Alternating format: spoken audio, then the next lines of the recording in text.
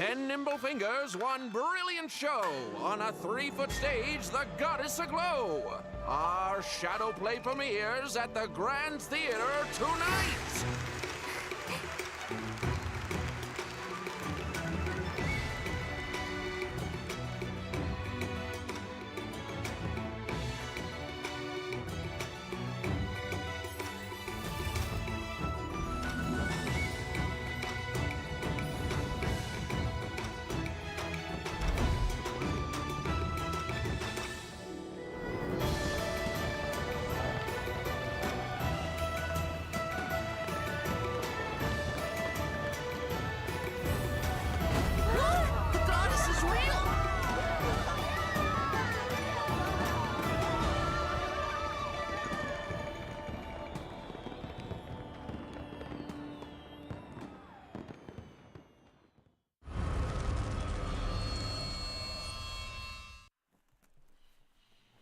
It was never a ruse.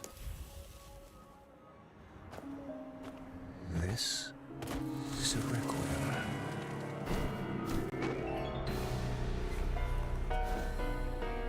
Requiem for peace in a chaotic dreamscape.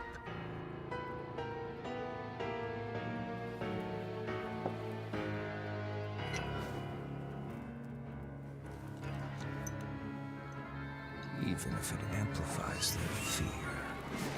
Requiem for an exercise to extend the amygdala.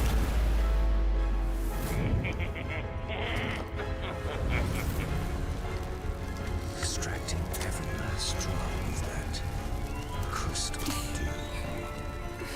It casts their memories into the abyss. Again and again. As they stand on the border of truth and vanity, warning them. Don't look back.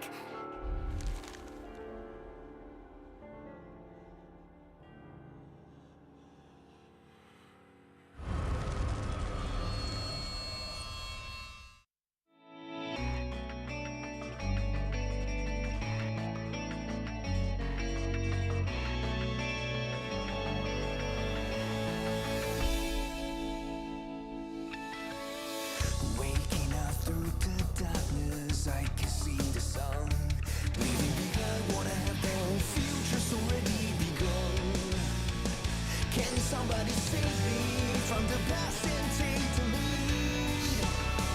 I'm ready to lead. Time to stand up and be free. There were times I didn't know what to believe. Now I found a reason to fulfill my destiny. I'll carry on the journey. There were times I didn't know what to look for. Now I found my faith and I won't hesitate no more. That is gone, I'm no longer torn. A new day has come, I'll be reborn.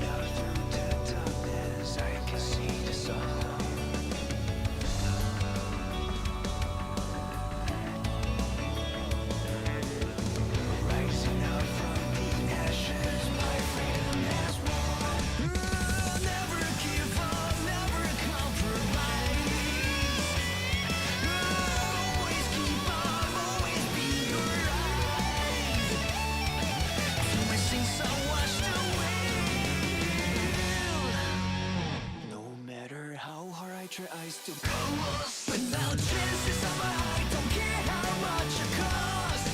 I'll carry on with my flaws. There were times I didn't know what to look for. Now I found my faith and I won't hesitate no more. The night is gone, this is where we start. A new day has come to my heart. The night is gone, no more detour. A new day has come, I'll be reborn.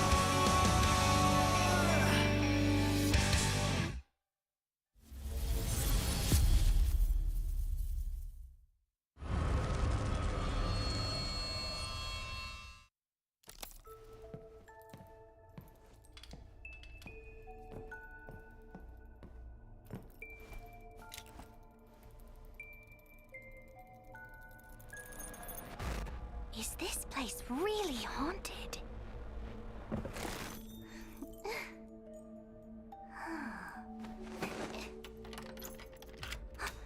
Who's there?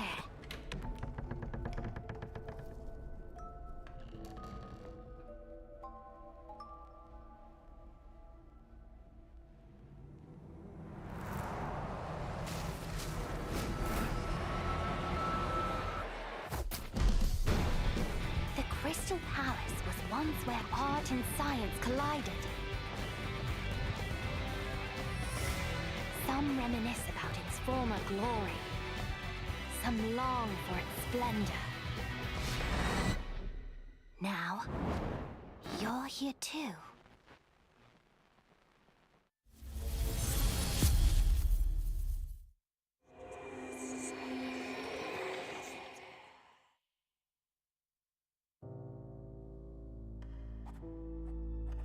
Miss Keo, how was your childhood?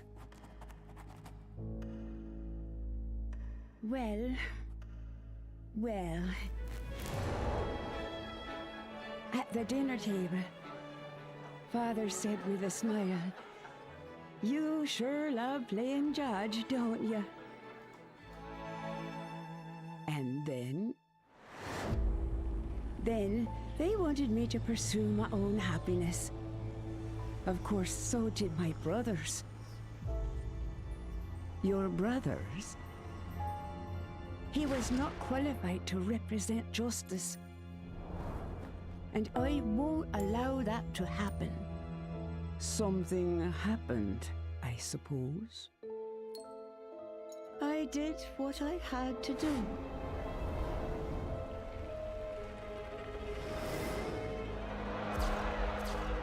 Justice needs obedience. Justice needs sacrifice. It ain't over till the fat lady sings.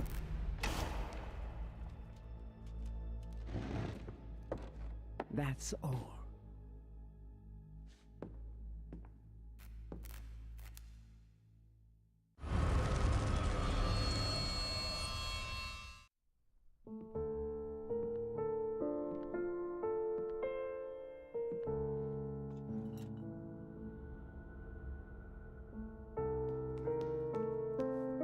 The arrival of the first letter was the prelude to a change in tone. An accentuated sign of fate's shifting course appeared on the night the second letter arrived.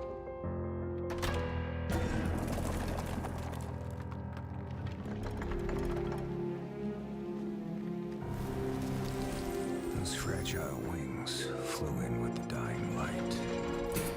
Who forgot one simple truth. The purer the light, the deeper its shadow.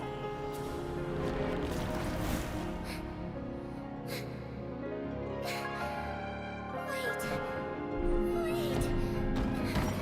My nightingale, never chase after illusions of hope. Looking back with longing eyes. This is just his unfailing bait.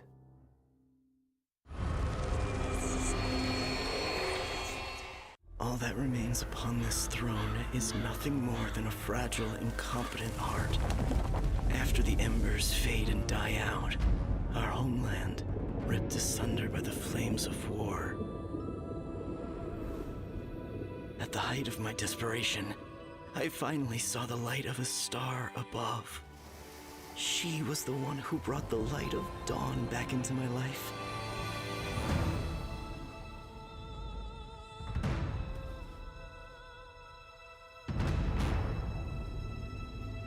But when the sun sank below the horizon, I saw the flames of war burning without end. Flesh torn and blood spilled before me. The illusion of my utopia had lost the favor of the sun.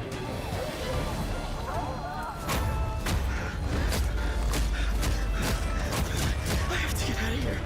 I have to...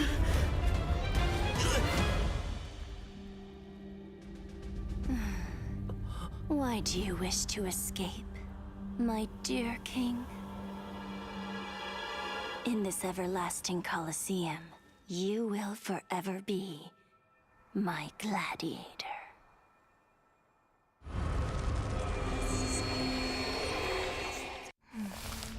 Anna, night. Girls' school. To discover the truth about what happened to Anna, I disguised myself as a maid at the school. After the incident, someone was still the center of attention. Someone was still beloved. Someone seemed to be hiding something. And the odd thing, someone was trying to look for answers in those ancient legends. The truth may not be what it seems. Everyone is under suspicion. Things were not as simple as I imagined.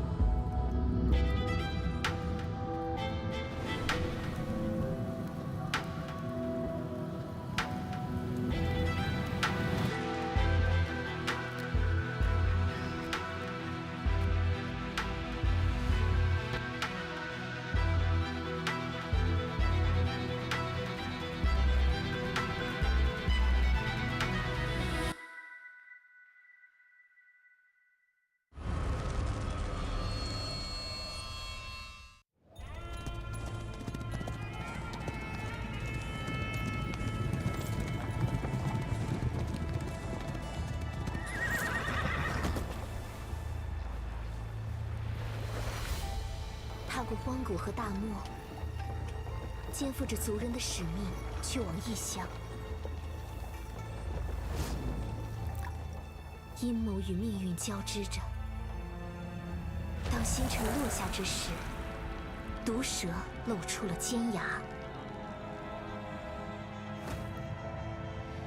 忠诚与背叛的戏码拉开序幕。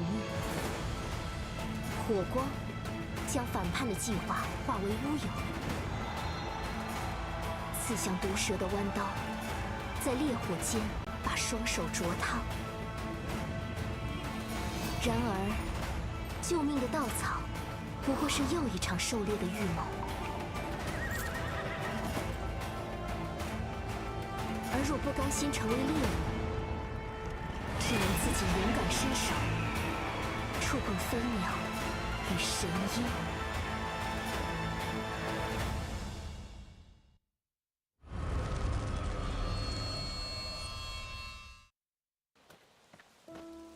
Last night, I dreamt of returning to that place once again, trapped in a trance, the scent of the soil and leaves, and the chimes of midnight were beckoning me. No matter how many times you found salvation within your own creation, you could not escape the nightmares of your memories.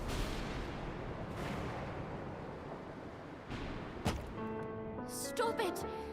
End all this now. I remember now. It's all coming back to me. When the nightingale sings, the mansion gates will open for me under the starry sky.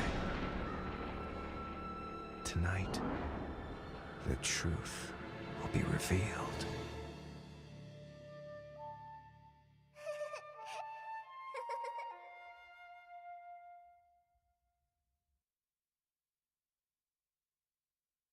The islanders often say the wayward sons will eventually return home, just as migratory birds always come home to roost.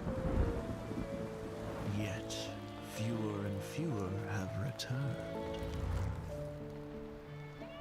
Fear has gripped the island, and strange rumors began to take hold.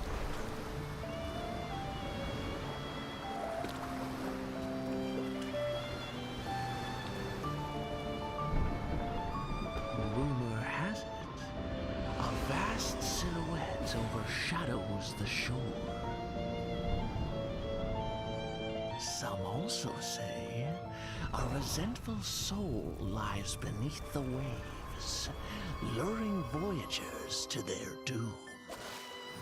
While many claim, even in a storm, the swallows will guide you in the right direction.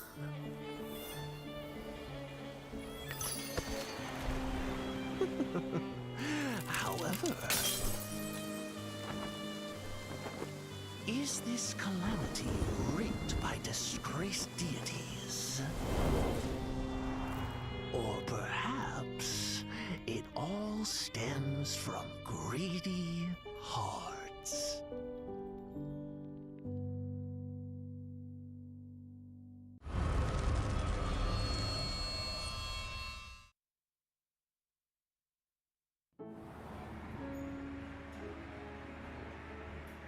Stay a while. I have an interesting tale for you. Sergei, once the backbone of this circus, he brought numerous joy and laughter on stage. But he was a slave to the bottle off stage. His mistress began to fall for a more considerate man, and after a heated argument, she sought refuge in that man's tent. Sergei couldn't stand for this. He destroyed that man's wretched face with acid and ruined his life forever. The truth was finally spilled in a fit of drunkenness. In turn, on that drunken night, Sergei also lost his face. I don't like this face. Oh, it sickens me. But this face has become a new symbol, belonging to Sergei and to me. I finally arrived at the manor, mentioned in the commission letter. The fairly complete main building became my first foothold here.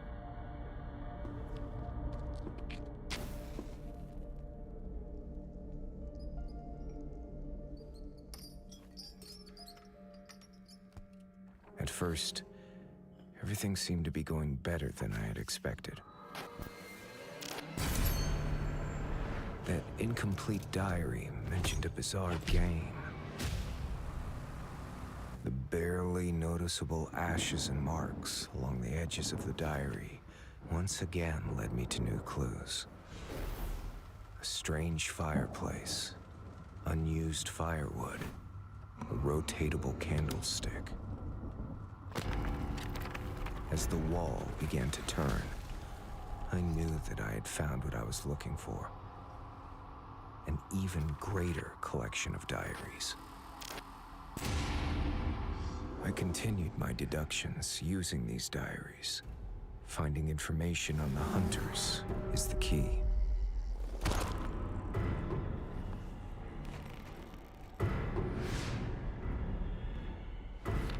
Yet, it creates more questions than it solves.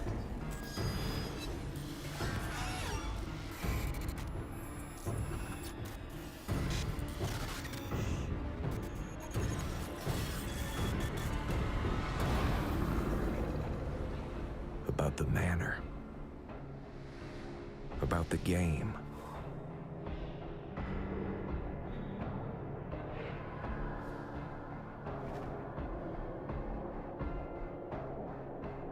And about me.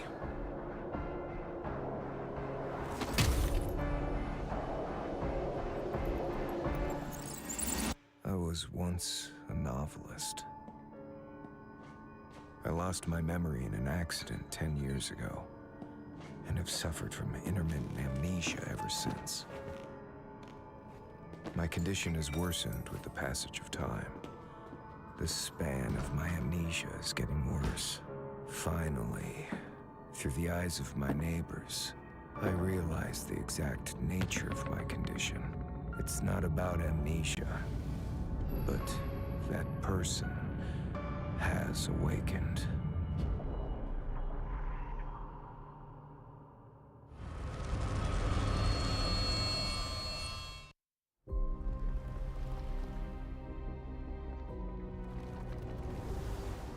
Once paradise, now a shell of its former glory.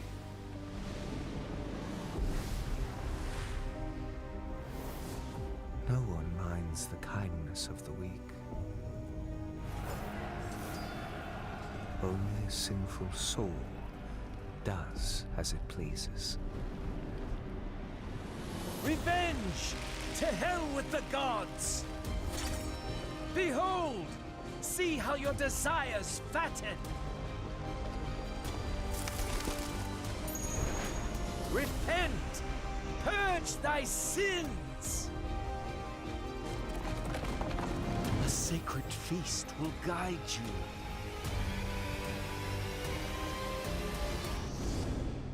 I will rebuild paradise.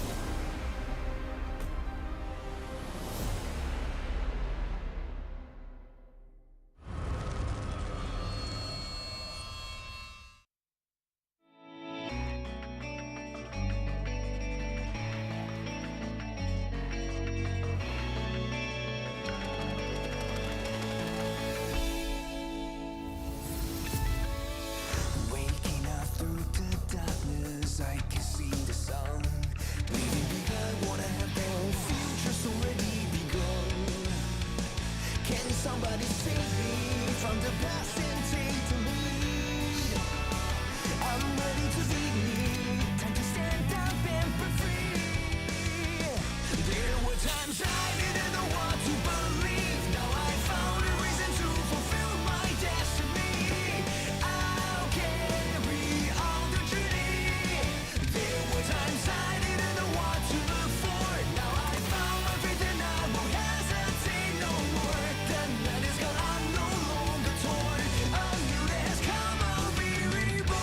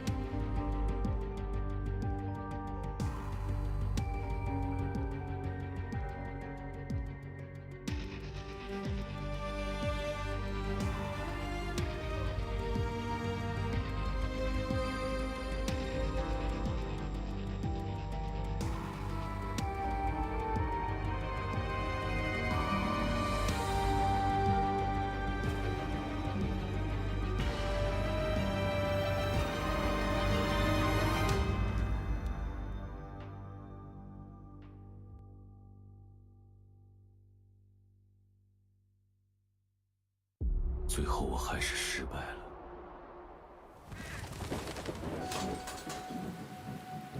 所以我才又回到了这里。这一切都是你的阴谋吗？再次面对过去的噩梦。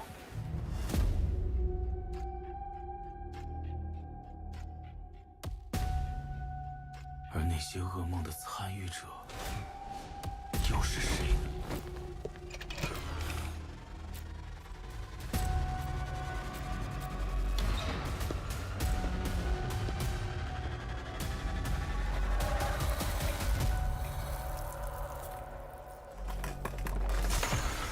我所遗忘的究竟是什么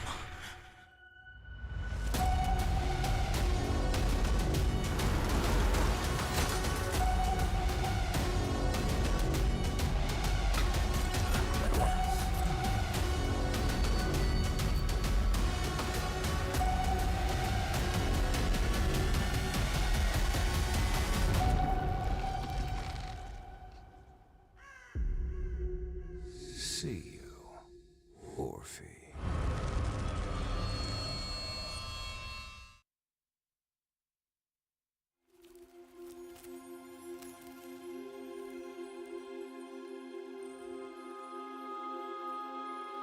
Long, long ago, when demons and gods walked amongst humanity, two sisters lived a life of creating fragrances.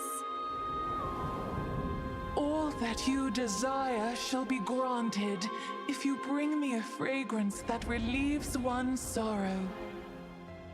Finally, the younger sister completed the god's request.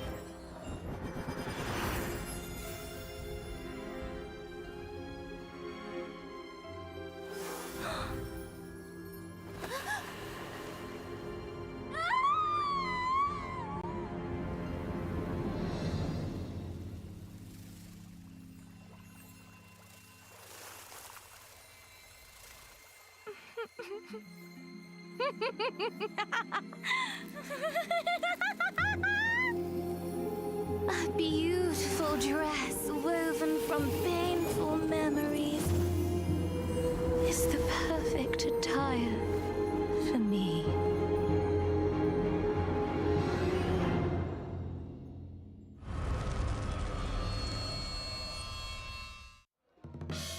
Ten nimble fingers, one brilliant show. On a 3-foot stage, the goddess aglow. Our shadow play premieres at the Grand Theater tonight.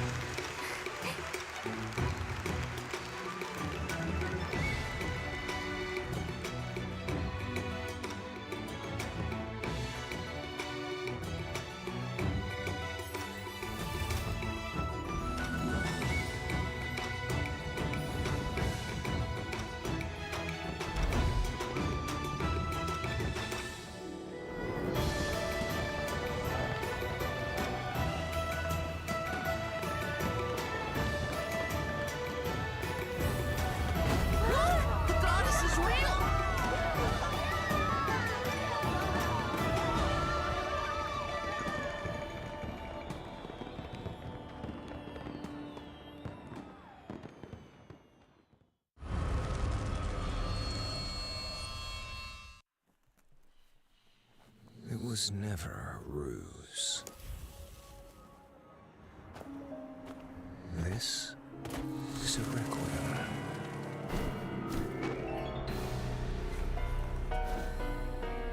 Requiem for peace in a chaotic dreamscape.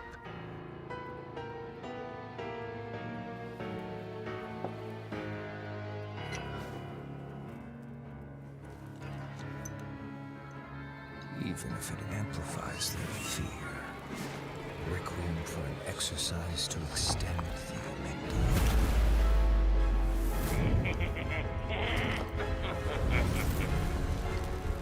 Extracting every last drop of that crystal dew. It casts their memories into the abyss. Again and again. As they stand on the border of truth and vanity, warning them. Don't look back.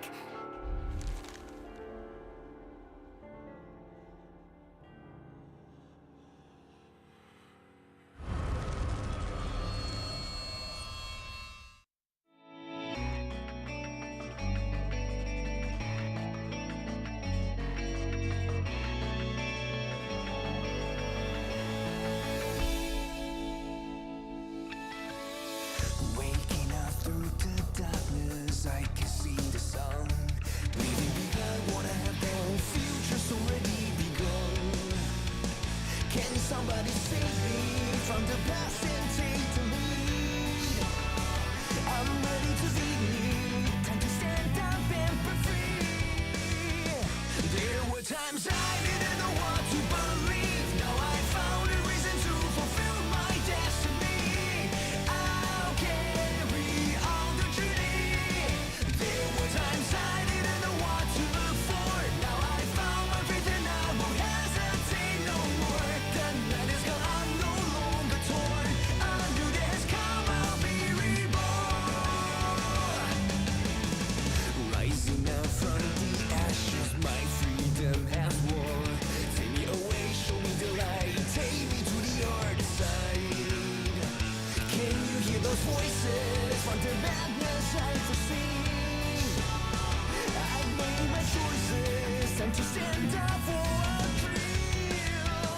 How do I ever change the things I've been through? What if everything's already written? What you do?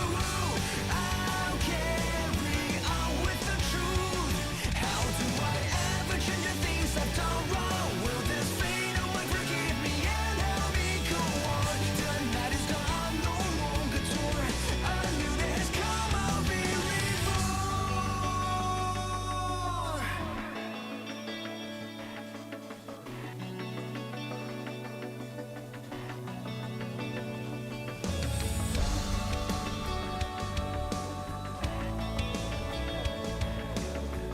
Waking up through the darkness, I can see the sun.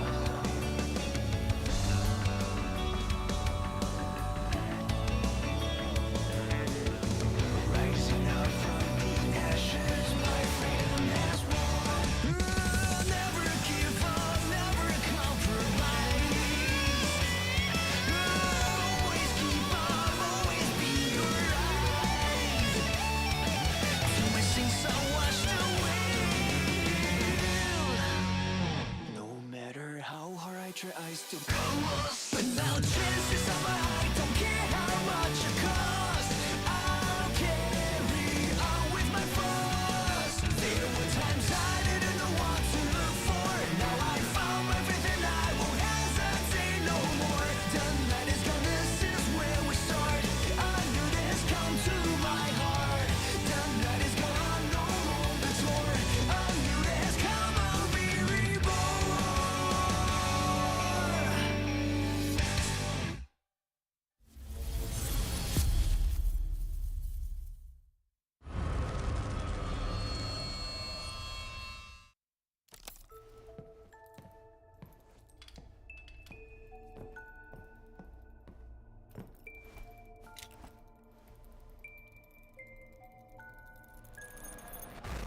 Is this place really haunted?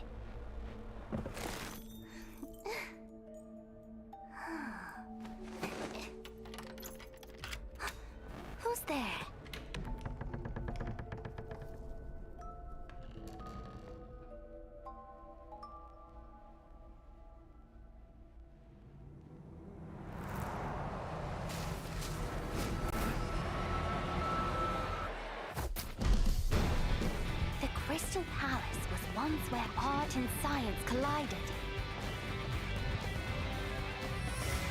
Some reminisce about its former glory. Some long for its splendor. Now, you're here too.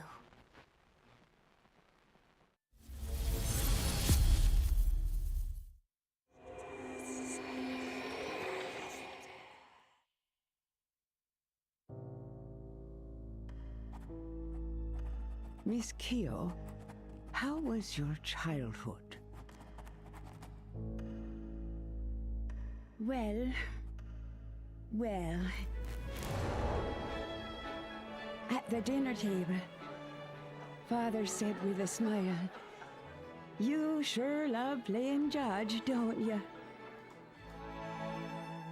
And then they wanted me to pursue my own happiness.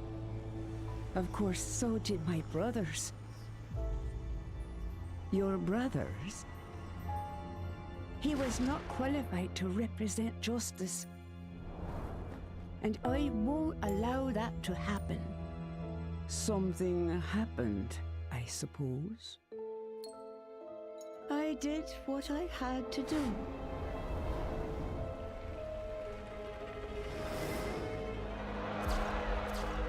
Justice needs obedience.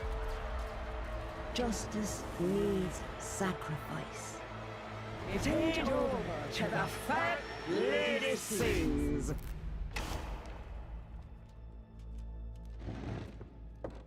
That's all.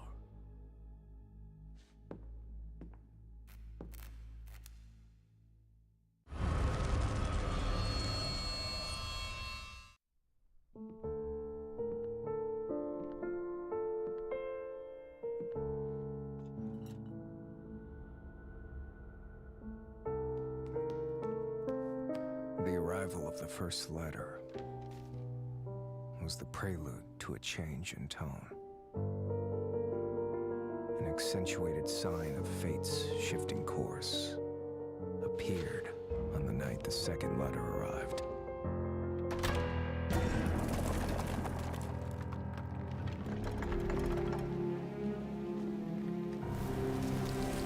Those fragile wings flew in with the dying light. Who forgot one simple truth? The purer the light, the deeper its shadow.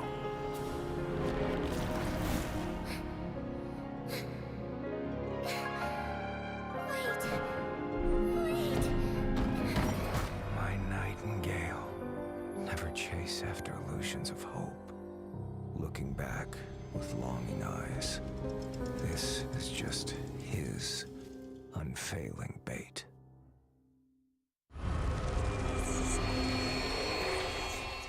All that remains upon this throne is nothing more than a fragile, incompetent heart.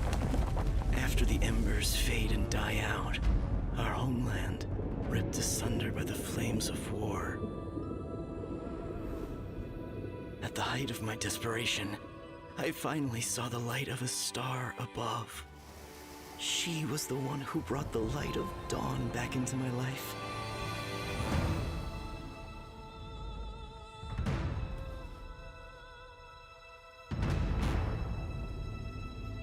But when the sun sank below the horizon, I saw the flames of war burning without end. Flesh torn and blood spilled before me. The illusion of my utopia had lost the favor of the sun.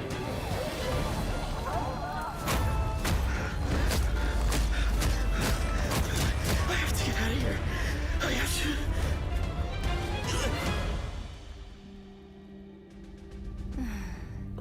Why do you wish to escape, my dear king? In this everlasting Colosseum, you will forever be my gladiator.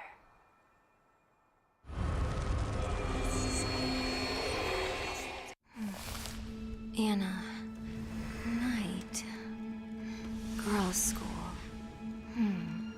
To discover the truth about what happened to Anna, I disguised myself as a maid at the school.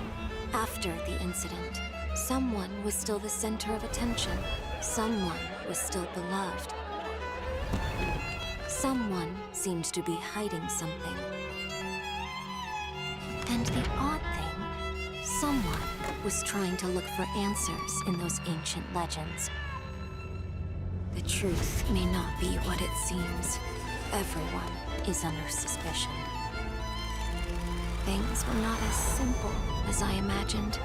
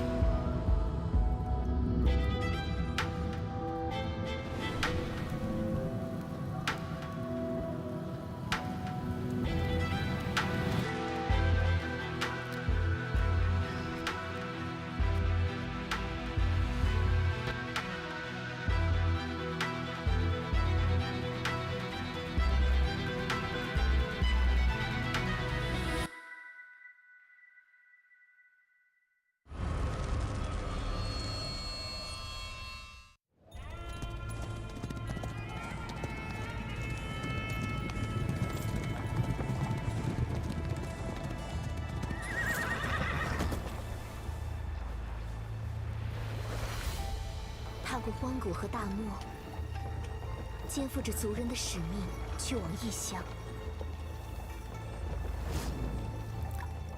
阴谋与命运交织着。当星辰落下之时，毒蛇露出了尖牙。忠诚与背叛的戏码拉开序幕。火光将反叛的计划化为乌有，刺向毒蛇的弯刀，在烈火间把双手灼烫。然而，救命的稻草不过是又一场狩猎的预谋。而若不甘心成为猎物，只能自己勇敢伸手，触碰飞鸟与神鹰。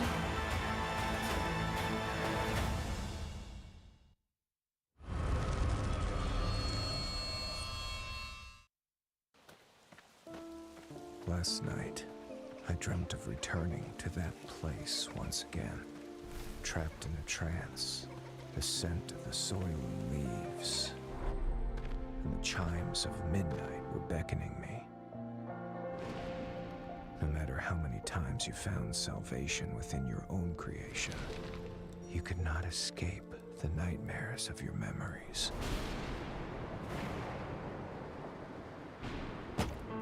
Stop it! End all this now. I remember now. It's all coming back to me. When the nightingale sings, the mansion gates will open for me under the starry sky. tonight, the truth will be revealed.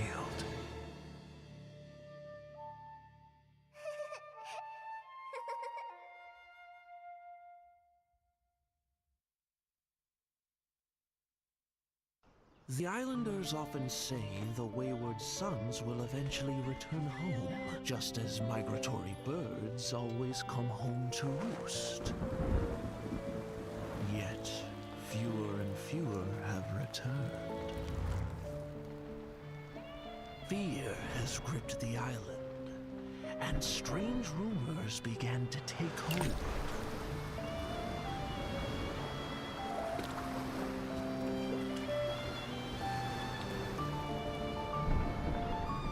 Rumor has it, a vast silhouette overshadows the shore. Some also say a resentful soul lies beneath the waves, luring voyagers to their doom. While many claim, even in a storm, the swallows will guide you in the right direction.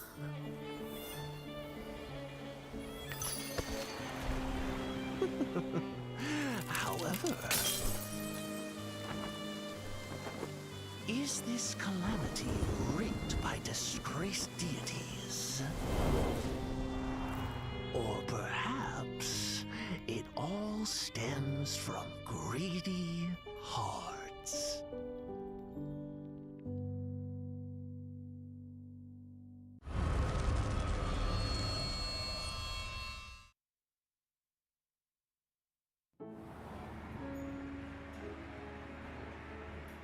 Stay a while. I have an interesting tale for you. Sergei, once the backbone of this circus, he brought numerous joy and laughter on stage. But he was a slave to the bottle off stage.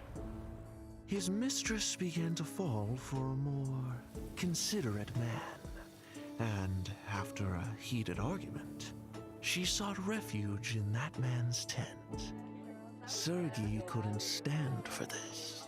He destroyed that man's wretched face with acid and ruined his life forever. The truth was finally spilled in a fit of drunkenness. In turn, on that drunken night, Sergei also lost his face. I don't like this face. Oh, it sickens me.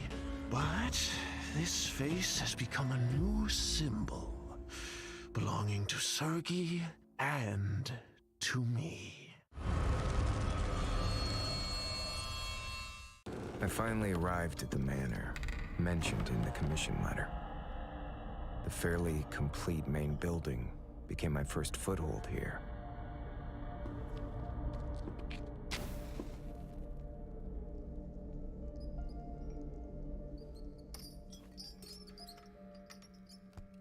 At first, everything seemed to be going better than I had expected. That incomplete diary mentioned a bizarre game. The barely noticeable ashes and marks along the edges of the diary once again led me to new clues. A strange fireplace, unused firewood, a rotatable candlestick. As the wall began to turn, I knew that I had found what I was looking for. An even greater collection of diaries. I continued my deductions using these diaries. Finding information on the hunters is the key.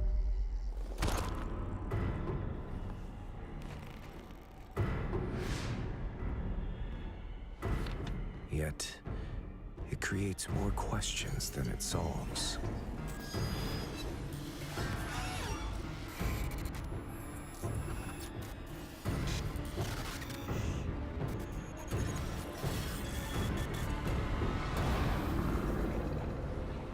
About the manor. About the game.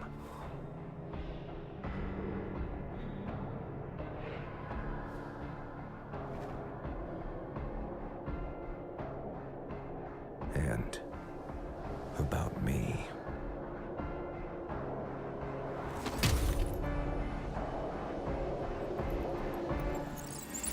I was once a novelist. I lost my memory in an accident 10 years ago, and have suffered from intermittent amnesia ever since. My condition has worsened with the passage of time. The span of my amnesia is getting worse. Finally, through the eyes of my neighbors, I realize the exact nature of my condition. It's not about amnesia, but that person has awakened.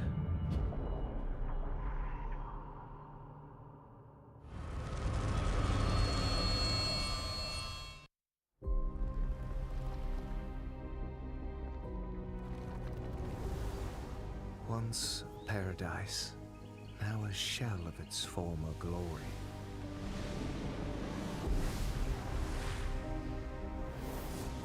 No one minds the kindness of the weak. Only a sinful soul does as it pleases. Revenge! To hell with the gods! Behold! See how your desires fatten! Repent! Purge thy sins! A sacred feast will guide you.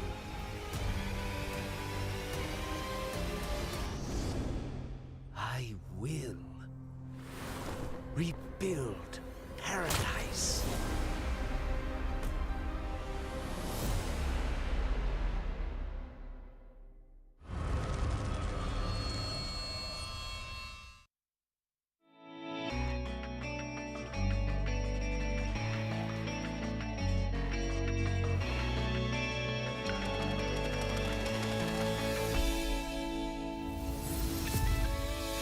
Waking up through the darkness, I can see the sun.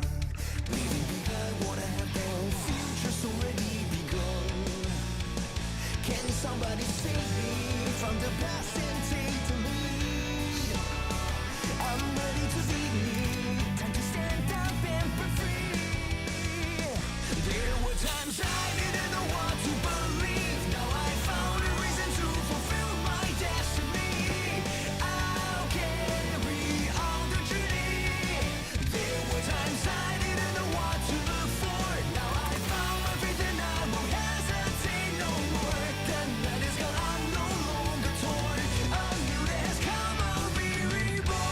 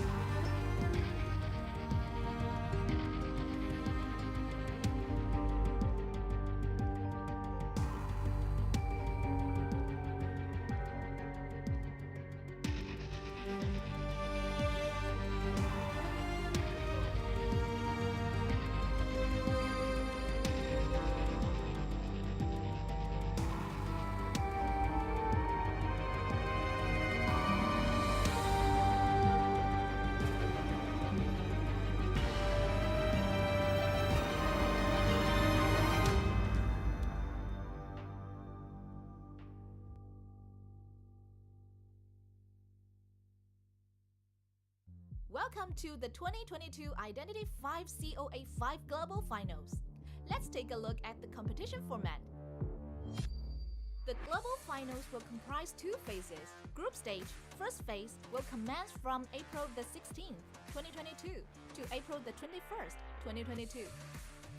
The competition format for this phase will be played in best-of-3 round-robin matches. 16 teams will divide into 4 groups by drawing lots, and the top 3 in each group will advance to the playoffs, totaling 12 teams. Playoff phase, second phase, will commence from April the 30th, 2022 to May the 3rd, 2022. The competition format for this phase will be played in single elimination matches to determine the bracket for first round 12 to 8, quarterfinals, semifinals, third place match, and finals. The best performing teams from the group stage will receive a bye and advance to the quarterfinals.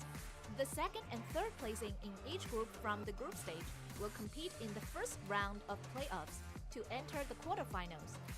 Subsequently, the winners in the first round will compete with the top seeds from group stage. Playoff first round 12 to 8 and quarterfinals will be played in BO3 format, while the semifinals, third place match, and finals will be in BO5 format. 8 maps are available during the global finals: Arms Factory, Red Church, Sacred Heart Hospital, Lakeside Village, Moon River Park, Laos Memory, Ever Sleeping Town, and Chinatown. Top 16 teams from the Chinese mainland, Hong Kong and MO and Taiwan, Japan, NAEU, Republic of Korea, and Southeast Asia have assembled to compete for the championship title.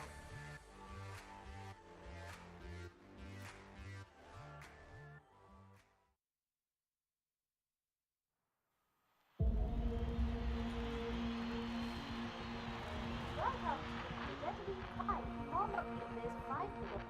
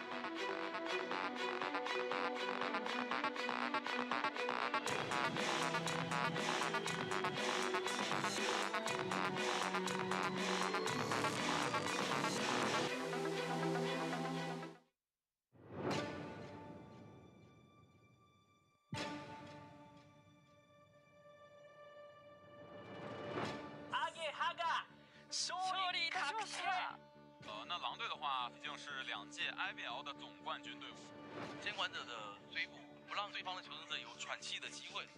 잘했습니다. 대한민국의 자랑스러운 MS가 あとは本体で囲い込んで素晴らしい。封住哪个口？哎呦，这个预判，那一个哇，非常的帅啊！哇，잘 달랐는데요？夹着，哎呦，差点就打断了。想去吸，直接兴奋给到昆虫刀啊 Yep, bye, my friend. And there it is. Oh my god, unbelievable bomb right there. 就看这个镜像能不能这样抬过来，那边交哇，给直接一到刀，刀，哇塞！我们会更加积极的调整，把我们所有的实力发挥出来。求生监管互相扶持。上一次我们是通过这样的方式获得第1的。为了晋级，我们会拿出所有的底牌。我们会一直努力，直到打破所有质疑。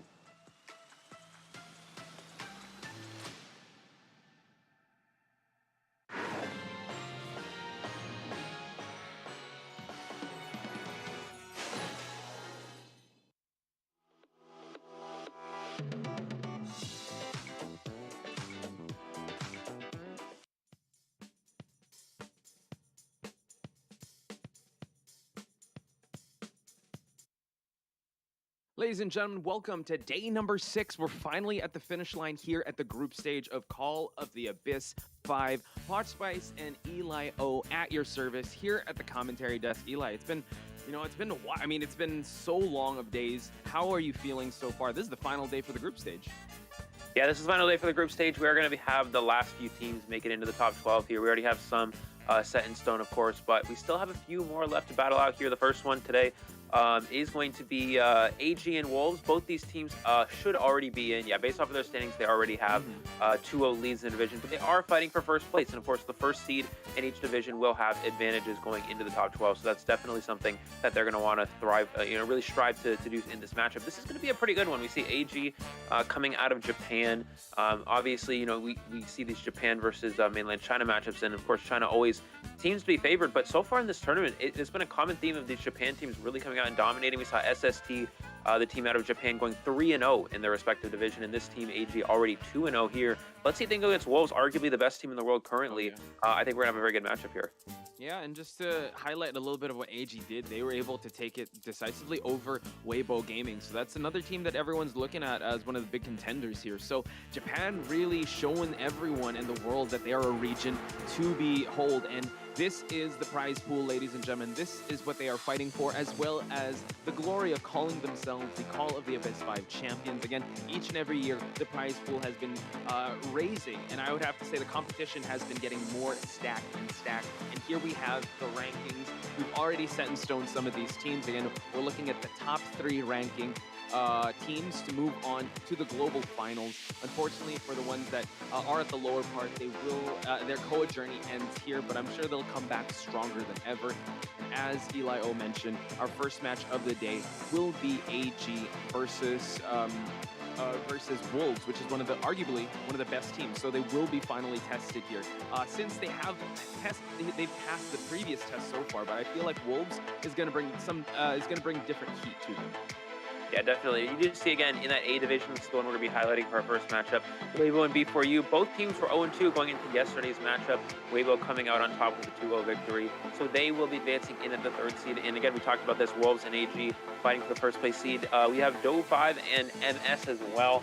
These are 2 teams that already are in. However, they're also going to be competing for a higher seeding as well. MS currently 1-1, I believe, and then we also have Do at 2-0. So they're going to be a little bit, I believe 2-0. Yeah, 2-0. So they're going to be a little bit higher up here, trying to secure that first place seed over FPXCQ.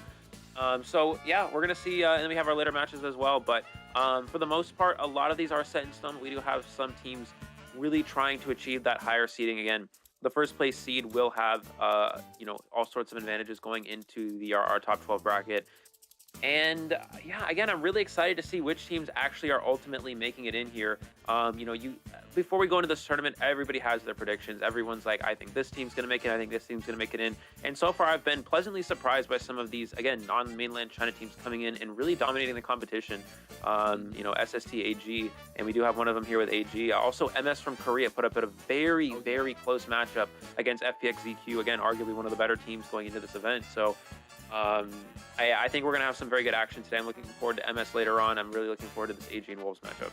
Yeah, I'm glad that they didn't ask for our power rankings because some of them, there have been some surprises, MS being a pleasant surprise. You know what? And just to highlight that, because that is our second series of the day. You know what? I think Korea really making a statement that even though they only have like an IVT, they're able to secure themselves this victory over in their group stage, at least one against GH, and still giving FPXEQ a run for their money. And they will be tested later on against Do 5. And I'm always in awe with whatever comps they bring to the table and the surprise picks that they have. But we will go into our first match of the day. It's going to be AG versus Wolves. And AG, you casted one of their first matches. They are not afraid to kind of go deviate a little bit from the meta. Yeah, absolutely. We saw AG go Dr. Barmaid to bring kind of a hard counter to the table to go against Sprinter's Dream Witch against on B4U, and they really knew that that was that round 100 for Sprinter. You really didn't have much else you wanted to play there, and it actually ended up working out in the long run for Sprinter, but you did see them really come back in the later rounds. So this team has kind of been, even if they do fall behind, they're able to battle back as the rounds progress. PB on the Hunter side of AG has really been just kind of the staple characters. Breaking Wheel Sculptor has brought Dream Witch to the table, but is less common for him.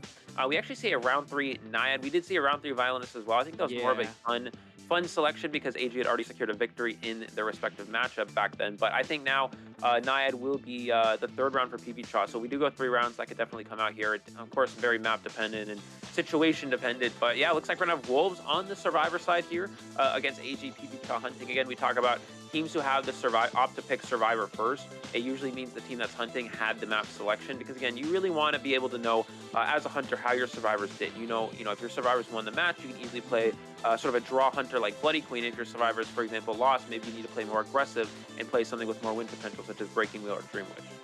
Yeah, and I think that the hunter on Wolves' side, Alex, really relies on this amazing Survivor team. Lion was already showcased, Juan also, and something to note also, with their lineup, they're not afraid to not bring a rescuer because all of them are so good individually and mechanically in kiting, but not just that, their chemistry is amazing. They're so good at covering each other, supporting each other whenever they can, and you know what, they bring lineups like a first lineup Seer, Acrobat, with that Priestess, and what's that?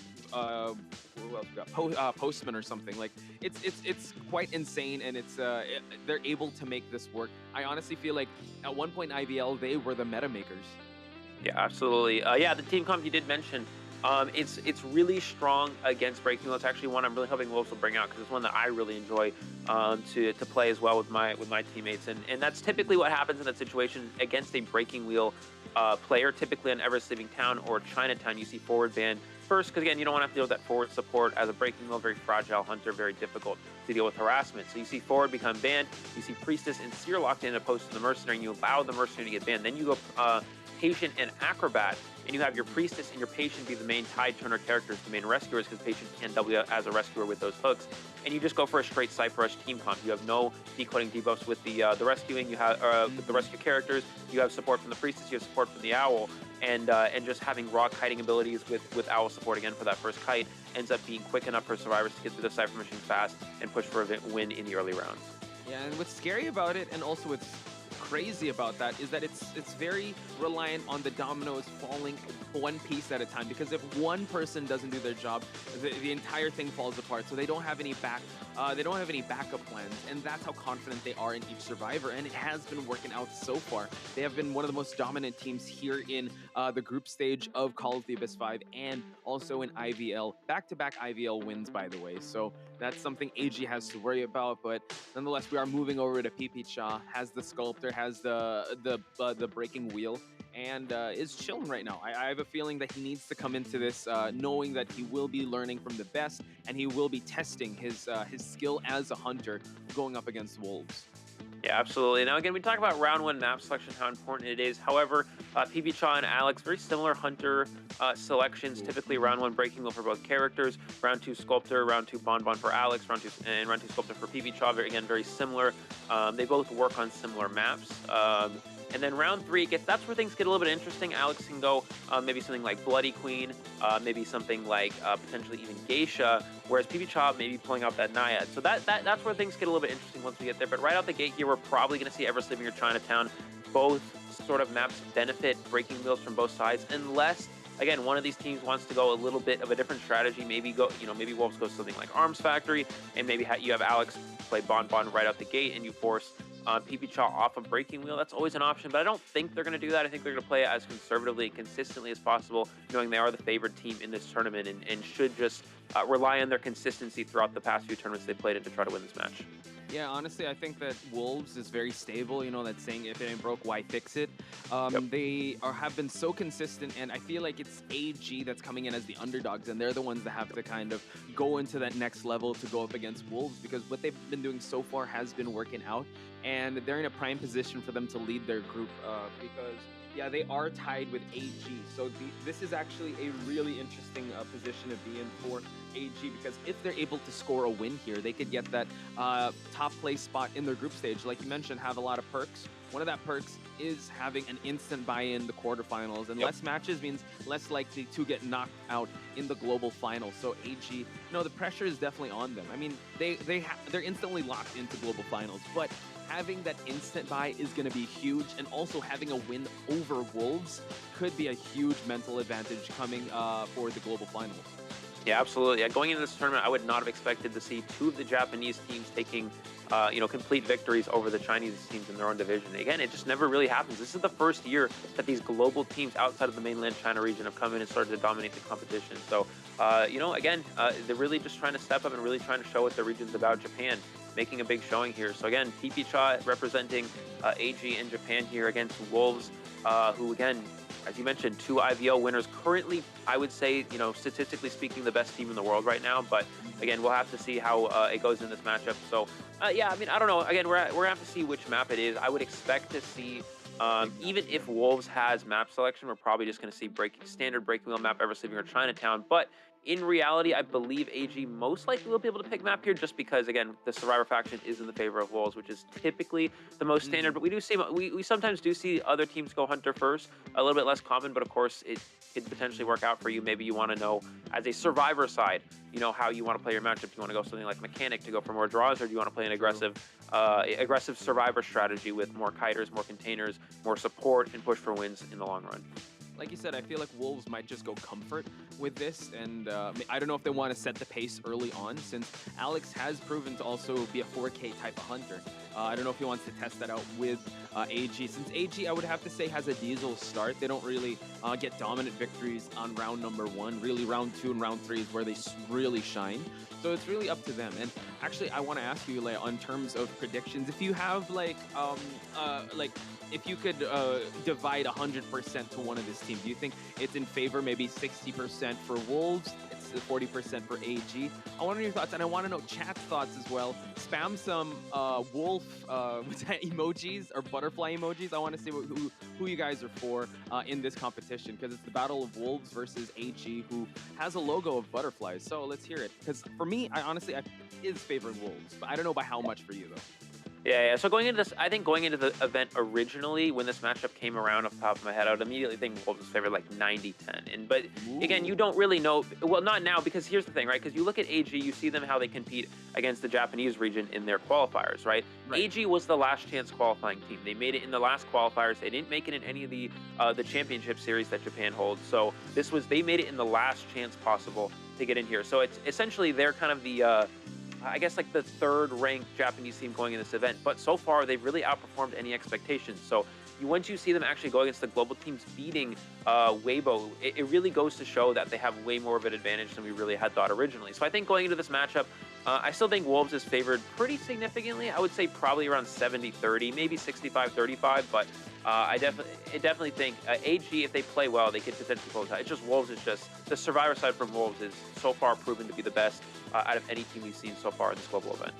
Yeah, I'd agree with you. I think 70-30 is conservative. 65-35 is definitely kind of pushing it. But yeah, Wolves is definitely favored coming into this. And like you said, Ever Sleeping Town will be the map that we're going to be picking. And it seems like they are raring up for this Breaking Wheel pick, which allows Forward and Priestess to come in. Yeah, so Seer ban first from PPChaw. Again, we've seen this. A lot of these mainland China hunters banning Forward versus Breaking Wheel. You don't want to have to deal with that harassment, but PPChaw says, I don't have a problem dealing with Forward, and so far we've actually seen him not really have any issues against it at all. So he's been banning Seer first. We see the Forward and Priestess locked in, which means we're probably going to see Acrobat Patient as the last two from the survivors. Oh, Entomologist. Okay, so this is actually a little bit different. We haven't seen too much Entomologist from this Wolves team from any of the mainland China region players in general, but Entomologist, a very strong character against Breaking Wheel. It's very easy to avoid that wheel form when you're on the bees. PPChaw, I mean, the obvious Breaking Wheel pick here, but again, Entomologist, very easy to avoid the Breaking Wheel form while on the bees because of how fast you are. And you can also use that support. There's so many very strong supporting areas for Entomologists that you can block off kiting routes, such as the middle two-story, corner house, and any of the alleyways.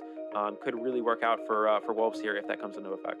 Oh yeah, I think they definitely saw something in the games of AG bringing this entomologist, because yeah, I was also expecting a patient, but an entomologist could definitely prove to be so scary. Remember, I forgot what match that was that we commentated on. It was Priestess Entomologist support. I think it was by MS, and it just gave the hunter such a headache, that combination right there. If entomologist with that priestess support, the bees plus the holy keys in a map like Ever Sleeping Town, PPChaw is gonna have to be very careful to divide and conquer these survivors, because all of them have the support and staying power that Wolves, that really solidify what Wolves is as a team.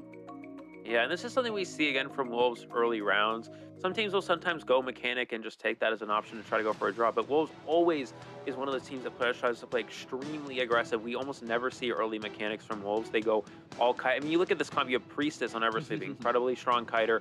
You have Entomologist and Acrobat against a Breaking Wheel, both very strong kiters, and Forward, who's usually for the most part unchaseable. I mean, you can't chase a Forward, but it's not an ideal chase by any means. So for the most part, this is very, very aggressive from Wolves here.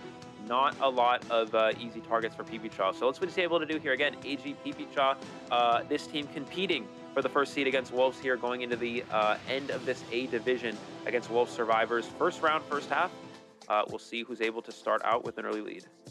Yep. Again, Poxspice and Eli O, your commentators for this match. Again, on the YouTube, in the comments, please spam Wolves or Butterflies. Who you think is going to take this? Let's head into the Ever Sleeping Town.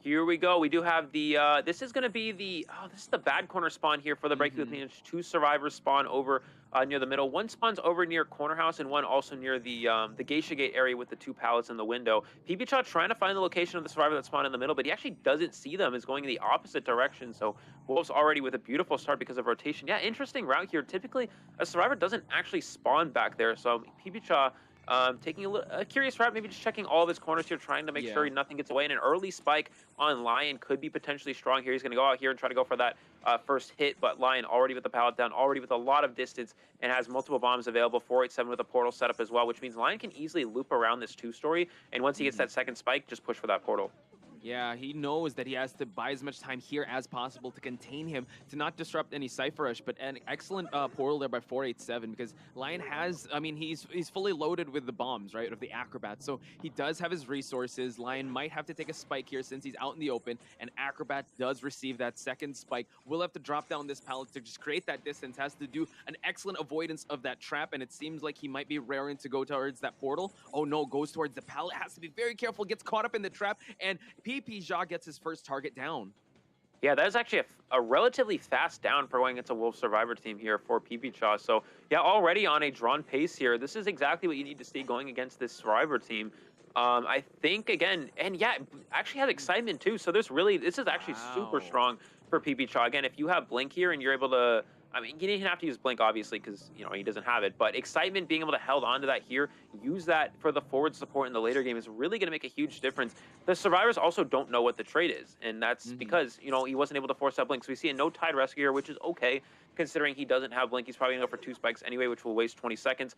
Trying to bait him into going through the portal. He does get him to go through, but again, it is a breaking wheel potch. He's able to catch up instantly. And another spike here. No chance. We're going to see him try to make some distance away from this flame ball. He's going to walk around, and he should be able to just snap for the second down on Lion.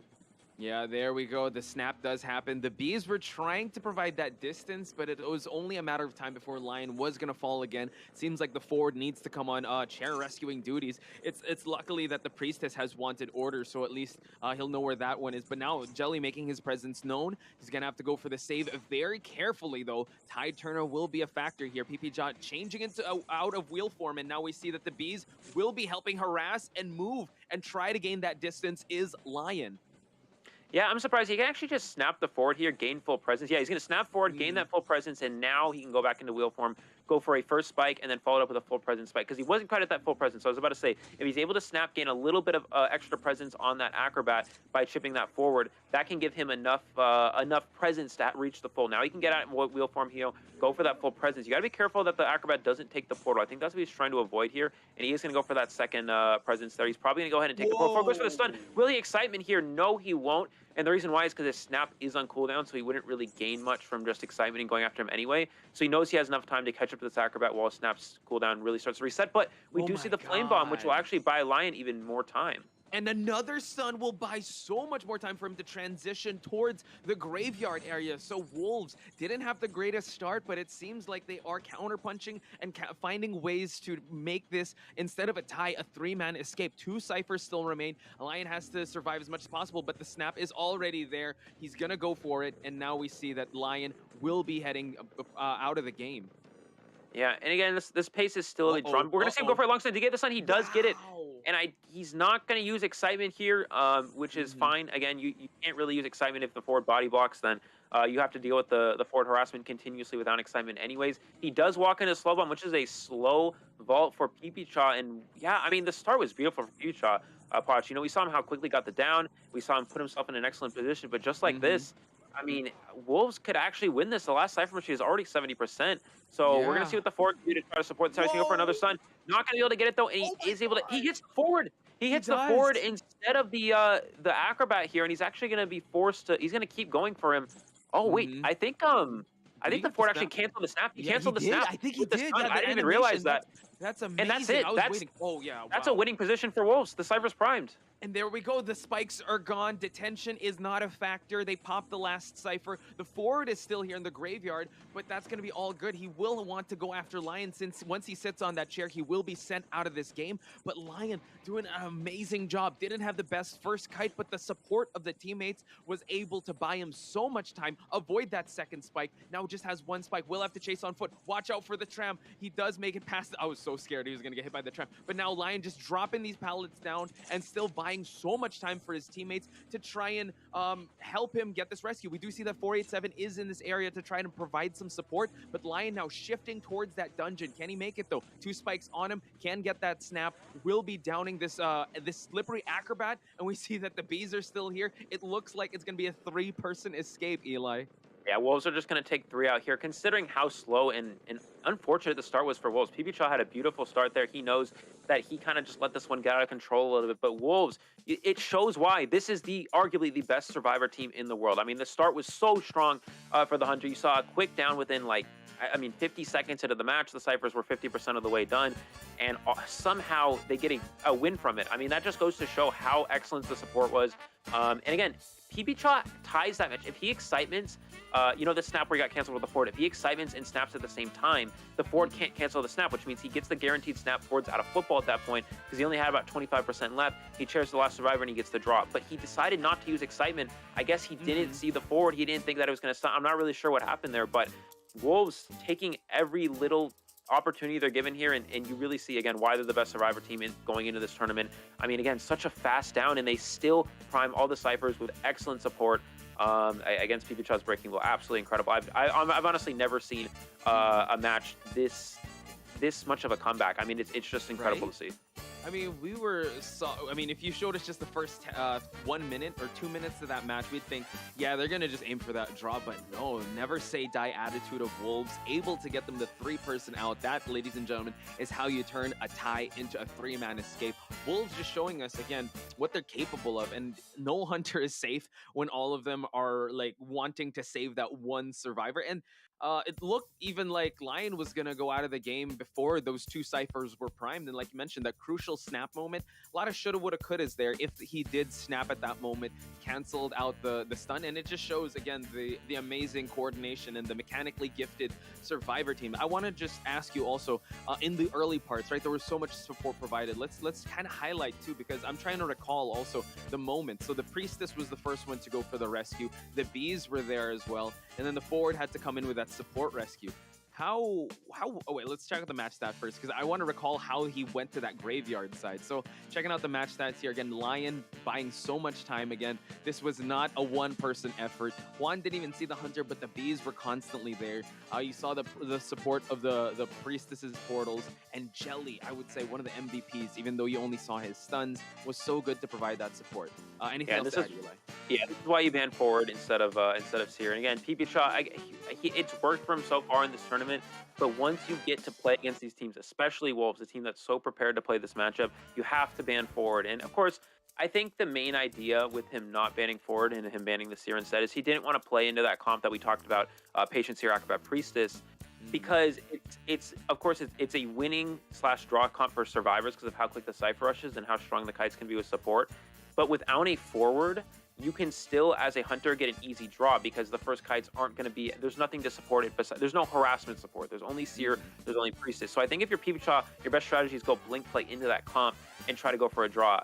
Going into forward round 1 against Wolves, it's just too hard to deal with. You can bring excitement, but you saw they played around excitement perfectly. They hit stuns. The stuns weren't harassment when the survivor was trying to be picked up. That's when excitement can be really crucial. And of course, it can be crucial in other positions, but it was especially in this one because he canceled the snap, which was really important. You can't excitement after he canceled the snap because your snap's still on cooldown. And you can't really excitement those other situations because you still have to take the portal, you still have to catch up the Acrobat. Acrobat has so much distance that even if you excitement there, your snaps, it's not going to matter. He still has too much distance where snap can't even come into effect. Yeah, it just shows that they were really able to play around it, even though that it seemed like they were still waiting on what the trait was going to be. But yeah, you said it. The moments that the forward was going for the stuns, you made a great case that you can't snap there, and it was really at the crucial graveyard stun that they got it. Anyway, moving on over to the second half, let's meet the survivors of AG. We have Yat over here with the Priestess and Mechanic. I mean, like, we've said time and time again that, you know, the Japanese teams do bring a different type of meta, so hopefully they'll be bringing that into this mix. Yat was actually the one to bring out the Doctor into the match against Sprinter. Yeah, so I don't think we're going to see... Yeah, I mean, yeah, so that's definitely a possibility. I think it's unlikely because, again, ever since town, Alex should be playing Breaking Wheel. I'd imagine Detention Insolence. Again, you just have to go for a draw. One of the best draw builds for Breaking Wheel is Detention Insolence. If you're trying to go for more kills, then you see left-right with Trump card, but if you have Blink and you have Detention on pretty much any hunter, for the most part, that's a draw build because what happens is you're able to get it down within 60 seconds utilizing that Blink, and then you just kill someone with Blink in the end game with the Detention for your second kill, and you secure the draw. That's why Blink Detention strategies and a lot of these hunters have been coming in. Even on a hunter like Breaking Wheel that doesn't necessarily need Detention in a lot of instances, it's really good if you want to secure a draw, which in this instance, this is what Alex wants. If he ties this round, then Wolves immediately jumps ahead 1-0. And you just met number 5. A lot of love on the chat going for number 5. And now we have Dayo over here. Has an Entomologist, has the Seer, uses an Acrobat as well and a Psychologist. I'm pretty sure if that Seer comes through, if the forward does get banned, which it's kind of likely, I don't know. If Alex, it really comes down to preference, and depending on his build, we'll see if the Seer will come out or that forward. And now moving on over to Dacho, we do have him locked in as a Mercenary and a Gravekeeper. Note that a lot of these a lot of the survivors of AG can use that Acrobat, can use that Patient. So I'm really excited to see the variety of characters and the swaps that they could possibly have when it comes to these characters not getting banned. Yeah, we'll see how AG wants to approach this matchup. Again, they shouldn't expect anything other than break. I mean, I guess in theory, Alex could go like Bloody Queen and try to go for a draw that way, but it's Ever Sleeping Town. Yeah, you don't really want to do that on Ever Sleeping Town. you're given this map as kind of an opportunity to play your breaking wheel. You're probably not going to have it as the rounds progress unless it's bad wheel maps. So I think you really have to take advantage. You could go Bon Bon, actually. That's another option. I mean, Bon Bon on Eversleeping is okay. There's a lot of good transition areas, a lot of breaking line of sight when looping around those buildings. That can be very difficult for Bon Bon to deal with. But again, he only needs a draw, so maybe he just plays a draw hunter like Bon Bon, or maybe he just plays a draw build on the wheel like we talked about, Detention Insolence. We'll have to see what the team comp is here. I would expect forward ban first from Alex here. Because again, when you give up Seer, you're playing more of a draw strategy, like we talked about, faster decoding, but you just don't have that harassment support that can really allow the survivors to push for a win with the forward. So if you get rid of the forward, it's so much harder for a survivor side to win against a breaking wheel. But if you give up if you ban Seer and you do give up forward, then it becomes a lot easier for the survivors to win. Of course, it gives your early game chase more advantages because you don't have to deal with the owl, but you do have to deal with late game harassment, which we saw work out for Wolves in the last match. And also rebound saves and rebound rescues. So yeah, a lot to consider coming into this match, but I think the logic that Alex is going to bring, and other hunters as well, and I think you made a case for it, Eli, that if the breaking wheel is allowed, if no bans are on the table, you have to use it. I mean, it's on the table, you might as well double down on it.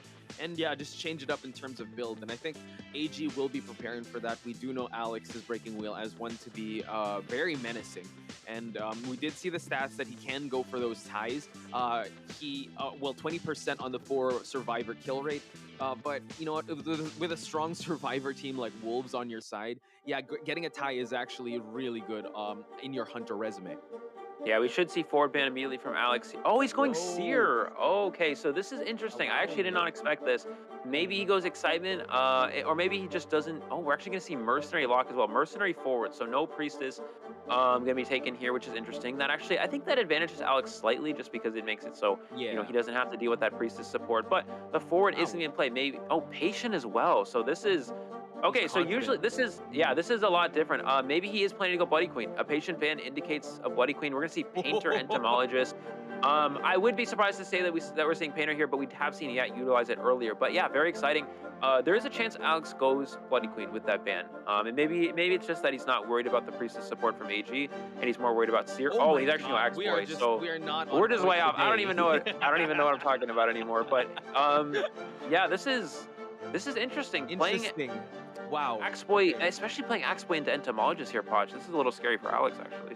Yeah, let's talk about this type of matchup because even the Alf, you know, from Japan, brought out the Axeboy, only got a 1K here. Again, that's a tie in his book, but yeah, Alex, kind of a risky play here because, you know, Painter could definitely you have to definitely get your moonwalks on point and not stare at the painting. Entomologist could definitely sidestep all the flame snipes, and Mercenary and forward, yeah, they just have excellent mobility that can just avoid all the trees that are going to be planted, the restful roads as well. So yeah, I would say this kind of favors AG. Let's see how I'm actually in awe of this pick. So I wonder how Alex's Axeboy is going to be faring here at Eversleeping Town. Yeah, we have seen Alex go round 1 Axeboy a bit in IVL, but I don't believe he's pulled it out so far in this tournament. So this is going to be a little interesting. Again, Painter, I think maybe the idea here is that he's just worried about having to deal with Painter and Entomologist. I mean, Painter can kind of break you. Well, you can farm your paintings easily while they're in wheel form, while you're avoiding those spikes, so Painter can actually be good against that. And you also have the Entomologist, which can avoid spikes easily. So I guess, yeah, maybe we're just going to see, we're going to see him maybe try to not have to deal with those strong kiters against a breaking wheel, but still Entomologist is strong against Axeboy. I think that's why AG decided to go with Entomologist here. But again, we're going to have to find out here. 3-1, Wolves currently in the lead. Eli here joined with Podge Spice for the second half of our first round of Wolves versus AG.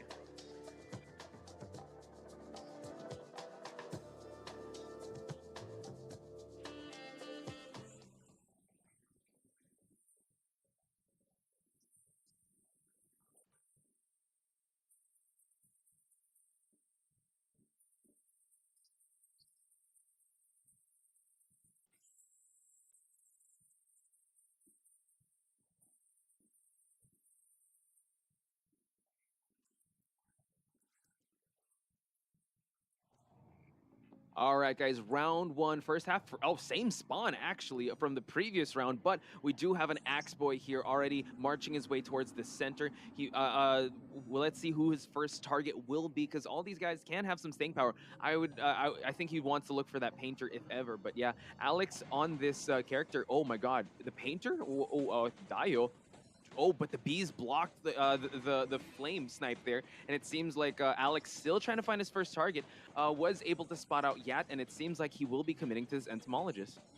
Yeah, he's going for Entomologist here. Entomologist, not a great chase target, but I mean, in this comp, you don't have a whole lot of options. He does know that the bees were chipped once. I think that's kind of the idea for Alex. He was able to flame the bees once while it was protecting the Painter, so he just is kind of like, you know, I mean, I can afford to chase Entomologist here since the bees are going to be on Colin. Try to go for that vault here. No flame in the vicinity. This is where Axeboy becomes a luck-based character. You have to have your flames in the vicinity of a survivor while they're inside the corrupt zone if you want to be able to hit them there, and that's where it became a little unlucky for Alex. Now, this is where the skill really comes into play. You see that purple flame following him. Let's see how well Alex can time this. He's going for that first flame. Beautiful dodge from Yat, able to avoid this, get the pallet down. Can Alex get this hit? But no, Yat right back onto the bees here. Blink already online, but already a strong kite for Yat, and it goes to show why Entomologist is so strong against Axeboy. Yeah, how many rounds have we seen in this area? Drops the bees, Alex able to just snipe him out just a little bit, so it'll be on cooldown. So Yat has to be very careful to sidestep these flames, but none is in sight as we speak. So now he's going to hide behind these pallets, drops another tree. Let's see if he goes for it. Oh my god, excellent sidesteps here from Yat. Will be forcing Alex to break these pallets, but the mind game is going to be happening. He's going to vault one and try to transition to a better and stronger spot while his team still focuses on decoding. So this is an excellent start so far on the side of AG. Yeah, he could have actually gone for a blink there to get that first hit. He's going to kill the bees here. So Yat's out of bees. So this is where things get a little bit scary for Yat. Alex goes for that shot and does get the clip right before he makes it around the corner there. That's a really big hit because now he can simply just go for a blink or a flame. We'll probably see him just pull one of these flames to gain some distance and then blink after, unless he has enough where he wants to try to go for a snipe. We'll see what Yat can do, trying to make it around to this pallet. Goes for that flame pull and is going to be able to get the down on Yat, but 3 Cypher Machines already down here, Poch. This is already looking good for AG. Keep in mind, you do have a forward and a mercenary, so they're going to have to start pushing these last two very quickly if they want to try to prime them in time, but it's already looking good here. Again, Blink wasn't used, so there isn't going to be too much of an opportunity for Yat to rebound. However, it may not matter if tied 200 plus these last 2 Cyphers get pushed. It might just be enough time for the survivors to prime them in time. Yeah, Persona is Trump and detention, so maybe he's accounting for the late game tie, so that's what he wants to go for. Now trying to go for the flame hit, but no, gets a regular hit, and that is a rescue on the side of AG. Yat allowed to move on along, but now, you know what, this is what's so tough with Entomologist. There's no bees. She's gonna have to realize, she's gonna have to utilize the real estate here. Not utilizing the blink just yet, has to break the pallets, and now we see it's about to go for the last effort, and Alex now can down this Entomologist, but has to worry about that forward. Now he does have that blink. Forward is already rotating to go for this second save, so let's see how AG will try to bounce back from this, because the 2 Cyphers from popping are only at around 50%. Yeah, Alex is trying to hold his trade as long as possible. He knows that maybe if he saves his trade swap for endgame, he could potentially teleport to an Exegate, try to pull out a tie. Or if he holds his trade swap for Excitement, maybe he can get this down on the Entomologist before the Cypher Machine is primed. If Excitement switches, Forward can't save. Forward's going to actually football out of the corrupt zone so he can't pull a flame. This is interesting. Let's see if Alex can hit. This is going to be really important. If Alex can stuff this rescue, he can tie the match. And no, he's not going to really hit the flame here. So Forward's going to try to go for this. This is going to be kind of a mind game here. What can Alex do? Goes for the... No, doesn't go for the swing. They do get the rescue off. He does get the hit on the Entomologist. But the Cypher, 90% of the way done. Forward comes for the sun here. We're not going to see a trade swap. We're just going to see him buy some distance. And they should pop as soon as that Cypher Machine is primed. Dio now in the area, just trying to harass and trying to give distance for Yat, and now the Cypher is already primed, so once the Entomologist falls, they will try to pop it, and now the detention is going to be a factor while Yat still tries to loot this graveyard area. So I would have to say the survivors of AG, oh my god, nice avoidance of that flame. Will he use it? Oh no, misses, goes for the blink hit, and now the Entomologist is down. Can he secure more than 1 survivor out of this game? Yeah, it doesn't look like it. If you immediately push the Exegate, maybe, but it doesn't really matter. You know, if you go for the Exegate there, you have to deal with a mercenary or a forward that has a bunch of items to easily kite away here. And it looks like all 3 survivors for AG making it out the graveyard gate here. That's a 3 survivor escape for this Japanese region team, tying things up. It looks like Wolves are going to be out so far out in front, but AG, you can tell, very excited. Again, Axeboy here from Alex was a little bit of a surprise to us here. Didn't really expect it. I guess Alex really thought this would be his best option to push for a draw. But again, looking back on this potch, I really think that even Bloody Queen or Detention Breaking Wheel would have been a little bit stronger.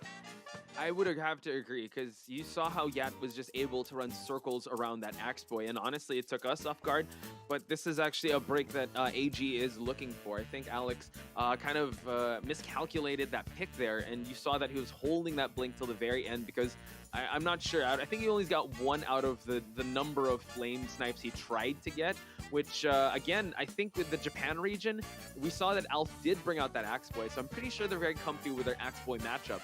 Now, if we talk about shoulda, woulda, couldas, yes, I do think that the Bloody Queen could have secured that tie. We have seen Alex in the past, secure ties with that Bloody Queen, and heck, even more, and his Breaking Wheel as well. Now, come round number 2, the odds of the Breaking Wheel coming through, either if a map gets target banned or target picked, like let's say you pick Arms Factory or Red Church Mate, he's not going to pick the Breaking Wheel, or he might, but chances are a lot lower, or they're just going to straight up ban that Breaking Wheel. So AG now still sticking in this competition, and we might actually, we're definitely going to see a round number 3, but we definitely have ourselves a game. Yeah, and this is why we really don't see Axeboy being picked into Entomologist. It doesn't really make sense, because again, you saw in the match why Entomologist is such a strong counter. He actually had an option to chase the Painter, and he completely gave up on it for the Entomologist. Again, I think the mindset for Alex is that the bees were already chipped once. If he could get the second hit on the bees, then you have a free chase for 20 seconds before those bees regenerate themselves and you're able to use them again with the Entomologist. But it doesn't even matter. Entomologist is just such a incredibly strong character against Axeboy, and it just didn't work out for Alex. So yeah, we see 142 seconds from Yat. There wasn't even really any support. I mean, there was no support for the most part, other than just basic rescues and that one forward stun at the end. But besides that, that's just the raw kiting potential of Entomologist versus Axeboy. And you see why it's not really usually an option for a lot of these hunters. I still think, even though it's Ever Sleeping Town, Bloody Queen works into this comp, because Bloody Queen can easily chase Entomologist. The bees, you can juke the mirrors easier on the bees because you're faster, but it still is pretty strong. And then also Painter, I mean, it's just, you just 2 mirrors and they're down. So I don't really know. I think, and if you're worried about Ever Sleeping Bloody Queen, still just Breaking Wheel. I think it would have been a better selection for him here. Yeah, I agree, and I think a lot of people share that same sentiment. But you know what? This is Wolves. I think this is also the group stage. They also want to try certain comps out and certain hunters out just to get ready for that global finals. So we're just gonna have to see how Game 2 and Game 3 are gonna pan out. But so far, so good on AG side. I think the real winner here are Entomologist mains out there, because it makes a big case for them why Entomologist is so good against Axeboy, and also how Entomologist works against the Breaking Wheel. And you saw that in the first match with how well an Entomologist can synergize with the team. But you know what? We're all tied up. We're going to start from square one again once we hit round number 2. But there are going to be more bans on the Survivor side and 1 Hunter ban. So let's check out the highlights and head into a break. When we return, it's going to be round number 2 in this heated match.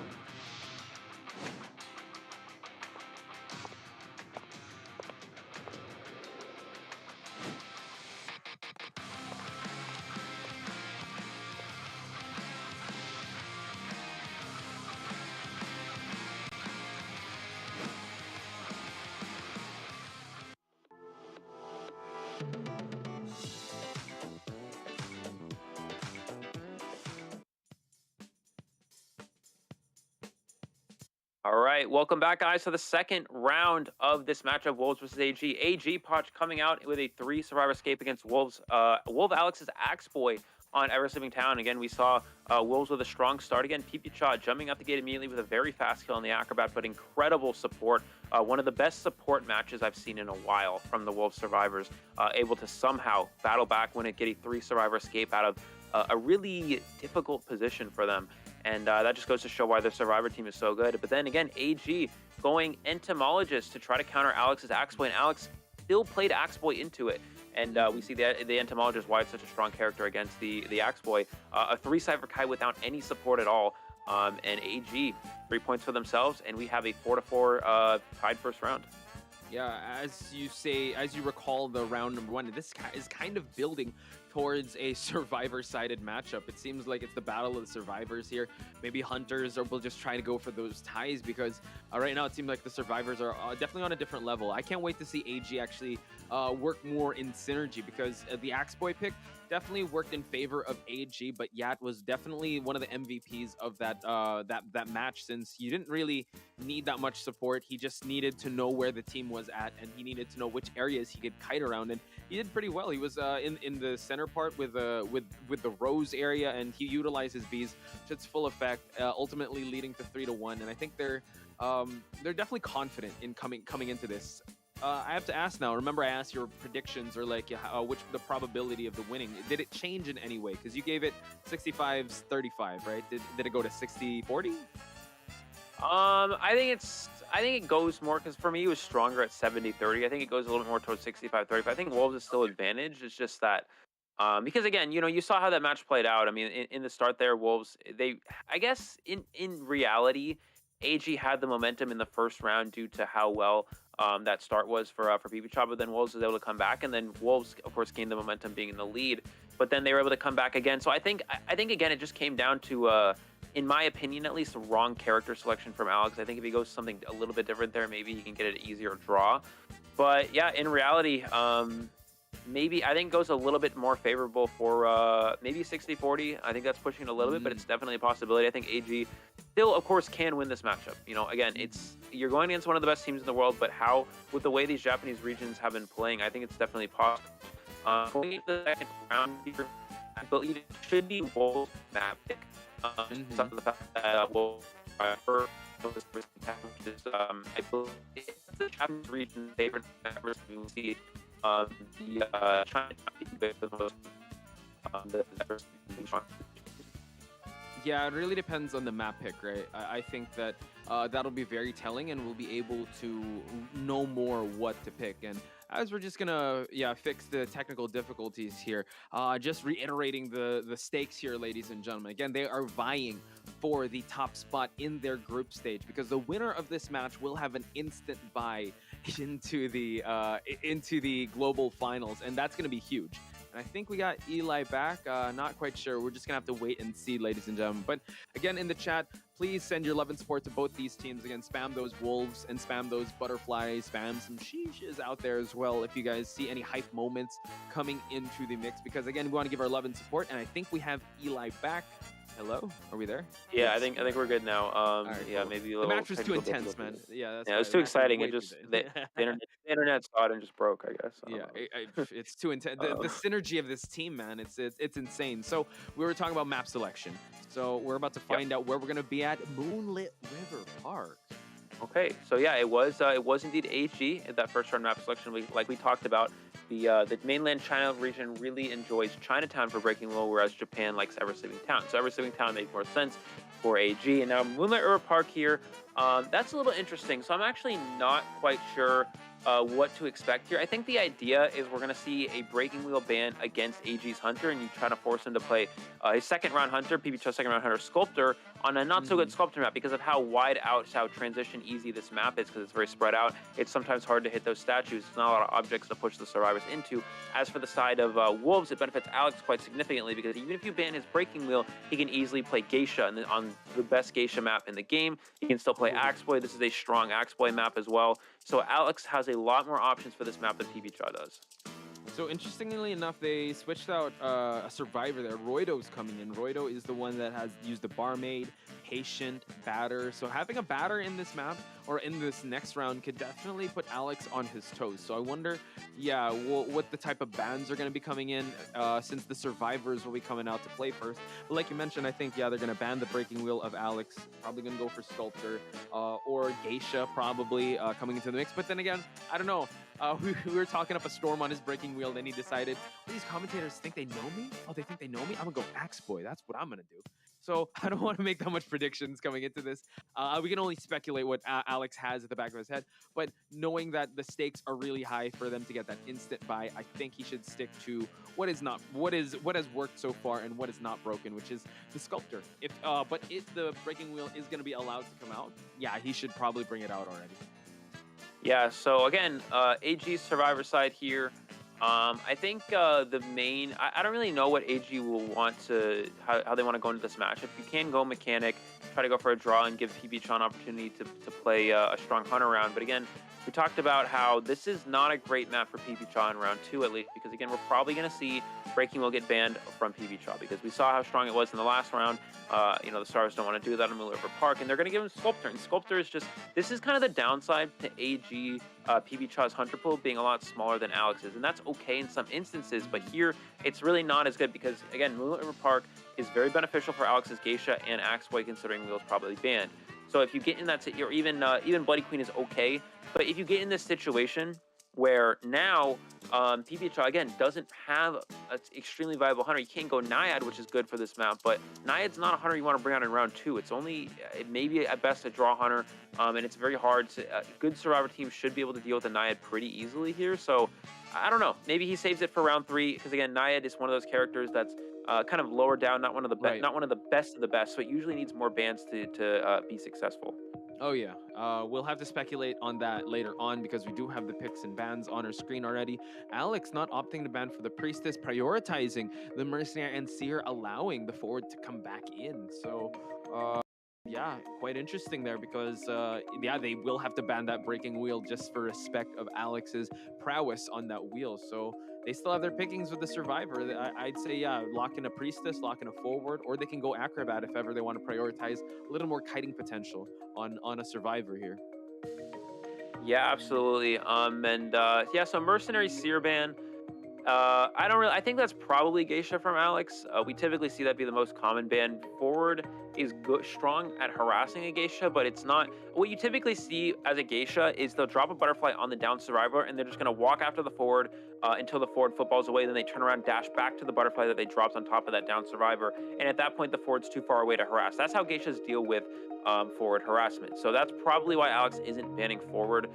Patient ban is interesting. If he's planning to play Geisha, you typically wouldn't ban Patient, because Geisha cuts off that transition kiting that Patient has access to. So maybe something else.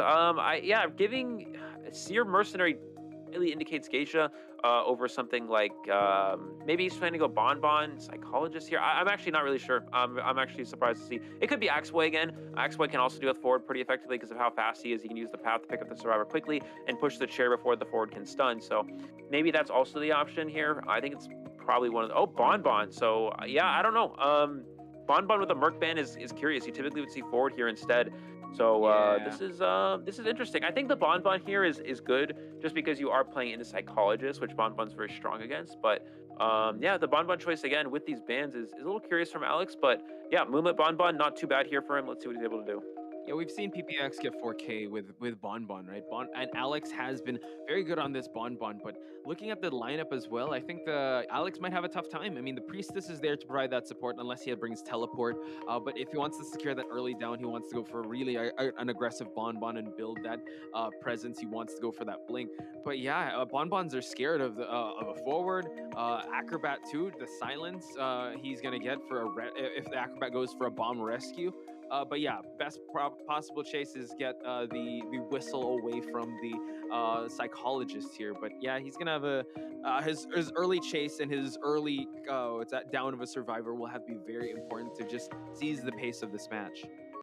All right, here we go. So Alex's Bonbon again. This is gonna be Moonlit Bonbon, which can sometimes be all right because it's hard to dodge bombs in some instances. It's very open. It's hard to break line of sight to avoid those bombs, but it's also a large map, which means the survivors can cipher rush pretty easily. So round number 2 here again, tied 4-4 for the first round. Wolves versus AG. We have Alex on the Hunter side. Moonlit River Park Bonbon versus AG survivors. I'm Eleo, joined here with Poch, and we'll see who's able to win this exciting matchup to see who decides who is going to be the first seed going into the top 12.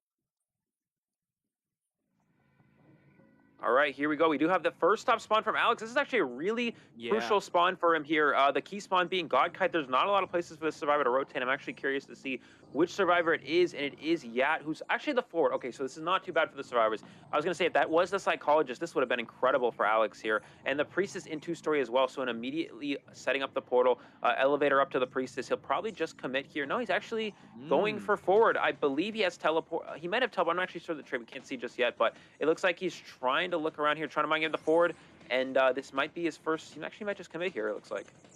Yeah, it seems like he also brought insolence. I mean, he's gaining a little bit of that presence, but can't wait. He has teleport, so at least... Oh my god, he goes for a stun just to keep him on check. But now Yat might have to be very careful. He might eat a regular hit plus a bomb hit. Moves on over. Nice avoidance of the bombs, by the way, on Yat's side. Just eating a regular hit. Will have to drop down. And now Alex seems to be very committed to go for this forward, but he's already unlocked his first... he's unlocked his first tier of presence, and now he can go for a teleport if ever he does not want to chase Yat again. Yat making his rounds here at the 2-story.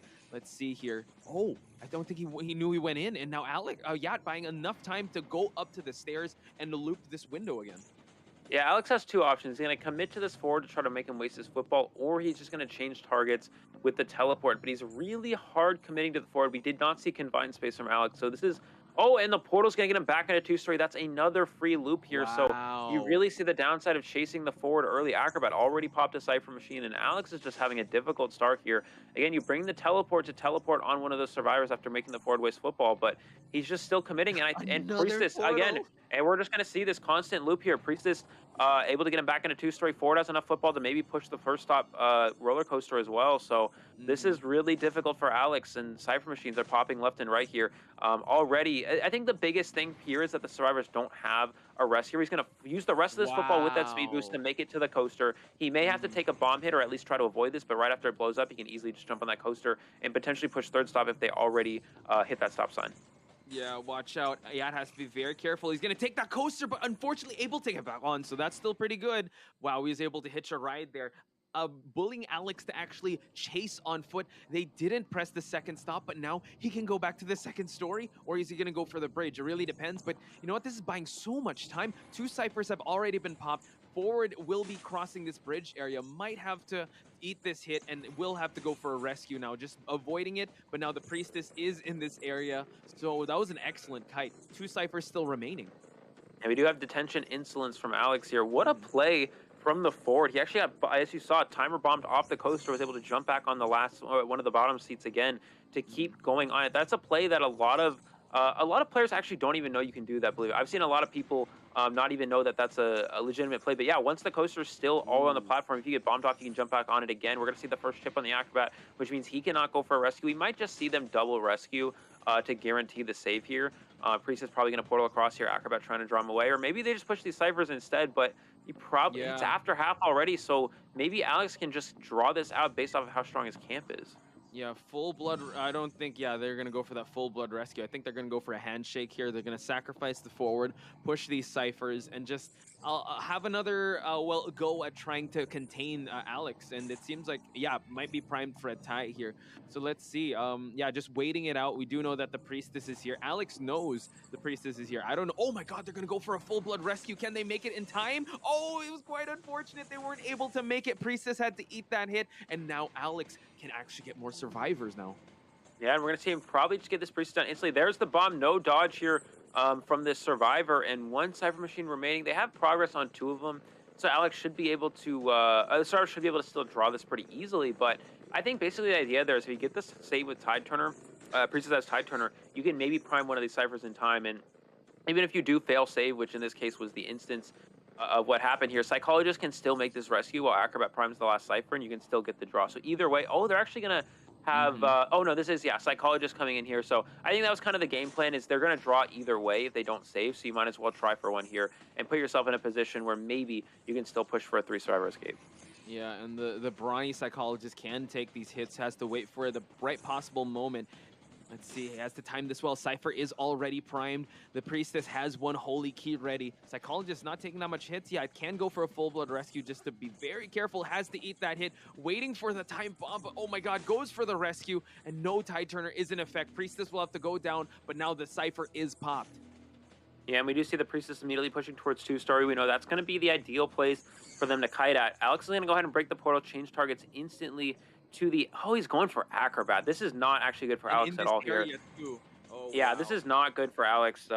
He could have chased anyone else here, but Acrobat is not, it's not ideal. We're going to see Acrobat probably take a bomb chip. Yeah, that's one's going to hit there. And actually the Acrobat he's going to go down here. He didn't bomb, he didn't bomb himself enough distance. Yeah, I thought he would too. He didn't give himself enough distance there with that. So a slight misstep from the Acrobat here gives Alex his kill. Now teleported attention online.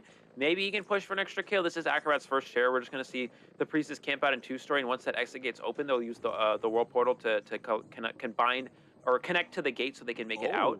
But he's going to go ahead and go for the teleport. Is the gate open in time? It is open. Priestess can actually get the rescue, but can just get out. I think Dio so close. He's not going to be able to get the exit. Oh my God, Priestess now has to make a mad dash towards that rescue, and Acrobat is going to stay in that chair. But wow, that was so unfortunate on the side of the Psychologist. Alex with a great timing there, and also the way he was able to instantly down that Psychologist. Now, let's see, this exit gate is not open. Detention is still like around 30. We still have a lot of time on detention. So Alex is still a menace here. Let's see if he's gonna go for that. Let's see if they can escape here. I think Acrobat is, oh my God, where is he going? He's just hiding around the area, giving detention. Now we see that the Psychologist still on that rocket chair. It is the Priestess that will try and go for that rescue.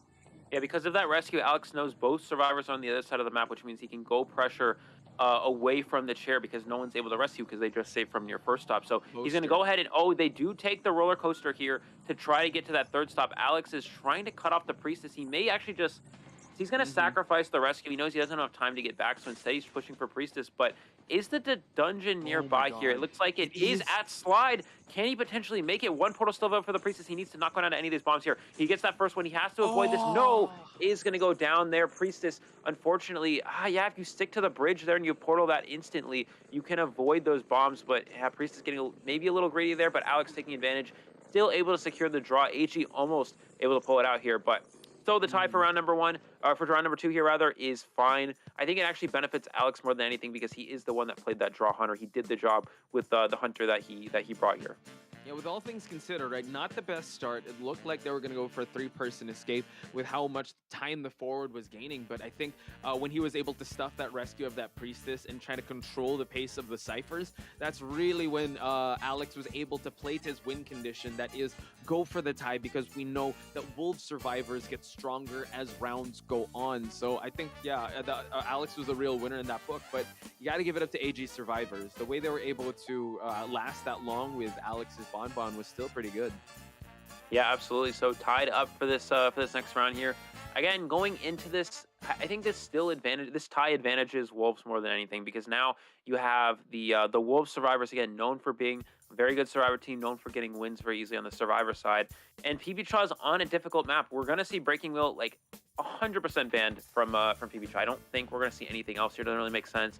And we're probably going to see maybe PBCHA Sculptor, maybe Naiad, maybe Bloody Queen if he wants to tie up this round. But again, PBCHA, and a lot of we did see an interview with him. We talked about Sculptor is his favorite hunter. He likes to bring it out in round 2, almost regardless of the map. And this map is just difficult for Sculptor to deal with. Very open, very easy to transition. So yeah, I don't know. For Wolves here, it's just looking very strong based off how well the Survivor team has been able to play.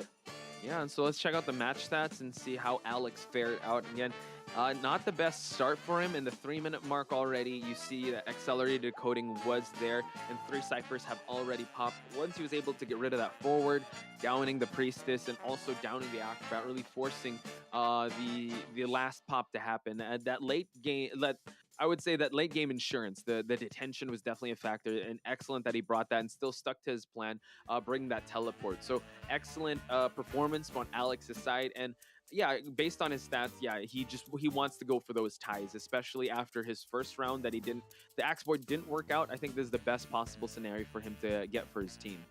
Yeah, absolutely. So now going into this next round here, we should see PBCHA probably, again, depending on what he wants to play, we're probably going to see forward Seer ban. Maybe he gives forward if he's planning to go Naiad. Naiad can sometimes deal with forwards effectively because, you're able to ward off a certain amount of areas, making it more challenging for forwards to go for stuns. But I think Seer definitely makes the most sense. If he plans to go Bloody Queen, Sculptor, or Naiad, Seer is the most logical ban there. And then probably forward or Priestess. Because Breaking will be banned, it's not going to be an option for him. His second ban probably, I'd imagine, will be, well, depending on what the Survivors lock in. I think if we see forward Seer, we're going to see Merc and Priestess locked in. Then we're probably going to see an Acrobat ban, then Patient, and something else from the Wolf Survivors is probably how this is going to play out. But again, anything's possible. We saw Wolves bring out the Entomologist early last round, and it was very effective. So maybe they go with that here. Entomologist can struggle a little bit more on Moonlit in terms of harassment because it's very open. It's easy to walk in opposed to something like Eversleeping, where there's more narrow alleyways. However, it's also very large, so it's hard to get your beats crossed. Now we're going to see a quick interview here though from 487. 是啊，内心很开心，但是我不能表现出来啊！他们说我很强，到时候跟我打的时候把我打秒倒了怎么办？然后那个什么，我想对皮皮查说就是，那我只能用牵制你很久来回应你了。 And there you have it. 487 saying, I think respecting PPJA's prowess and saying, I just have to kite for as long as I can. Again, 487, one of the iconic survivors of this team. His containment time is really through the roof when it comes to this. So PPJA is going to have his hands full dealing with that. And there are a lot of strong survivors here that PPJA will have to consider, right? You were saying like the priority bans, if ever, if he's going to allow this, if he's going to ban the Seer, there just opens up a lot of survivor lineups that this team can bring to the table. So it's really up to him. I would say maybe prioritize banning maybe the forward or that Priestess first off, but you're allowing the Acrobat to come in, and you know how 487 is on that Acrobat. Yeah, absolutely. Again, I think it comes down to a situation where the 4 survivors that want to be either banned or utilized are Mercenary, Forward, Seer, and Priestess. So there should be an option for Acrobat to be banned just because you're going to ban 2 of them as the Hunter. The survivors are going to lock the other 2. So then Acrobat should be on the table to be a possibility. And that's usually how this plays out, unless they opt to go for an insta Acrobat lock, which is not as common. But on Moonlit River Park, it's more of a possibility just because of how incredibly strong it is here. So in most situations, round 2, Acrobat is going to be the second ban or Patient, just because it hasn't been locked or banned just yet. Because again, the 4 main characters that we just talked about are usually banned and locked. But it's still possible because it's Moonlit. Maybe he opts to ban it early. Maybe the Survivors opt to lock it early.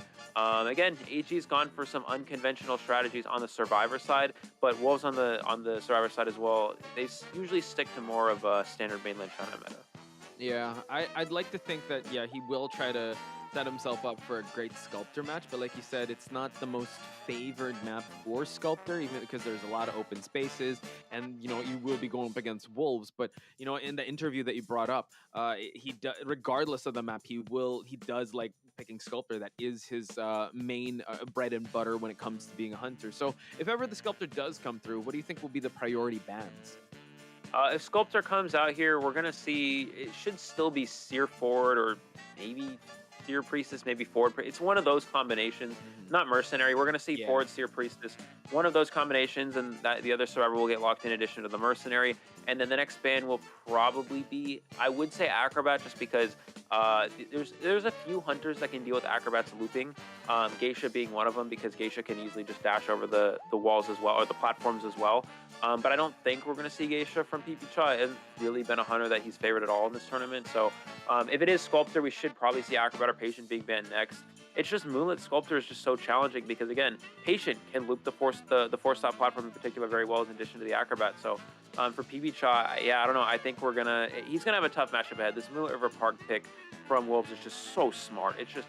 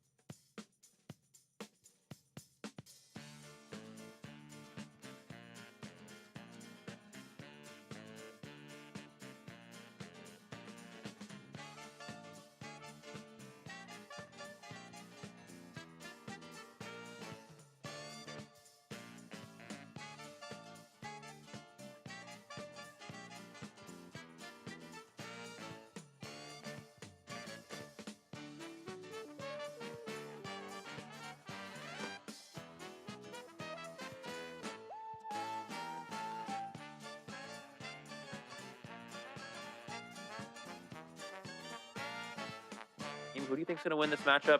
But again, I think so far it's been very equally matched up so far, 6-6 in terms of points, so very, very close between these two teams. Yeah, but like we said, Wolves being I would say the point makers or the rainmakers of their teams that really rack in the huge points. So they could be the difference maker coming into this because, yes, Alex is one of the best hunters out there, but yeah, I think the survivors just operate on a different level. So heading on over to the picks and bans, banning the seer, banning the forward, allowing the priestess and mercenary to come through, which I believe would be a great pick, but it really depends. They don't really favor mercenary so much. They might lock in priestess, maybe the first round acrobat. Oh, but they seem like they will, as well as the ban on that breaking wheel. Yeah, so just like we talked about, these four characters are always usually the two locked in, and yeah, and there's the acrobat ban. So that's usually how this plays out. And that's what we were talking about. We have forward seer, mercenary, priestess. 2 of them banned, 2 of them locked, which means Acrobat's always going to be on the table for the Hunter to ban next. And we're going to see Acrobat get banned. So now the survivors probably, we're going to see, I would imagine probably Patient and, again, something else, we're not sure. So Patient being locked in, maybe Psychologist, maybe Entomologist. Yeah, so Entomologist again. Again, this comp is so difficult for a Sculptor. You know, Entomologist, a good kiter against Sculptor. Acrobat Priestess, good transition kiter, is very good against Sculptor as well. PBChaw is going to go for it. He's going Sculptor into a difficult Sculptor comp on a difficult Sculptor map. Wolves is really putting on the pressure here, doing everything they can to try to force him off of the round 2 Sculptor, but he's still going for it. So this is going to be a very, very tough matchup. I think it's probably would have benefited PBChaw to go something more. I think even Naiad would have been maybe stronger. Go for something that's more for a draw strategy. Try to drop round number 2. Again, you're heavily disadvantaged on this map as PBChaw, so I think that it makes more sense for him to try to go for a draw hunter. But yeah, he's going very, very aggressive with the Sculptor on a tough Sculptor map patch. I don't know. We'll have to see how this works for him. Yeah, again, like you mentioned in his interview, this is his comfort hunter. Despite it being like one of the top meta hunters in this map, it's really tough. Again, he's got to work with the cards he's been dealt, and sadly, one of those cards was not the Breaking Wheel, so he will be picking that Sculptor. Again, he's going to test his hunting merit up against one of the best teams out there. So yeah, odds are definitely against him in this one because yeah, they definitely prepared for a Sculptor match here with the way they were able to line up their picks here, but still AG is still fighting into this. Again, this is round number 2, second half, going to the Moonlit River Park, AG versus Wolves. Once again, Eli O and Fox Spice giving you the commentary action here at the Call of the Abyss group stages.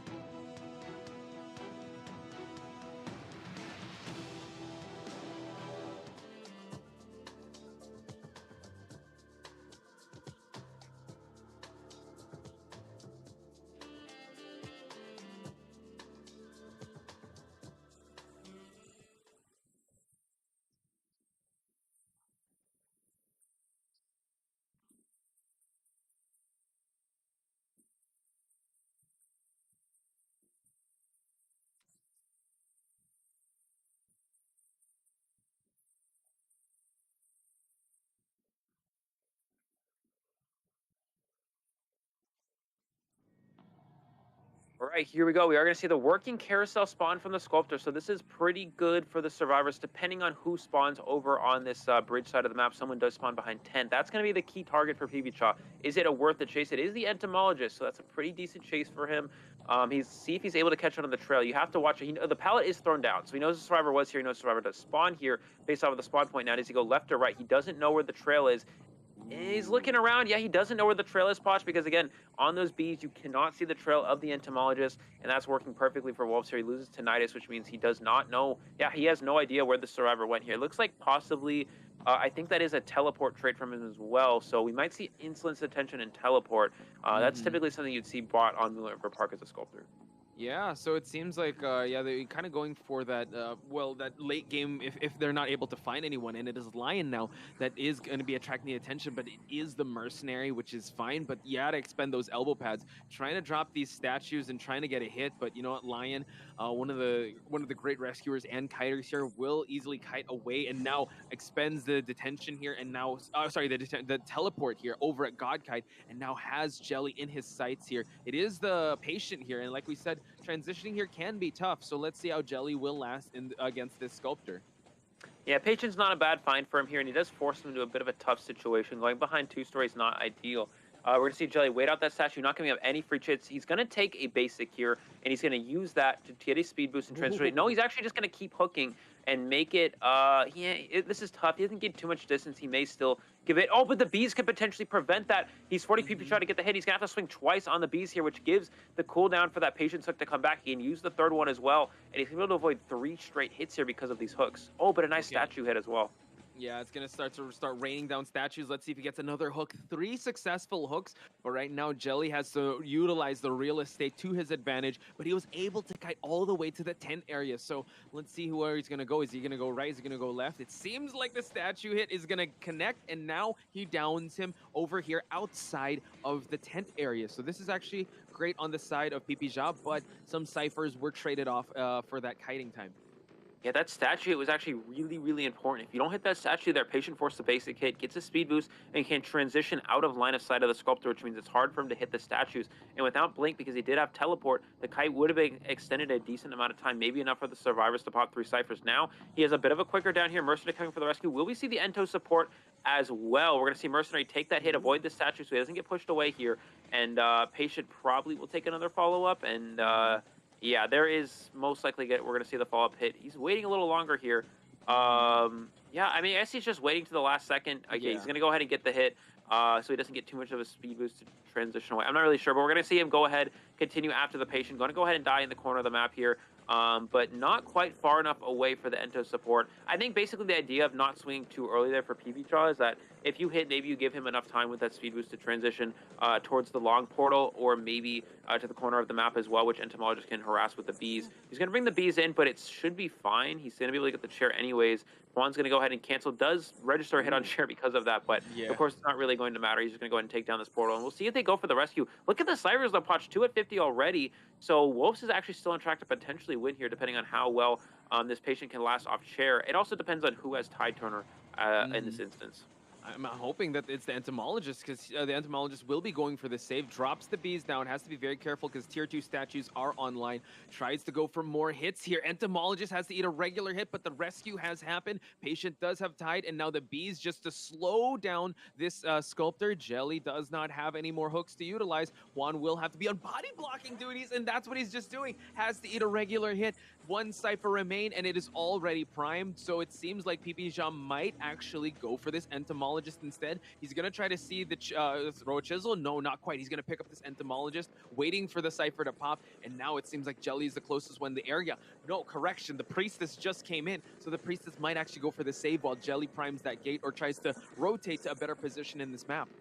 Yeah, they're not going to pop the Cypher Machine immediately. 2 reasons. 1, it gives the survivor enough time to potentially either search a chest or push the exit gate and have a survivor ready to open the gate. And also, it puts them in a situation where the Entomologist, when they do pop the Cypher here, Portal is going to be taken here from the Priestess. It puts them in a situation where the Entomologist would have only been at a quarter health, but this way the Entomologist gets healed to full after that rescue, so it's a lot stronger of an endgame kite for the survivors. Now, we do still have teleport here for PB Cha, but Wolves in an incredibly strong position here, checking the gate, making sure no survivor is going there immediately. Does not have wanted order on anyone as well, as it was removed after the rescue kind of completed. And now we're going to see him look for a survivor. Points to Jelly back here, but I think, Jelly was not able to get an item. He's going to go ahead and teleport to the exit gate. It should be Lion the Mercenary opening it, and he's going to be able to take the coaster as well. No elbow pads available, but he can instantly jump on this and get away. So now this is actually looking really good here, because Juan can push the 4-stop exit gate if he is in the vicinity, but no, it doesn't look like it. No survivors on the gate just yet. Wolves playing the slow game here, trying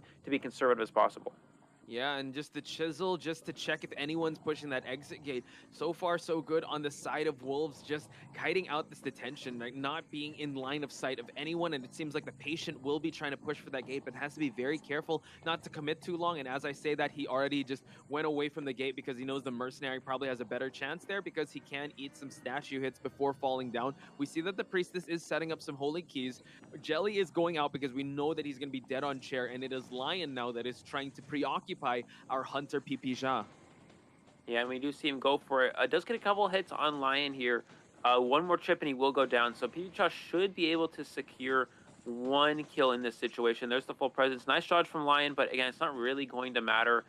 Dungeon's not in the I think the dungeon's at working carousel, so as long as PPJ stays right here and prevents him from going that way, he can still get 1 kill. But again, you see Moonlit River Park Sculptor Potch, so difficult to hit those statues so open. It's very easy for the survivors to avoid those. And yeah, Wolves taking advantage and should be able to get 3 survivors out. Does get the chip on Lion, but it's still a win of this round for Wolves.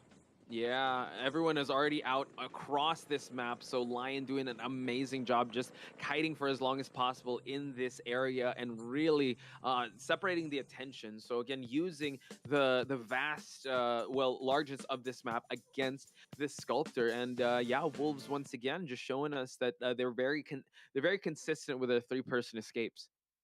Yeah, absolutely. And going back to the situation as well, with the rescue on the I think it was on the patient as well. When he didn't hit the patient immediately, I just wanted to rephrase that a little bit so we understand what was happening. Yes, but yes, basically, sure. he didn't hit the patient immediately. There was a long portal set up near 4-stop. So if you hit the patient, then it runs the risk of him getting a speed boost, making it to the portal, and then potentially escaping. I think that was kind of the worry that he had there. I didn't actually realize there was a portal set up there. We didn't have that camera angle, but of course PB Chaw did know. So I guess that was kind of the main idea with that as well. I just wanted to rephrase that as well. But yeah, but looking at this final results here again, Moonlit River Park being the perfect map selection. I think round 1 map being in the favor of AG actually benefits Wolves better, because in this situation, the Hunters are going to have similar map picks for round number 1. Chinatown works for both sides. Moonlit River Park would work for both sides because you both have Breaking Wheel, and Ever Sleeping Town would work from both sides because you still have Breaking Wheel on both sides, or Axe Boy in this case for Alex. But going into round 2, it's stronger for Wolves to have map selection because you can pick a map that's good for Wheel but bad for the rest of PB Chaw's Hunters and just ban the Wheel because it is round number 2. That's where the coin flip was so crucial. That's where actually losing coin flip. This is the kind of matchup where losing coin flip actually benefits AG. And let's just look at the match stats real quick here. Again, the total match time was almost 7 minutes. The survivors doing a lot of work here and also playing very conservatively, hiding out the detention a little bit, making sure that they were spread out, not being very disciplined to not be caught with that teleport, and also the amazing dodges from both the patient and the entomologist. So again, a great performance on Wolves' side, really putting AG through the ringer here. And like you said, this second map selection really did work in their favor, and it also shows that having a deep hunter pool really pays dividends because you can put Alex anywhere and he's just going to find a solution. Pipicha, though, with a more limited hunter pool, you saw that he had to bring out Sculptor in this map because he thought this was probably the strongest in his arsenal. But yeah, ultimately the survivors of Wolves were able to find a solution against the Sculptor for them to break the tie and push for game number 3 with a better advantage. Yeah, I still think it benefits PB Chaw to play a different hunter than Sculptor again. Naiad still would have been, I think, a little bit better. Naiad into this comp is a little difficult because you have a few characters that can counter Naiad. Patient, a very good, strong counter against Naiad because what happens is the Naiad will trap in the Patient in the water, and then they'll just hook out of the water range and avoid giving any free hits. Similar to Entomologist, Entomologist is going to use those bees to get away. Use that speed from the bees to transition out of the water range when they pull back the trident and potentially kite it out if they're in a narrow enough area. So I think he didn't want to have to play into that. But then, again, it's also Sculptor on this map against this comp as well. Patient can easily transition kite Sculptor on Moonlit. Entomologist can easily transition kite Sculptor. We saw the Entomologist in the start of the match, breaking line of sight, not giving away the trail because of the bees. PB Chaw wasn't able to catch sight of him, and he was able to easily get away.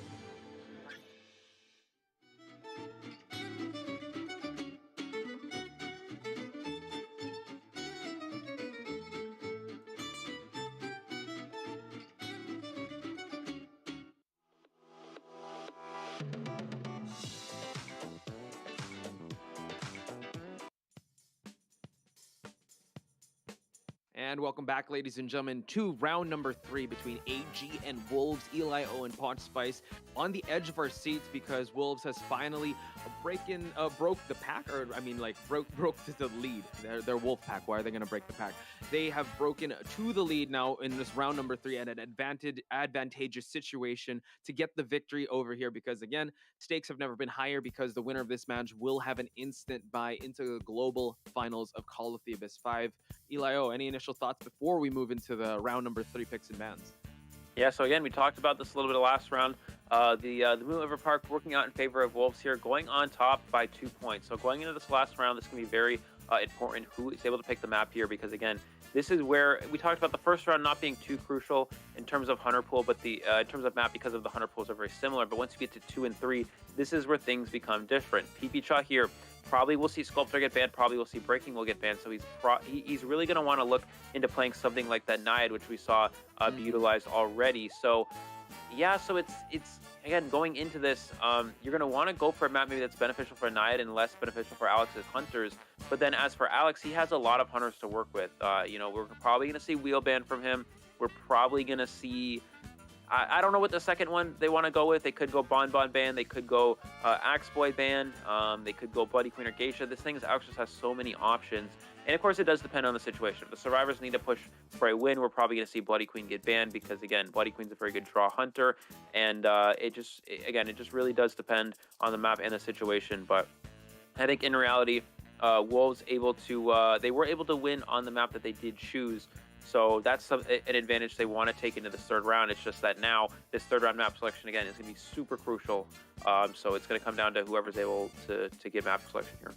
Yeah, and this is what's scary when you go up against Wolves, right? Because they kind of overwhelm you at the start with the picks and bans already, because Alex, again, can cover so much ground. And the survivors alone, like, they don't really, they have a deep survivor pool. So they don't care if you ban the international lineup away from them. They will make other or substitute survivors work.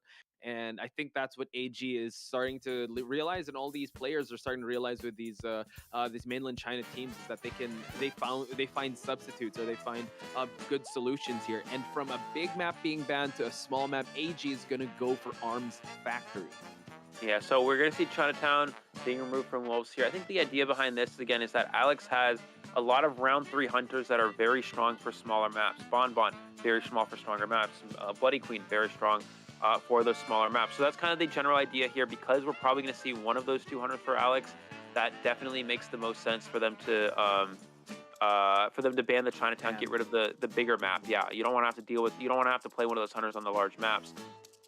So yeah, it's interesting to see what if we notice there, I think it was Wolves that banned Chinatown, so they want to go in Arms Factory. So I think they want to target ban his Breaking Wheel, because you don't want to pick Wheel in Arms Factory. So at least you limit that already. So that's technically an extra ban on the hunter side, but that leaves open, like you mentioned, he's got a Geisha. He can bring out even a Sculptor. He has a Bloody Queen, which do really well in this map. So it's a matter of picking your poison. Yeah, so that's why the Chinatown ban is very important, because again, hunters that thrive on small maps, being Bloody Queen and Bonbon, would not do so well on Chinatown in round 3. And since Breaking Wheel is probably going to get banned, and actually Arms Factory does work a little bit in again, as you mentioned, Podge, in favor of AG, because now they don't actually have to ban Breaking Wheel. They can go for a different ban and maybe force Alex onto something a little bit different. So I think the Arms Factory could have been a decent ban here, but again, Alex doesn't mind Arms Factory being a smaller map. So that's why, again, Wolves had to get rid of the Chinatown. They had to get rid of that large map, because you don't want to have to play Bonbon. You don't want to have to play Bloody Queen. Thai hunters thrive better on smaller maps because it's still easier for them to pressure the ciphers and maybe even push for wins. Yeah, so again, it really depends on how Alex is going to play this, because he's been a bit of a wild card ever since the first round with who he picks, because we had him pegged as like, oh yeah, he's going to pick Meta, he's going to go for this one. He went Bonbon in a big map. He went for Axe Boy in an ever-sleeping town map. So I think he's feeling a little, I feel like he's testing the waters, and he's really testing AG with how well they can survive up against his hunter lineup. So really all is up in the air, but AG, I think this is the best possible start for them, so that they can gain gain as much points as possible to alleviate a little bit of the pressure on Pipija side, because Pipija definitely has, I would say, a lot of work cut out for him, because he does have a more limited pool, and he will be going up against the Wolves survivors. So without further ado, ladies and gentlemen, here are the picks and bans. Yeah, we'll see what we're gonna see mechanic from Alex right away, which is interesting. I think the idea behind, I don't really know actually. Again, if Alex gets a draw here, he's in a pretty good spot. So I guess mechanics here forward, probably Bloody Queen, probably also Bonbon. So we'll see. Oh, they're gonna go Bloody Queen and Bonbon ban. So they want to go straight for the a survivor-sided victory here, which does make sense. If you're able to get a survivor-sided victory and PB is able to get a draw, you tie up this third round. There's a good chance PB is not getting anything more than a draw against round 3 Wolf survivors. So I think, again, the survivors are really pushing for a victory here, which, again, brings back to why ban Mechanic. Mechanic a good draw survivor, but since Alex is probably wanting to draw here, maybe it doesn't make sense. Again, maybe he doesn't want to have to deal with the Cypher Rush. It runs the risk of Bloody Queen and Bonbon are hunters that can actually lose to Mechanic because they have struggled dealing with that. They're tie hunters that aren't built to deal with extended Cypher Rush. So I think that's kind of the idea here. We're going to see Entomologist lock from AG. That's really smart. The reason why you do that here is because now you're forcing Alex off another hunter. You already forced him off of Wheel by picking Arms Factory. You forced him off of Bloody Queen and Bonbon, and now you're trying to force him off of even Axe Boy by going with the Entomologist counter. Yeah, we've seen he does not want to deal with an Entomologist as Axe Boy. This kind of leaves it open for the Geisha to be picked, or I'm thinking Naiad, but these survivors that are picked so far are really good at transition kiting, which is the way to counter Naiad. So really up in the air with Alex, because he is very skilled and he did try to persist with that Axe Boy, even though the Entomologist was picked, but I'm pretty sure he's gained that respect of that Entomologist. Now going for the Postman to add a little more pressure, and add a little more pressure to that is that batter. So having that stun potential will keep Alex on his toes. So a pretty well-rounded lineup. This even actually looks like a first-round lineup. So excellent picks on the side of the survivors. Yeah, so yeah, what does Alex go here? Maybe he goes Naiad, maybe he goes Geisha, Naiad, Axe Boy are probably Alex's 3 options, unless he has something else we're not considering. Alex could also go Sculptor. Yeah. And wow. Yeah, this is not. This is and here is actually not bad. Arms Factory and is pretty strong. So this is a hunter that Alex is actually pulling out. That again we didn't expect, something that maybe he's working on the side. He has, I believe, played Ann once or twice in IVL, but it's been very rare occurrences. And into this comp is risky. Entomologist can counter Ann because they can simply get off the bees. If you try to jump through the bees, your jump will get stopped by the bees, and you can't catch up with the cats. You can also transition easy. It's just, yeah, Entomologist a good kiter. Postman also a good kiter. If you get the dog on the end, they go for the jump. You're still slowed down enough as the hunter where you can't reach the survivor to stun them. Batter is difficult against Ann in terms of harassing, because you can cat the batter, cancel the cats, and it cancels the batter's ability. But batter can also kite Ann, in that if you hit the hunter back while they try to dash at you or jump at you, then you can prevent them from getting catted. However, good Anns will also use curve jumps to avoid the ball. So in reality, batter kite against Ann isn't quite so strong. So I think maybe the idea behind Ann here is that he wants to have to play a character that doesn't need excitement to deal with the batter, and then you can also. And I mean, I guess that's mainly the idea. But again, 2 of the kiters, Postman and Entomologist, are strong against Ann here. So it's a little bit riskier from Alex, but we'll have to see. It is a small map, so it does benefit Ann in that matter. Yeah, so we're going to find out. Again, I really think that the picks and bans are so interesting, because you could already see it's like a mental chess match, right? So this is what Alex came up with, a Disciple here in round number 3. First half, ladies and gentlemen. Again, Wolves in a prime position to win this, but AG is definitely not going down without a fight. They will be swinging till the very end here with this, a well-rounded lineup. So the Cypher Rush will be on their side, so let's see how this will shake out. Again, once again, Eli O and Poch Spice giving you the commentary action as we head into the Arms Factory.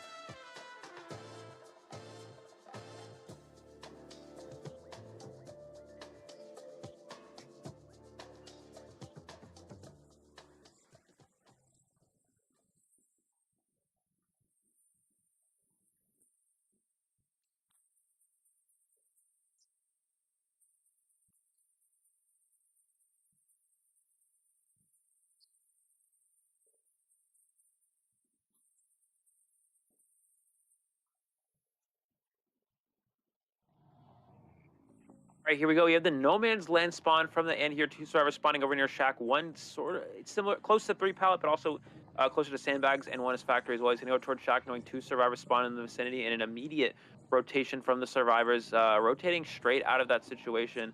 And we do see that is, I believe, the Postman find here for Alex. So this is pretty good for him here. Postman, a decent chase target considering, I mean, you don't have a lot of great chase targets. Batter actually wouldn't have been bad here. But yeah, it looks like Postman getting rid of that character with the decoding letter has already implemented, already put it into play here. Early cat here as well. Can he get the dog to potentially prevent this cat here? But no, beautiful jump here, gets that hit on the Postman right away, and Alex already off to a strong start. Yeah, again, we thought that Postman was out and about, but yeah, the cat stuns could prove to be a nuance here. But we see that the batter is ready to just try and harass here, as well as the avoidance of the dog, and now tries to go for it at the sandbags area, but no, not quite. The Postman will, oh my god, about to get stunned, but the bees with the support, all the support just to keep this Postman alive, and now can vault into the factory, but is disrupting Cypher progress here. Entomologist will have to stop decoding here just to provide a little bit of support. So far, so good, but objectives have come to a little bit of a standstill as he still chases this Postman. Yeah, he does have sight of the Postman. He's going to use the jump, probably try to... Will he blink through this? No, he's going to drop the cat as well. Dog on him to slow down as well, which means he gains enough distance. He'll vault this pallet for a speed boost, I believe. No, he's actually going to go into... Oh, because the Entomologist bees here are to push him away, and this is going very strong. We may see Alex just change targets to Entomologist. Yeah, this is actually a smart play, because you can just cat this Entomologist, get a free hit right with this cat, and then you can follow up with a blink kill to potentially get a fast down and leave the Postman injured as well. Oh, there we go. Goes for the hit already. Entomologist shifting and goes inside the factory. Not utilizing blink just yet. Just establishing that distance, utilizing the skill. Entomologist has to sidestep these cats, but the cat was able, I believe, latched on. Can go for just the silence here, and now just keeps her at bay. Will he utilize the blink as he goes through the pallet area? Not quite. Oh my gosh, just goes for the blink, but not quite there. Is he able to avoid it? No, Yat falls down. Yeah, we do see that down there. We also see insolence from Alex as well. So this is detention, insolence, with blink and pallet breaking speed is, I believe, 1 on that pallet breaking speed. So this is going to be, this is kind of just a tie strategy. Again, insolence to help with your early kite, or with your early chase. Blink to help you with your early chase. Get a quick down and then use a blink detention kill in the end game to secure the draw. As we mentioned a little bit earlier in the round, we kind of talked about this sort of strategies. And it is, Alex is on pace to potentially draw here depending on how well he can camp. The survivors have enough ciphers to maybe win, but again, it's hard to body block in the end game. Can he double hit the Mercenary? That's gonna be really important. Misses that first swing. Wow. He needs to get the second hit, and he does get the hit there. Can Mercenary get the rescue off in time? He needs to try to go for a double hit. There's the jump on the Mercenary. Does get that, and he does get that double hit. Potch, that's gonna be very important. Now it comes down to how well can Entomologist rebound. If she can kite past Tide Turner, then this double hit is not worth it for Alex. But if he's able to get the Entomologist down before Tide Turner runs out, then he actually puts himself in a position where he has 2 stars down. Mercenary blocking the door as well. This might actually benefit the survivors a little bit more than Alex in the long run here. Yeah, but now the cat was able to latch on to Yat and has, room to silence him and trying to go for this corner situation. Goes for the jump, the stun, and a double down for Alex, putting himself in a really good position here. We do see that the batter is in the area. He will have to go for that second save. Mercenary is on self-healing duties, while I believe, the Postman is the one that is decoding most of these ciphers, but 1 cipher still remains, so it really doesn't matter. It's just starting, so this is quite the tough situation. So let's see if this cipher pop will bring up that Mercenary. Yeah, we see the double hit on the Mercenary being very important here. What can Alex do? He's going to try to jump on this batter, drop the cross on the cherry. So he's going to jump on batter. Whoa. Oh, but he pushes him back. He cancels the jump and pushes him back, which means now there's no chance to stuff this rescue. I don't believe, and they're going to be able to go for a double save. Mercenary's going to be willing to get it instead. Batter's going to try to harass this out. If he can get this, this is where Ann can actually be good, because you cannot really body block an Ann with cats because it stuns both survivors. We're going to see them both get stunned, but Batter's going to need to block. He stuns all 3 of them, and that is exactly why Ann can struggle and gets Batter down as well, which means there's no chance to harass. So AG really going aggressive here, and it's really not paying off for them here. Alex now putting himself in a potential winning position just because of that double down. Yeah, again, they really wanted to gamble it all, but unfortunately the Cypher progress wasn't ready to pick them all back up, and you saw how well Alex was able to control the hitbox of Ann. They were trying to just body block, 2 body blocks that is, but he was able to find out the Entomologist, and adding more, adding another nail to the coffin is this basement chair for this batter. So the Mercenary is already in a position here for a drop-down rescue, so he has to be very careful just to eat 1 hit. Goes for the rescue. The Cypher is is already primed, but you know, dropping the cat onto the batter here is going to be really tough for the survivors. The stun is really important. He's gonna go. He might go for a drop. I was gonna say he could go for a blink. He could go for a blink drop, no attack recovery hit, but instead he's gonna try to wait this out. What does Alex do here? Maybe waiting for cats. Maybe trying to cat it. Yeah, he's gonna drop the cross right on the stairs. So he's gonna hit the batter. If batter goes up, he runs into the cross, eats the cat, and then he can jump on the batter and instantly kill him. So nice setup here from Alex. Beautiful. Oh, but the cross actually blocks his jump. He does have blink still. Oh, what a jump curve from Alex. He's going to get the down, but no teleport available. He may not have enough time to get to the exit gate before both survivors make it out. Again, his win condition is just continue this tie, and it seems like the mercenary is on his way out of the exit gate. The postman is also in the area, so he will have to just drop some cats to see where they're at, and he'll just he just has to follow this cat. Again, excellent placement of that cat, positioning himself to make sure that he downs the batter right away. And Alex still living up to his stable hunter prowess, getting the tie for his team and positioning him, the team, well, pressuring now PP Ja here, because PP Ja needs to be able to get a 3-person kill, or at least a 3-person kill or more. Yeah, and so now this is what Alex was trying to do. He's trying to get a draw, and that's exactly what happened. So as you mentioned, Poch, PB Cha has to get 3 survivors eliminated or more against the Wolves survivor team, which is going to be very difficult. Of course, Alex can go ahead and just win things straight up with a 4 elimination, but round 3, it's so difficult. I don't think we're going to see Breaking Wheel banned just because of how weak it is. Sculptor should be banned here. Again, Sculptor is a hunter that has 4 kill potential. Maybe they ban Dream Witch as well. I actually think it makes sense for them to ban Dream Witch, just so they're not. Again, PB Cha's not ideal hunter isn't really Dream Witch, but in a situation where you have to get at least 3 survivors eliminated, the Dream Witch ban makes sense, and just ban Dream Witch, ban Sculptor, can't play Breaking Wheel on arms, so then give him essentially the draw hunters that he has remaining, which are Naiad or Bloody Queen. Not very strong if you need more, if you need a lot of kills like in this situation. Yeah, that's you gotta respect the map. You gotta respect that Arms Factory Dream Witch is so strong, even though that's not his preference. He did bring it out up against B4U, just I think because of the map itself. But yeah, it's gonna be quite tough because he really wants to go for that Breaking Wheel. It's too big of a risk to bring that Breaking Wheel in this map.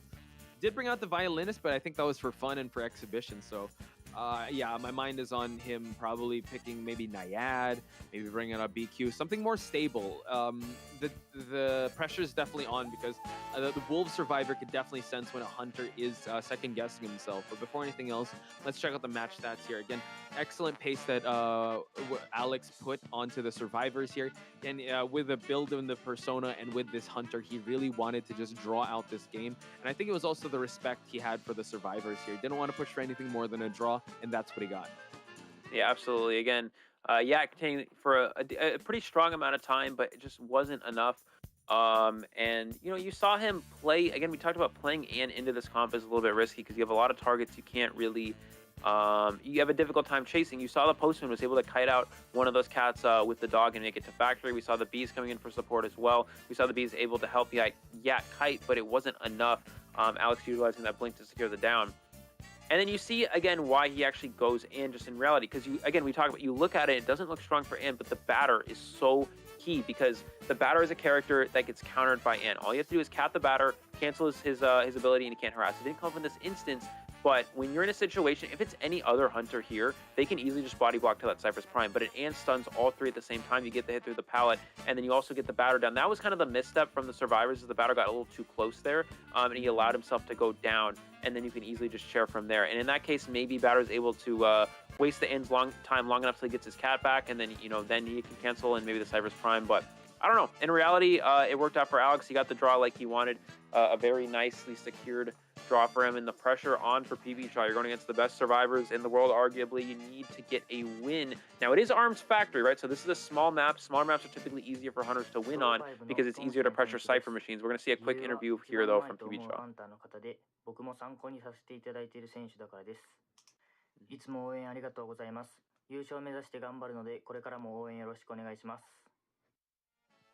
Hey, he's recognizing Dong Xuan, Dong X, DX as one of the best hunters. Got some techniques off him, and yeah, he's definitely been one of the bar setters for hunter mains out there. So let's see if he can tap into another level here tonight, today, as he goes and faces off one more time up against the survivors of Wolves. And Yeah, like you mentioned, I think a little overextension of that batter being a little too close. It was the mercenary that was further away.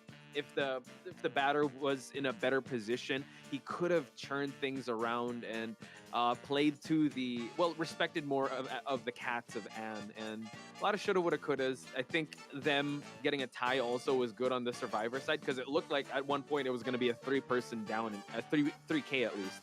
So for them to be able to get a tie still up against Wolves is still good in my book. So let's see now, Pipija. He has a lot on his shoulders now because this is make or break.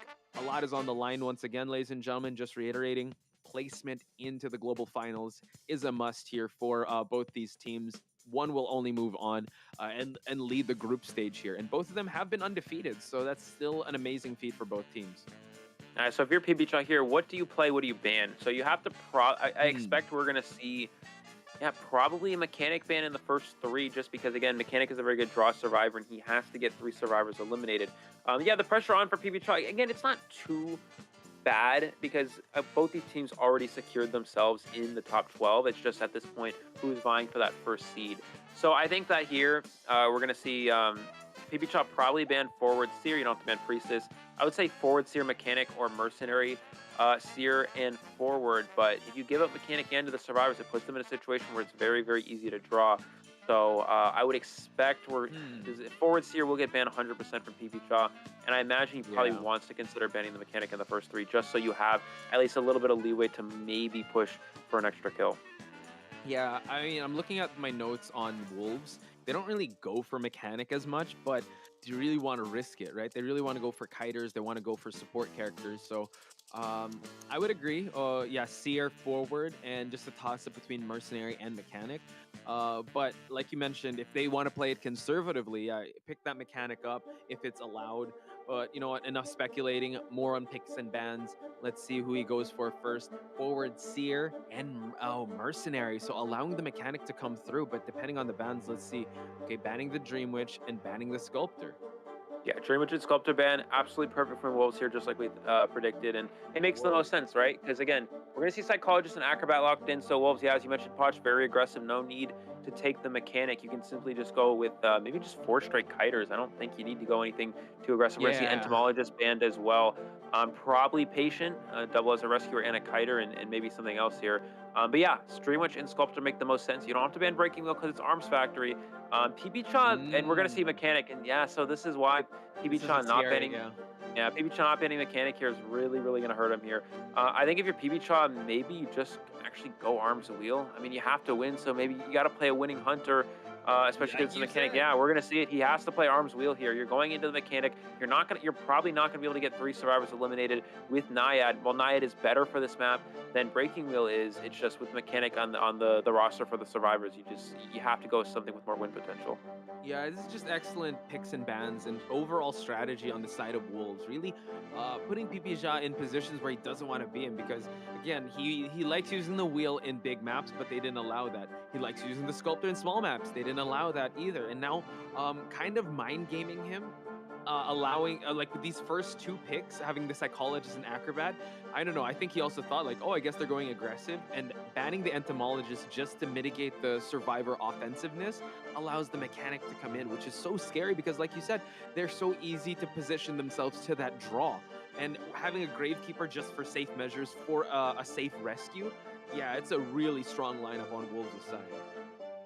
All right, so again, I think Breaking Wheel again is also a little bit better here because they do have Psychologists, and we know Breaking Wheel can be strong against Psychologists, but playing Naiad would have just been, again, all these characters can kite Naiad. 3 hits from the Psychologist, Acrobat can transition. Mechanic, maybe not a strong kite, but has bot to promote the Cypher Rush, and Gravekeeper, usually not chaseable as a rescuer. But yeah, round 3 here, Arms Factory, Breaking Wheel for PBChaw. I'm Eli, joined with Poch, bringing you the action for the last round here. PBChaw has to get a 3 elimination against Wolf survivors if he wants to come back. We'll see if he can do it right after this.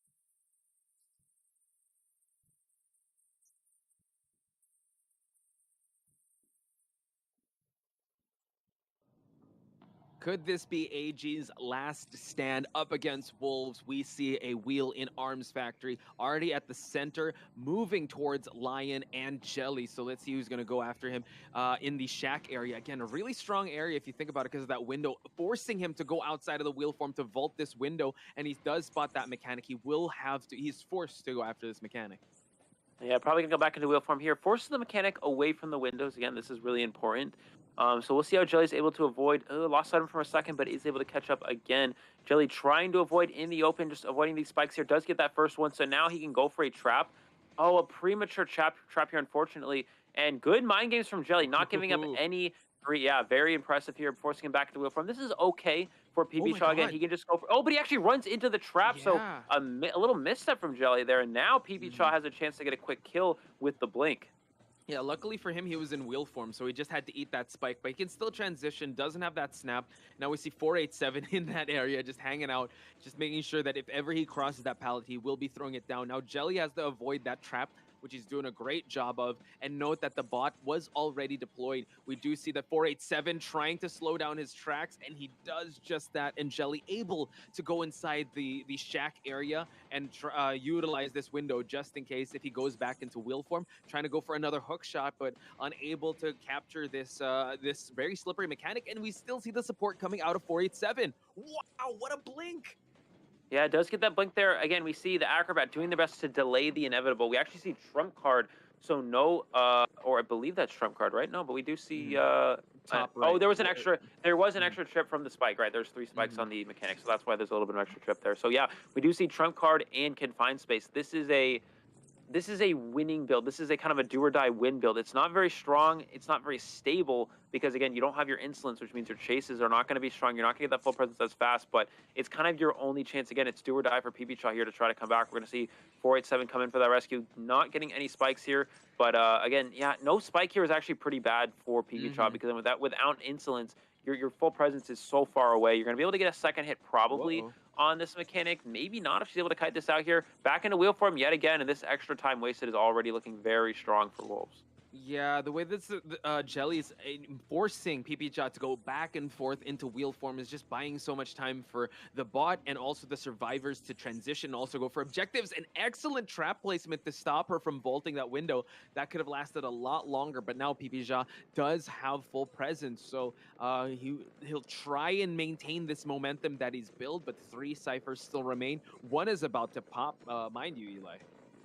Yeah, we do have, this is a winning pace for Wolves. Gravekeeper's going to come for the save here. Bot's going to try to pop the Cypher machine, but he did die on the last Cypher, so maybe PB Shaw has a little chance where he's going to take down the bot as well, so this is a little bit now more challenging for Wolves. If Mechanic dies in the corner of the map away from the last Cypher, PB Shaw has a lot harder of a time to pressure that. Lion's going to go straight for the Cypher machine, try to rush it down. Again, Wolves on a winning pace. He does have the full presence now. Can he get the snap on the Mechanic? Does get that snap. He needs to share in time. He's going to try to push them off of the Cypher here, but they're all going to rush it down. It's 80% of the way done. Actually, I think what PB Shaw is going to do here is he's going to stand on the Cypher. He's going to wait for his trait and maybe try to abnormal and then go pick up the Mechanic. And he's going to get hit here as well in Gravekeeper. So Wolves playing super aggressive to get the Cypher machine primed, but no, he's going to go back into wheel again, keep trying to pressure this. It's not going to be enough. I actually think that Wolves are making a little bit of a mistake not pushing a new Cypher machine here, and this may give PB Shaw a slight chance to bring this back. They're really adamant on pushing this one Cypher that could cost them in the end, and now we see that the Psychologist eating that snap can't go for any more heals, and everyone's just trying to rush this one down. All of them are up, but now with the Abnormal just going to add more pressure. Like you mentioned, using that Trump card. Will they still... I think they're opening up a new Cypher. They have to open up a new Cypher if they want to continue this, and now this is what's so scary with Wheel and Arms Factory. I know that the windows are definitely good, but these Cyphers are out in the open, which PPJ can just keep going back and forth and trying to spike these survivors when they try to push and rush down these 2 Cyphers. And Psychologist knocking herself down there so she can heal up the dead on Share Mechanic. Does get the hit on the Gravekeeper as well, so PB Shaw really making this interesting. Let's see what he opts to do here. He's going to go back into it. He's going to leave the Survivor slug.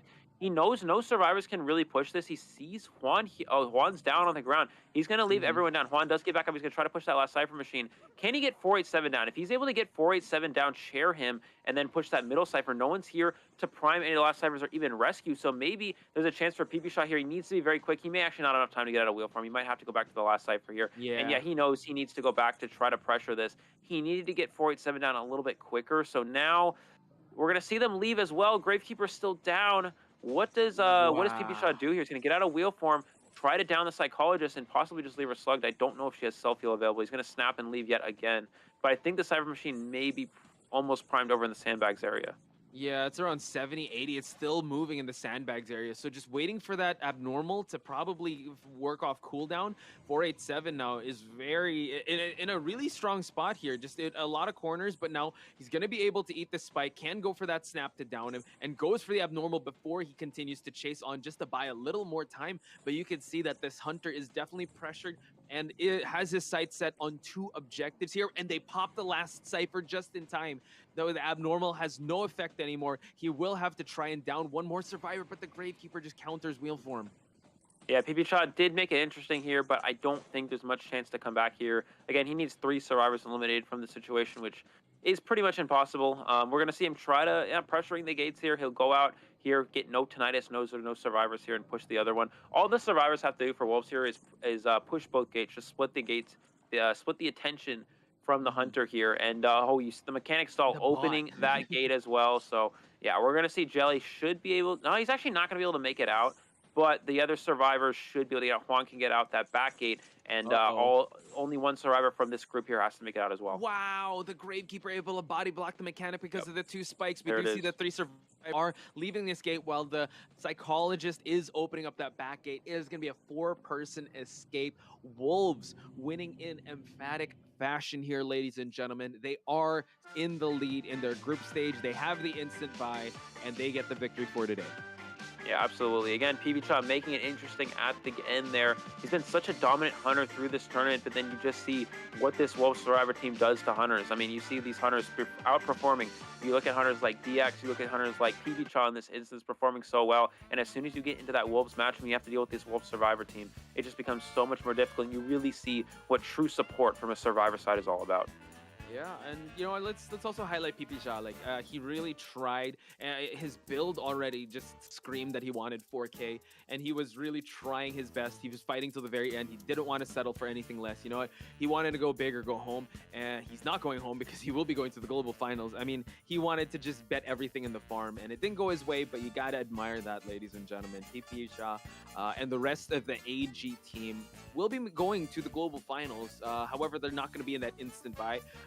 But you're still going to see them, and I'm pretty sure that they're going to learn from this and grow from this. And now that they got the feel of how the Wolves survivors act, I'm sure they're going to go back to the war room and like go back to the drawing board and come up with a blueprint to take home the gold in the Call of the Abyss.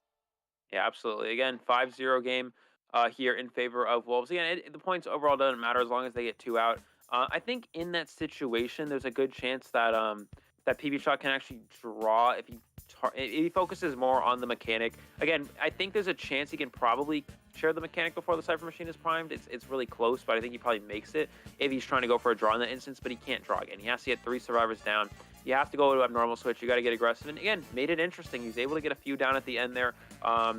There was just a couple. He just didn't really have enough time. And that's why you see splitting the ciphers is so difficult. And it wasn't even that arms factor with all the windows was really the problem. I mean, he was able to get downs very quickly. The confined space being a key factor as well. But he was able to put in good work. Just Wolves ultimately just too strong here, coming out on top. And again, you see the downside to not banning the mechanic. The Cypher Rush was too easy for the survivors to push, and that's why one of the main reasons why at least Wolves survivors did come out on top in this one. Yeah, and it comes down also to the picks and bans. Banning the Entomologist kind of played into Wolves' favor, allowing this mechanic to come through. See that able to buy enough time, able to halfway push a Cypher. Again, it was really tough on the onset. So that's Wolves, ladies and gentlemen. Congratulations to them. If I would ask you, Eli, we're going to go into the MVP in just a bit. Do you have any, nominations for this MVP award? Because 487 did pretty good support. Alex, very stable. You can also say that Jelly had some pretty good moments as well, especially, I forgot, was it him that did the acrobat kite in round 1? I believe, I'm not entirely sure. I believe it might have been Lion, yeah, if I'm not mistaken. Yeah, but the acrobat, yeah. Mm-hmm. Yeah, I mean, yeah, of course, Lion was able to do a strong kite, but I think the key factor for Lion's kite was the support. I think, again, PB Cha actually had a quick down. If there's no support there, Lion doesn't last in reality too long after those rebound kites. It was just the entomologist support and the forward support. I can't quite remember off the top of my head who was the forward in the first round, but I think that was one of the key carries in that match. So I think whoever, I believe it might have been, it was either Jelly or 487, but either of those two players would deserve the best deduction based off. I think that round one was very important, that 3 survivor escape. If AG hops on top with AG survivors winning and the Wolf survivors only drawing, then AG's not in an advantageous position going into round number 2. But yeah, I think Alex also absolutely excellent credit for getting 2 draws in the last 2 rounds. But I think the key factor again is that support from the survivors, and it's hard to pick the MVP for Wolves because their support overall as a team is just so strong. This is arguably the best survivor team, the best supporting team in the world. And you see why. The first round is very crucial. 487's acrobat support for the mechanics kite, very crucial in this last round as well. So I think that 487 or Jelly probably deserve MVP in this one. Yeah, I totally agree. It's hard to pinpoint one because what do you look at? Like containment time? Sure, but it as you mentioned, that wouldn't happen without the support of the survivors. I think, yeah, you have to take into account like the support, the bees, the stuns and whatnot. Usually we see the hunter, right? But here in this case, it was really the survivors that really took home the victory here. I always compare this to like offense and defense. Alex really played defense on this one, just going for ties, not going too aggressive, just making sure that his survivor team have enough leeway to do what they do best and get 3-person escape at the very least. So same, I agree with you. 487 or either Jelly. Whoever was on that forward, whoever was on that support would definitely get my buy-in in terms of the MVP. But you can still make a case for Juan as well as Lion because they did also have their moments, especially in the second match where they did really well up against the sculptor, like really dividing the attention, kiting out the detention, and also ultimately getting a 3-person escape. But I think Arms Factory ultimately was kind of like them at full form and them firing on all cylinders and just showing everyone that, hey, we weren't back-to-back IVL champs for no reason. Yeah, and looking back into the previous rounds as well here, so it was Jelly on the forward in the first round. It was also Jelly on the patient kite in the second round. And it was also Jelly on the mechanic kite in the third round. So I think MVP definitely goes to Jelly all 3 rounds here. Of course, 487 support with the acrobat, very crucial. But I think, yeah, 100% Jelly should be MVP for this round. Again, Alex played very well. Was able to get the draws in those key situations, but in reality, the Wolves survivor team really putting in the work here, and Jelly, for the most part, with that supporting kite potential, was really the carry for the reality for the majority of this matchup. So, yeah, and looking at the round 3 situation again, it's like Wolves at full form, of course, but again, you gotta also consider Arms Factory breaking wall. It's just so weak. It's so difficult, but. And again, PB Cha almost able to come back in a tough situation, but in reality, Wolves just really taking advantage of no mechanic ban and taking advantage of the weak Arms Factory map for the breaking wheel, and was able to get that 4 escape and secure themselves, as you said, first seed going into the to the top 12. Here's another quick question for you, Eli. If you could rate this series out of 5 stars on how exciting it was, let's hear your Rotten Tomatoes certified fresh rating on how exciting the series was for you.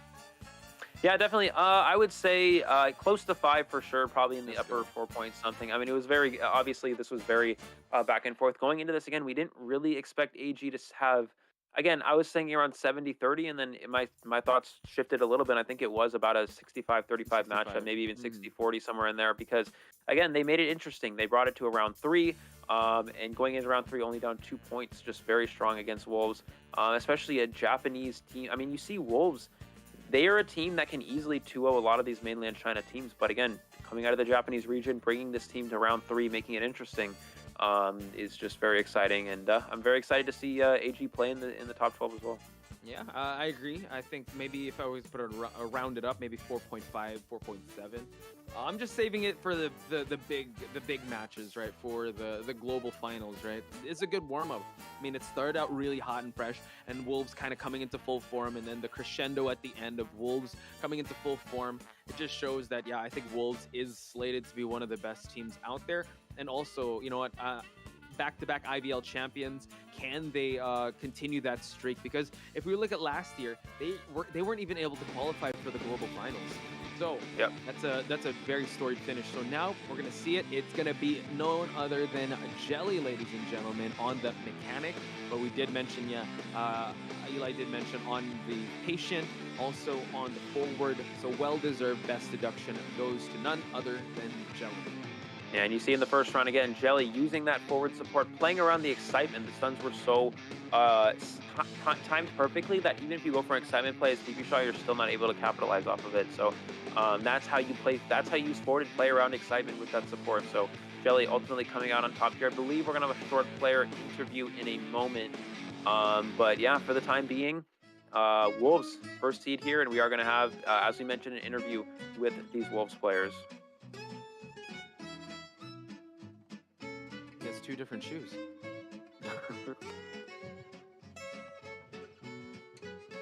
Hello， 欢迎来到赛后采访环节，我是主持人曼妮。首先恭喜狼队获得了本场比赛胜利。现在在我身边的是来自狼队的焕和小果冻，跟大家打个招呼。Hello， 大家好，我是焕哥。Hello， 大家好，我是焕哥他的哥。So she's welcoming everyone. Congratulations, Wolves, and this is Jelly and 我们的今天2位今天都发挥的非常不错嘛。那现在也是获胜了之后，是在小组赛阶段以全胜的姿态挺入我们的下一个阶段。分享一下心情吧。说实话还行吧，就是心情一般般，因为有预料到这种情况。哇，有预料到也是实力给你们的底 She's asking for them to share their emotion and how they're feeling after completing this first group stage. 平淡看淡一切，今天狼队确实发挥的非常不错，而且在整个小组赛阶段，你们都是拿出了你们该有的一个实力。今天面对到的日本赛区这一支 AG 战队也是一支 they're very happy and they're okay with the results. I 而且 mean, 他们的 they 监管 did 者 get the 皮皮 first 查 place 也 spot, 是一 so 位绝 they're 活监 quite 管者 happy.。你们在比赛开始之前有没有进行一些针对性的训练和打法呢？那当然了，尊重对手嘛，所以说有刻意的稍微预防一下他的打法手段之类的。有看到你们今天确实是在拿捏他，特别是在第1局的时候，对面拿出了他的一个绝活破轮，但是咱们小果冻，你那个前锋就那几波撞，我觉得是一波比一波关键。Because you know, AG was a strong team going into this matchup, especially PP Chaw's very strong hunter. How did Wolves essentially prepare for this matchup, and were they prepared to go into PP Chaw's hunting? 划重点乱撞，希望我之后乱撞也可以撞出效果。那我们请欢贺老师评价一下吧，你觉得他今天在第1局的时候那个前锋的发挥，以及你觉得哪一波更关键一 They 点点？ prepared very well, and it was very evident because they prepared also the map, so it really did show how well they kind of prepared for AG. 哇，今天化身为小果冻吹吹，小果冻，这欢贺老师对夸你，你要不要回应一下子？就今天高冷，咱们就是欢贺也打得很好，那个从事推的也很好。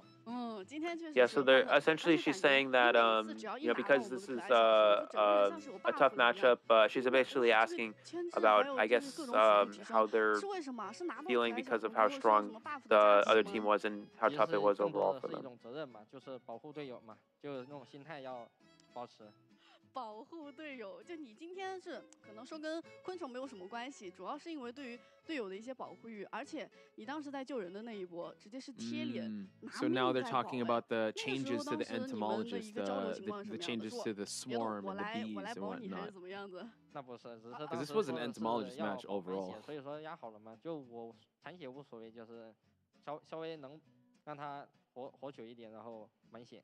活久一点满血，还是说有这样一个思路在，但是就咱们确实是看出来了，就咱们的一个团队协作能力非常强嘛。最后开门战的时候，我们看的还是觉得挺混乱的那个开门战，因为监管者开始是投了起点，发现没有人，最后发现2边门都没有人点，你们在中间来回跟监管者拉扯了好久，当时是怎么说？ Basically, they're saying after the entomologist adjustments, it's more of a flexible character. It's easier to support with the entomologist bees while continuing to promote Cypher Rush because you can easily harass with the bees while staying on a Cypher machine and decoding, and that's why entomologist is so greatly utilized and such a strong character in this competitive scene.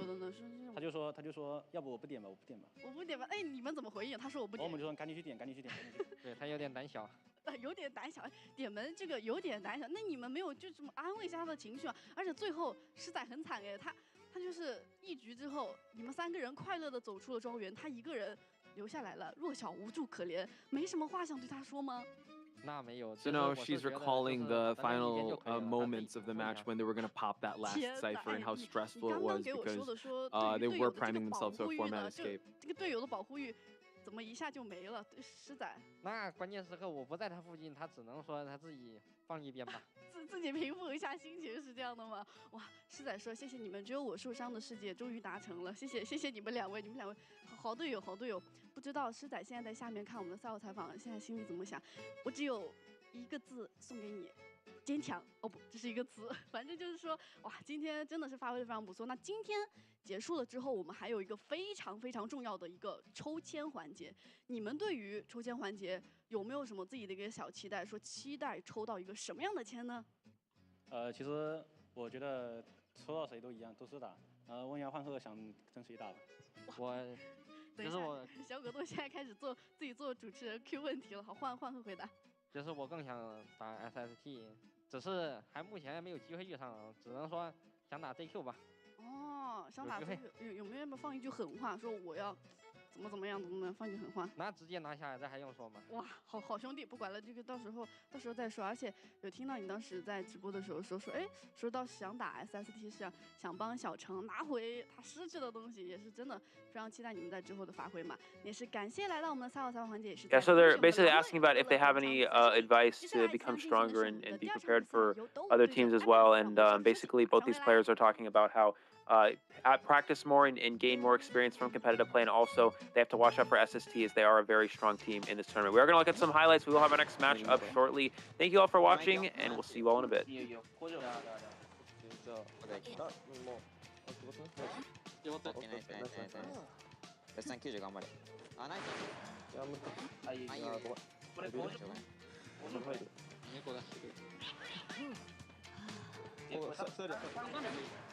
야 이따倒数，就他，没事，那走，没事，我在修人皇。我就把，送吧，死了，送不了，真是。守门人无所谓，有阿杰，够了，守门人用铲子过去。他有底牌了，可能。抢开，别持刀，他有底牌了。别持刀，干嘛死的？我在这看情况。是的，别接受。没事，你贴了。我就死了，我贴着。我已经，那别急，没事，死一个人，我们3跑一样的。可以4跑了。走了。是的。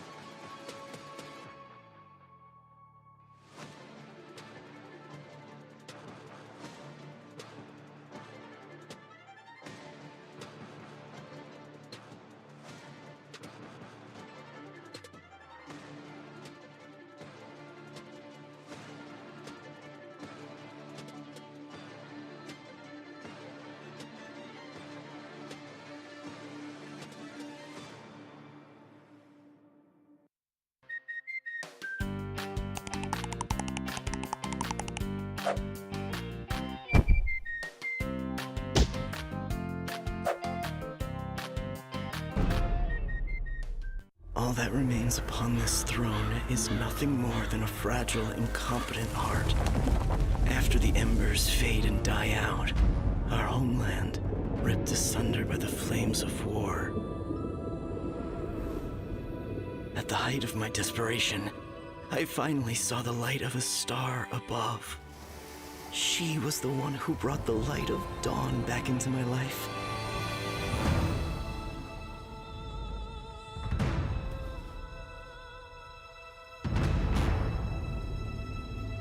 But when the sun sank below the horizon, I saw the flames of war burning without end. Flesh torn and blood spilled before me. The illusion of my utopia had lost the favor of the sun.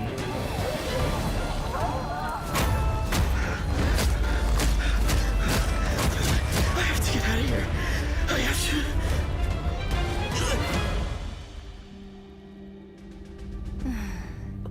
Why do you wish to escape, my dear king?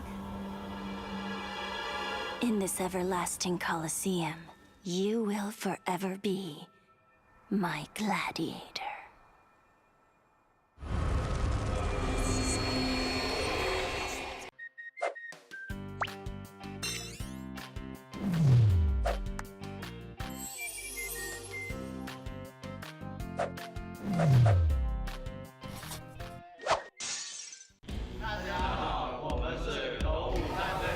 密码机足够远，鱼女也不好控。没错，但是这边的话，因为野人已经杀出时间到了，撞到了，直接收插，好像没收到，但是可以绕圈，一波又秒了，坏了呀！看一下上期的一个牵制空地，来了，那这里的话是要先拉开距离，然后再一个加速，对，过来，哎呦，这个也没想到。声优5正式开战了，我们的目标是冠军，请为我们加油吧。 안녕하세요. 저는 섹시 MS팀의 리더 MS 세금이라고 합니다. 저는 팀에서 주로 용병 포지션을 맡고 있으며 MS팀은 머니 수입이라는 돈을 휩쓸다 라는 말 그대로 상금 목적으로 이루어진 팀입니다. ここで球根が入った。入っていない。いや読み合いが強すぎる。これもかわす。 ここで呪いを使って4人逃げ! 아이고 뭔가까지 들켰는데요. 와 풀도제의 또 한 대 가격. 자 지금 타이밍이 쓰러지면 진짜 게임이 끊어지는데. 들어갔습니다. 뭔가 이렇게 하면서 이거 근데 자 이런 식으로 의사가 아무것도. 저희 팀은 암소 섹시 선수, 통통 선수, 미우 선수, 시카 선수, 퍼퍼 선수로 이루어져 있으며 흔히 랭킹전에서 쓰이는 조합만이 아닌 색다른 조합과 선수들의 어그로 실력과 센스로 게임을 이끌어 나가는 편입니다. 두 번째로 한국 대표가 된 만큼 열심히 하겠다는 마음가짐으로 저번보다 좋은 모습 보여드리는 MS가 되도록 노력하겠습니다. 많이 응원해주세요.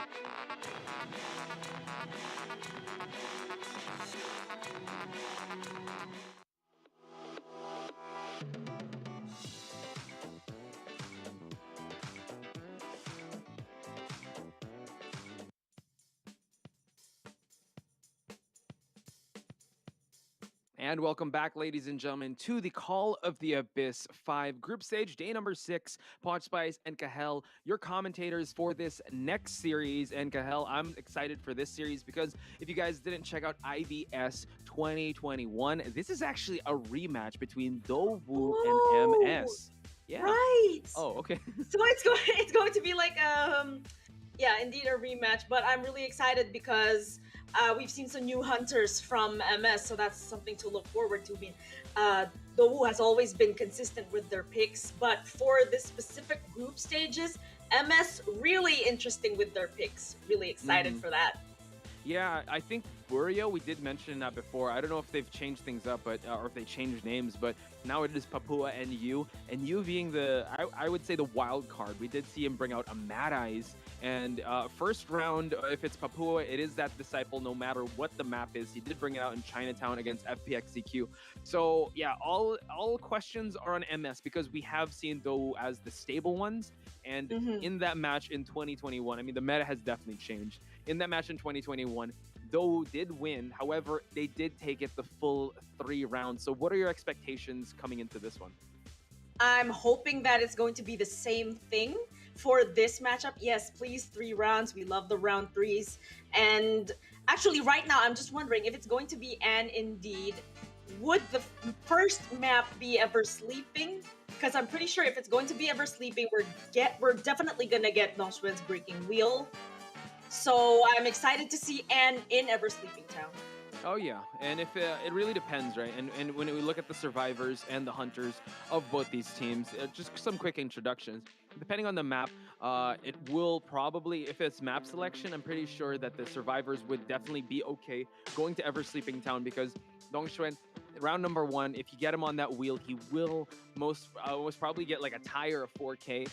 He's very consistent, but in their match with FPXEQ, we didn't really see him hunt his full potential. FPXEQ being one of the best survivor teams out there, really neutralized the Dream Witch of his and really brought out the Geisha 3 times. So that's something to look forward to. And I think if I remember his hair correctly, that might be Papua. So first round hunter, but let's meet the survivors of Dou. And here we have Yihua, the mercenary of the team, but also known to bring out that toy merchant. But I'm really excited if ever it does come to that, for the toy merchant to actually come out. But I guess we're going to see that in later rounds. So here we have that 100% escape probability. Probably he's the one who is, of course, going to open that gate or probably escape with Tide Turner. So yeah, looking forward to that. Yeah, we did see a toy merchant first round in the yesterday's matches, I think with BL versus Scars, but now we're moving on to ZYJ. ZYJ does have a patient, does have a seer, can use the mechanic again. This is very understated because of how well Dongxuan is, right? He's just one of the best hunters out there, but his survivor team very underrated. And actually, the match between FPXEQ, they actually gave Dongxuan that confidence to go back to that 4K for them to at least get that 3K just to give that boost of confidence to the very, as we said, tall Dongxuan. Well, I'm hoping the survivors will really, maintain that kind of energy. But here is Bobo also using that psychologist and coordinator as well. And Grizzy and I were just talking how much we really want to see coordinator in the group stages. Not sure we're gonna see her in round 1, especially because no bans. So something to note also with Bobo is that it is highlighted he has the coordinator and the psychologist, but he's known for that forward, and his forward is very aggressive. So I think round 1 you really have to respect if he's gonna bring out that forward. He can also bring out that acrobat. Now we have Upsy here, priestess and entomologist. Upsy has also brought out an acrobat and postman. Has to be very careful if you're going to allow those through, because I believe Upsy has received many best deduction awards because of his kiting prowess. It looks like we're about to sniff out the possibility of him qualifying for MVP today if it does turn into Dou's favor.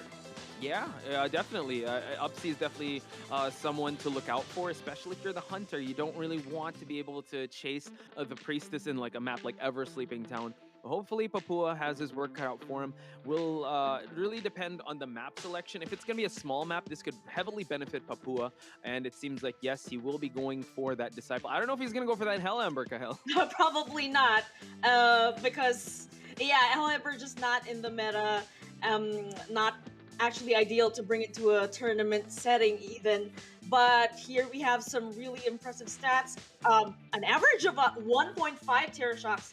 Actually, to even just average 1 is already impressive in itself. And something to note also is that we've been seeing a lot of Japan and Korea team, well, the MS being the only Korean team hunter, that they have that signature round 1 hunter. You know what? We talk about Silk, we talk about Papua, we talk about others, etc. And then they bring in the big guns, which their big guns is you with really unorthodox picks. So as the point hunter, you really need to be able to secure those wins right away, just so, or at least the ties, just to make sure you don't give the lead to your opponents. Now that you mentioned round 1 signature hunters, I just remembered in hindsight, Alex bringing out Axe Boy. I was really surprised there. What were you feeling that time? Were you I mean, what were you thinking that time? Super Well, surprised. I mean, I me and Eli were looking at each other. We were like, yeah, we're never gonna talk. We're never gonna predict anything ever again because Alex is probably listening to us, and he's like, "You think you commentators know me? How dare you?" Let's bring out the axe boy. I think it's more of trying things out, and now we see Mhm. it is gonna be Chinatown. A great ban on the side of Papua, banning the priestess and allowing the seer to come in because I think they're getting ready for that disciple pick. I was also expecting this forward ban because, as you said, Bobo, such an aggressive hunter, really don't want to deal with him. Survivor. But that, Survivor. Mhm. But that does leave the table open for ZYJ Yeah. Seer. So there's that to deal with. And I don't remember, Papua did bring out Anne in Chinatown, right? He did. Going up against FPXEQ, and Mhm. that's when we saw the signature tandem of AK and MK on the patient and priestess. So I think he learned from that. He wants to get rid of at least the priestess because in a map like that, if you're in the hotel, if you're in between some buildings, it can be so hard for the disciple to try and down these survivors and try to get those cat leaps, and especially if you're able to break that line of sight. So really good job here on the survivors to be able to kind of counter. There's not much in terms of stunning except the postman's dog. But how are you liking the lineup so far on the side of Dou? Kind of wondering about this entomologist pick because I think Dou would think that a toy merchant rather the entomologist might be a better pick than the toy merchant. I was kind of expecting or hoping that they would take her out, especially because she can be really useful by putting those catapults to be able to transition to the two-story structures.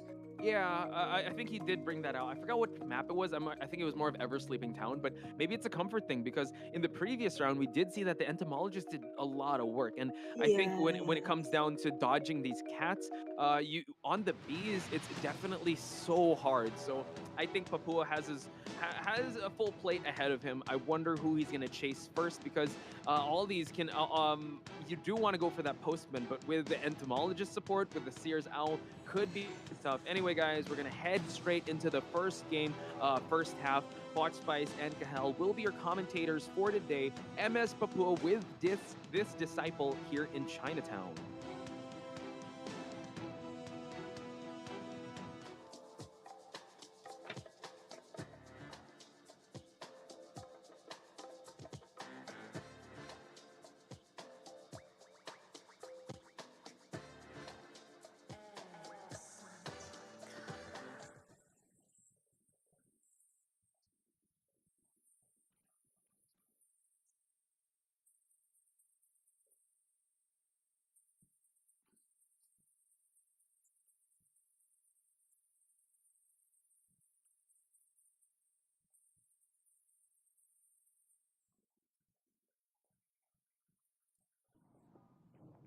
And here we are. Welcome, ladies and gentlemen, to Chinatown. And here is Papua already going towards the middle of the map, spawning at the top right corner. Wonder who the first target is going to be. I see Iwa in the area, but not the best find. Not gonna lie, it is the mercenary after all. But ZYJ just appeared out of nowhere here at the cafe. A wild ZYJ appears and he will get cat, and we see that, yeah, Seer could be good, but if you allow that postman to allow these decoding letters to come out, it could be really hard. Now, ZYJ has been locked out, cannot use that owl. I don't know if the owl has come back to him already, but getting his way outside of this map in the Forbidden Tree, moving on over to these pallets, but yeah, these cats will definitely be tough to kite, especially in close quarters, and he goes for the owl right away. The cooldown time allowing him to eat that hit, and the bee support. I thought he was actually going to go for that second hit, but the bees are going to buy him so much time for him to transition inside the hotel.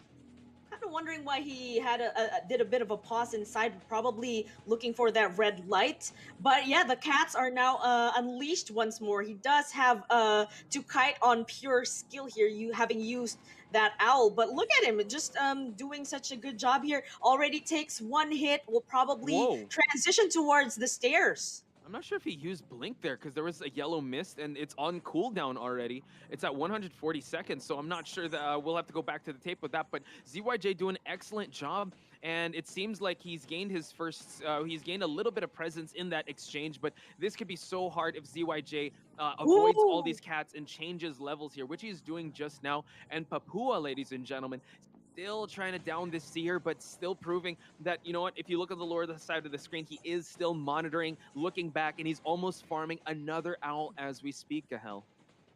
I just wanted to look back at that part where he was able to takes that hit, and also such a close chair right here. Sadly, there is a bit of decoding here, which means that somebody had to adjust just to be able to give him space to decode. And now Anne doing some cleanup here, kind of wondering also why she didn't bring him to the dungeon. That could have been a lot I believe harder. he just, if he brought it to the dungeon, I think, the cats, he's going to have to be very careful with his cat placement. But here, at least if they're in the same plane, nice hit on the mercenary, again! but the bees are pushing this disciple, but the cat was able to get ZYJ here, just hanging out in this area, still breaking that line of sight. And yes, it is confirmed that he did expend his blink, so this is going to be still a tough chase on foot, but at least he has that blink, that stun available, and the last effort has already been popped. At least he's out of that basement area. Now, looking at the situation here as far as the decoding is concerned, I think this is looking really good for the survivors. They just need to be able to rescue one more time and provide as much support, because that last cipher is already at 50%. Yeah, so again, objectives are definitely been moving, so Papua has to be careful to make sure that this rescue does get stuff. Mercenary at the second floor, providing that tinnitus. It looks like they might go for, well, the mercenary might just hang around in this area, but Papua, noticing his camera angles, knows that there's someone at the second floor already. So it seems like they might actually trade off ZYJ here just to push a little more objectives, but no, someone comes in for the rescue. We're just going to wait and see. Just drop some cats here. No one going to go for that rescue, and it seems like he can prime himself up for a tie, so that that blink definitely is going to be online in just a bit. I just realized now that that cipher at 46% is actually the one in the area. I was wondering why it wasn't increasing, but yeah, really, this is really good for Papua, because it means that he will be able to indeed secure a tie at the very least. And the hit on the mercenary will put himself in a prime position, because this is downing the mercenary early on. It's going to be hard for him to get back up. I think they're going to work on another cipher. We do see that Bobo is away. Mercenary is going to fall in the corners, and you got to admire that the survivors are dividing the attention of Papua, because they do know, I think they were able to hear the blink sound effect and knows that he is carrying blink for now. Wasn't able to see this the persona build, so I'm not sure if he can change it up in the end, but we do see that the postman is going inside the hotel and trying to push said cipher. Gahel. They also have another one at 30%. I think that's not really necessarily going to be the last cipher, because it's also Upsi who might be doing the rescuing for now, because that cipher in the distance is just too far. It's gonna take up too much time to go to this other cipher here. It looks like he's just waiting out for a bit, because we do know that Mercenary has such a long chair time, so he can actually take his time here. This could really be safely be a draw now. Yeah, so now we see Upsi closing the distance here, trying to go for that rescue. It is already primed at 99%. It does have a dog to try and slow down Anne, but you know what? He's going to position the cross here just so the cat can, he can double cat him. Goes for another blink hit, and he can hit him once again before he gets the rescue to force the pop. And now we have a rescued mercenary. No tide turner in effect, but at least he has the elbow pads to utilize. The dog was able to bite Anne, and now he's able to transition to the hotel. Can he avoid this cat bite? Well, he was able to catch one, but still, things are looking good here, because that other gate, I think they're opening the other gate on the other side. So, yeah, Postman here takes a hit, will be going to the chair. Unfortunately, it's a bit too close. But on the bright side, Anne did switch to Beeper. Yeah, that's going to be quite tough. He just wants to secure this, right? It didn't go in his pace to start things off. Bobo already getting the exit here. Mercenary as well. Going for a tie is pretty good considering how things went, especially if you note that this is a disciple. This isn't the strongest map for her, but for her to get a tie over Dowu is definitely a win in her book. Now it's the job of the survivors. And mind you, this is a very gritty survivor team that have to go up against Dong Xuan. So in my book, that was definitely a win. What are your thoughts on the initial matchup we have ahead of us, Ganel? Well, I definitely agree. I think it is indeed a victory for this. And again, I could have expected a breaking wheel or something else, but we do know that Papua only uses and. So this is really good. Considering that you will be the one to probably take over in the later rounds. Mm-hmm. And like we mentioned, that when it comes to point hunters, you just want to at least secure that tie because of how the meta is kind of shifting survivor-sided. And if we look back, it is MS's survivors that were able to get the victories and get the points. I know that the Mad Eyes was able to gain and catch a lot of survivors off guard, but knowing Dowu, they probably did the homework on you. So I wonder if they have any more hunters prepared. But overall, that was a great job by Papua. There was Eli did just message us, so he does believe it was a misclick in terms of the blink because it was expended early on, and he did use it again just to secure the down of that postman. So again, it was the way things were shaken out, it was still a pretty good matchup in terms of the hunters. So let's talk through the match stats, Gahel. Well, looking at the Seer's kite here with ZYJ using that Seer really good because he did use that owl to take the first hit. That basically makes him already something of a psychologist because it takes 3 hits just to down him. And he was able to do a bit of looping there, so I think that's pretty good. Even if he did take those hits early as he was rescued, he was able to take advantage of that tide turner, so that's a lot of time bought. Oh yeah, I think having the Seer, especially up against an Disciple, you do have to respect that owl, and it did gain a lot of distance. Not to mention the bees as well, Gahel. Like the synergy on Do's team was just so good. So yeah, I did ask Eli this. Coming into this match, I mean, we have seen both these teams in action. Let's give a percentage rating out of 100. What do you think MS's odds here against Dowu here? Is it like a 50-50, 60-40, 70-30? I would place it at around 55 to 60 because 50, I think if you have 60, that's going to be a 40. Okay, getting confused with the math here. It's all good. Nell's the one doing the math for us. Don't worry. But yes. So 60 in favor of Dowu. Yes. Okay.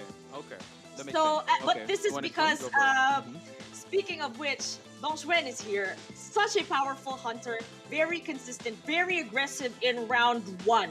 And mind you, Chinatown is now the new favorite of China mainland teams. So this could be really advantageous for Dong Xuan. He could so let's really save the Dong Xuan. Yeah, let's definitely save the Dong Xuan conversation for later because we had to highlight MS's team, which again I would say is the underdogs. You just saw Seiyun there, can bring out the mercenary, can bring out the gravekeeper, and I'm so sexy. What an amazing name.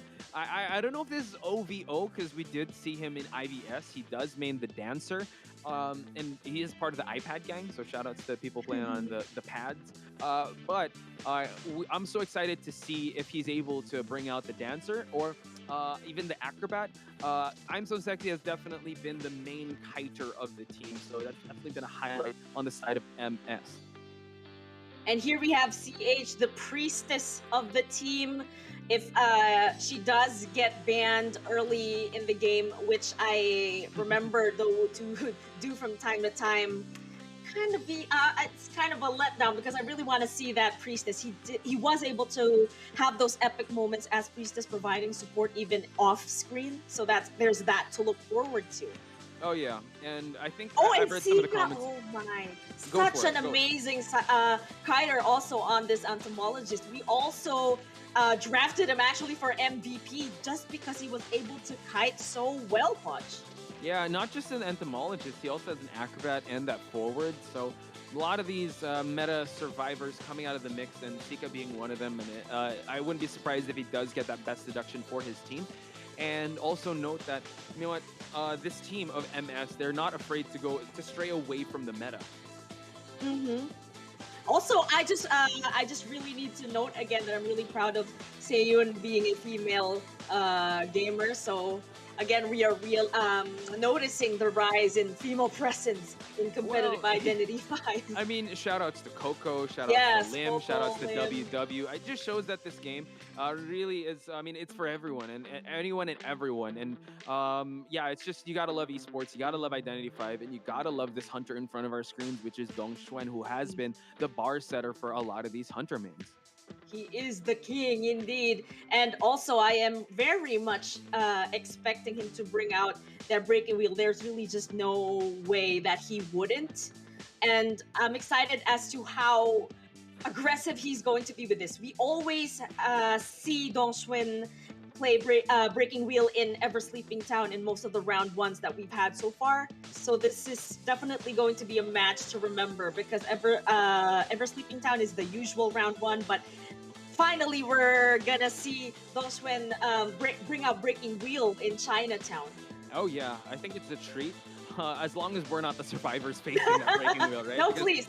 Yes, no, please. We're just here to watch, but it's so scary because when it comes to this map, we know how well he is with the breaking wheel, how proficient he is, and I'm sure MS is going to take note of that breaking wheel and try to counter it as much as possible. But unfortunately for them, Dongchuan will only ban one. So you know what? You still have the dancer that they always go to. Let's see if they're going to ban the Seer or that Priestess, because that is part of their repertoire. So now we're going to head towards the picks and bans. It's going to be very telling. He will be banning the forward first, so he doesn't want to get... He wants to allow the Seer to come through because, again, he's just so on point with these traps and those spikes. Kind of wondering why they didn't go for that Seer though. Probably because they have something else in mind. They want to prioritize more the Priestess support, as well as have two really strong kiters in the team. So that just allowed Dong Xuan to get rid of that Seer. Well, I'm pretty sure it's going to be Saiyan who's going to play this mercenary. And again, I'm really impressed with Saiyan's mercenary. Very disciplined and very calm. And Yes. here we have the female dancer. So excited to see her so early in the game, and in round one, no less. Yeah, so the thing is, I feel like the reason why they didn't opt for Seer is because I'm So Sexy actually maybe prefers the dancer more than the Seer. So I think that they wanted to lock in at least Seiyun's main, and you have to get in CH's Priestess. So again, going for a little bit of comfort here. And if I'm So Sexy is able to drop these music boxes at opportune areas in this map, it might be a long day for Dong Xuan. So by any means, you know, Dong Xuan is favored in this match, but coming into this, you have the comfort picks of these survivors. You have CH on that Priestess, Saiyan on that Mercenary. I'm So Sexy with that, I would say the wild card dancer could be pretty tough for Dong Xuan to deal with. Yeah, actually, still, I think the easiest target at this point is the Priestess. I mean, the music box couldn't really be that much of a threat, but it could get in the way if placed correctly. Now, this is no joke. This is a top tier player right here. And to be able to deal with those low music boxes in the hands of I'm So Sexy, it could be a challenge. So I'm actually thinking that the music boxes could more be used for decoding, especially if the female dancer doesn't get spotted first or is not the target at all. But yeah, we're going to, I guess we'll see. Yeah, we're definitely going to see how that's going to happen. He has his pick on who will be the survivor to chase first. Again, all of these survivors can be a headache to chase, especially with the Priestess out and about and the Acrobat. If the Acrobat gets Priestess support, that's going to be so tough to chase early on. So we're going to head into our Game 1 second half, ladies and gentlemen. Dong Xuan on his calling card, his signature breaking wheel here in Chinatown, but can MS survive long enough for them to dictate the pace of this round? Again, it is all tied up. Again, Kahel and Potch Spice are your commentators for this match. So let's head into Chinatown.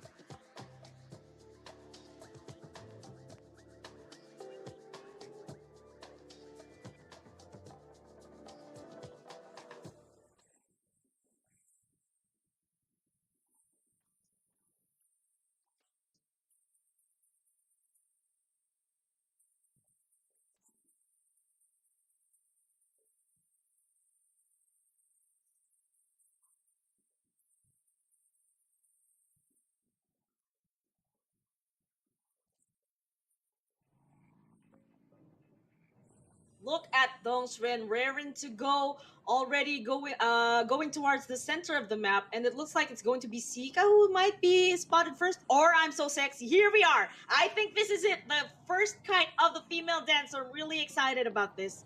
Yeah, he dropped a fast music box already. Like you said, wanting to go for decoding, but it seems like Dongxuan wants to focus on I'm So Sexy. Able to get one spike in and drops two spike already, the slow box, but he destroys it. And I'm So Sexy just buying so much time. As he's breaking that, already drops a pallet, and now it seems like he needs to do some cleanup, allowing I'm So Sexy to transition away, forcing Dongxuan to go back into wheel form and try to find another survivor, or cutting I'm So Sexy off here at the gate area, dropping another fast box here. But now this is the last of the music boxes of this dancer, so it seems like Dongxuan might want to play some mind games here. Will he opt to break this music box? It seems like he will, and I'm So Sexy will drop this pallet down. Second stun, but it's all good so far on Dongxuan's side. Now that this dancer does not have any resources to work with, will have to switch, going on over to the hotel side.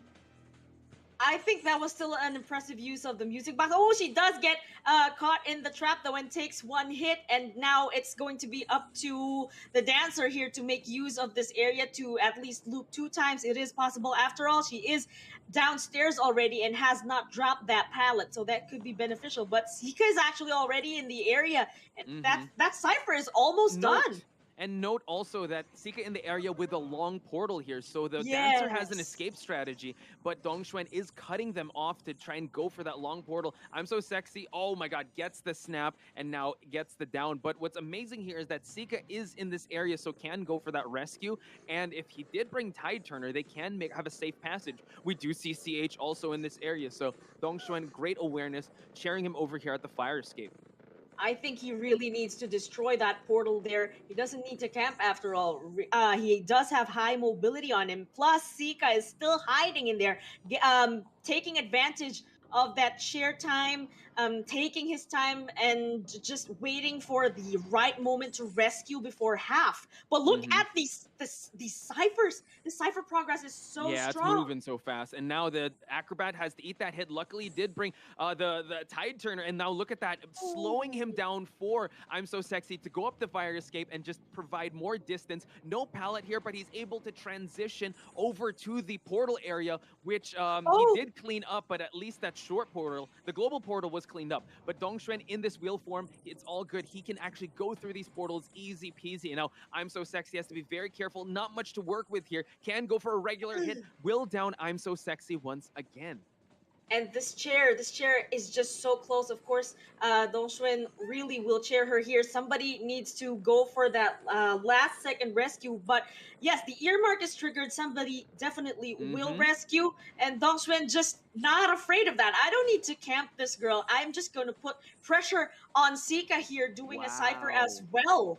And now Acrobat, providing that distance, has 2 spikes on him, can go for that snap, but now has to focus his attention on I'm So Sexy, while Seiyun going for that backdoor rescue. Excellent awareness there. And now we see Seiyun is going to go for that, go for that cipher, while I'm So Sexy just losing sight of Dongxuan, which is amazing. And now we see Sika in the area as well, just to provide some, I would say, like, distraction. I'm So Sexy now. Has to be very careful. He gets spotted out on the second floor. Has to be very careful in trying to go up here. And it is the Acrobat that will provide this support kite from happening. Can he go for it? No, the blink gets expended, and Sika gets stunned. Tries to go for the force heal. The cipher is almost primed. He's going to try to go for it, but no, gets picked up. And I'm So Sexy will be going to the rocket chair.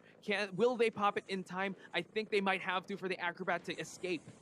Yes, they really do need to pop that cipher, because it's just too tight. The everything is going on so fast, and now here is CH now doing the end game kite. Will she make it? I don't think she has a lot of portals on her, just one actually. So they need to make use of this time. Yeah, has to drop down that pallet. Try to mind game here. Close towards the dungeon, but no, gets hit with 2 spikes on her, and now we see that the mercenary trying to, I think this is Seiyun, yeah, just deciding if he's going to go for that exit or not. But it seems like they can just draw out this game to push for a game number 3. It seems like the Acrobat is also transitioning and going to the exit, and we're all tied up. And for us to tell everyone that Dongxuan is so dangerous on this breaking wheel, a tie is definitely good in MS's book. So we're definitely going to see that game 3, Kahel. I am so proud of MS right now being able to manage a draw against Dongxuan. Again, one of the most dangerous hunters, not just in China, but in the world. So I think MS is over the moon just celebrating this draw. Like you said, victory. Draw is always a victory. Yeah, the thing is, they can't be over the moon just yet because we saw how Dou from GH, they were able to make it a quick match. From FPX they were able to make the first tiebreaker. So yes, they can celebrate, but they can't rest on their laurels just yet because, again, they want to make a statement. They want to be able to take Dou. They want to be able to take Dou through the ringer and really just to proclaim that Korea has definitely moved up and leveled up in terms of their competitiveness. But yeah, let's talk about it. Any highlights that you want to talk about in that match that we just witnessed? Definitely that first kite from the female dancer. That was amazing. The use of those music boxes. And although those music boxes were expended so early and already 2 destroyed and 1 at the second kite, was that the second kite or was it used to just extend that first kite because it was really so long? That was what secured the Cypher Rush, actually. Yeah, the 2 music boxes were used at the start in that Cypher near the center, and then he transitioned over to the exit. I think it was the umbrella exit or the lantern exit. I'm not quite sure. But yeah, it was expended at the start. But like you said, the Cyphers were popping left and right.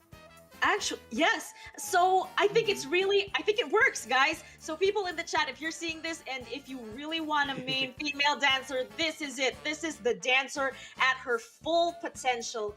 And let it be noted also that she was able to stun the breaking wheel 2 times. And that's something that only the female dancer is able to do safely just by using her skills. So I'm really happy to have seen that kite. That was really entertaining. Yeah, honestly, I think we might see a little bit of the rise of music boxes of dancer usages here, because in Call of the Abyss we always highlight Priestess, we highlight Seer, like clutch plays, but it's really Korea, and you were there with me and Nell in IVS, right? It was MS that really mains dancer usages here. So really excited to see.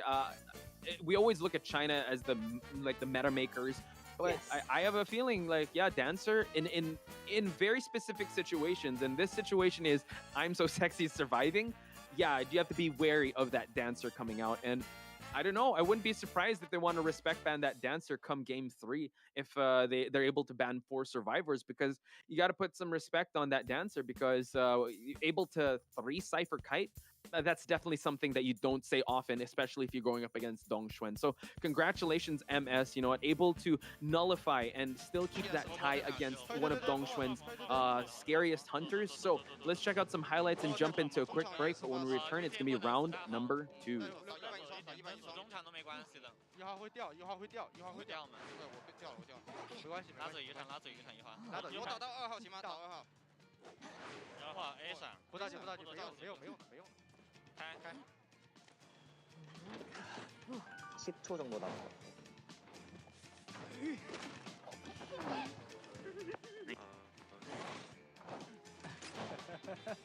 이거 빅공이야, 소리. 아직 해.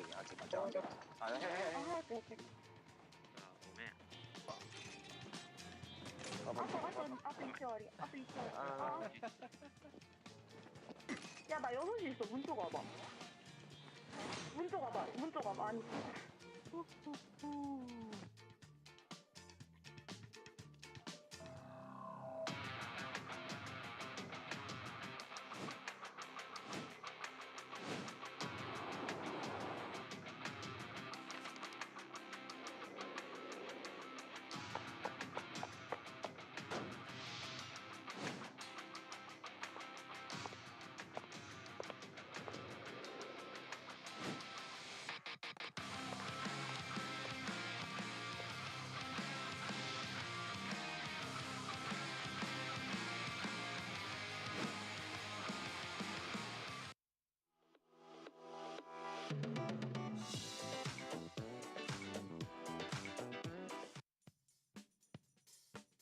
Welcome back, ladies and gentlemen, and just like that, we are already at round 2, and it was such an intense match between these 2 teams.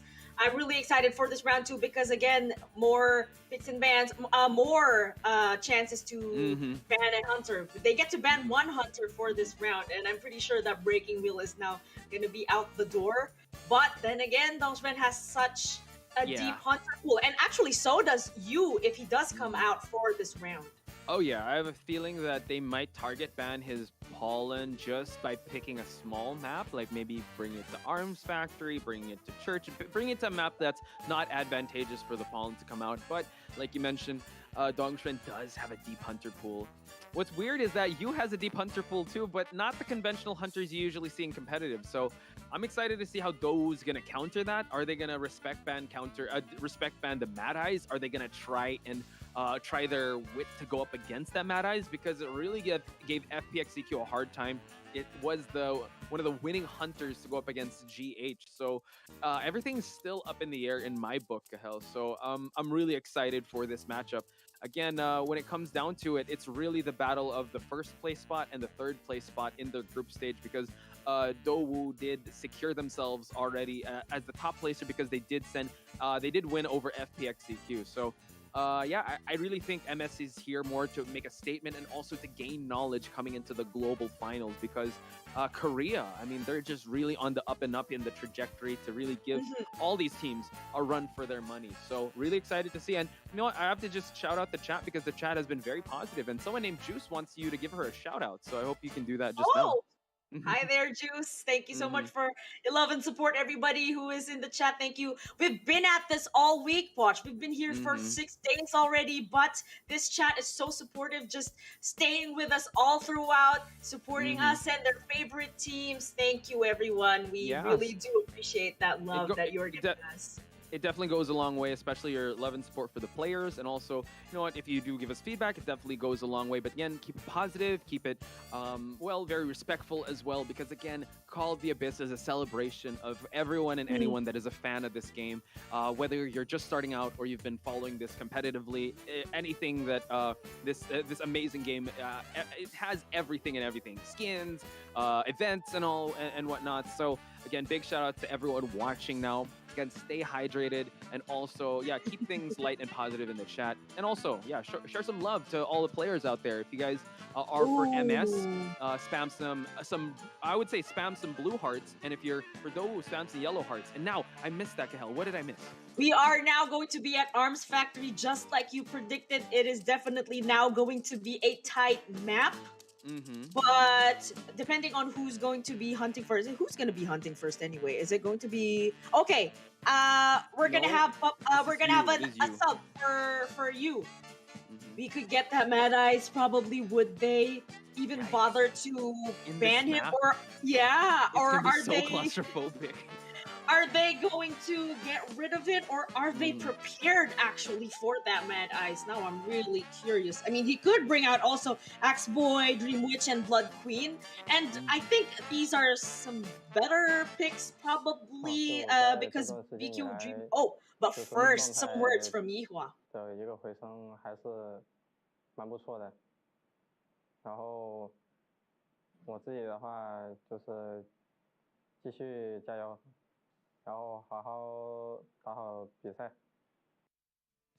There you have it. Words from Yua. Just play well, play to their strengths.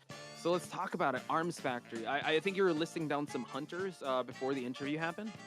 Yeah, from you, we could expect X-Boy, Blood Queen, Dream Witch.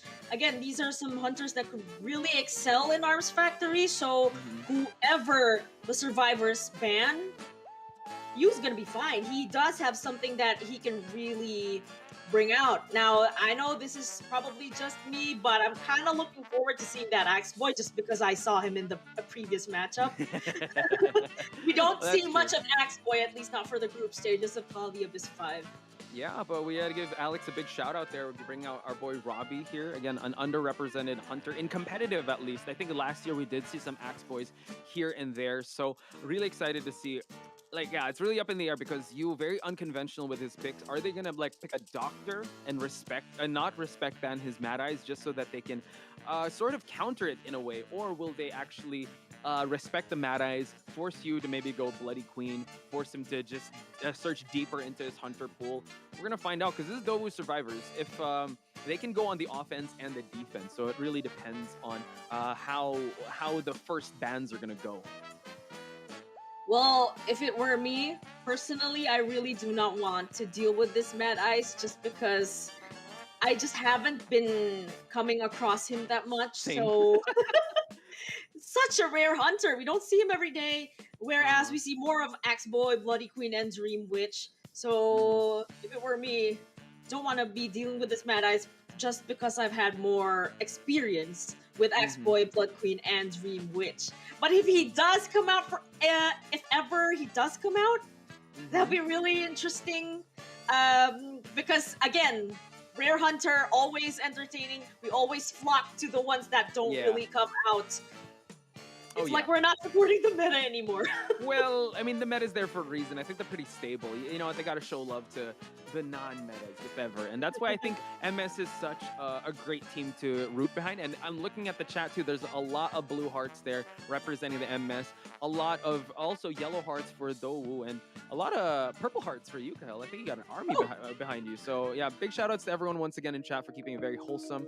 I think you also got a Kahel fans, so that's awesome. Oh, like Kahel fans? Yeah, well, there's an account there, so yeah, just sharing the love and support. A lot of sheesh out there also. I see you, Jochi Mochi. I see everyone, in the chat. So again, big shout outs to everyone. Let's head into the picks and bans. We are seeing a seer and a forward here. So not revealing his hand right away is you, because again, these are very standard bans right off the bat, and the Mad Eyes gets target banned, so they are respect banning you. So they don't want to deal with his shenanigans.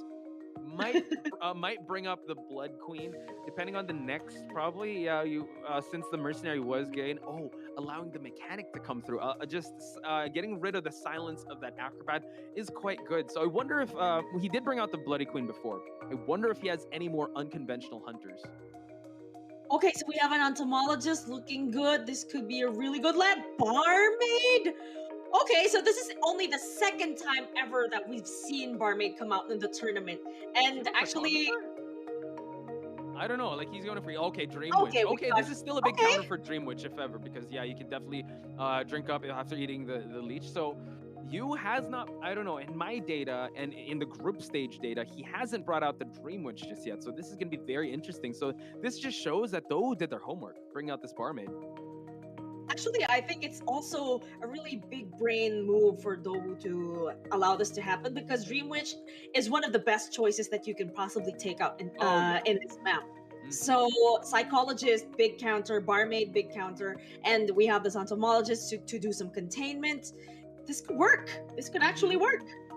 Yeah, you has a tough road ahead of him, because you definitely want to you want to take down the Barmaid first, but the thing with Dream Witch is that they're so reliant on leeches that you really want to go for the main body hits. But I think the meta has evolved so much to them actually knowing the positions or avoiding like a two follower hit.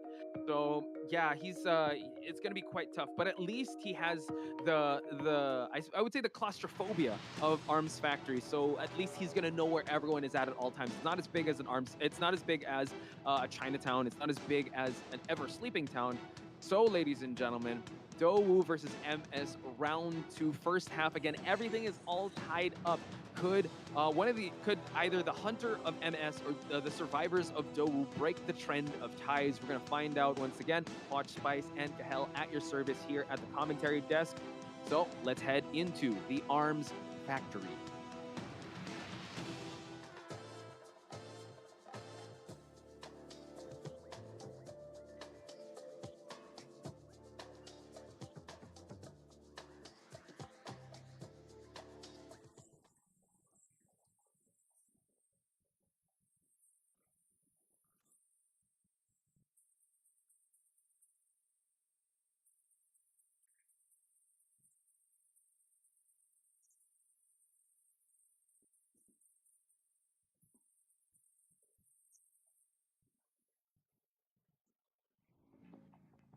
All right, round 2, ladies and gentlemen, let's go. You already going towards the center of the map, finding that first target, going towards the shack area, and actually Upsy is there but Mhm. luckily for you, he didn't try to chase her because she's not easy to chase. And here we have Bobo at the sandbags. Will you commit to this the survivor? Well, he does have to. Needs to place that leech in there. Mm-hmm.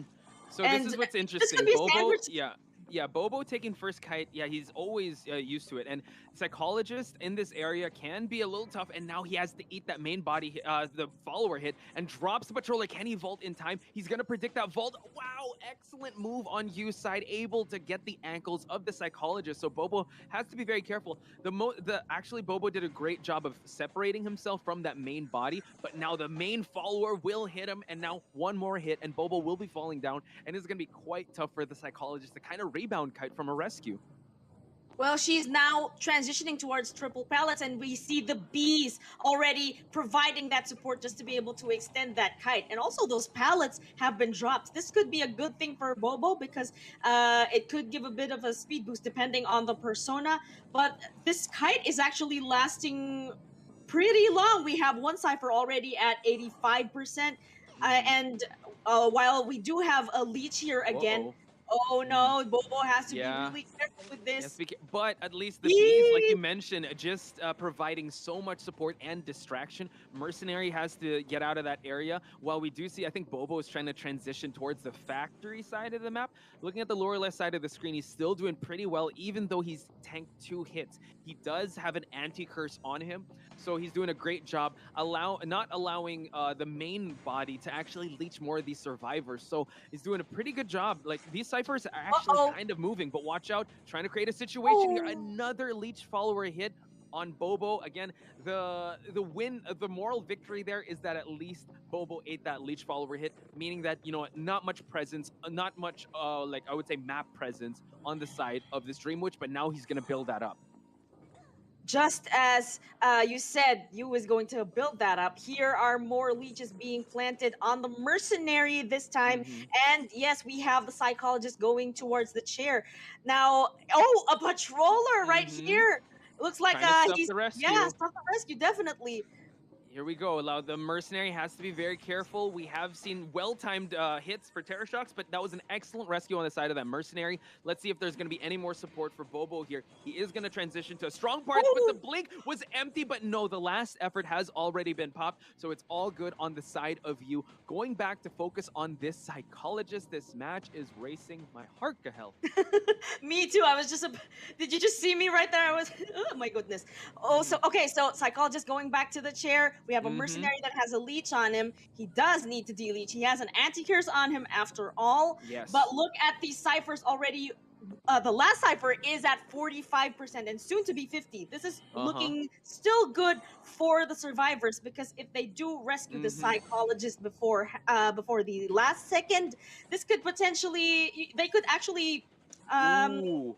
The thing is, the barmaid did have wanted order, so was able to snipe out when she was approaching, but able to get that rescue, and it did bring Tide Turner, but another blink expended. Psychologist will be falling down and not in a prime position to pop that cipher. Those 3 ciphers are really hot, but they're not at the 90% mark, so it's going to take some time before they're able to do that, while the psychologist will be falling down. So again, back to the chase here. Bobo will be falling down. Once he touches that chair, he will be falling down, and unlike having a forward in the team, you know what, MSSU doesn't have any stuns to worry about, and the bees have kind of been used already, so they're not going to be pushing. So at least Yu has secured his first survivor down and out of the game.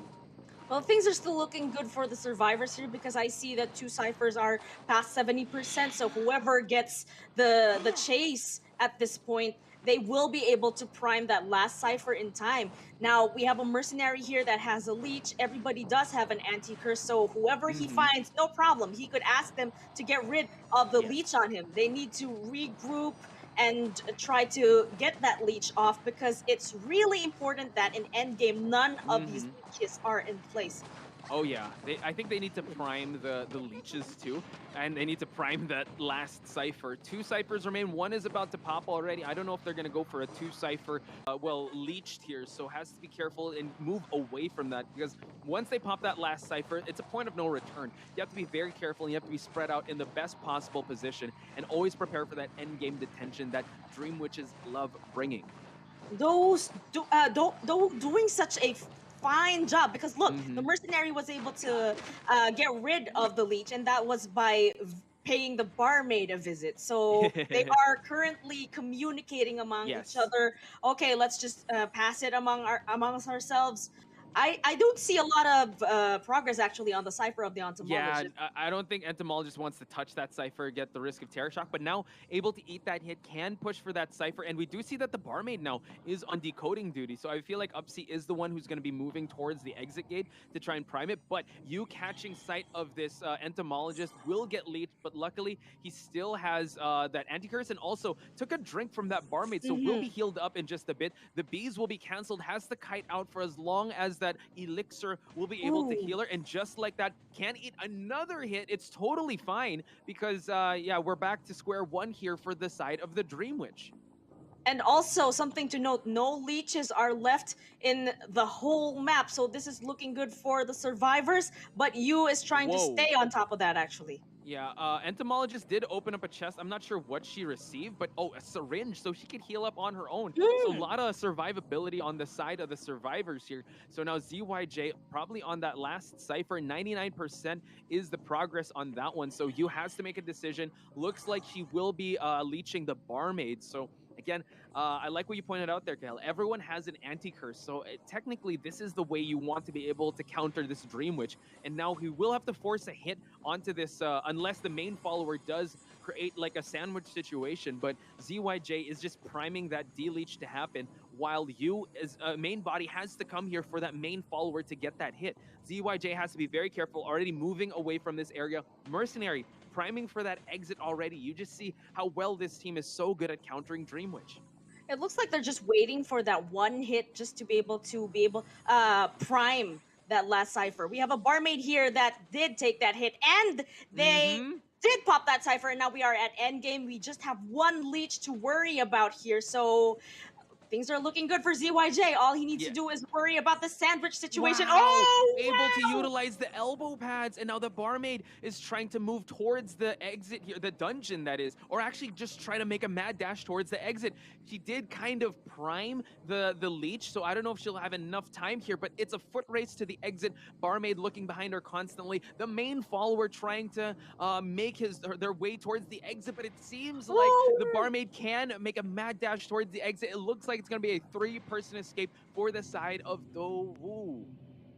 Oh my goodness, such an outstanding display of teamwork right there from the survivors of Dowu, and with a barmaid no less. This is by no means a full meta team, but they were able to pull it off somehow, and we did see the barmaid at her full potential by providing support with the Dovlin. So yeah, I really think that they prepared for the Dream Witch, because you saw how having a barmaid a healer on the team, at least. We say that Dream Witch gets countered by Doctor, by barmaid. We did see a little bit, B4U versus AG at the start, and this is how it's supposed to be done. This was kind of like the blueprint, and this just shows that Dowu really did their homework. They banned the Mad Eyes. They don't want to deal with that. They went with a more meta pick, which is the Dream Witch, which they have been facing for countless of times every weekend in IVL. So beautiful performance there. I mean, we're gonna see the match stats, right? The first survivor, the psychologist, was out of the game pretty early on, but they were able to counter accordingly, and they really prepared for that endgame. Before the last cipher was popped, I believe like 4 or 5 minutes were just spent preparing themselves for endgame. Yes. And what's particularly amazing also is how the barmaid was able to just make it to the other part of the map to get out that exit gate. That's something that is miraculous in itself. I mean, of course, the hunter really did maintain that distance, but somehow she just was able to make it. Yeah. I was kind of expecting the mercenary to do a body block for her, but he actually went out the gate ahead of time. I was looking at him. Why did you step out? Were we not gonna body block her? But somehow barmaid just got it. She was, she could calculate the distance. I'll let you know that the mercenary didn't just leave her be. I think he gave her a gift in form of the elbow pad. So he left the elbow pads for her to be able to move really fast towards that exit gate. Something to highlight there, ladies and gentlemen. Again, item swapping is definitely some high-level stuff that we're seeing in Do 5's arsenal. And here we have it. Again, it was, I don't know, this looks like a 4-minute to 8-minute mark. So it was like before the last cipher was popped, they were priming themselves for that end game. So beautiful stuff on Do 5's side. Again, we are going to see that game number 3 because of the tie in round number 1. But now we're going to switch things up. And I have a feeling that unless they're going to ban the Dream Witch, we might have a Dream Witch mirror, because you know that Dongxuan does have that Dream Witch in Arms Factory that can do a lot of work. But at least we're in round number 2. The survivors of MS can opt to ban his Dream Witch just so that they don't have to deal with such a strong hunter. But we did see Geisha in Arms Factory of Dongxuan, though. I was waiting to say just that. Dongxuan with that geisha, just so scary because he's so fast with those dashes. He takes that hit as soon as he's able to dash, and it's just really hard to be doing mind games with Dongxuan's geisha, especially in Arms Factory with those palleted areas. I don't think it's in the best interest of any survivor to find himself having a mind game with Dongxuan's geisha. So I'm really excited for that. Well, it's pick your poison, right? Will you go for the geisha or will you go for the... Which will you ban? Because I feel like maybe the Dream Witch might be a little stronger. Maybe they can try to counter-pick the geisha, maybe go for a seer. But it is going to be Dongxuan that will be banning first, and you can't really see his hand with the standard forward, standard seer bans. So we're just going to have to wait and see, ladies and gentlemen. But looking at the chat once again, you know what? There's a lot of hearts in the chat for... I see a lot of blue. I see a lot of yellow. I see a lot of purple for Yuka, hell. And honestly, shout outs to you guys. You guys guessed my favorite color. Thank you for the pink hearts. Thank you so much. Really? Pink is your favorite color? I really like pink. I don't know. It's kind of unknown. Yeah, I like pink. Real men love pink, definitely. I don't know. It's a very calming color for me. I don't know. Oh, but, and speaking of pink potch, I'm thinking if Dongxuan does bring out that geisha, one way for this to work for the survivors is to actually also bring out that female dancer, because especially in Arms Factory, there's a lot of palettes.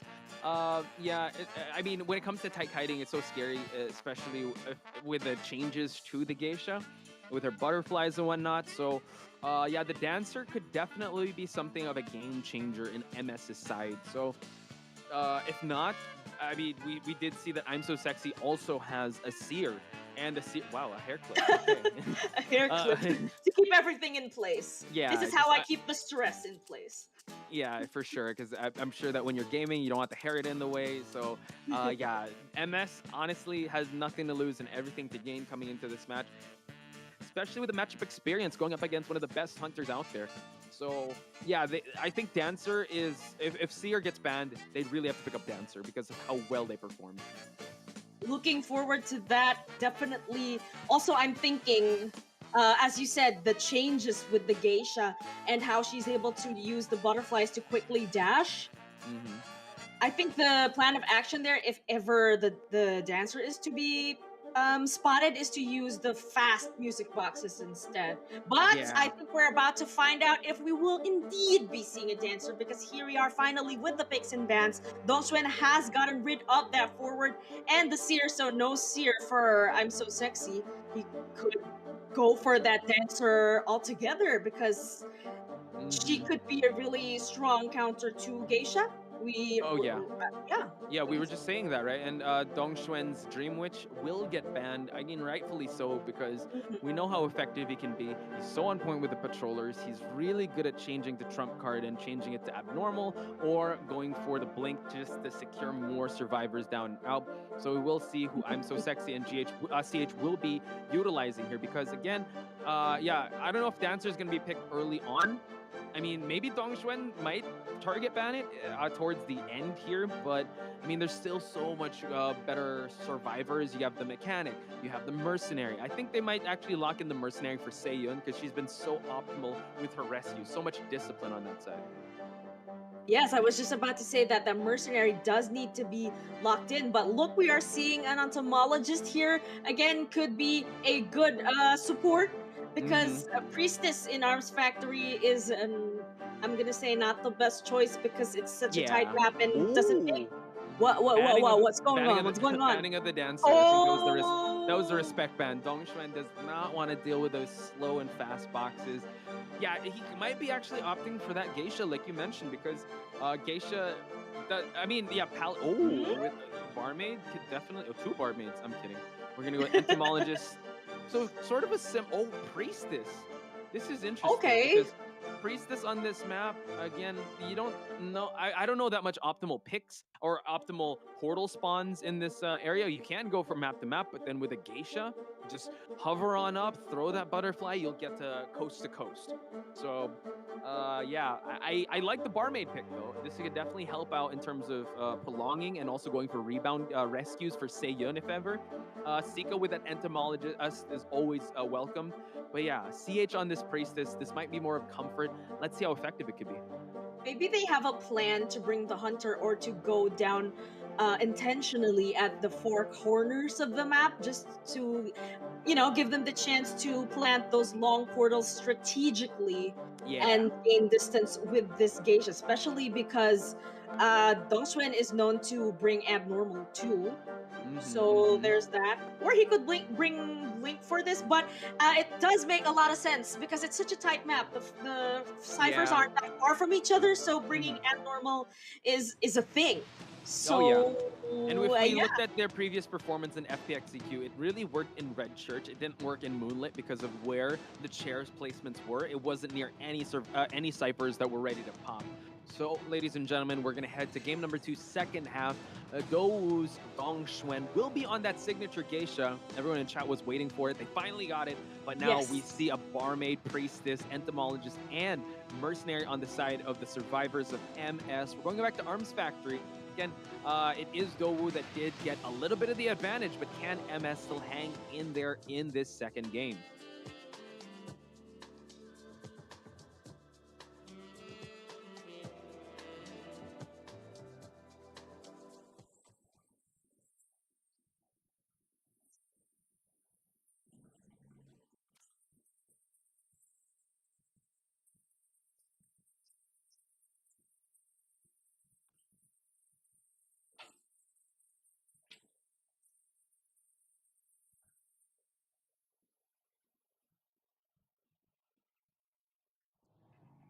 And we are about to find out if Dong Xuan's geisha is definitely going to excel in this match. But here we have her going towards the shack.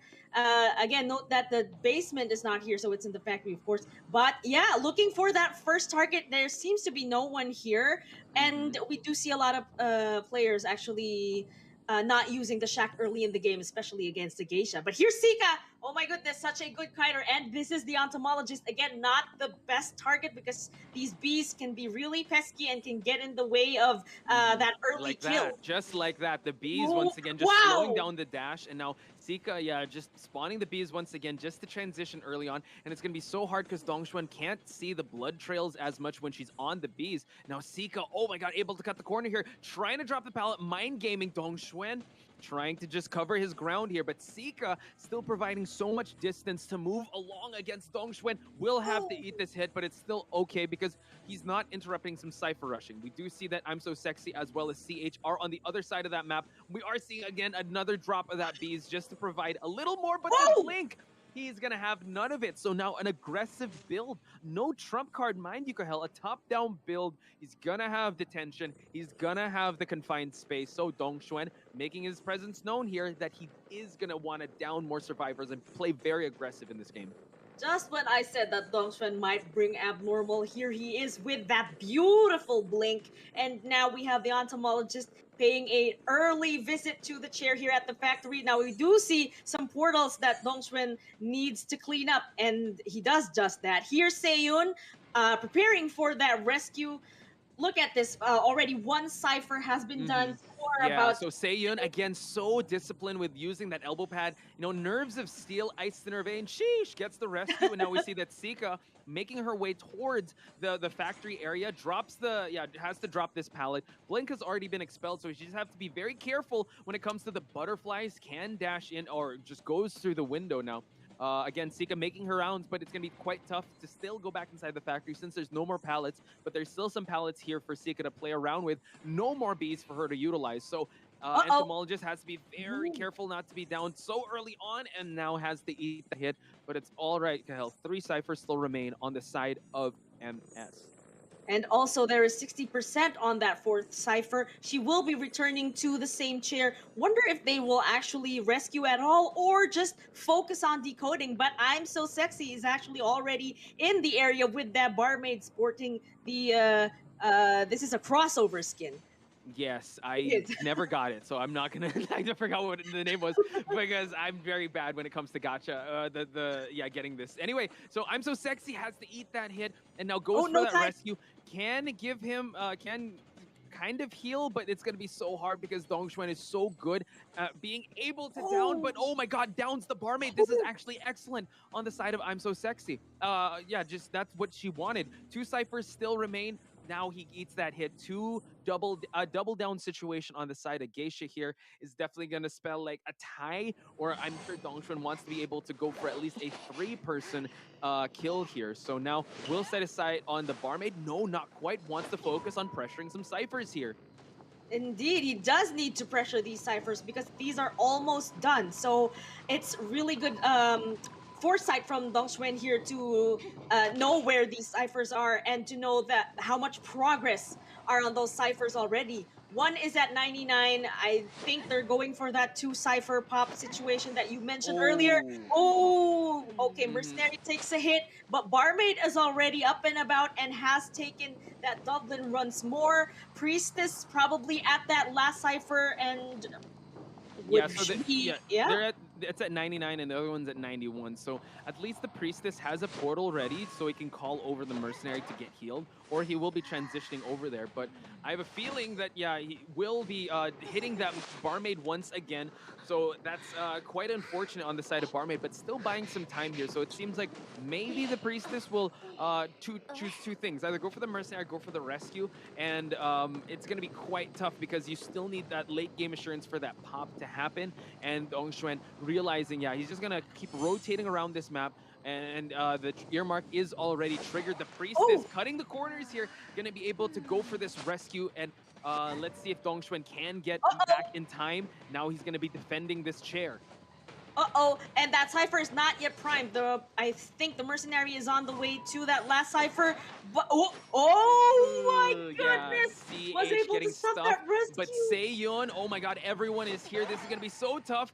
Again, Seiyun has 1 elbow pad to utilize. This Barmaid already past half, can eat that hit, can go for that rescue, but the cipher is not close to being 99 just yet. They're gonna have to force this pop from happening. But now I'm So Sexy is down. Seiyun now trying to force this, but the Terror Chalk situation is gonna happen. Priestess is up. Are they gonna try and go for it? They're gonna try to heal up right near this cipher. Hell, it's just a sneeze away from actually popping.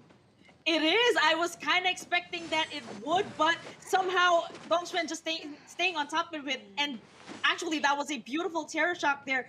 We have a 4-man kill that was so intense. I was on the edge of my seat there, just watching that match. Dongxuan, such a scary geisha, and really intelligent too. Yeah, his awareness and his utilization, he knows that, I think bringing Blink here was really the game changer and how he was able to control the pace of this match. No wasted movement. We did see a great kite early on with the Entomologist, but ultimately, this is one of Dongxuan's bread and butter characters. You really have to respect that. I mean, you have to respect the Geisha for sure, but you got to respect the Dream Witch a little more because he's gotten more wins out of that. But I think it just shows also the respect that he didn't bring Abnormal. He knew he needed to down these survivors right away. Brought a top-down build also just to stop anti-looping from happening inside the factory. So again, a great game played by both sides. You got to give it up for MS as well because they were able to... I have a feeling they were able to get that respect out of Dongxuan in him utilizing that Blink. They really went all out for them to go for that late game, but unfortunately it was just at that 99%.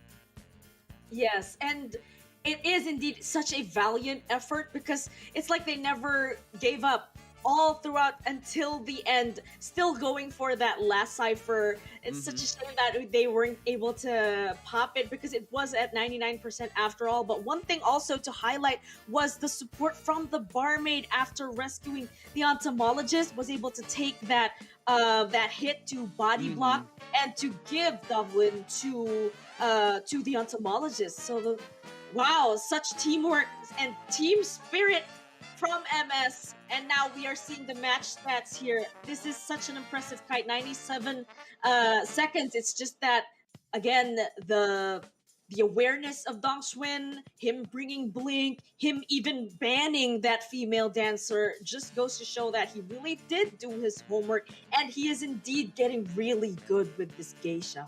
Oh, he's already good. Like, he's one of the goats when it comes to using this geisha and the trendsetters of using geisha abnormal. But this time he wanted to go a bit more aggressive because he knows how aggressive MS can be. And towards the end there, you saw, like, I think if it was just a split second earlier they were able to get that pop, it would have happened a lot better. You saw that the Priestess pick did kind of pay off a little bit. But again, this is Arms Factory, very controlled spaces, and as we say, like, a lot of Thai hunters do become 4K hunters in this map because you saw how well he was able to traverse. At the start, he was trying to look for pinpoint a target and did go and commit towards that entomologist, which the entomologist did a great job early game. But once he downed the entomologist, the camping, the map awareness, he just knew where the survivors were going to rescue, even though Seiyun had some excellent elbow pads to go for that rescue. Ultimately, it's Dong Xuen with his camping, his build, and his skill with geisha. Again, it's really hard to predict his dash-ins because he's just so skilled and mechanically gifted in this game. And as a hunter, yeah, you definitely want to look up to him. And a lot of these hunter players do look up to him as one of the greats.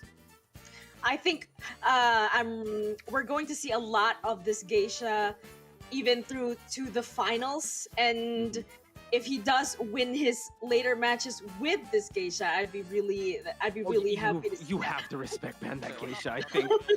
Yeah, they're luckily enough they're going to be 2 more bans, but luckily for us we can get a break. I'm sure that was very intense. So let's check out the highlights. We'll see you on the other side of this highlight.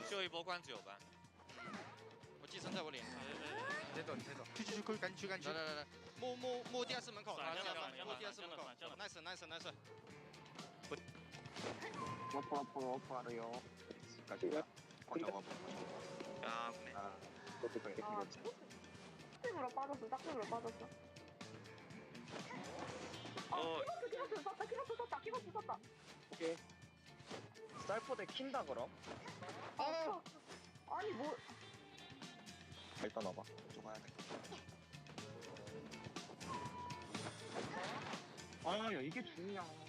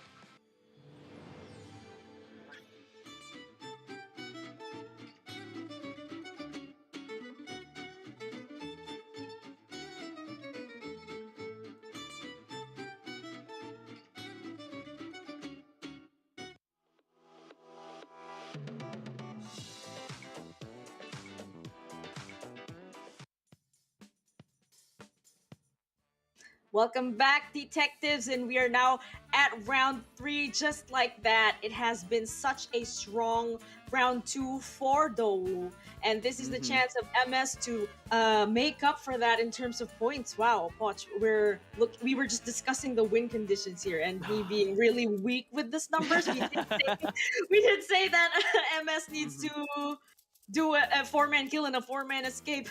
Well, that's the thing. They can't go lower than a tie. If they tie and they tie again, yeah, it's going to be Dou's game to win. because in the first game they tied it completely. So we're gonna treat round number 2 as a clean slate. And what Dowu did, they got an 8-1 victory. So yeah, if they go lower than a tie in this next match, it's gonna be tough for them to actually. It's gonna be set because we're gonna go by the points, number of rounds first of all. So they need to win this round. I think that's how their mentality. Then worry about the points later on. Because again, if you're able to win a round off of Dowu, that's still a big task or a big accomplishment here in that group stage. And I think, you know what, Korea being an up and coming region, like them just facing Dowu and making it to game number 3 is definitely a statement already. And this is twice, because we did mention that this is a rematch from IVS 2021. Now let's check out the picks and bans. We are going to Red Church courtesy of Dowu. So again, a lot of hunters for Dongxuan to utilize, but we will get to that in just a bit because I do see the survivors of Dowu take the stage. So it is going to be our boy Yu back on the hunting side. They already respect ban his Mad Eyes. I'm pretty sure they might even respect ban that Dream Witch coming into this match. So Yu is going to have to dig in a little deeper with his hunter pools to try and pull something out here, Kahel. I think at this point you will be left with Axe Boy and Blood Queen, who could really shine in Red Church. So he can just bring out that, or who knows, he might bring out something that we haven't seen before, just like he did with that Mad Eyes. Except I think we're not going to be seeing a Mad Eyes for round 3. Yeah. It just doesn't make sense. Don't want to be dealing with that Mad Eyes, especially because I just remembered previously he was able to pull off at Ever Sleeping Town that wall trick by the window, and that was 3 times. 3 times. Yeah. Insane. And this is the winning map that they had up against FPXCQ. So yeah, pressure is definitely on the entire team of MS right now, because Dowu, they just need to tie and they'll be able to claim victory here. And also just want to pay the attention to chat. Shoutouts to Reese for keeping, you know, kind of moderating the chat, and also keeping things positive and also very supportive to everyone out there. Again, both these teams are locked in for the global finals, but they are playing for, well, I would say like kind of like a scrim, and also if MS is able to get a victory here, is definitely a big accomplishment. Again, there's so much pressure on all these players. So again, send your love and support towards these teams. Again, blue for MS, blue hearts for MS, yellow hearts for Dowu. And yeah, just spam some hearts all throughout, and maybe some shishes as well. You know, also stay hydrated. These matches have definitely got me losing my breath here, Kyle. I don't know about you. And don't forget about the pink hearts for Poch. Oh, and the purple hearts for Kahel. Actually, someone actually said orange hearts, which kind of makes sense because if you guys look, yeah, that is her favorite color, orange. So if you guys want to change it up, please. Yeah, orange hearts. Do. Please. Actually, I love red hearts for too. you. And if you guys want to spam hearts for yourselves, yeah, do that as well. Red hearts, whatever your favorite color is. Again, keep this chat very positive and light environment. Again, we want to be able to welcome more people into this game, competitive or casual. Again, Call of the Abyss, again, is a celebration of the game, a celebration of the players, a celebration of the community. So please do pat yourselves on the back for joining us here today. In day number 6, the last of the group stage, as we're about to witness the picks and bans here of Dowu versus MS. I think at this point, this is definitely the time to make sure they will be able to seal in that priestess. And what else? What else are we looking at? Well, let's look at Red Church, right? And also, this is round number 3. You have to ban either the Seer, Forward, Priestess, Merc. Any of those 4 is definitely good.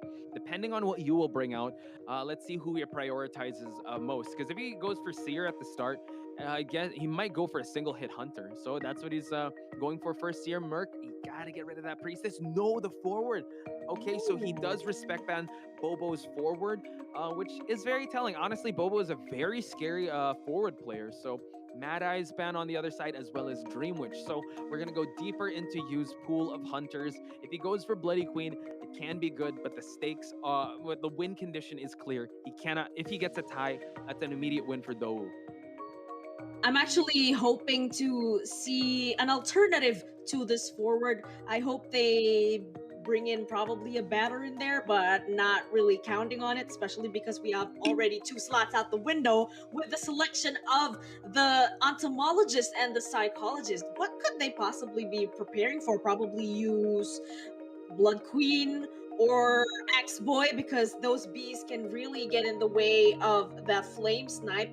We do have a Gravekeeper here because okay, this is a bit interesting, especially because, well, okay, I got a bit confused there with the Spearman and the mercenary, 2 hooded figures. I should have figured that the mercenary The hooded buddies. Let's go. The hooded friends. Yeah. You really have to squint. So you going with the Bloody Queen here. Yeah, it's rightly so because banning that seer, don't want those owl hits. But you have to look at also, the substitutes here. Psychologist subbing for the mercenary and also the Gravekeeper. No stunners except the entomologist that can provide that support. You can go for some heals, so at least you can take out doesn't have to worry about bringing out excitement because Bobo is not on that forward. Patient is actually a great counter to Bloody Queen, especially when that mirrors pop. They can go for that grappling hook. So I would have to say it's pretty evenly matched in terms of the picks and bans. It really depends on if you can find the mechanic early on so he won't get Cypher rushed. I think the Survivor lineup can definitely work against a Blood Queen because we have a lot of tankers here. We have bees and we have shovels, so that could be a headache. But what I'm really interested to see here is the doll that could potentially be a tanker as well. Could be. We saw some insane doll drops, right, from yesterday that were able to tank some hits. But the wait is about to be over, ladies and gentlemen. We're preparing to head towards Red Church. Again, this is game number 3 between these 2 amazing teams, Dowu versus MS. Dowu in the lead right now. The stakes for MS couldn't be higher. They cannot tie. If they tie, then Dowu will be leaving with the victory and also claiming that top spot and that instant buy-in. Actually, they're already set for that instant buy for the quarterfinals, but I'm sure MSSU wants to show his worth as a hunter here, going up against one of the most formidable survivors in Douwu's side. Again, Hell and Poch, your commentators for this game number 3 first half.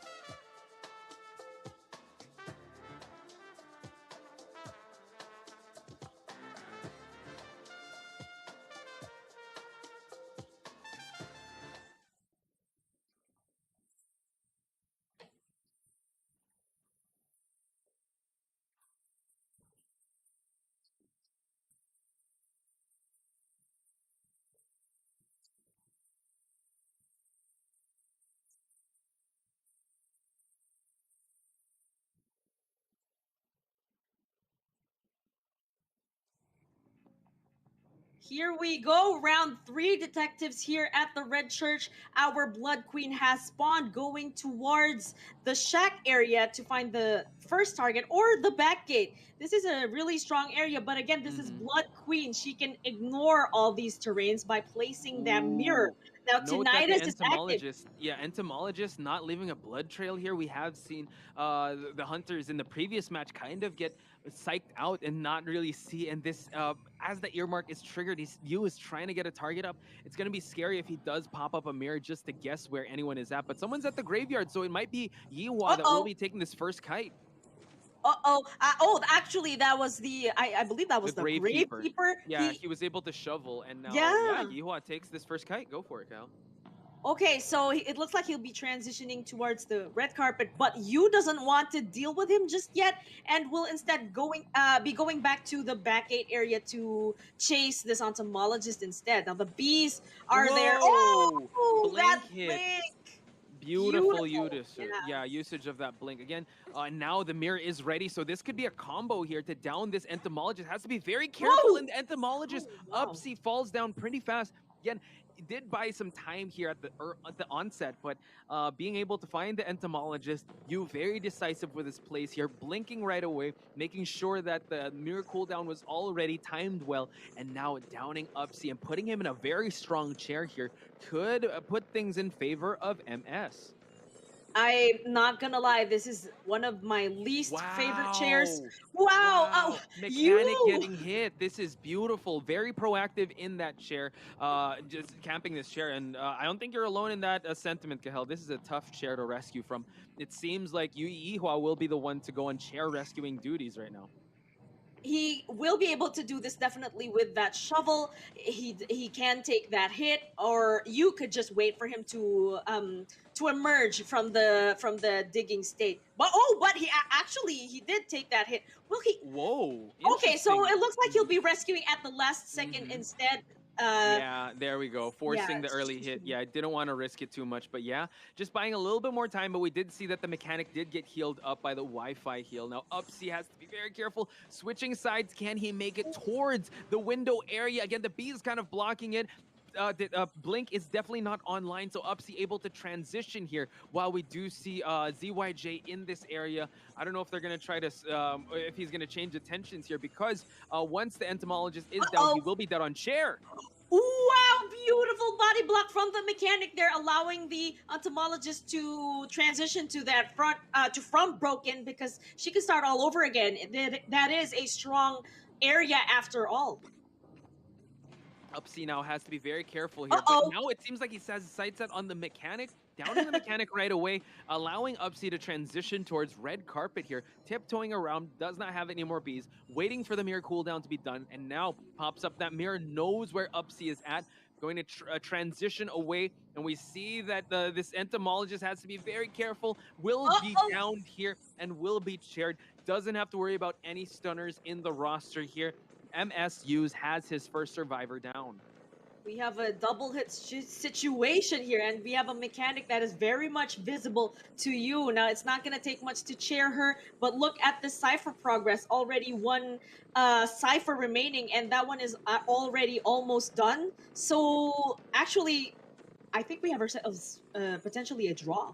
Yeah, it really depends on how the rescue is going to go, because that Cypher is definitely almost primed. He is checking the area here, but no survivor is there. I think it's Bobo, and over at the back exit, it is Yihua that is... Oh, he's going to switch? Okay, a psychologist to go for this rescue, and the Tide Turner is in effect, and we do see that that other Cypher, I think, is being moved already. He knows that the Cypher is the one that is being primed, but Yihua, having that foresight, opening up another Cypher, and probably in a more advantageous part in this map, Yihua waiting, touching that Cypher, just waiting for that mirror to pop up, because he knows that you will be guarding both these Cyphers. And I think now Mechanic and the Psychologist, they're going to try to heal up. No, the Mechanic is opening up a chest. I think this is the chance also for them to go back to that Cypher at back broken, because Yu is no longer in the area. All her attention is on Yihua here. So Mechanic needs to go back. They pop it, and now this is so scary. The blink is going to be expelled right away. The mirror cooldown is all good. You can chair this Gravekeeper now, and everyone is split pushing these exit gates. We do see that Bobo trying to think if he's going to go towards that back exit. We do see that the mechanic is working on the red carpet one, and you making sure that just trying to walk along, but has to worry about this mirror. But Bobo also gonna split push this exit gate. It seems like he's gonna commit towards the red carpet though, allowing the mechanic to move on away from that exit gate is gonna be quite tough for them. Can prime for a 3-person escape, but Bobo trying to go for a rescue here. Will he go for it? Allowing the mechanic now. It's overextension of the hunter here. I think this is the chance now for the mechanic to try to at least rescue the Gravekeeper, because Bobo here is very much occupied with the hunter. Oh, it looks like you will be leaving her for now. That leaves the exit gate safe, but you did plant a mirror in there to at least watch over not just the Gravekeeper, but also the gate. He can actually go for a three-man down if he's able to down Bobo. Gravekeeper is about to expire. Mechanic, I'm not sure where she's at in the map, but she probably is over at the exit gate. Bobo nowhere near the dungeon. Waiting it out now is Bobo. Now the thing is, for him to win this, he needs to wait out detention, but I mean, he's just waiting for the mirror cooldown to be done, and now it is popped. He's gonna jump down to the basement. What a bold move here. Oh, this is gonna be tough. He has detention, and it's nowhere near from finishing. We'll have to eat a hit, and now this is gonna be a 3-survivor down for you, and the hope is still alive. Amazing stuff from you, being able to guard that back gate and the Gravekeeper as well. I think that's the game changer right there. That's exactly how that 3-man was even made possible. fantastic from you. Wow. Yeah, you again just showing us, yes, you may ban the Bloody Queen, you may ban the Dream Witch, but I still have a Bloody Queen. You may ban the Mad Eyes, my bad. Yeah, the you Mad may ban Eyes. the Mad Eyes, you may ban the Dream Witch, but he also has a Bloody Queen, just showing levels to his game. Now, the Dream is still alive. This is more of a defensive 3-person escape. Hell, if the survivors get a 4-man escape, they can push for a round 4. But you're up against Dong Xuan. Yeah. He just needs a 1. If he gets 1 survivor, yes, they do win the round. But if we're gonna calculate the points, actually, I don't know if we can do that just now. Maybe when it shifts away, I'll calculate the points. It is a 5-round victory on the side of Dong Xuan. So yeah, it's gonna be still quite tough if we're gonna calculate those points. I don't know if it's gonna reach that tie situation because 6. And hang on, let me do it real quick. Tell us about the match though. Yeah, but like you said, for them to actually pull off a 4K against Dong Xuan it's gonna take really a miracle. He is one of the scariest hunters out there. Plus, he did pull off that 4-man kill with Geisha at Red Church. It's gonna be a 3-point difference if Dong Xuan gets at least 1 out. So if he does the bare minimum, they're still gonna win. Just get 1 survivor out of the game. It's still gonna be a 3-point difference, and it's still gonna be a victory on the side of Dowu. So now let's talk us through the match stats, Gal. We have a 69-second containment here from Up C. Again, this is I think it was an early down right there, and I think most of the seconds that are in this this stat is from Ty Turner actually. So that's also how Yu was able to manage that 3-man kill. But still, we definitely can't take away from the survivors. I'm sure they did their absolute best to be able to, to at least manage a tie. But then again, I really cannot forget about that time where Yu was able to guard not just the back gate, but the Gravekeeper as well. That was really something. Yeah, I think it was, 2 things, right? The amazing Bloody Queen at the start for able to down the Entomologist, using either Blink and as well as the mirror hit just to down the Entomologist. And also, I think the ciphers weren't popped in time because he was already walking. The hit animation was done, allowing the Gravekeeper to have a not so fast kite, not so long kite for the Gravekeeper to die early on. I guess they had to push for it because if they do chair the Gravekeeper, they have to rotate and try and go for that save. I guess they wanted to see if they could end it with a tie, but fortunately for you, he was able to get a 3-person out. And we're going to switch things up. We're going to see Dong Xuan grace the stage while MS will be doing the surviving. Now the pressure is on MS right here. They really need to do their very best to at least do a 4-man escape. But again, like we keep on saying, this is Dong Xuan, one of the most dangerous hunters in the game. But first, more on the insights of Seiyun. 기대가 됩니다. 이유로는 IVS와 이번 심연의 불은 5 리허설 때 한 번 붙었었고 IVS 때 한 번 붙어본 만큼 3번째 때 붙으면은 결과가 얼마나 달라질지 기대가 되며 동시원 선수의 실력을 동경하고 있는 것도 있습니다. Oh, I wonder how Dong Xuan must feel being the target of MS here. Seiyun did say that they really want to play against him because, as we have established, this is indeed a rematch between these 2 great teams. The first one being from last year's IVS. So for Seiyun to actually be coming up against Dong Xuan is more of like something of a dream come true. For it to actually happen. Here they are finally getting matched up against each other. Seiyun did say that she wants to be able to play against a hunter of this caliber, and here it is, getting exactly what she wants. Well, she's getting it twice, right? She did. Yes, twice. MS Money Sweep did represent their region in the Identity 5 Stellaris Challenge, and they were paired up with in their group stage, they were up against Dou and I think another Japanese team. I don't know if it's CC and SST. I'm not quite sure, but yeah, Money Sweep has been making waves here in the competitive scene, so they can definitely make more waves if they're able to get a victory over Dongxuan. Again, a task that is really big. But now we see some target ban of that dancer. He does not want to deal with that seer as well as that forward. But now, okay, we see that the Bloody Queen and the Geisha is being banned, but it looks like Dongxuan is allowed to use that Geisha now. Actually, it was the Dream Witch. Dream Witch, yeah. yeah. So, okay, so female dancer really effective in this map, and that's why Dongxuan, being the intelligent hunter that he is, doesn't want to deal with her. And also, I find this really interesting. We have a prospector ban. Is this a prospector I'm actually seeing there? Yeah, it seems like it's a prospector ban. Yeah. So, yeah, but now this is where I'd say the creativity comes out in.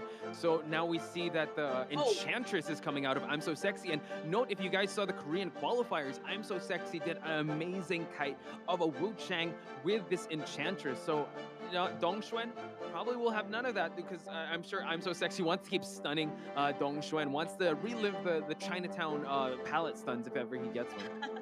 Yes, and also one thing to consider, that was a Wu Chang, so definitely one of the easier hunters to kite, especially in Red Church.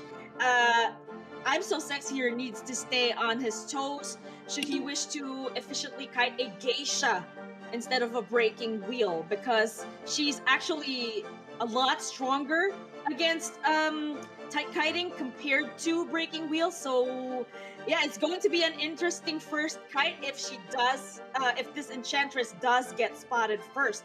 Now, Dongxuan needs to be really mindful of this priestess, because if this priestess is allowed to install those portals inside the church and along the walls on the graveyard, it's going to be a long kite if given support.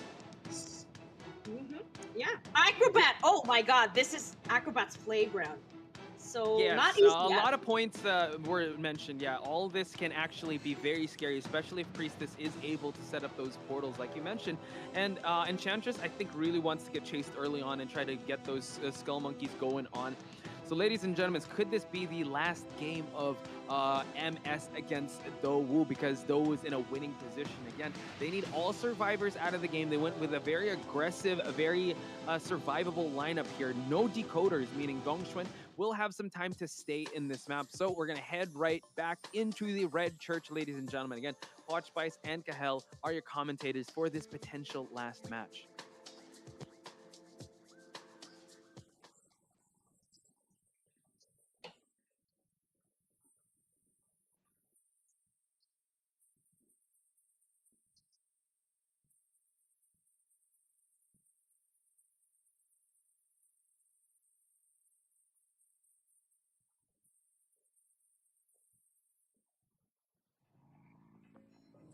All right, here we are with Dongxuan spawning at the red carpet, going towards the broken walls and the back, and potentially the shack. Somebody is actually in the area. I'm So Sexy already doing that cipher in the middle, but CH, the priestess, I think this is one of the better finds. Although this is a really strong area, you really ought to get rid of that portal. Yeah, this is actually a good find on Dongxuan's side, and keeping her away from setting up the portals inside church. He has to eat that hit, but now CH allowing himself to go towards the church to install these portals, which he's going to do now, breaking line of sight. And now double backing, excellent juke there on the side of the priestess. Dongxuan losing sight of the priestess now. Excellent kite session so far, but now being chased here at the broken walls here. This is not a good area for her to install these portals. Can break line of sight, but Dongxuan does have a blink on about to be online, so it's gonna be quite tough. He's gonna ruin some of these walls just so he can throw these butterflies, but now predicts the holy key here just to down this priestess, cleans it up in the process, and now downs his first survivor.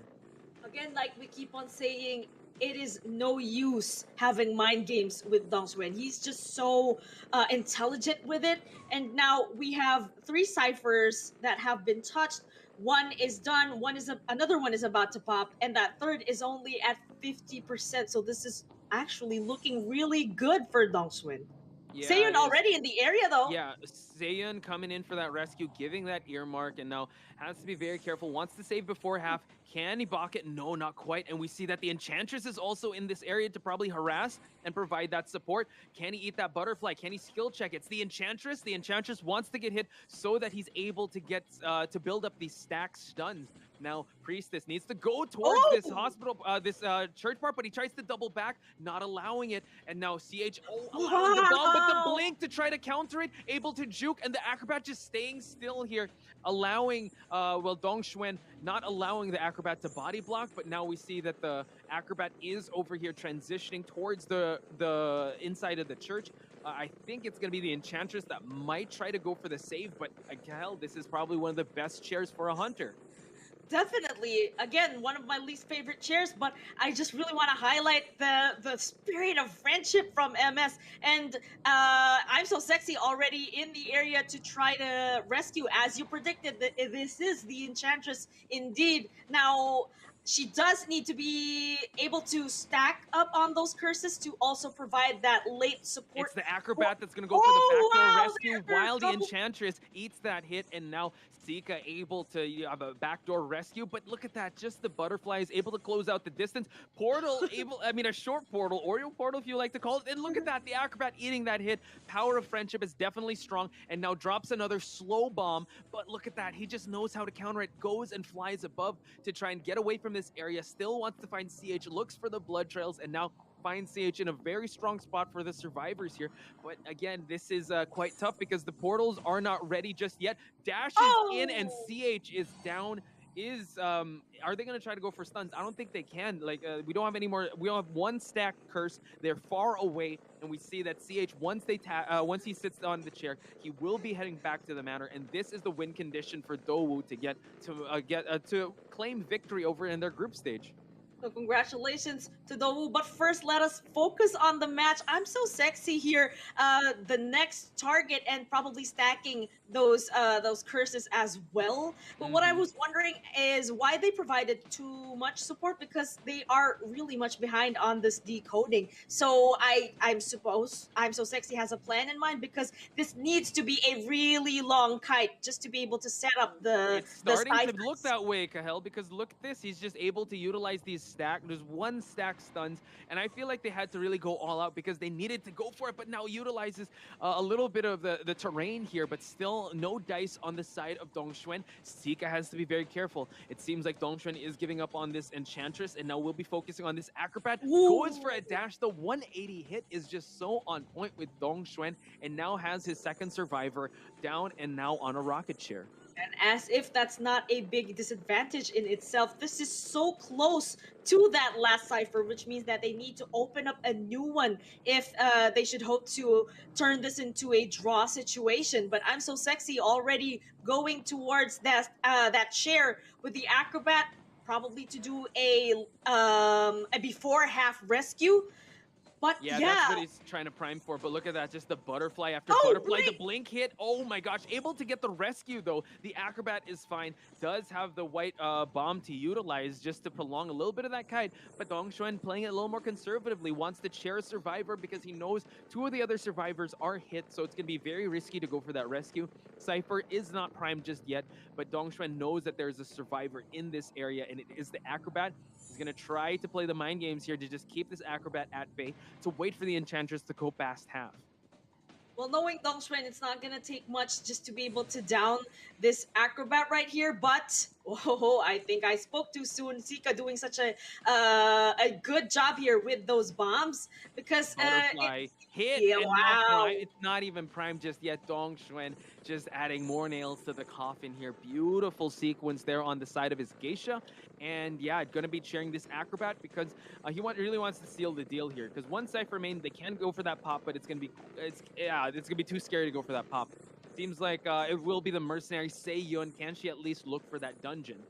Yeah, she actually shouldn't be popping that last cipher anymore, because that's going to activate detention on Dong Xuan. So I think the best thing to do right now is to just look for the dungeon. But it looks right like there. Oh my god, she popped it. But yeah, it's all good. This Acrobat is going to expire. Needs to get that heal so she can at least tank that detention hit. So this is actually pretty good. She does have 3 elbow pads to utilize, so Dongxuan has to time his hits wisely, goes for that hit, but can utilize the cooldown here. Utilizing the elbow pad, excellent, goes for the dungeon. Can it open in time? He's just Will waiting it? for Oh it. no! Oh my god, he Oh my doesn't open in gosh! time, and Dongxuan popping off there, goes for the surrender, and Dowu gets the victory. I was thinking it wouldn't have made a difference if she popped that cipher or not, because yeah, that dungeon would have opened anyway, and she really would have made it out. But yeah, it's just that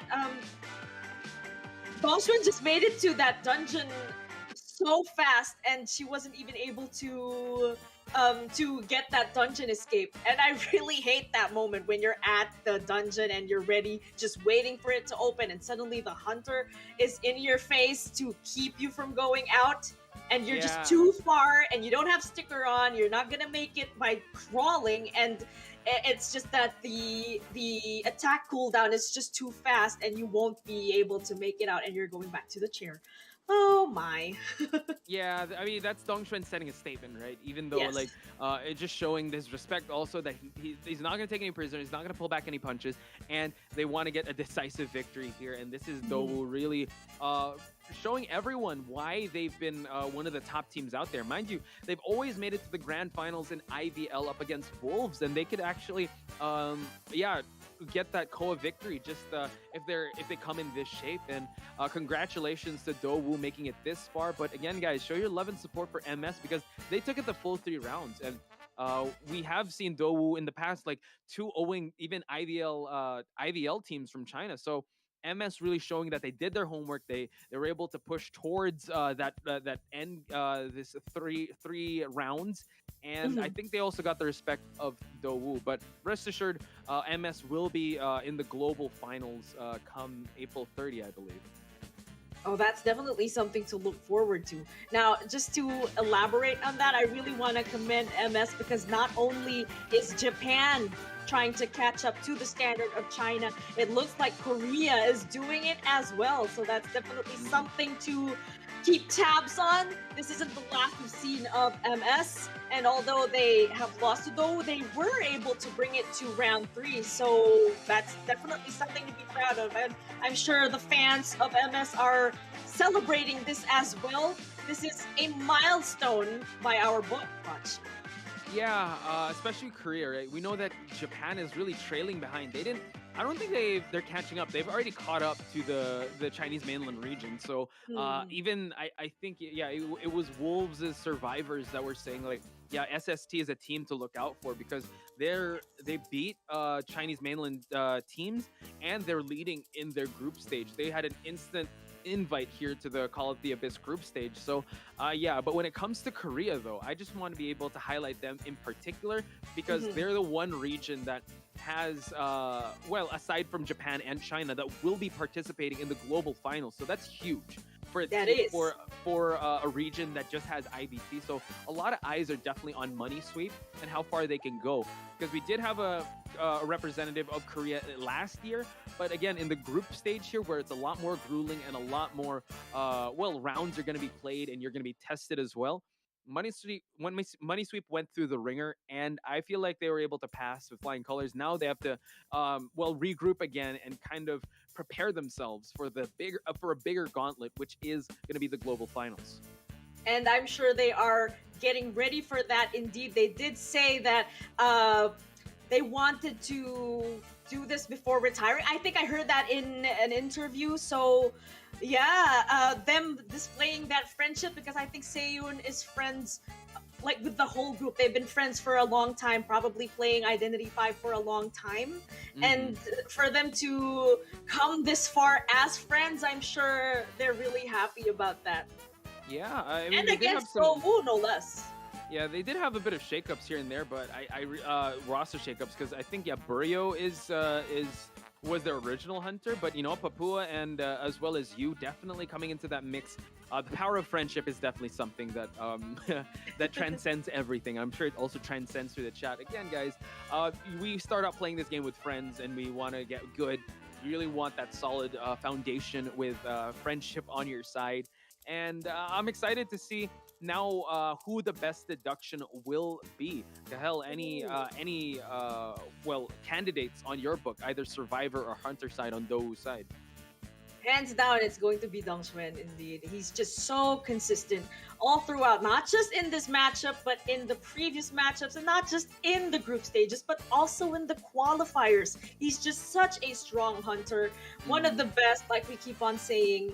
He is my MVP. What about you, Poch? Who are you thinking right now? I would say that, but he did get a 3-1, so I think it might be either Upsi or Bobo because they did excellent moments there. I think we always highlight Dong Xuan time and time again. We all know he's one of the best, but let's shine light on the survivors because in an interview, I think it was Yihua that had the interview. I think it was yesterday. He did say, yes, we have one of the strongest hunters on our team, but it's our survivors that are going to be getting the points. And it was the survivor team that did a lot of the clutch plays, really testing the hunters of Papua and you. So yes, Dong Xuan is very strong. The last performance in particular was very strong as well. That 4K was impressive, and also the previous one is consistent. But I feel like we should also highlight some of the survivors as well, if we're not going to highlight Dong Xuan in the beast that he already is, that we've always been saying. So my vote is either Upsi or Bobo, especially since Bobo's forward was banned. He was still able to provide that support. He was still able to cover his teammates. And overall, the survivor team of Dou is definitely something that people have to worry about. And also, something to consider is the fact that the meta these days is very survivor-sided. So yeah, it does make sense to shine a light on the survivors this time. If we've always had our eyes on the hunter, always looking at the picks and how well they play, but actually survivors as a team, I mean, is it even possible to have one whole team as the MVP? Can we have all of the survivors of Dou as MVP? That would be really great. You get an MVP. You get an MVP. Everyone gets an MVP. Unfortunately, it'll just be one, and it is going to be none other than Dong Xuan, ladies and gentlemen. And no question there with how well he was able to perform, even though his survivor team did gain a lot of the victories here. But I think, yeah, he was able to cross that 4K mark, able to get 5 points consistently for his team. It is going to be none other than Dong Xuan. I hope we get interviewed. He gets the interview spotlight because, yeah, he's just so happy when he's on stage. Finally, because last time it wasn't him who did the interview. 获得了本场比赛胜利。现在在我身边的是来自德武的东选和波波，跟大家打个招呼。大家好，我是德武的东选。大家好，我是德武的波波。欢迎欢迎 So 两 he's 位。 just again the host just greeting everyone. Again, it's Bobo and Dong Xuan having the interview. 就还可以，就是有一些地方没做好。还有一些地方可以值得提升。那波波呢？一般般吧。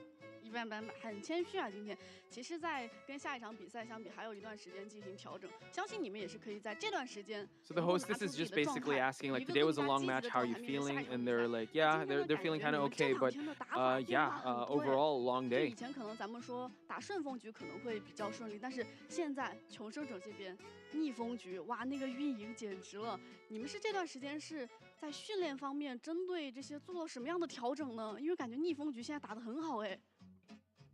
在训练当中被学妹锤多了，就正常了。锤多了就也是熟能生巧，另外一种层面的是吗，学妹？平时平时被锤多了可还行，也是说相互提升嘛。看到你们现在的运营能力真的很强。 So now the hostess is asking about, like, you know, it's been a long match. We noticed that your style sort of changed up compared to the how we normally see it. So can you comment on that? 整个的那个心情被你们这带的来回跳来回跳的。今天在第2局的时候，你们特地选了调酒师去针对对面的梦之女巫，但是发现那整一局那个酒怎么好像没有用？你们这个当时是什么个想法呢？ Dong Xuan is saying that they actually have a fluctuating heart rate. It's going up and down, but yeah, it turned out well for them. 留着到时候淘汰赛咱们再看，是吗？哎呀天哪！当时可能是就是交流上面，哎，你们是怎么交流的呢？就当时遇见。他说他那里有酒，我说不用了不用了，然后他就溜了。遇见说，我这个时候化身为推销员，我说，哎，快来！然后波波说不用，我可以的。然后最后其实也是非常 So now 开心的一 she's 个complimenting them in terms of their skill and comparing it like liquor, like you know, age is like fine wine. Because more experience could definitely make them more synergized. So yeah, that's a big compliment. 然后追着前面的人跑，你在下面的时候，当时是什么心情呢？经典女巫3人3跑。经典女巫3人3跑，想问一下你们是不是平时就互相训练的时候，就是针对这种逆风局的一个运营，就是打的比较多，然后他们今天现在这个运营发挥的也是很不错的。So now she's asking about what was your feeling for the hunters, the basic game, with the hunters looking for the survivors and the survivors looking for the hunters, if they can comment on 不 that. 错的，也是一个肯定嘛。这段时间看到你们有在努力的进步，而且今天就是学妹上来的时候那一把红蝶4抓，哇，又是带着那个女人回来了。昨天教练的时候，教练跟我们说，哎，他说学妹就是版本，哇，其实给到了你很高的一个肯定。So they thought that they did well, and that when it came up on stage, they didn't feel so much pressure. They actually felt a lot more loose. Again, I think this comes with just experience. 那个时候你心里怎么想？我们在下面看的时候很着急。心里没怎么想，我就觉得一定开不完，然后他就开不完了。哇，你其实心中已经有一个预判了，说这可能是场上的正好是那1-2秒，你已经拿捏了，就你的心思可能说不像说我们观众看的，可能已经。The hostess is asking how he was feeling in the later rounds. Was it exciting? How was he feeling with the pressure of the survivors possibly escaping? 有非常多的选手表示了对你的一个欣赏之情，就像皮皮茶呀，还有诗人小姐姐，你有没有什么想说的呢 And then I think he commented it was so-so, and I think she was asking more about the excitement pop-off that he did. 你们也很强，加油！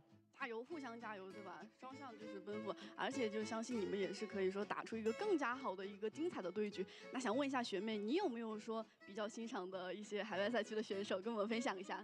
其实打到声音大家都挺强的，就这个东西就不分了，一碗水端平都很。So now final words for Dongxuan to the rest of the team, like Pipisha or any of the hunters, and she's like, yeah, we'll just see you as the matches go 真的是有点 on. 让人呼吸不过来啊！除了这一点，那想问一下学妹，就是对于之后的比赛，你有什么就是一个小的期许吗？也是再次来到我们这一个舞台。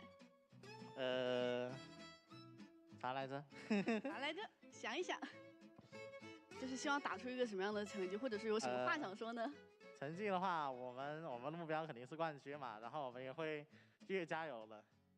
继续加油。那波波呢？一样的。一样的，哎，你别在这复制，你也开始端水了是吧？那我再问你一个问题，就最近发现，不仅是咱们求生者这边，就是这个好像人员的这个头发变化也挺大的，什么红色呀、绿色呀、黄色呀，你们现在 So she asked Dongxuan if he has any more to say to his fellow teams and to the competitors, and he kind of thought about it for a second, but ultimately he said that, yeah, let's just practice and improve and get better at it and just keep on fighting. 就还挺好看的。还挺好看的，就现在在生活中，可能说咱们把这个造型调整好，在比赛上面也是打得非常好看，真的是发挥的越来越好，那是非常期待你们之后的一个表现。感谢来到我们的采访席，也是再次恭喜我们的斗舞获得了本场比赛胜利。接下来即将进行的是我们的第3场比赛，由 ACT 对阵 BZ， 让我们稍事休息，马上回来。So lastly, she complimented Bobo's new hair color. It's much lighter, and also congratulated the team and closed it out. Just like we're gonna close this one out with the highlights. Again, thank you so much for joining us for this series, but we'll be back after this highlights with more Identity 5 action here at the Call of the Abyss group stage. 我去。走，我去。拿镜子啊。拿过来。可以。遇见你先走。开。没镜子，点门，闪现了，没事。两边门一起点。3점 잘했어.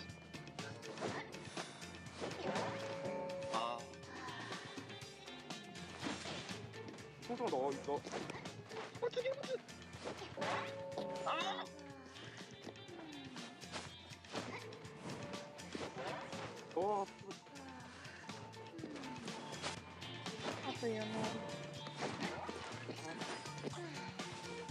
뭐요?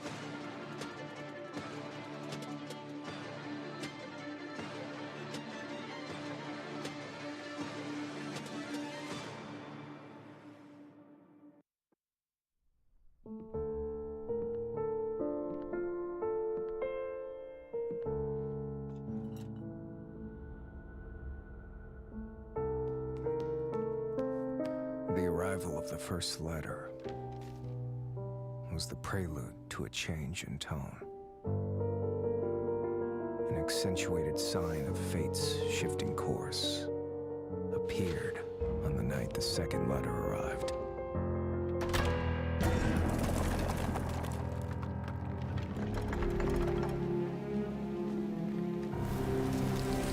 Those fragile wings flew in with the dying light, who forgot one simple truth. The purer the light, the deeper its shadow.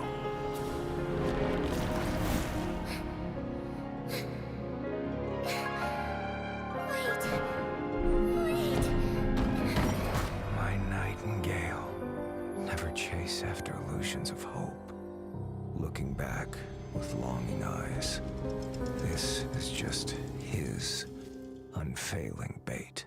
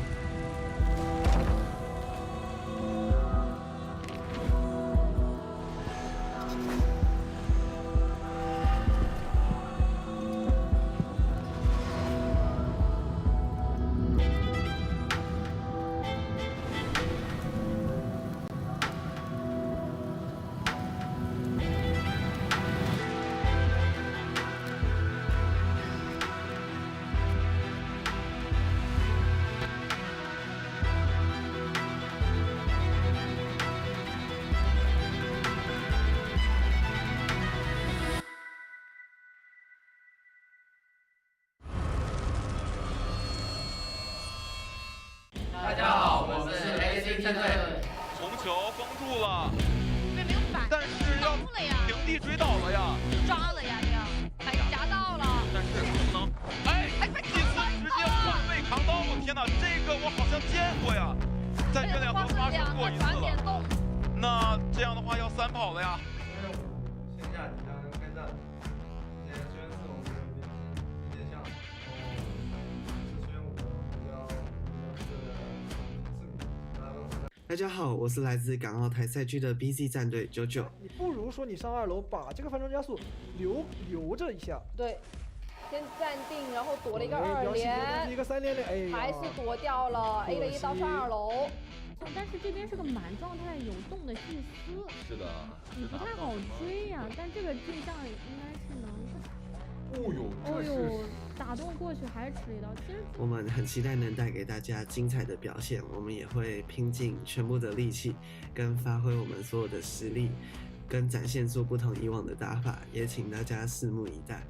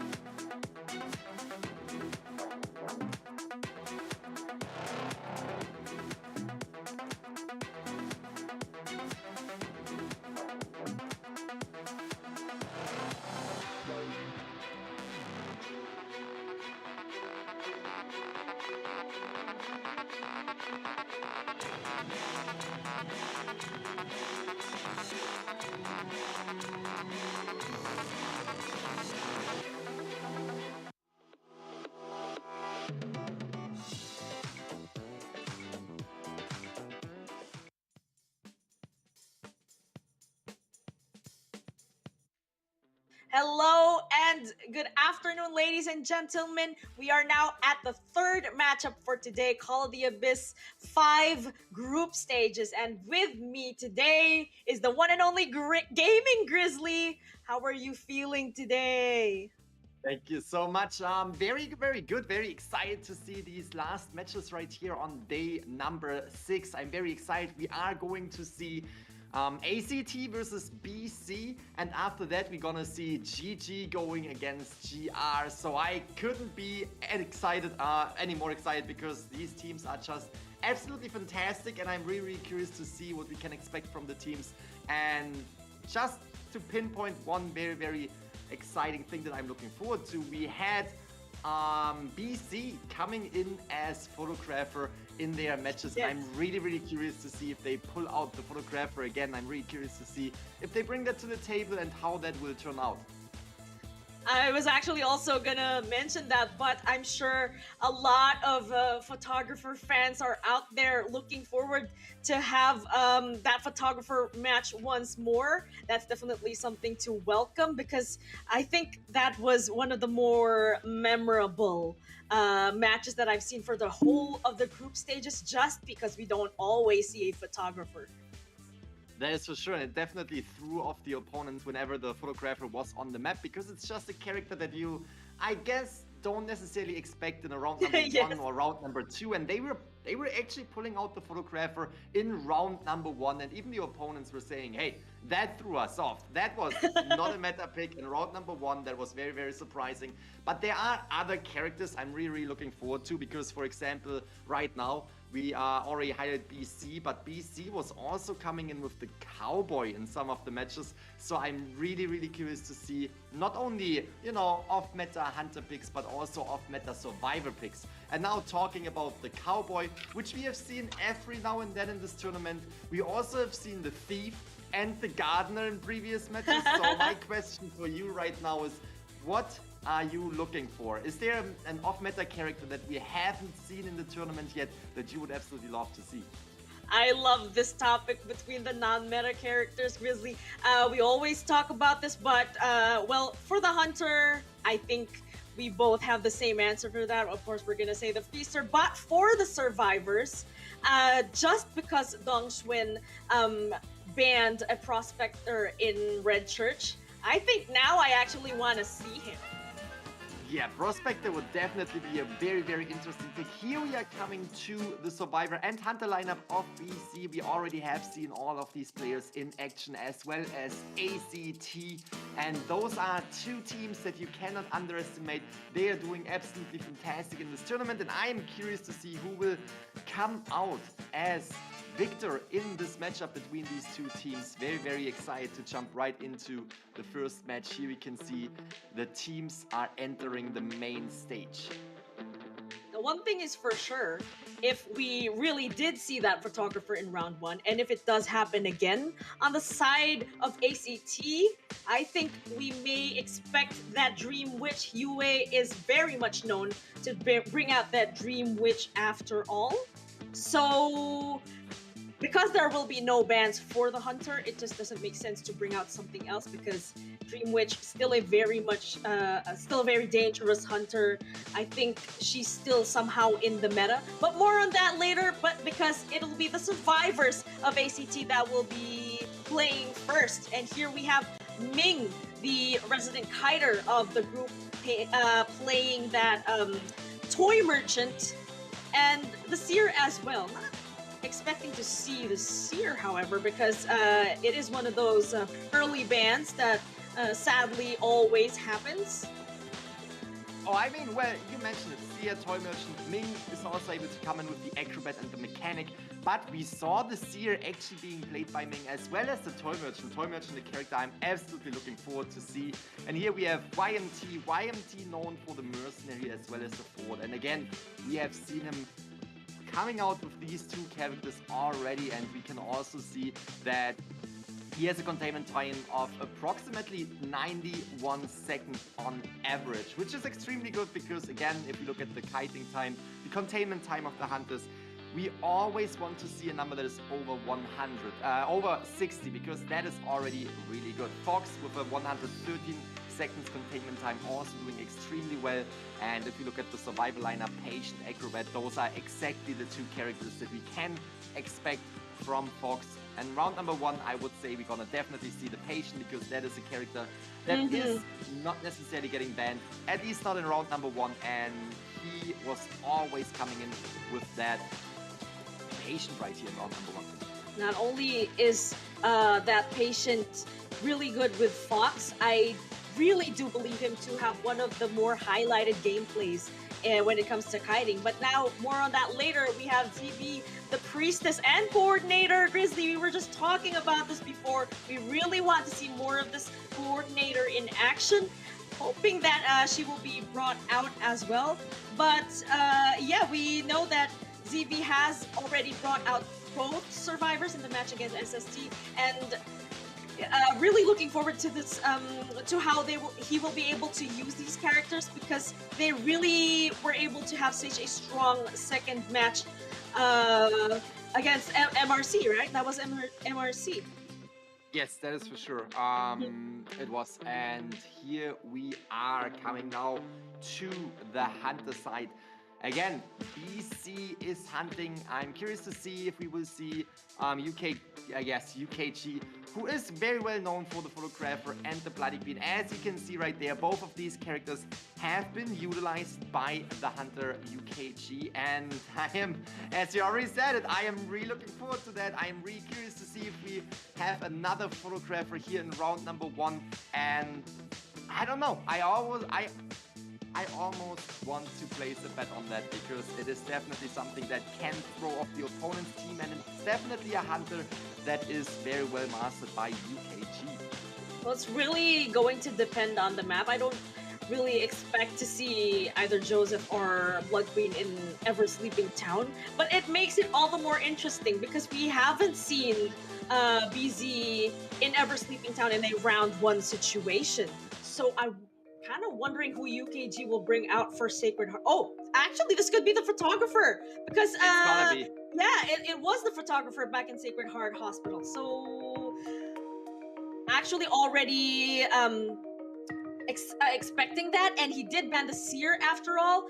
And Joseph is technically a single hit hunter, so that Seer is definitely going to be very annoying if providing support. But that did leave the table for Fox to seal in that forward. I don't think this is Fox actually using the forward. Oh, Grizzly! We were just talking about non-meta, and here we have an Embalmer joining the very first survivor lineup in a round 1 situation. Again, this is something that we don't see every day, and I'm really curious as to how this is going to play out. This could really work. Again, Sacred Heart, not that much of a big map.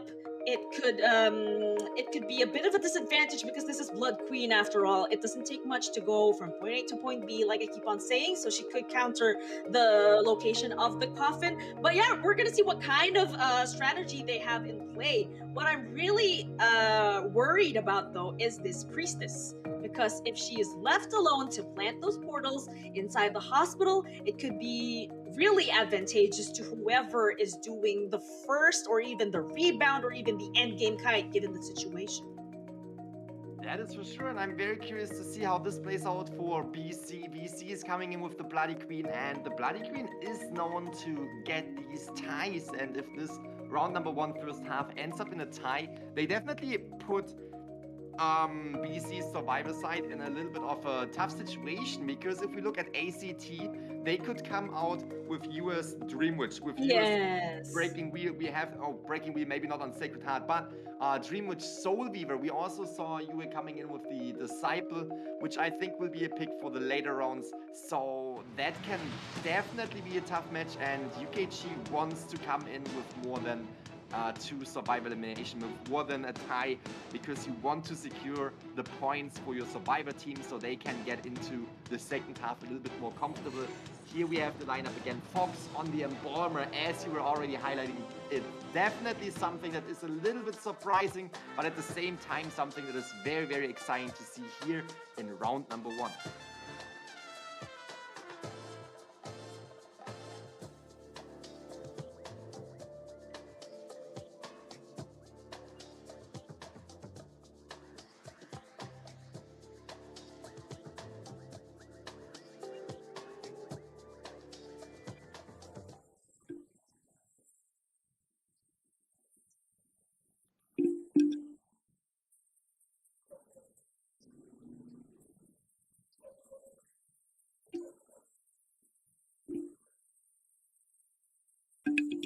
And we are jumping right into it. The action is about to start. Sacred Heart Hospital, Bloody Queen on UKG side. They are on the hunting part of this first match, first half right here. And they are already transitioning towards Fox as well as YMT, which is the Embalmer as well as the forward, which could be a really, really good find right here. Going for the forward first. Hermes Shoeskin is dashing out of here. The mirror has been placed, which is definitely giving the forward a good chance right here to not only avoid that mirror, but to have a really, really good first early game kite. And you can see that Blink is being picked up by UKG, so that might actually help UKG to shorten that kite. And the mirror is ready in about 3 seconds. Will JMT get the chance to out-kite that mirror right here, or will he take the hit because he's pinched in?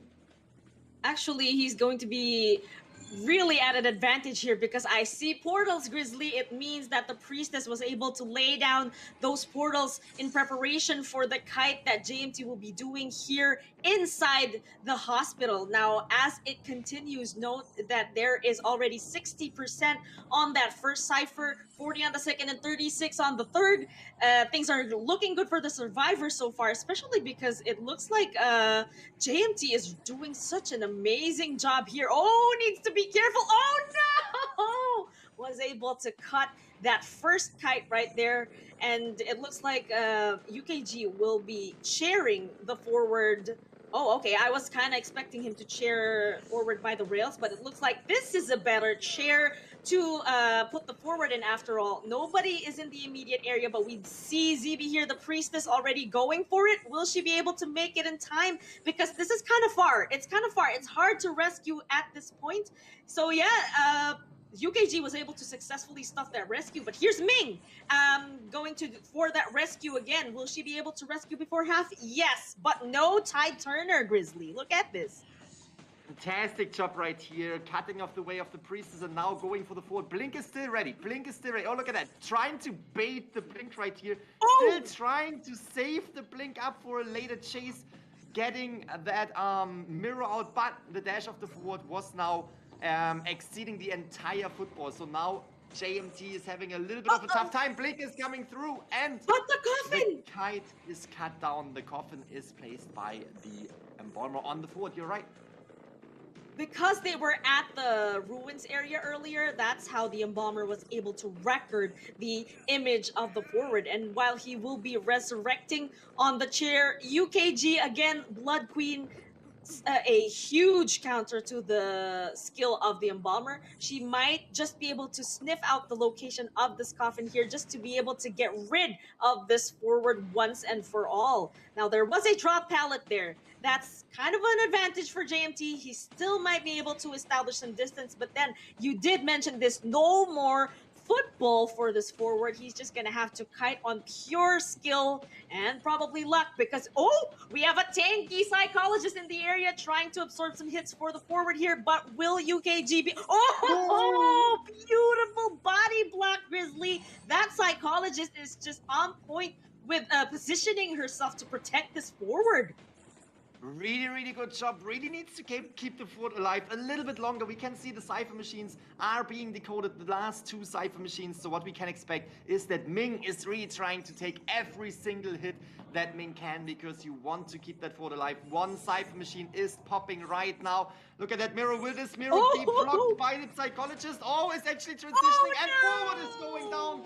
Will there be a force heal? No force heal. UKG is securing the first elimination right here. And again, we have seen it over and over again. The Bloody Queen is just a very, very strong hunter when it comes to securing ties. And this is absolutely, that is definitely the definition of a tie game right here. The definition of a late game tie, because we can see that 1 survivor is out of the game. UKG can now concentrate on 1 more survivor while the other 2 survivors will concentrate on the exit gate. The priestess is already opening up that exit gate that is at the back gate, and what we can see right here is UKG getting on the chair. The global portal is being activated. We have teleport ready. Will teleport be used in time? Oh, the priestess actually went through that portal, not the psychologist, so that is definitely giving them a good chance to open up the other gate. But Mirror might come in and the rescue might happen as well. So that is definitely something to look forward to.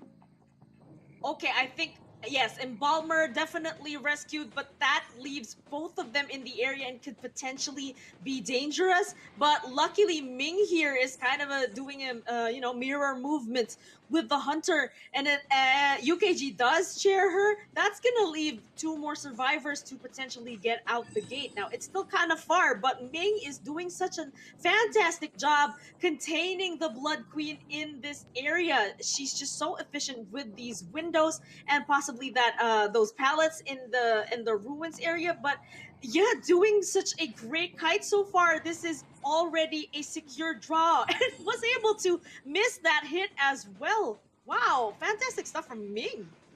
That is absolutely outstanding. If they are able to kite out detention right here, that might actually be the chance for Ming to go to the gate. But blocked, not blocked, but avoided that there. Right. But the coffin is active. The coffin is right there. They already transitioned over to the back gate. Yet again, we can see that we have a portal right here, which will be utilized by UKG. But will that be enough? Teleport is not ready for another 12 seconds. The mirror is not ready for another 7 seconds. I said that this is the setup for a tie, but the survivors are really pushing it right here, getting the 3 survivor escape, rescuing the Embalmer, and turning this tie situation into a 3 survivor escape for the survivor side for ACT.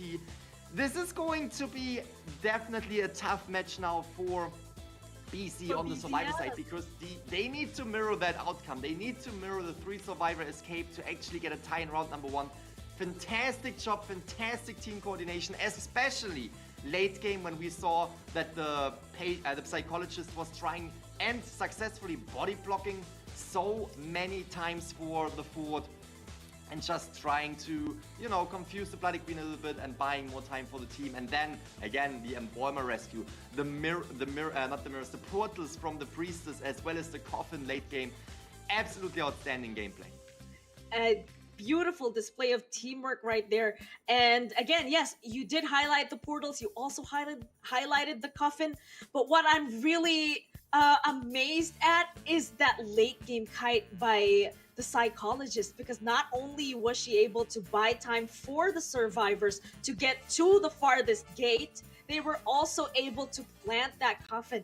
So yeah, such an amazing kite as well at the end game. Again, look at these numbers, 145 from JMT, and although he did return to the manor, we still have that saving kite from Ming with 114. And yes, ladies and gentlemen, that did happen in the end game. Such an amazing display of support as well from the Embalmer. We didn't see much of him. We didn't see much of him in the entire game.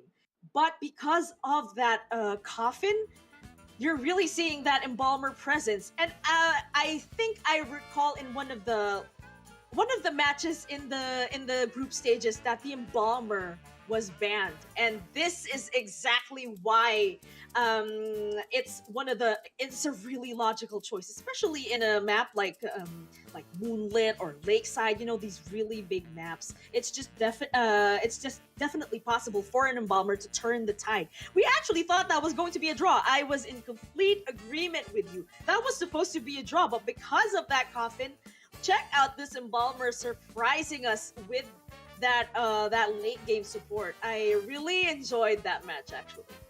That was a fantastic setup for the tie. As we said, it was literally the definition of a tie match right here. But they turned it around. Again, we were proven wrong right here by the top teams, especially by ACT, that were able to get and pull off that 3 survivor escape, getting 3 points for their game. Now they are on the hunter side, and they are having a really good start right now. Viewer is coming in with, Dream Witch, could come in with Soul Weaver, and these 2 hunters are extremely strong on the Sacred Heart Hospital and could potentially, most likely, bring out the tie, which is a 2 survivor escape, 2 survivor elimination, 2 survivor escape, and that will definitely secure the first round for ACT. So they are in a good position right here, and now we can see the survivor side. It is 8-7 YT, who's very well known for the mechanic. We have seen him coming in that round number 1 with the mechanic and then usually being switched out with 99. That's why we can see the Lucky Guy. Lucky Guy is not necessarily representing the actual second survivor that he's playing, but he's just usually coming into the mechanic, and that is it. Here we have Lo-Fi, Mercenary as well as Patient. Exactly what we have seen before. It looks like he does have a low escape probability, so he's probably the one who stays behind just to make sure that everybody else gets out the gate. He's that kind of mercenary. He's the one that is really supportive with his teammates. I got this, go on without me. Containment time of 77 seconds there, so it means that he's focused more on the rescues rather than end game kites or mid game kites. And now here we have An with the batter and the psychologist. I'm really curious as to who he's going to take out for this specific match. BZ has actually been one of those teams that do not stick much to the meta. So if I do see this batter, I'm sure not just me, but a lot of the people in the chat will be pleasantly pleased with this. And here we have Ola, the resident kiter of the team, also uses forward actually. But these are characters that are usually banned by the hunter, so I think this is the time to bring out one of the other, should the other be banned. Because Acrobat, such a good kiter, he can also work here in Sacred Heart. I think it doesn't really matter where you put the Acrobat, he could really excel no matter what map you put him in, just because of those bombs. But yeah, so much for the team introductions of BZ. Here is Yue. I believe this is Yue going for that Dream Witch. There really is no reason for him to not bring out Dream Witch, especially because this is Sacred Heart and the range of the Hunter is just so wide. Not only was it really effective in Arms Factory, it could also potentially be effective in Sacred Heart as well. So it's going to boil down to the teamwork of BZ, and they do have their work cut out for them because Yue is a star when it comes to the Dream Witch. He is the star of ACT, and they will be up against his Dream Witch. Good luck to the team. I am really curious as to how this is going to play out. That is a really, really good question. How will this play out, and how will the survivor side of BC now mirror the outcome of the first half, mirror the 3 survivor escape? You already mentioned that we have Ola, very well known for the Ford as well as Acrobat Ford. Usually a first round ban. If the Ford is allowed, we can definitely expect Ola to come in with the Ford. But we also know him as a great priestess, so that might be something that we can look forward to as well, because we have seen how dangerous the priestess can be with the global portals as well as with the normal portal support inside the Sacred Heart Hospital building. It can be really, really devastating if these portals help the survivor to prolong the kite and to maybe even cut the line of sight from the hunters. So there's definitely something to consider right here, but I would agree that we will see that first forward ban and not the priestess being banned. I think, well, it looks like we were proven wrong yet again by these players because Seer is out the window. I think this is the perfect time to seal in that forward. Yes, we have a forward and a mercenary, again, the dynamic duo of the survivors. So just waiting for the, okay, we have psychologist out the window. Now this is really looking like Dream Witch to me because psychologist is a counter as well, but it looks like the survivors of BZ are preparing for a Dream Witch because yet again we have this barmaid already there in the previous matchup between Bau and MS. We had a barmaid and now we're about to see one again here in the match between BZ and ACT. Now here we have a mechanic, again, very understandable choice once she is left open for selecting. You definitely have to seal her in. We do need that cipher rush. We do need the power of decoding, especially while either probably the forward or the barmaid will be doing the first kite. That is that's for sure. Very, very excited to see that Barmaid, another character I just did not necessarily expect in round number 1 right here. This time on BC side. Mechanic definitely trying to push that Cypher Machine progress. Mercenary coming for the rescue. We have the forward as a harasser. Forward, definitely a character you want to bring. As I said, Ola will take the chance. If the forward is not taking that ban in the first round, we will see Ola coming in as forward.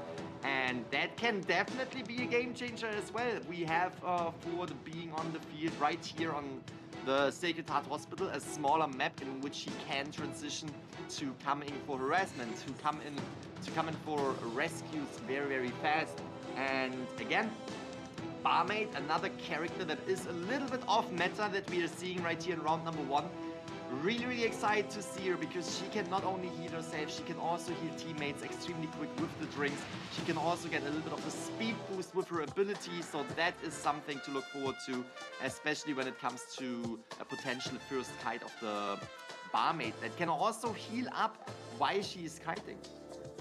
And yes, we are about to see how this match is gonna go in the second half of round 1, ladies and gentlemen. Bringing you the commentary here is Mikael and Gaming Grizzly. We are about to see the match in a bit.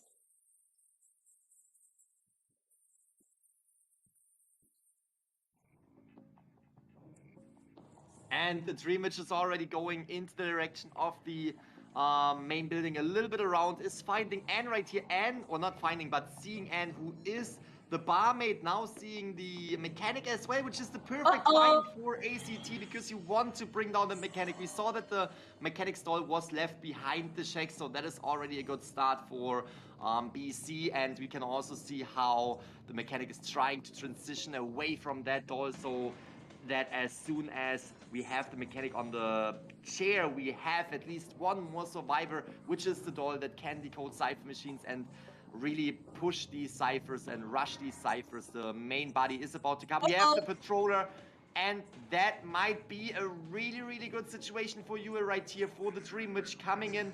Ooh, look at that, waiting right here, jumping down, and we have the main body, Leech, coming in for the first down. Now, I think this is still pretty good because, as you said, 87 White Tea was able to dispatch that bot. So even if she does go to the chair, no problem. That bot can still get started with the decoding. But yeah, this is actually a really good chair here. Really good stuff from UA because there is progress on that cipher, which means that somebody has already touched it. So Patroller again has been dispatched. Oh, will he be able to find whoever wants to do the rescue? That is Lo-Fi right there in the area. Oh no! Has been caught by the Patroller there. Even if Lo-Fi does take a hit, he will be able to rescue. But he needs to do it. He needs to be careful with it. Okay, so we have a Mechanic that has already been rescued. Unfortunately, it's going to be a double hit situation, and we do have one Leech to worry about. You're right. The Mercenary was definitely able to come in for the rescue and wanted to rescue the Mechanic before halfway. This is still buying time for the rest of the team. We can see that Lo-Fi is trying to go down in a really good area, away from the rest of the team, away from the rest of the survivors that can decode Cypher Machines. We can see the healing action is coming in right here for the Mechanic. They are trying to bring up not really. We have a Leech sitting on her, so that might be a little bit difficult. But Ola right there in the area. What can we see? Can we see the stun coming in, or is he just there to harass? He is there to harass and to rescue when needed. We can already see the Cypher Machine progress is split up to another 4 Cypher Machines, only to prepare for that late game. Mechanic is taking that another hit, and that will be the end of the Mechanic as soon as Tide Turner runs out. As soon as the Mechanic is hitting another chair, that Mechanic will then be sent back to the mana. The question is, will we have the forward in the area to try and stun? No, he's actually going in for the rescue right here of Lo-Fi. And we have the Mercenary up and running. Fantastic job. Not taking that hit, but taking that hit. I think the reason is because, I do not think, I know the reason is because he doesn't have any elbow pads, so he won't be able to get out of that area. He's going straight to the chair, just like this Mechanic. Now, things are really going good for UA here because that last cipher is only at 30%. The pressure is immense on the survivors right now. Although we have a healthy forward here, and he does have a lot left on that ball, there's still a leech on the mercenary, so that's more leeches to worry about. And yeah, decoding is just not going as fast as we hope. That is for sure. Decoding is not necessarily going as fast, but you also have to consider this is a Dream Witch that can come in with an extremely strong late game, and that might be a little bit of a tough situation because, again, BC wants to get that 3 survivor escape as well, just as ACT was getting the 3 survivor escape in the previous half, but it might be a little bit difficult. We have these 2 leeches right here. Will he be able to rescue the mercenary before half? And he takes the hit. We can see mercenary is up and running, trying to buy more time, but Blink is coming in. The hit connects. 2 Cypher machines are remaining at 75%. That might definitely be a tough situation because the forward cannot really come in for a football stun, for a football rescue, because he is already injured and it might be too dangerous, and he's just trying to kite away, trying to not allow that double down. Wow, is avoiding that Blink, but is not able to get away from that second swing. We have a double down right now, 1 Cypher machine remaining, but this is definitely putting ACT into a really good situation. A fantastic how ACT UA is able to multitask like that. It was just, he was just switching in between targets here, the forward and the mercenary, and was able to down them both in such an efficient manner. And now it is just the barmaid that's left for him to hunt, and it looks like he will be going for that barmaid indeed, instead of just cheering the forward, because he doesn't want the barmaid to consider going out through the dungeon. So yeah, I'm beginning to understand the logic behind that. Forward may be able to heal, but once he gets down, he won't be able to recover from that anymore. So he's not that much of a threat, and he doesn't have much of a ball hot on him either. Now this barmaid is actually doing a fairly good kite. It's just that the decoding on that last cipher is just not quite there. That's the thing. The decoding of the last cipher, and we are talking about the last cipher that they need. The question is, even if they are getting up right here, which they are, Ford is up and running, barmaid is now on the chase. Was prevented from healing up right here. And this is going to be a back and forth situation where the forward will take a hit, the barmaid will take a hit, and they have to exhaust their self-heal. And the thing is, again, this 1 Cypher machine, yes, it is remaining, but at the same time, the leeches will be all over the map. We have seen it over and over again. The Dream Witch can be so strong late game, protecting these last Cypher machines. And I am almost sure that this situation right here for ACT's UA will be a 4 survivor elimination, which will put them into a really, really good situation for the rest of the rounds, because they will already have won that first round, and second half with a lot of points. Barmaid healed up right now, might get the chance to decode on that cipher, but is really having a tough time right there. It's just preparing for that late game. At the very least, the best that the survivors of BZ might be able to do is to get 1 person out the dungeon.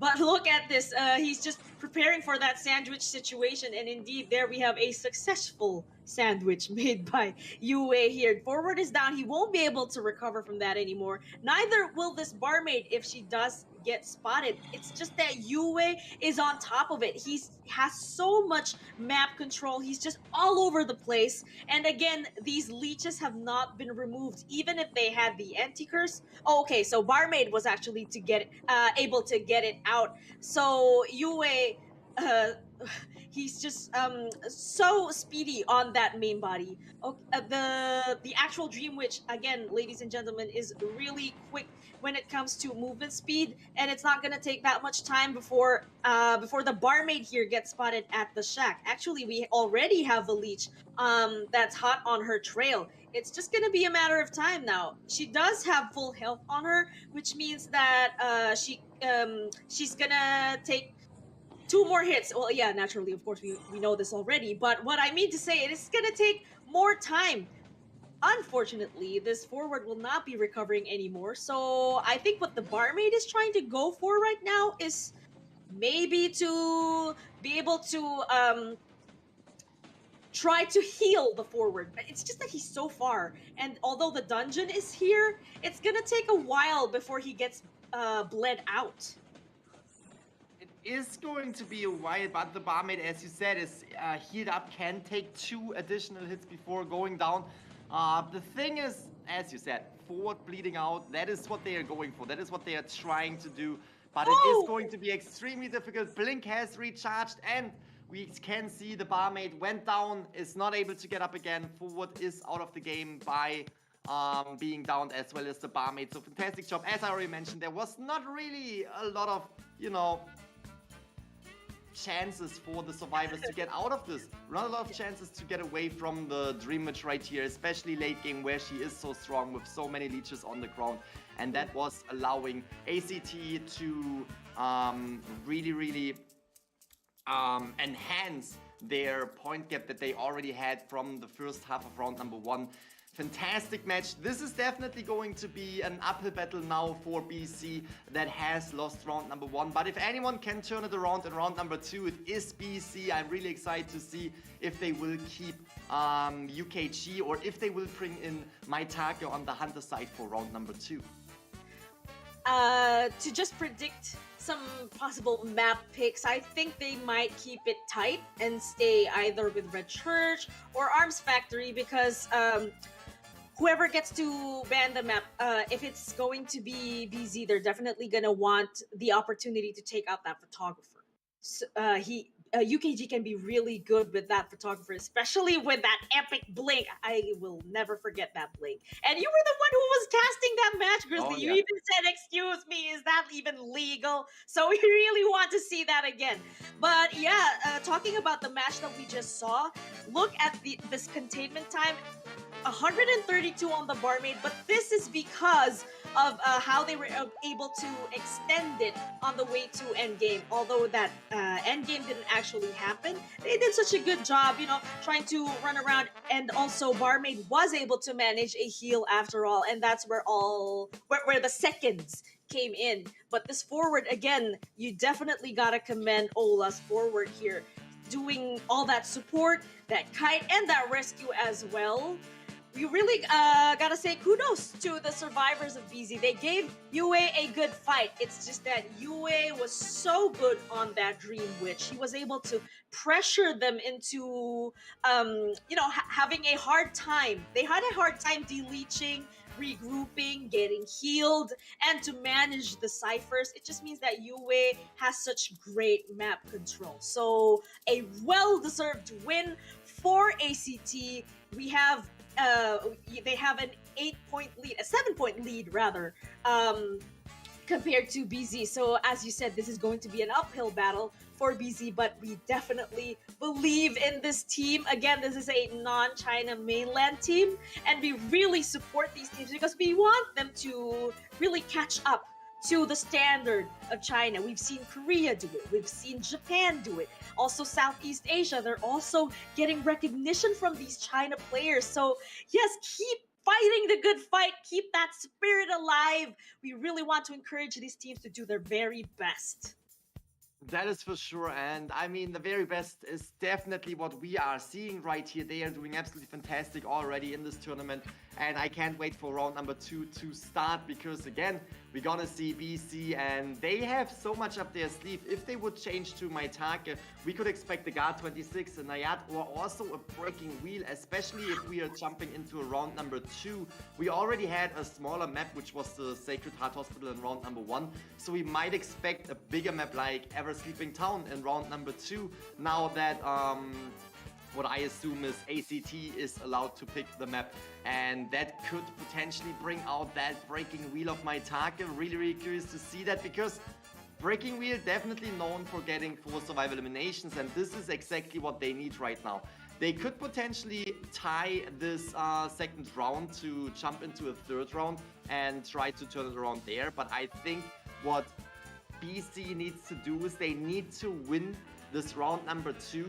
Not necessarily with a lot of points, they just need to win it, because then it comes down to round points. Then they can win round number 3 as well and take the win home against ACT right here. And they don't necessarily have to concentrate on getting all the points on getting 3 survivors out of the gate, 4 survivors out of the gate. They can't just concentrate on having a really strong hunter match and then having 1 or 2 survivors leaving and taking enough points to win that round. Here we can see the highlights, the body block of the psychologist. Let's just spectate them. Fantastic game. 多少？跟70。哇，要10分，空的。起来我这，起来我这，起来我这。可以。我打中兵会过吗？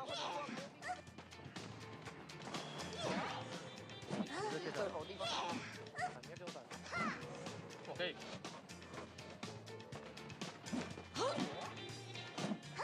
要在哪？先喝。好。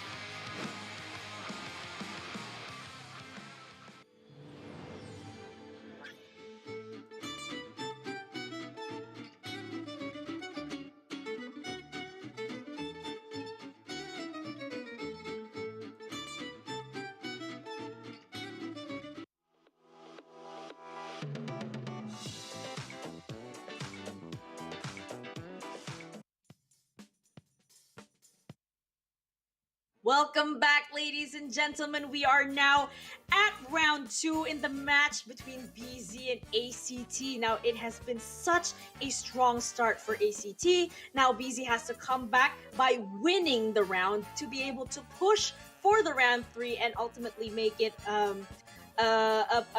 battle for the win. Well, what I was thinking about the points, but yeah, we're talking about round points first before we actually look at the points from the actual kills. But yeah, more on that. I'm actually very excited for this round 2 because, like you said, this could be a big map.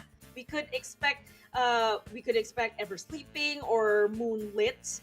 But what are your thoughts on this? More on your thoughts about the possibility of a big map. Big map, yeah, as I already mentioned, Ever Sleeping Town seems to be very reasonable. If we see Maitake coming in on BC's side, that might be a good change for their side, because again, they need to win that second round or at least tie it. That is the very least they have to do. And I think if Maitake can come out with that breaking wheel that we have seen before on the Ever Sleeping Town, that might definitely help them to, you know, turn the tide, to just turn in their favor and get not only the tie, but potentially the victory in that round number 2 that they need so badly to stay in the competition in between these two teams right here. Because if ACT is taking home the victory in round number 2, that would mean that they are taking home the victory against BC in this matchup. And we can see that Chinatown is being... Yes, it is indeed Chinatown, and I think it was BZ who actually chose the map, if I'm not mistaken. Yes, we have that substitution, by the way. Wow, Grizzly, you've been predicting this correctly the entire time. You said large map, we got a large map. We are going to Chinatown. And you also said that Maitake could come in to sub for UKG, and here he is indeed. But more on that, here are some thoughts from JMT. BJ 他们这个队伍打的嘛，然后他们的状态也是起伏有高有低嘛。我们也会针对那个 BJ 的那个角色词嘛，然后去加强练习。 And this is something that we always say. We always say these teams, they know each other. They practice especially for the hunters that they know that the opponent's team will bring out. Especially for the survivor lineup that they know that the survivors of the opponent's team will bring out. And we saw that they were really prepared. ACT was prepared. Going against BC was taking home the victory right here. And it is definitely something that BC is doing as well. They are looking at ACT. They see what hunters they bring out, they see what survivors they bring out, and they are preparing for that tournament situation right here, but it turned out that ACT was having the upper hand in round number 1. Let's see what the BC has up their sleeves right here in round number 2. I'm really curious about what the survivor picks could be, because we have seen an embalmer in the previous match. Who knows what else could come out? And I think since this is Chinatown, this is indeed the time to bring out that toy merchant. We did see in the previous match that a female dancer was definitely the star of the match, the one by I'm So Sexy, but more on that. We will be getting into the picks and bans with Maitake banning the survivors first. I think this is the time also to ban that seer. And yes, we do have a seer ban and a priestess ban. Actually, really good thinking from Maitake here. He wants to get rid of the owl support. He also wants to get rid of the portal support, because these could be complete headaches if left to roam the map. So this is also the chance to seal in that forward. We have a strong kiter in the lineup, ladies and gentlemen. We have a patient, and this could be really good for the survivors, because if Maitake does bring out that breaking wheel, he could do some really good containment for him. And now we have a mercenary. Acrobat is out the window. Don't want to be dealing with that very strong kiter. And yeah, Dream Witch is banned, by the way. The survivors have chosen to ban Dream Witch as well. I'm actually wondering why. Oh, Toy Merchant, here she is. I'm so excited. Grizzly, we're finally seeing a Toy Merchant.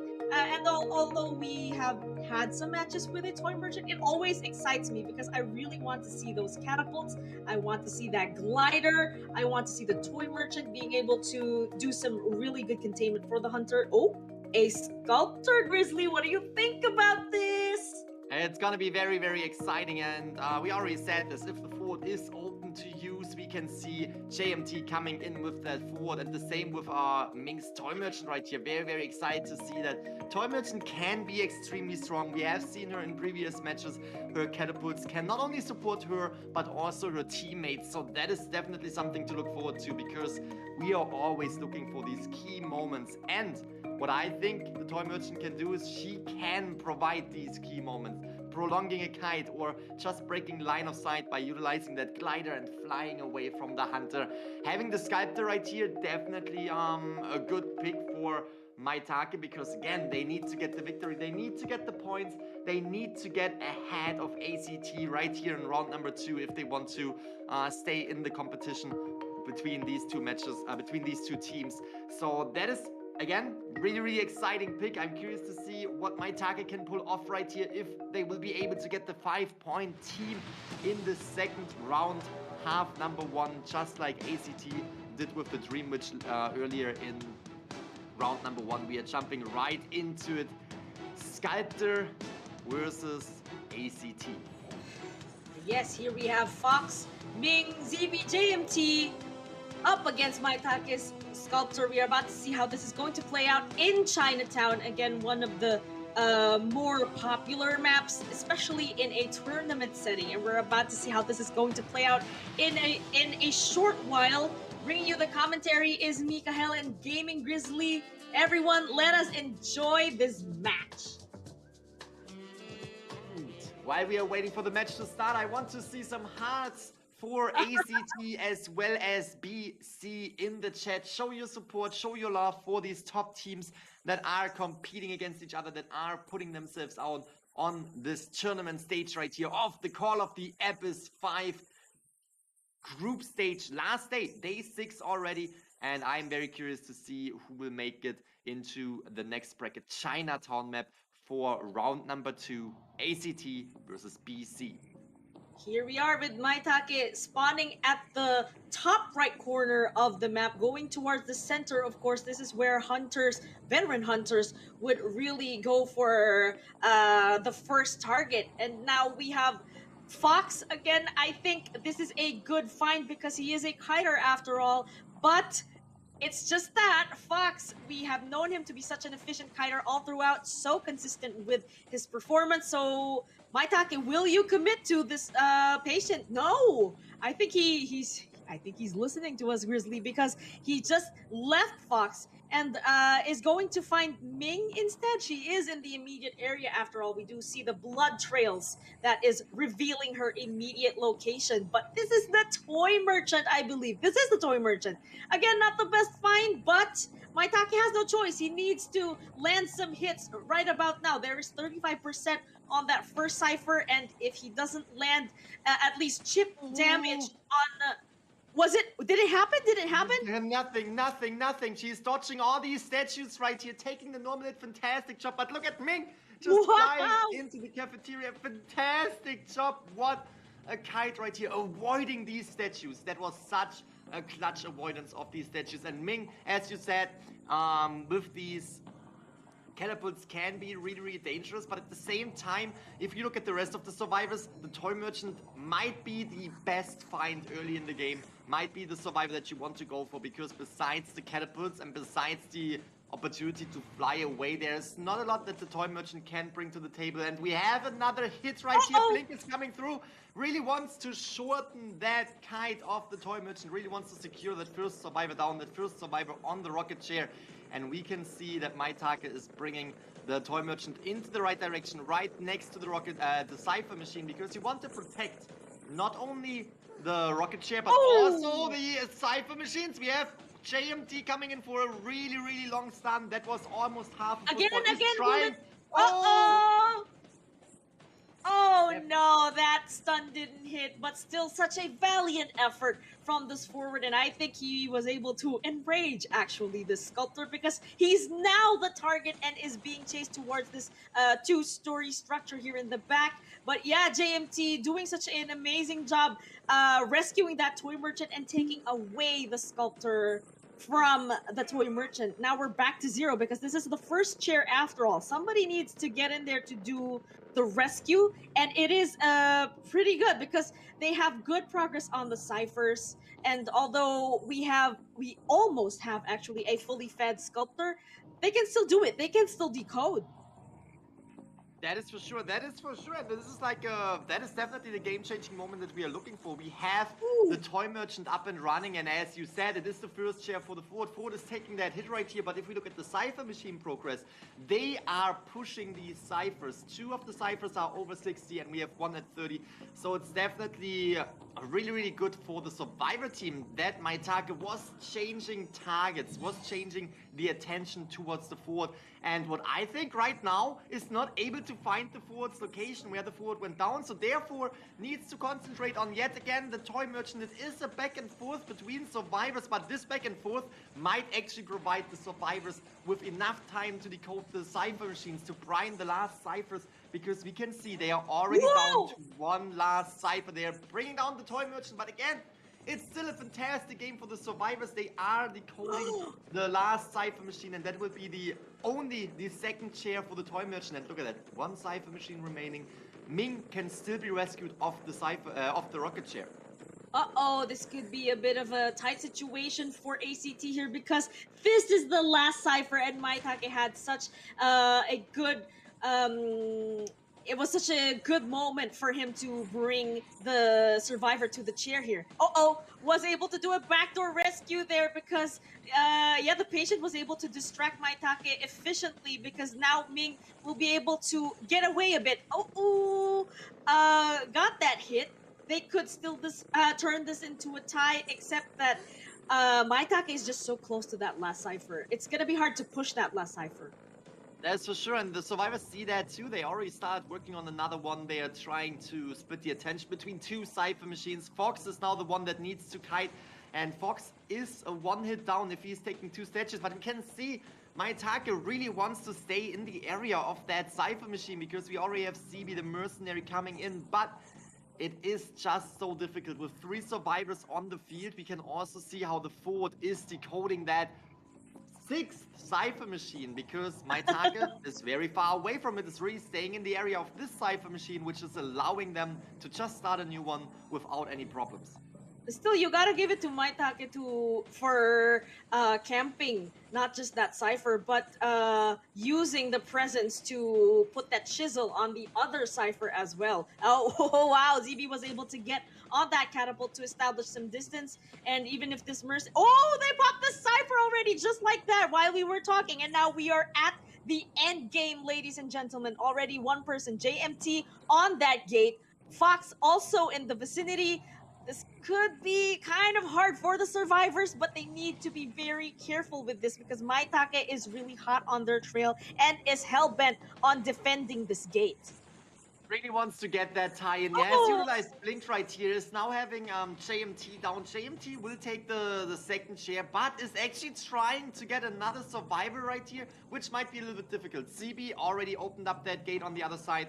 And we can see that the focus right now of Maitake is to get that tie. Put that forward on the chair and make sure that we have a 2-survivor elimination, because there's not much that you can do against a patient who is having these hooks to just close the gap between him and the exit gate. So fantastic job right here on the survivor side, who was really splitting the attention of the hunter. And this is what we are talking about. If you are able to split the attention of the hunter like that, that means Toy Merchant was on the first chair, then you had the forward on the second chair. That is giving you enough time to decode more and enough time to push for that late game.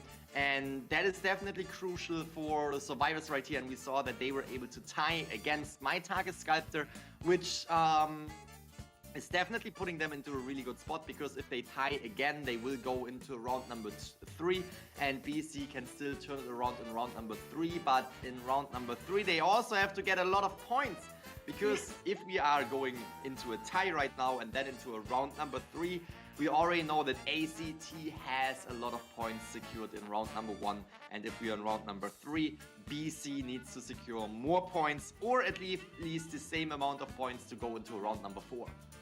Now, I'm pretty sure Yue is on fire with this. He's going to want to kill a lot of survivors, just be able to take home the round. And if they do win this round, that'll be it. It's going to be a 2-0, and the ACT will win the matchup. Now, putting ourselves in the mind of the survivors of BZ, I'm pretty sure they're going to want to get rid of that Dream Witch. But this is a large map, Grizzly. I'm not sure if, yeah.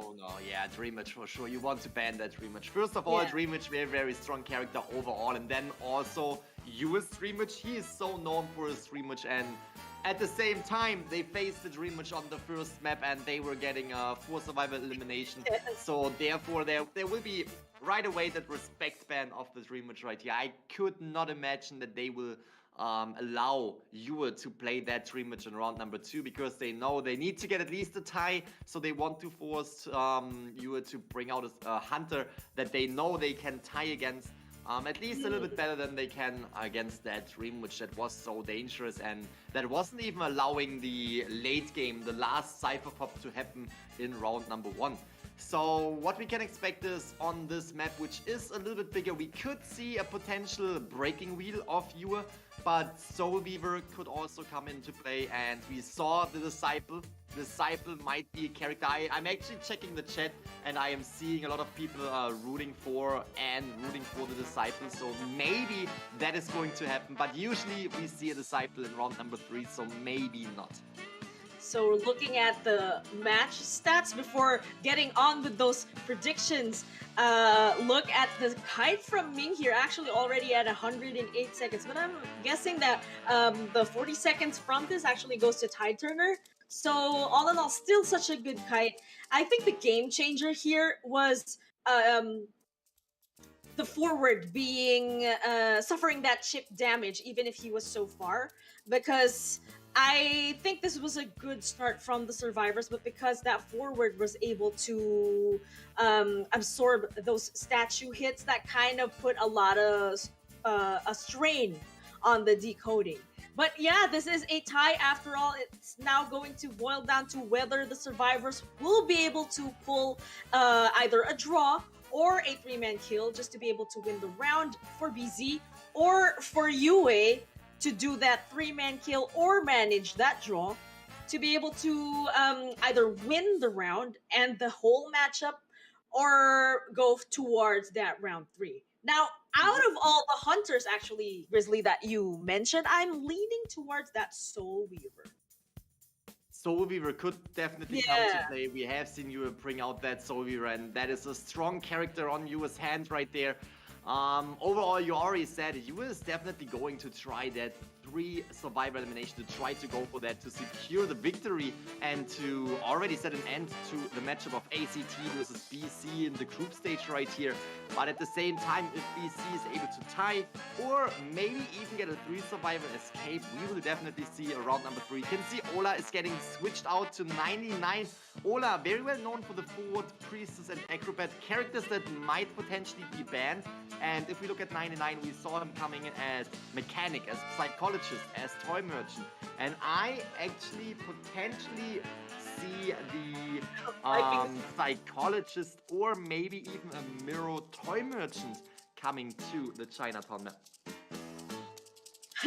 Sorry, I was just really curious when they were wiping the screen. I think this is the chance now to really make sure that you don't have a slippery screen, but make sure that the kiters are really slippery and hard to chase.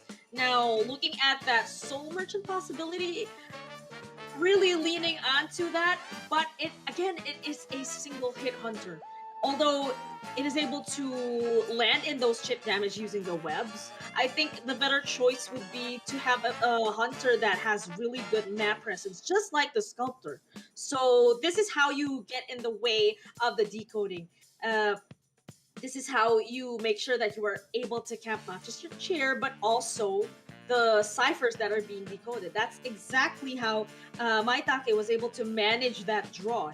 He was able to camp the last cipher, and actually not just that last cipher. There were 2 last ciphers. You even said that they tried opening a 6th. But yeah, here we are at the second half. We are now going into the picks and bans. Wonder who Yue will pick. But first, here are the bans. We have a forward and we have a seer. I'm wondering why they didn't lock in that priestess, but here we are with a patient and a mercenary. Probably they wanted to prioritize the delayed damage that a mercenary can offer. It can turn the tides though, but we see a batter. I've been saying how much I wanted to see a batter, and finally we get to see him now, and the psychologist as well. Very, very excited to see AN. Definitely known for the better. We have seen him coming in as better before, as well as we already mentioned it. 99, very well known for the psychologist, and I was kind of thinking that we see that psychologist come out and play right here on the Chinatown map. And Yue is coming in with the Bloody Queen, something that I did definitely not expect, because again, Yue definitely wants to concentrate on that 3 survivor elimination, and the Bloody Queen is just so well known to get the ties. So I'm curious to see if they want to push it into a round 3 where we have 4 survivor bands as well as 2 hunter bands, and just play it a little bit more secure, because if they get the tie, they still have a great chance to just you know, secure their victories in round number 3. But at the same time, this is opening up a great window for BC to take home not only the tie, but potentially the victory. Difficult to achieve against the Bloody Queen.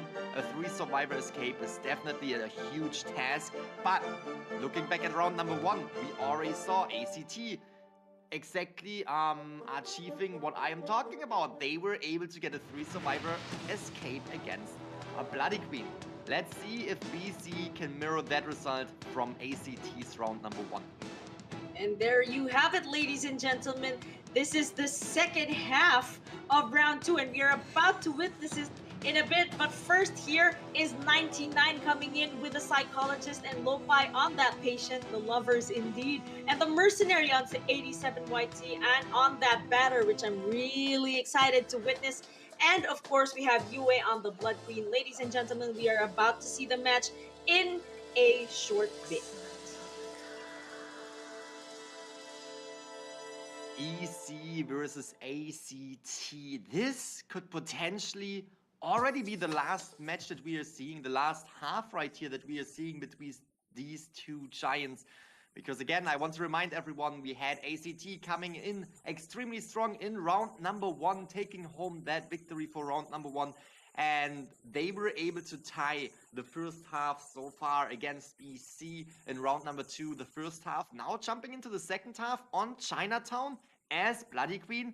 If they are able to secure the 3 survivor elimination, that means that the fight between ACT versus BC goes in favor of ACT. And here we are jumping right into it.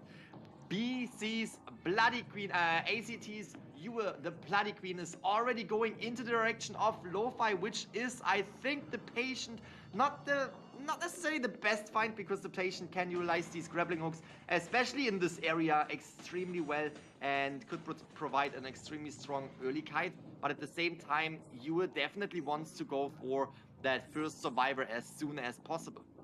Looks like he was trying to bait out Lo-Fi going towards the stairs here, but again, I think this is a repeat of the loop that Lo-Fi was able look to at that. Oh, that's the second what? loop right there. Wow, beautiful transition towards the outside area, very far from the 2-story. And now the chase continues here at the tree. Yue looking at those blood trails for that speed boost, just to be able to catch up with this slippery patient right here. So far, so good, because already one Cypher at 50%. Oh, but the Blink was able to land a hit on Lo-Fi right here. And one more mirror. But wow, Grizzly, that hook, that just really allowed him to get away from the mirror right there. That's what I was saying. It's not necessarily the best find so early in the game, because Patient can provide a very, very long early game kite, is getting the speed boost while walding that pallet, and is buying more time for the team, but the mirror will be ready in around 3 seconds, and that might be a very, very difficult situation for Lo-Fi. Taking that vault right here, we have the mirror. Mirror is ready. Will we see the hit? Yes, we will. The Cypher machine progress is going very, very well, though, because we have 3 Cypher machines essentially decoded, which is fantastic. You want to provide your team with a 3 Cypher kite early in the match to really set yourself up for a good match, and to really set yourself up for at least a tie. And again, this is what BC is going for, at least a tie to make it into that round number 3. And that was a really good early game kite from Lo-Fi, especially with the hooks that were dashing away from the mirrors. He had a good area to begin with, because he had the 2 stories, which is very difficult for the Bloody Queen's mirrors. But here we have the rescue coming in. We see that the mercenary was tanking 1 hit. Will Lo-Fi be able to provide... Oh, we can see another... Oh, was connecting the hit though. Patient pushed away, but was able to land that hit. Better pushed away, but was able to land that hit on the Patient. And now Yue has to be very mindful of this batter here, because if she's not careful, if this Bloody Queen is not careful, she could get stunned. But fantastic hit, because that is what she needed, just to be able to get the batter away from Lo-Fi right here. And now he's going back to the chair. 2 Cyphers remaining. Good progress on those 2 Cyphers, by the way. This is safely going to be a draw already for the survivors of BZ. Oh, you saw the trace on the floor right there. Is trying to early hit the batter right here, forcing him to rush into a rescue. We can see getting pushed away. Will definitely make that rescue. Now needs to protect Lo-Fi. Needs to protect Lo-Fi so they can decode the last Cypher machines and really, really make the best out of this match. Let's see what Yue is doing right here. Let's see what Anne, the batter, is doing right here. Lo-Fi buying more time, baiting that pallet right here. Blink is coming through. A fantastic mind game just there, but it looks like Yue was just waiting for that blink. Oh, ouch! That must have hurt. That batter really is really pesky with those balls, and he needs to be able to pick that up. Yes, he was able to pick it up, and he can use it once more, as this Bloody Queen is now chasing him. And so efficient with that, with those balls, because he is the next target after all. And if he does kite this right, they just might be able to pop that last Cypher before he even gets hit. Oh, he needs, if I'm looking at the skill reset, 60 seconds until Blink resets. If he is taking an earlier hit right now it might be smart to just go down, force the Cypher Pop, because that will give them more time without the Bloody Queen having available, having the chance to use her trait again. So that was definitely a great situation right here. Great thinking of BC going down, and we can see that the change is coming in, and now the better just buying more and more time with these balls, trying to push away Yua, and we have the dungeon right there. This might be a 3-survivor escape, securing the victory. As I said, extremely difficult for them to pull off a 3-survivor escape against a Bloody Queen that is so well known to secure ties over and over again, but they were able to mirror ACT's outcome right here when they were facing the Bloody Queen of BC. Fantastic job. Congratulations. As we already said it, if anyone can come back from this, it is BC, and they are taking home round number 1, and now everything is on the table again, because now if they are able to win, just as they did in round number 2, they will win the matchup between ACT. What an absolutely fantastic outcome of round number 2 right here. Really was not expecting that. It's just that that batter is so efficient with those balls. Did not miss a single ball there, and that's exactly what led him to the dungeon. We really weren't expecting that. We were actually always expecting a tie when it comes to Blood Queen, but because of that batter, I really had a feeling with that batter. I know that he was going to be a problem, and he could potentially be he could potentially ensure that they could get out the dungeon and secure that 3-man kill. Such an amazing match there. And now, as you said, it's anybody's game at this point. We do have a round 3, ladies and gentlemen, and I'm very excited because more bans for the survivors and more bans for the hunter. But we're about to see that round 3 in a bit.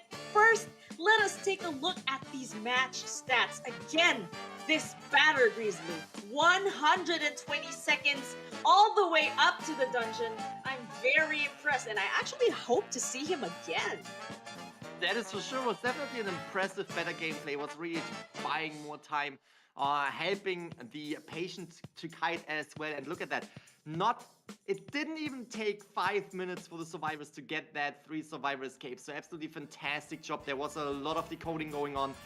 In my opinion, the 3 Cypher kite early in the game of the patient was definitely extremely crucial, because that was allowing the rest of the team to really focus on decoding and not be distracted by having to rescue or having to kite for too long. We had the last 2 survivors just focusing on these Cypher machines, pushing that, and the Cypher pop that was happening very fast as well, because again, we saw that the Bloody Queen had still a cooldown of around 60 seconds of her trade, so they really wanted to take that hit. I think that was calculated, that the batter went down where he went down, and also when he went down, which was quite fast as soon as the Cypher machine was primed, was definitely a very strong play, because you don't want to give the Bloody Queen the chance to utilize Blink again, because Blink could have changed the entire outcome. Blink could have, you know, avoided that batter's ball late game and could have brought down the batter potentially. So therefore, just going for that pop, just going for the dungeon was an absolutely fantastic strategy.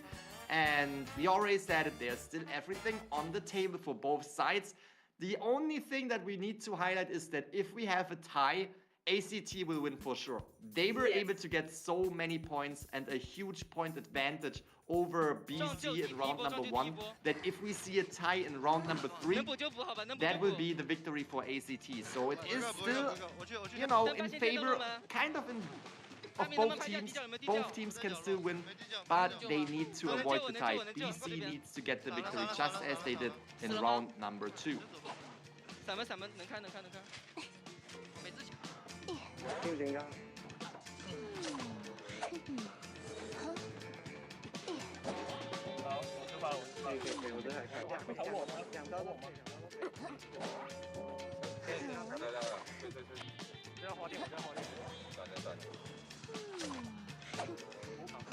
门开了，别走，开出。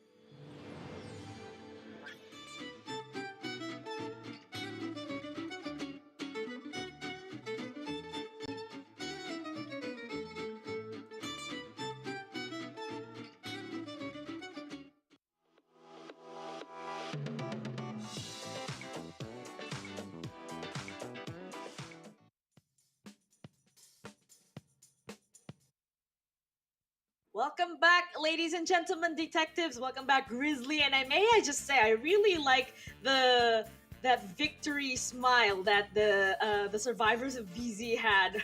We kind of had a few seconds of live feed, them celebrating that victory, and that's exactly the kind of spirit that I want to see from these players. Everybody in the chat, do spam those hearts. Are we seeing hearts right now in the chat, Grizzly? Yes, of course, always. I have to say the chat today is very, very supportive. Absolutely love to see the support for both teams. But you're right, I encourage that all of the time.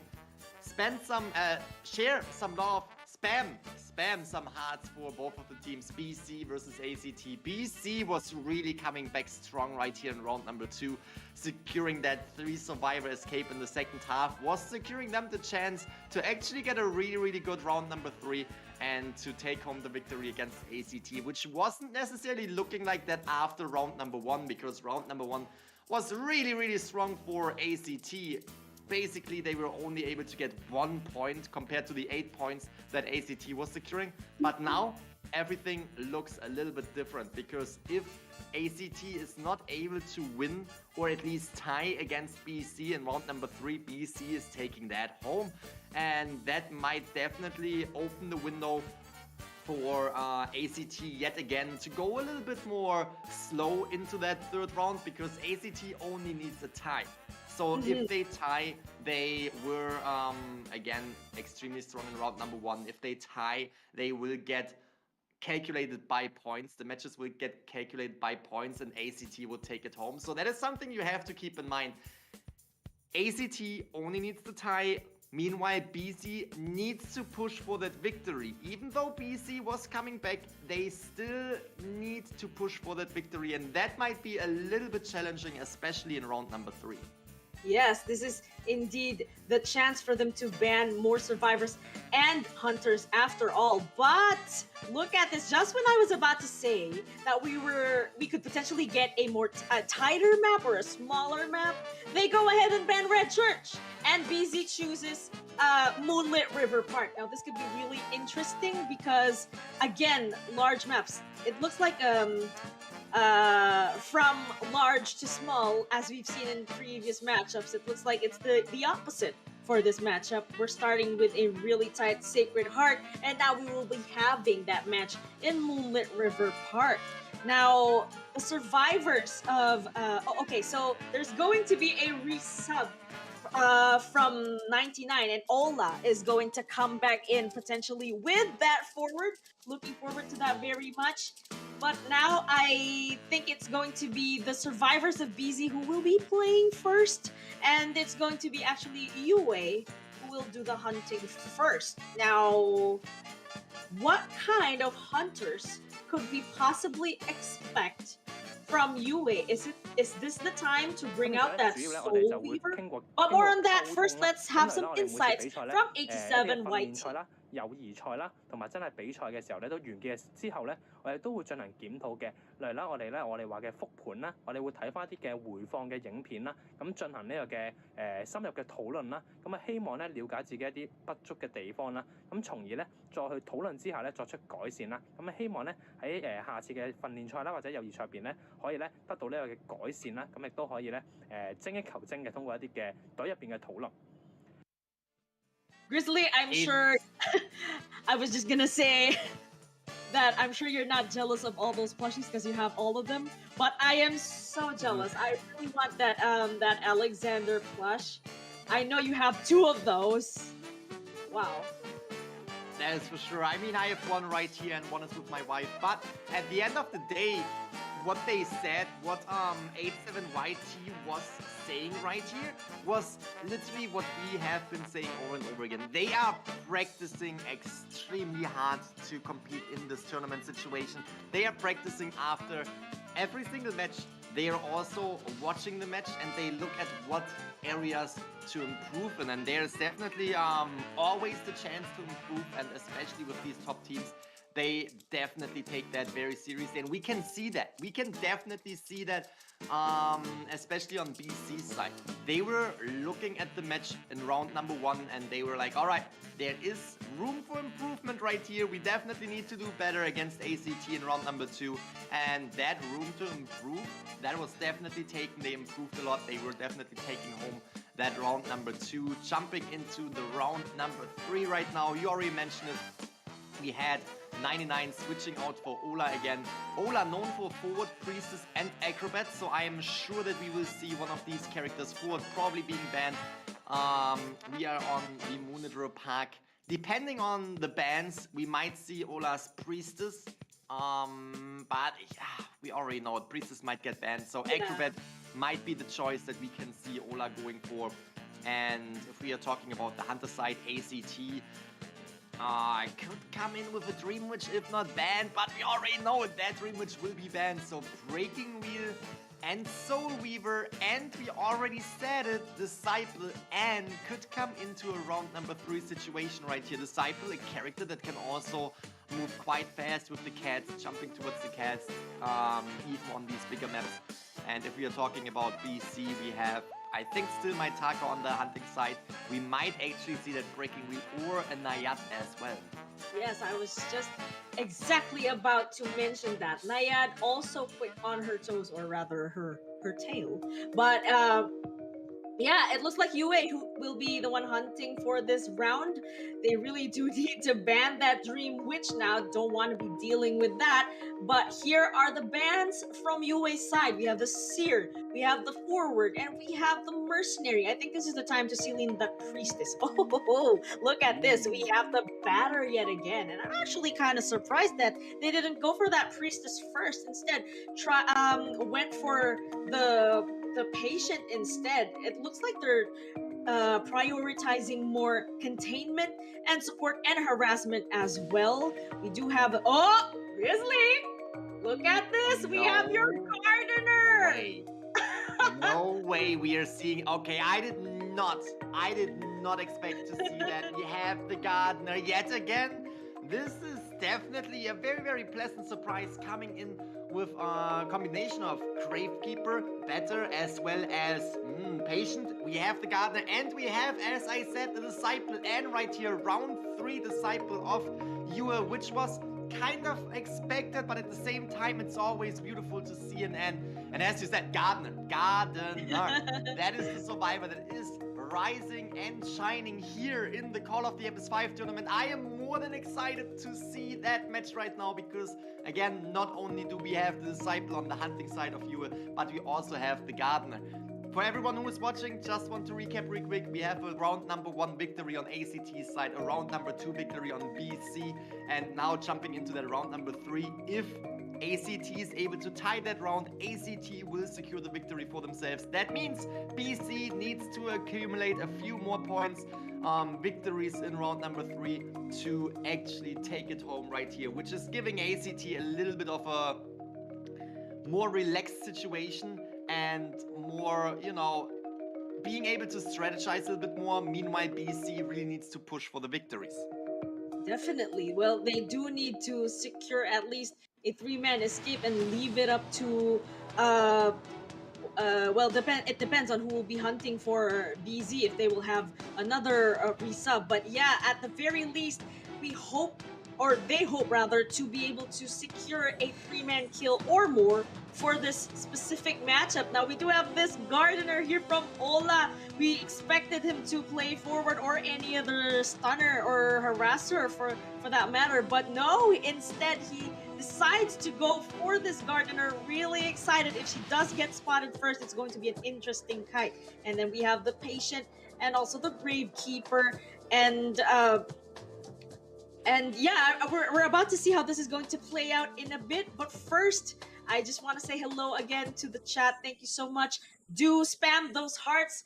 This is the final round after all. Give your love and support for both BZ and ACT. Once again, bringing you the live commentary for Call of the Abyss Group Stages Day 6. Me, Kahel, and Gaming Grizzly. Everybody, let us enjoy this match and this last round. Jumping right into Moon Literal Park, we have the better, who was definitely a survivor that was providing a lot to BC's team right here. Let's see if they can replicate that outcome in round number 3. The first half we have you going straight up into the direction. Oh, utilizing the cats to find Lo-Fi, who is the patient. Oh, wow. Again, not necessarily the best find, but with the ability to block Lo-Fi's skill right here, that might be a very, very early game hit. Lo-Fi trying to utilize the pellets.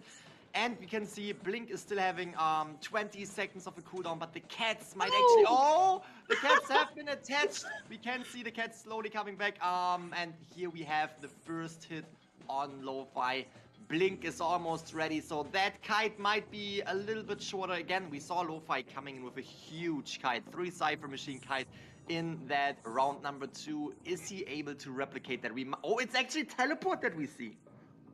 Actually, yes, I was expecting Blink, but indeed it is teleport, and that just gives Lo-Fi the opportunity to go towards the roller coaster area here. I don't think he will be able to get on. It's just too far, but Yue here will do his very best to block him from getting in there. Oh, the hope, will he make it? I think he may be able to. Oh no, going now towards the second station. It looks like Yue will be letting go of him for now, because this is the Gardener after all. Here's your Gardener, Grizzly. She doesn't have a shield on him right now, but if she does this correctly and does that 5-second pause, she may be able to stack a shield.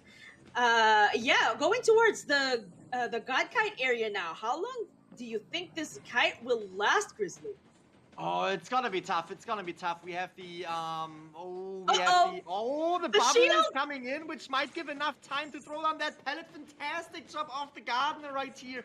And this is probably exactly why Ola is coming out with the Gardener, was predicting Anne to come in and utilizing that bubble right here to really, really avoid the cats. Is trying to get on the slide. Will that be enough time, or will Ola... Oh, it will be enough time, but it's gonna be...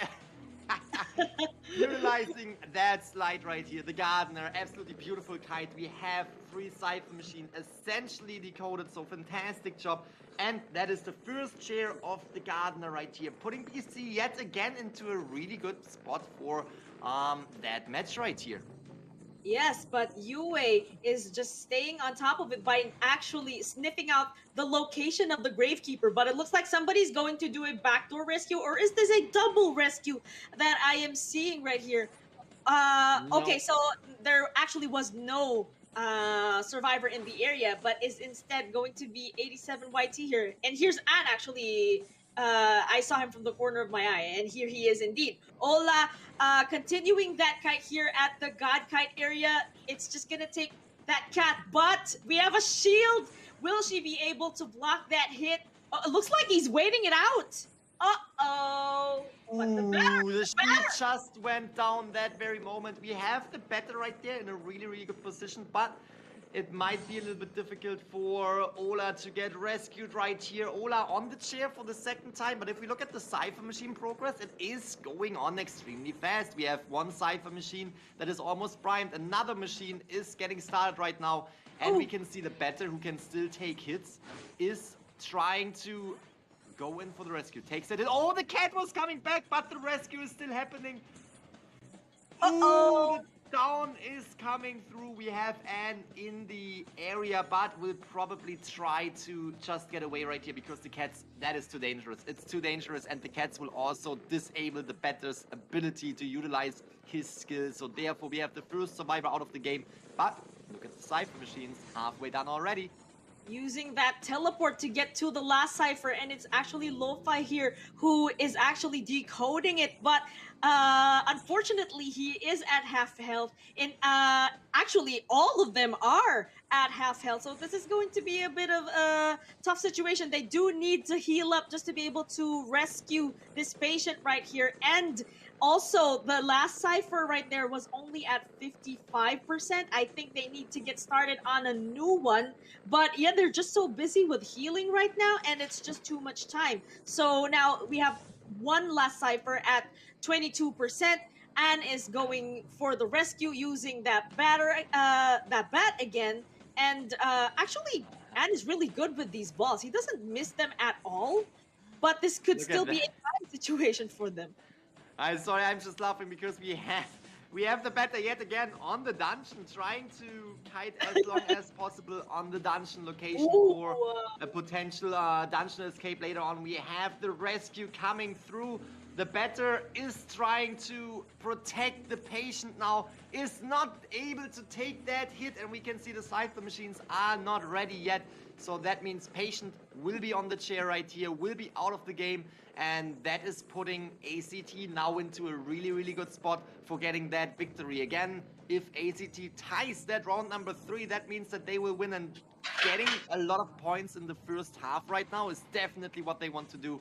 And that might be a down of Anne, but at the same time, we can see the Cypher Pop is happening right now. Teleport just got enabled, so there is a good chance for ACT to get a full survival elimination if they bring down that better fast. But this is the better after all. We did see him kite towards the dungeon. I'm actually really excited to see if he will be able to pull it off again. Will he be able to? Oh, no, he will not. He is going down. Already Gravekeeper is going towards the gate and already doing that. But if Anne teleports to that gate, that's it. That's it. There's gonna be no chance of that. And there it is. Oh no, 87 YT here. Oh, still going for that shovel. Such a valiant effort too. And passing by that pallet that's gonna establish a bit of distance. But the cross has been planted, and Anne is about to strike. He fell through the second station. Oh, no. Actually, he's still in burrowed state. So I think what Yue is doing here is he's just waiting him out. Or who knows, he might even make it to the dungeon. But I think it's not enough time either. Ooh, it's gonna be difficult. He's trying to get to the roller coaster as well, trying to get in there and trying to get away. Maybe that's gonna happen, but we actually fell down as you predicted. It is now having a good chance to get to the dungeon, but it's going into the roller coaster. And no way that just happened. Was able to get on the roller coaster, get away, but that also puts him far away from the dungeon, which can be a little bit of a difficult situation because we can see Better is about to die out, is about to go back to the manor, and that might actually be enable them to get the dungeon, but the way is still a little bit long. Will he be able to do it? The dungeon is inside, and this is the one survivor escape for BC. Very crucial, not giving ACT the 5-point game in that round, because again, if that was a 5-point game, it would already end up in a tie in this third round right here, and that would make ACT win. So they still have the chance to turn this around. BC is still in the game, still able to take the victory home against ACT. What a fantastic escape. It was such a fantastic escape. Although we did get a little bit worried there that the dungeon was so far. Somehow the Gravekeeper was still able to circle back and ultimately make it to the dungeon. But still, Yue on that Disciple, tough. It's tough, yes, but he was able to pull it off. And I think even if he was able to 3-man kill, I think that Gardener was really memorable. Gardner, fantastic job right there with the bubbles right here. At least for once, Yeah. the first time the bubble was used, they were able to avoid the hit and were able to outweigh the cat's stun, which was absolutely fantastic. The second time, the bubble was just, disappearing and then landed the hit right here, which was definitely good for the Disciple, for ACT. But at the end of the day, we really have to highlight that dungeon escape because that was crucial.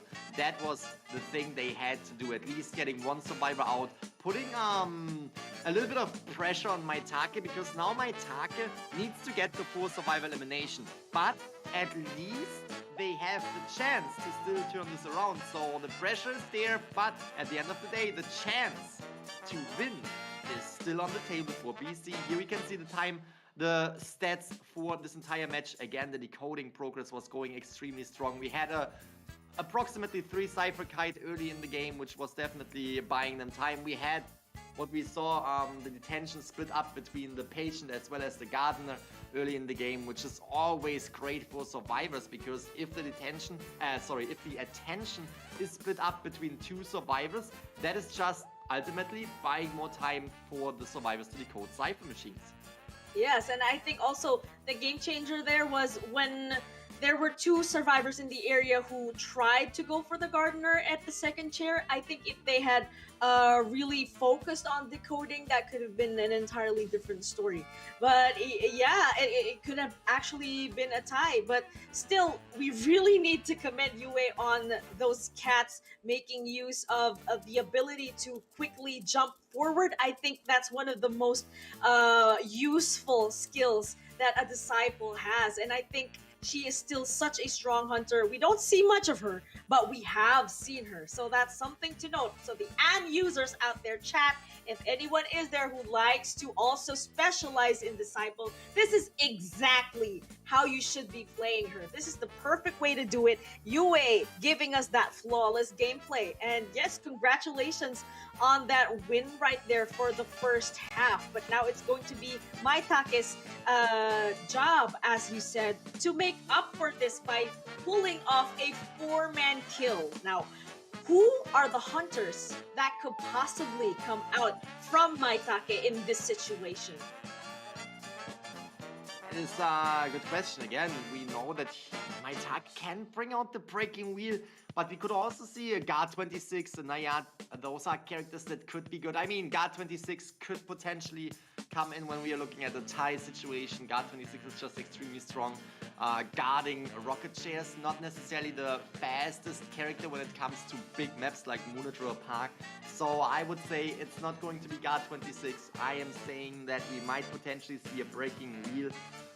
It depends on what the bans will be as well. Breaking wheel could potentially be banned, and that might push Maitake to bring in a Nayat. But at the same time, Nayat is just extremely strong, and if Maitake is, for example, able to bring a survivor into the basement with Nayat, that might actually be a great chance for them to get the full survivor elimination. That's exactly what they need. Always keep that in mind.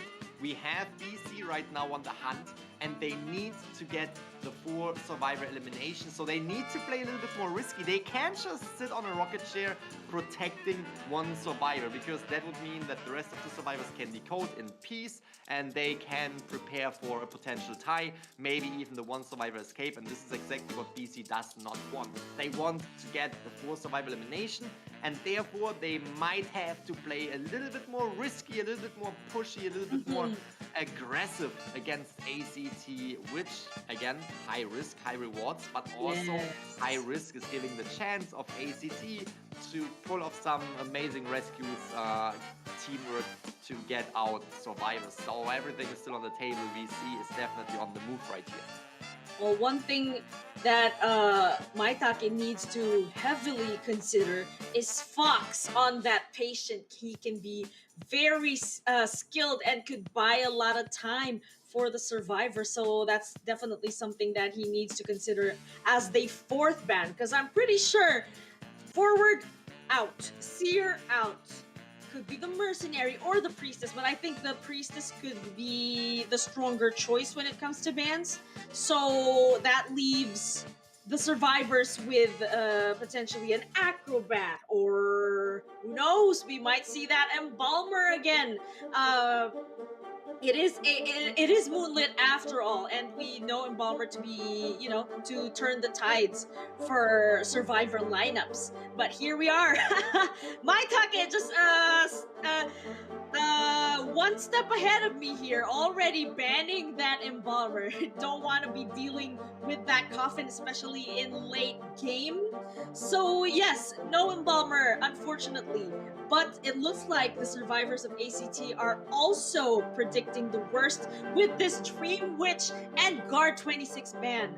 He can be really strong here after all. Guard26, we've seen him a lot of times pulling off 4-man kills in Moonlit River Park. Who's to say that Maitake could not do the same? So yes, ACT just also wants to be one step ahead of that and will go ahead and ban him. So now we have a Seer. That's really good for ACT. He does have that foresight. He can tell them who the hunter is at the start of the game. And also we have a patient and toy merchant. Okay, I like this lineup. This could be really good. It looks like they are preparing for probably that Nayad, because Patient can be somebody who can quickly get away from the puddles, and the same goes for the Toy Merchant as well. But it looks like we'll be seeing the Sculptor for this match, Grizzly. That is going to be very exciting. We have the Sculptor right here. I really like the respect band of that Embalmer, because Embalmer was just dealing a lot of damage in that round number 1 when it comes to BC's Hunter side. And absolutely excited to see the Toy Merchant as well in this round number 3. And a lot of respect bands, not only the Embalmer, but also Dream Witch and Maitake's Guard 26 that Maitake is very well known for. But then we also have another chip damage hunter, which is the Sculptor, that is coming out to play in this round number 3. Second half here on Moonlit River Park. Very intense match. Again, BC needs to get that victory, and not only a normal victory with 3 survivors eliminated, a victory that is flawless, a 4 survivor elimination. And yeah, with the Seer in play, this might be a little bit of a difficult task. Yes, the Seer's Owl can be cancelled out by the statues, but at the same time, the Seer's Owl can be very difficult to you know, get away from. Because even if you land that statue to get the Seer's Owl away, that is still preventing a little bit of damage on the survivor side that could potentially enable the rest of the team to prolong a kite that is devastating for the Hunter. So I'm really curious to see what we can expect from the Seer. Yes, that owl support, if timed correctly, could be the difference between what could be a draw or a win. But now here we have the survivors of ACT Fox on that Patient, and we get to see a Toy Merchant for this match. We are about to see the match in a bit, but first, again, chat, send your love to these two teams. This could potentially be the last match for this matchup, rather the last half, the last game for this matchup. Do spam those hearts, send in that love, spam hearts in the chat. Show your support for BZ and ACT, everyone, and for us as well. We really do appreciate all that support that you are showing us. Again, this has been this is going to be the second half of round 3. Everyone, stay tuned. We are about to start in a bit. Oh, I'm so excited. Again, we have the Embalmer being banned, which allowed the Seer on the map, and I am just very curious to see that Seer in action, as well as the Toy Merchant. Definitely 2 survivors that I'm looking forward to, and we can already see CB is the first survivor that is found, which is, I think, the Seer that we were talking about. Let's see what the Seer's Owl can do. Maitake knows that, hey, I can bring down that owl with 1 chip damage, so therefore let's concentrate on CB. It's not the worst find, it actually could be the best find on this map against the Sculptor right here. But CB really, oh, look at that jump pad right here, which will allow CB to really get away from the Hunter. Look at that, trying to bait the hit with the Seer's Owl.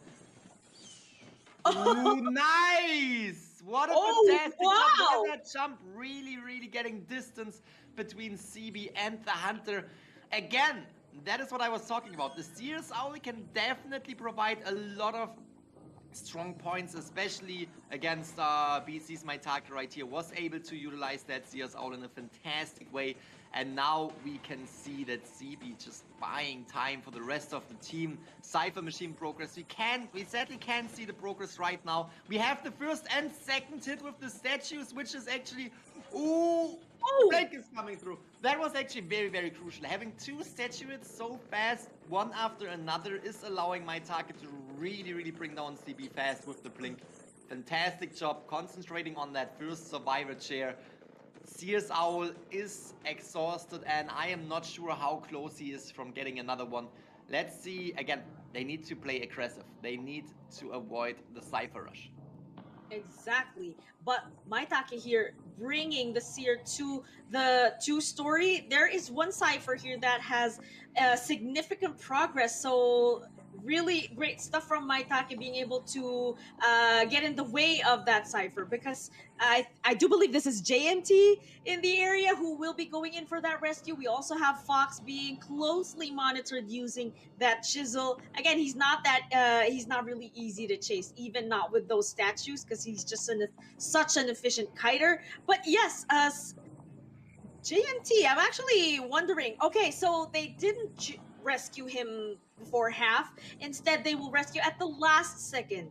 And this is because they really do need to focus on those ciphers, and they need to get that cipher. Yes, we can't actually see the ciphers progress. And okay, so Seer went back already to the manor. They didn't rescue at all, probably just wanted to trigger the earmark. And now it's JMT who may potentially be the next target. No trait is available yet. Will Maitake commit to this mercenary?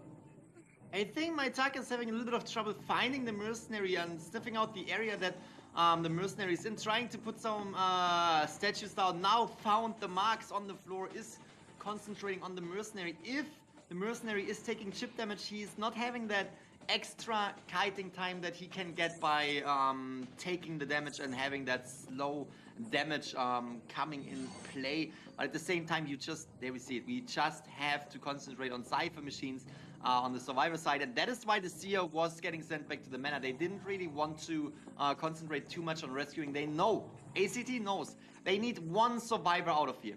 One survivor and that's it. We saw Toy Merchant is priming that one Cypher machine, so that means we have potential 2 Cypher machines remaining in a few seconds, which is definitely putting ACT in a good spot, because now 2 survivors are still up and running that can decode the Cypher machines. Meanwhile, Fox kiting, especially with these hooks, getting some distance right here, avoiding the statues in such a fantastic way, buying more time for the rest of the team to decode these last 2 ciphers. Oh, takes that hit over there, but he is close to that slide, so that's a very strong slide right there, Grizzly, because that leads to a pallet. Oh, I got a bit worried right there. But yes, he does have some chip damage on him. Oh, Patient is down, but there's only 1 more cipher remaining, and there's actually 80% on that last cipher. Already, the Toy Merchant is making her way towards this chaired Patient. Maitake needs to deal with this. He needs to do some protection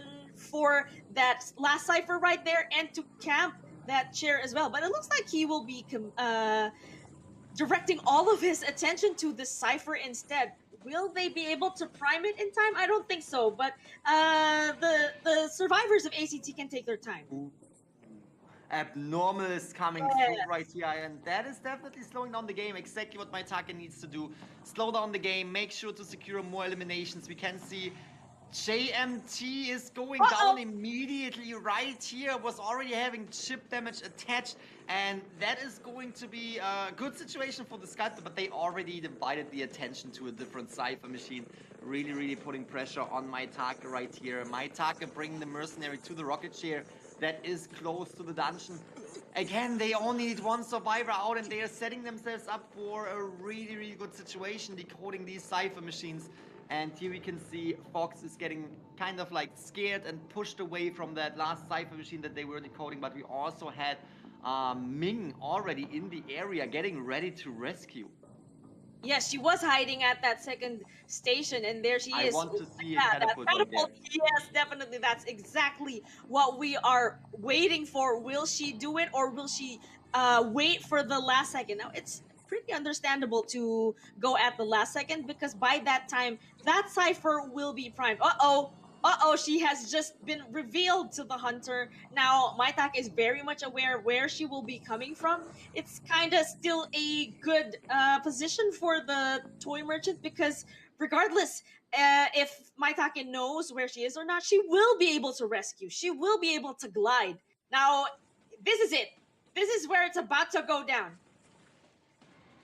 Dive machine is primed, and now it's just a little bit of a back and forth right here before the mercenary gets rescued. Needs to come in for the rescue right away. No! Was not able to time it correctly and was letting the mercenary getting sent back to the manor. Ming is now having damage attached, and might potentially fall down to the statues. We have Abnormal being utilized right now, changed from Blink, so that is definitely a great setup right here for ACT to get at least one survivor through the gate, because we can see Toy Merchant is having the chip damage, but the Patient is able to open up that gate right here.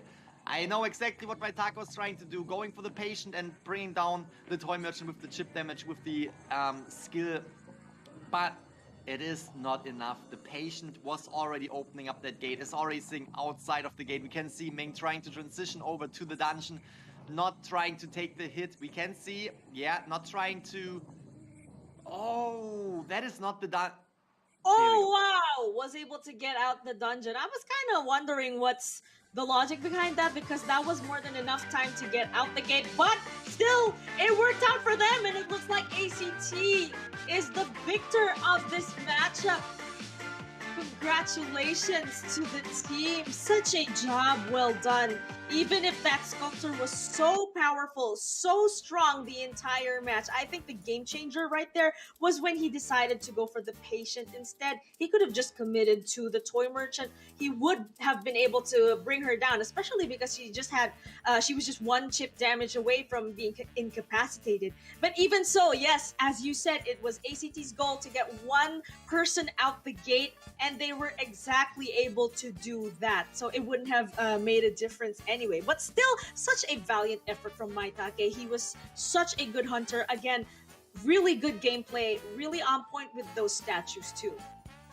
And this is really showing us why it is so crucial for these teams to gather points early in the rounds, because later on, in round number 3, for example, if you have a little bit of a point advantage, it definitely puts you into a better situation, because again, if this was a tie, round 3 tie, ACT would have won, and therefore BC needed to get the victory, needed to win this round number 3, and this was definitely setting ACT up to play a little bit slower, really just concentrating on getting at least 1 to 2 survivors out, because everything else is, you know, it's kind of overkill. You just want to get this one survivor out, and that's all they need, and they were absolutely doing a fantastic job. Going for the Patient late game was definitely the right choice for Maitake, because if they were able to bring down the Patient before he could open up the gate, they could still have used the skill to actually bring down the Toy Merchant later on, but it is just a very, very difficult situation.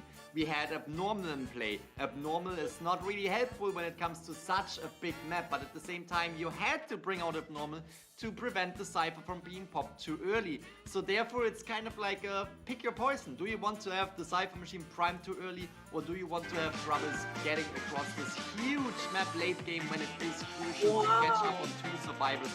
And here we can really see the coding and the time that the team was putting in. All of the survivors were having, or at least almost all of the survivors were having a 60-second kite, which is absolutely fantastic. They were able to dodge these statues of Maitake in a really, really good way.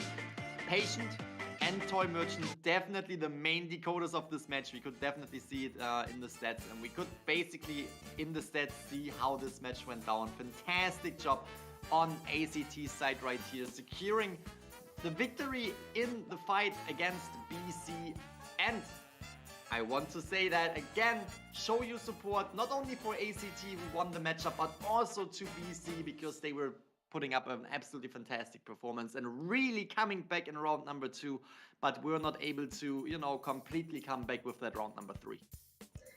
And because you said that they should show their support, I just want to remind everyone that this is a non-China mainland team. This is from Hong Kong, Macau, and Taiwan. So to see them finally participate in Call of the Abyss, I am very pleased and very proud of how far this team has come. And again, just really want to commend Maitake there, because as you said, those were 60-second kites. It means that there were no 3-digit kites to begin with. He wasn't kited. He was so on point with those statues, and although some of them were avoided, he still was able to apply that map pressure, and he was able to push away survivors that wanted to do a bit of harassing, or not really harassing rather, but you know, putting pressure on the hunter. And I think both teams really showed a good effort and a good skill level. So Yes, that's really something to be celebrated right there. I really enjoyed that matchup. That was one of the more interesting ones that I've seen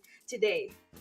That is for sure interesting, just because there was pressure on the Hunter side, and on the Survivor side you saw a really good mix-up of, you know, Toy Merchant as well as Seer. These two survivors were cooperating extremely well. You saw the Toy Merchant coming in with this early game catapult on the slide, which was absolutely fantastic. It was really forcing the Sculptor, it was really forcing BC to hit that Seer's Owl, because there's not much you can do. You could have destroyed the catapult, but then the Seer would slide down and would get away there. If you're going to, you know, try to utilize the statues to get away with the, or to, you know, get away the Seer's Owl, but wasn't really hitting that, was getting really forced to land that strike on the Seer, and therefore allowing him to just use the catapult, which was absolutely fantastic so early in the game, but then caught up later on the Seer with the two statues that were coming in extremely fast, and then bringing down the Seer with the Blinket. Yes. So there was really nothing that BC was doing wrong right here. Was doing a fantastic job on the Sculptor side, but at the end of the day, the teamwork of ACT was really paying off, and the chance for them to adjust their strategy to just go for a one survivor escape if needed, maybe you know, if potentially possible a two survivor escape, which we saw, they can do that as well. But it is always a little bit better if you're on the side of, you know, we only need one survivor out, or we only need to eliminate one survivor, because that is just giving you a little bit of a relaxed strategy that you can go for, compared to you have to eliminate all 4 survivors to get the victory. And speaking of strategy, I was just telling Poch in the matchup previously that I really hope it's possible to assign a whole team of survivors, but in this case it's only going to be Ming who will be named the MVP of the entire match. Indeed, he was one of the key players in the survivor lineup, doing that support and as well doing some containment as well. So congratulations to Ming, 2 best deductions there, 137% decoded, and I didn't get a chance to glance the average containment time, but we are about to see the interview finally for ACT. Hello， 大家好，我是 ACT 战队的自闭。大家好，我是李明。And they are now introducing themselves. We have ZB, and I didn't quite catch that other one. 还好吗？现在？我是有点虚脱了啦。有点虚脱，我看着也很虚脱。那黎明呢？还好吧，还好吧。啊？真的吗？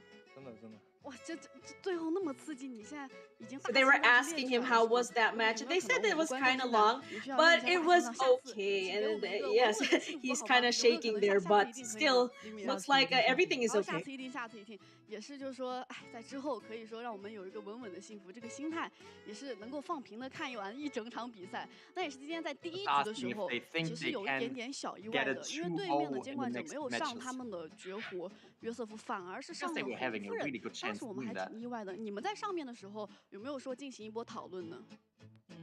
当时我们准备呢是拿那个阵容打他的约瑟夫的，没想到对面有掏。当时有掏了个红夫人， And how it came to the team decision to bring out that Bloody Queen in round number 2, because she's known for the ties. And again, with the chance of getting a 2-0. 也挺意外的，随机应变嘛，说明你们场上的一个应变能力比较好。今天其实我们看到这几天我们打红夫人，经常会出现一个情况，就是扛刀。今天你们也扛刀了，在医院那一波。So they said that Bloody Queen is not really good in that map, but for her to actually pull off a 3-man kill, it's okay. 肯定是可以扛的，就算扛不到的话，就也没什么影响。扛一扛，到时候说不定单车变魔。虽然说最后没有4人开门战，但是你们成功的3人3跑了，说明你们的开门战运营的很不错。当时就监管者他开始是传到了大门，发现哎你们人已经被大洞接走了，当时已经开始布局了。那个时候开门战是想怎么打的呢？也没想怎么打吧，就纯粹的是阿明个人秀。阿明个人秀，阿明你自己说说吧，阿明个人秀。She mentioned that round 2 wasn't really a strong round for them, Grizzly. But how about this that third round? They're actually asking what kind of tactics 也是给了一个机会，也说明你们的一个抓机会能力很强嘛。而且今天发现你们用了2把玩具商，这个体系现在是在这个赛季有什么样比较好的一个运用呢？你们打出来想？就比较好玩嘛。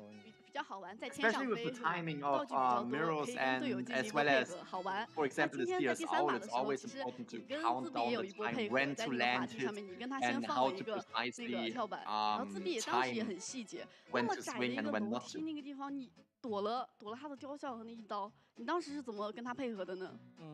其实本来一开始是想卡住他的，后来用雕像把我推走了嘛，然后我就很慌，我就往左边拐了一 She's 下。 asking about the 2 story in Moonlit. How is it easy to manage containment of a hunter there? 那今天真的是不到最后一把，不知道最后是什么情况。那你们也预测一下吧，觉得今天咱们那个最佳演绎，2位觉得说评给谁呢？学吧。学吧。哇，今天曲总得到了大家很高的一个认可嘛，也真的是 And now they're just talking about the early game situation that we were talking about. At the slides right there, the stairs, very, very great usage of the stairs out and toy merchant. They were very happy with the result of that early game fight. So it was the slide after all, and not the 2 因为个 story. 人原因，就是他性格原因，就比较面向镜头有点社恐，然后不太敢说话，但是平常私下跟我们还是就特别玩得来的，所以大家多体谅一下吧。等一下，这旁边真的是的，这复读机是吧 So she's asking how would they communicate with their teammates in that situation? 我在赛下的话，可能就是比较腼腆害羞，然后跟你们相处还是很开心的。那今天咱们 ACT 的胜利，也是意味着进入到了下一个赛段。就这一路走来还是挺不容易的。你们有没有什么话说想送给自己，或者是想送给一直以来支持你们的粉丝呢？冲进前4， It's always about communication is what he answers, and just knowing what teammates are in the area and how to set up plans for escape routes and hiding 也是 routes. 说相互扶持嘛，相当于就是咱们也是打出一个好的成绩去回馈他们，也是回馈自己。那也是非常期待你们在之后表现的越来越好。感谢来到我们的赛后采访环节，是再次恭喜我们的 ACT 获得了本场比赛胜利。今天最后 So 场 the 比赛 MC is 由 GR 对 asking, 阵 do you have 基地，让我们 anything 稍 to 事休息，马 say 上回来。 to your teammates? And to that, they said thank you to the fans for all their love and support. Congratulations yet again to ACT, and they are waiting to see the matches against the next team. 我开。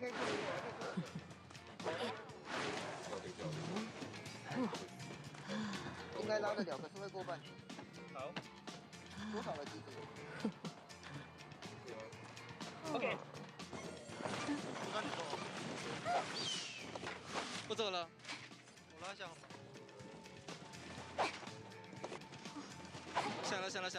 闪过了，可以卖我保平，可以卖。你可以绕一圈再跳。不行，鬼板地窖。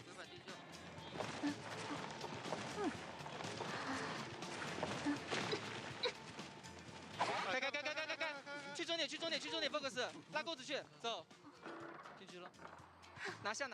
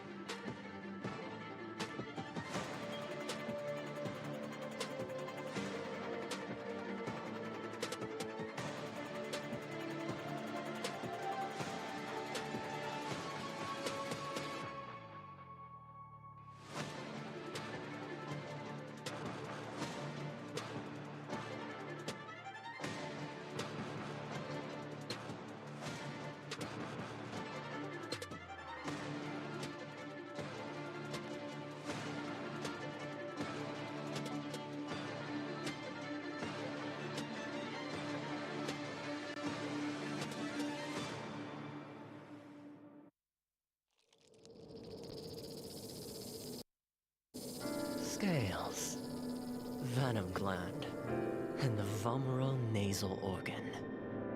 Reptiles' delicate biology is engraved with the mysteries of evolution. Researching them feels like listening to hymns of heaven and tracing the steps left by the Creator. But the end lies in unexpected malice.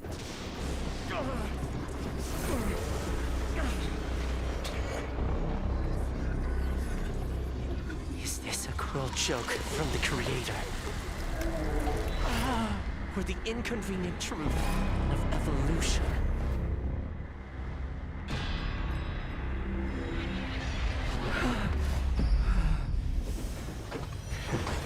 All but a small price to pay on the path to truth. And as the scales shed, I shall step over the last of my boundaries.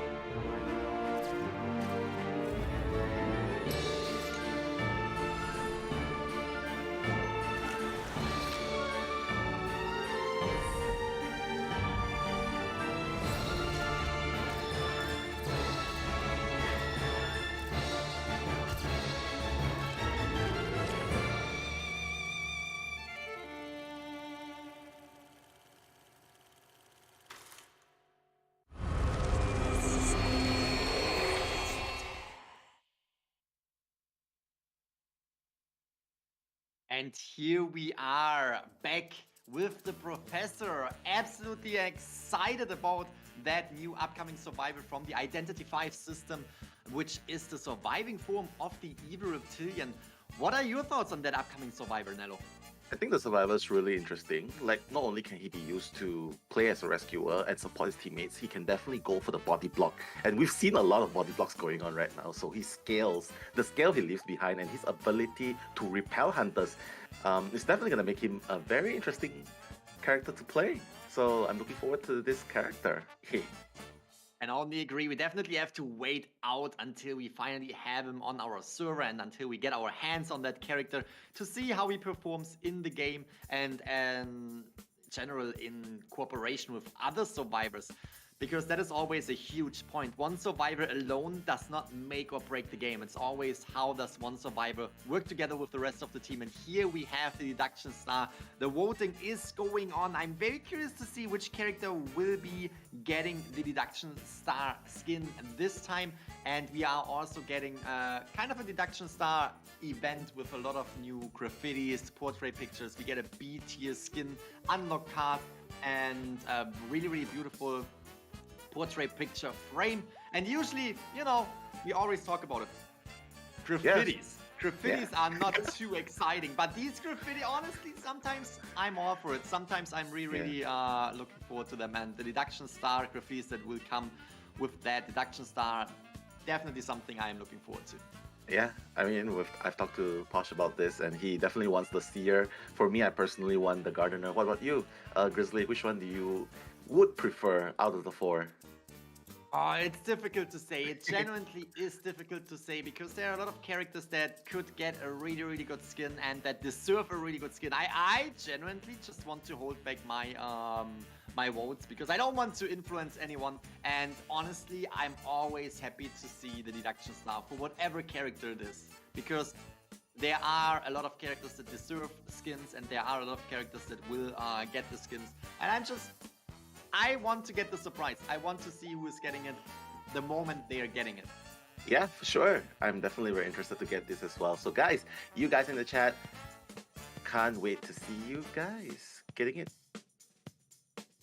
Getting right into the matchup today. Very, very excited because we are going to see right now GG versus GR. And I am happy to say that I am here with Nello Mello and we are going to cast the final match of today. Day number 6, the final match of the group stage. So that is definitely something that I'm really looking forward to. And GG and GR, as far as I remember, I don't have the stats right now, but they won the 2 matches they have played already. So now it's going to be kind of, you know, it was a head-to-head, but now it's going to decide which team will take the 3 victories in these group stages. Actually, you're right, Grizzly, because they both have done 2 of their matches. Both of them are at 2-0. So this is actually the game to decide who is going to be the king of this bracket. So GG has 2-0, GR has 2-0. And surprisingly though, it's like the battle of the old champions in the form of GR versus the new champion GG. So I think it's really excited. It's really exciting to see. So what are your thoughts about it though? Yeah, this is definitely a match that we already have right here in the group It's like a stages. finals.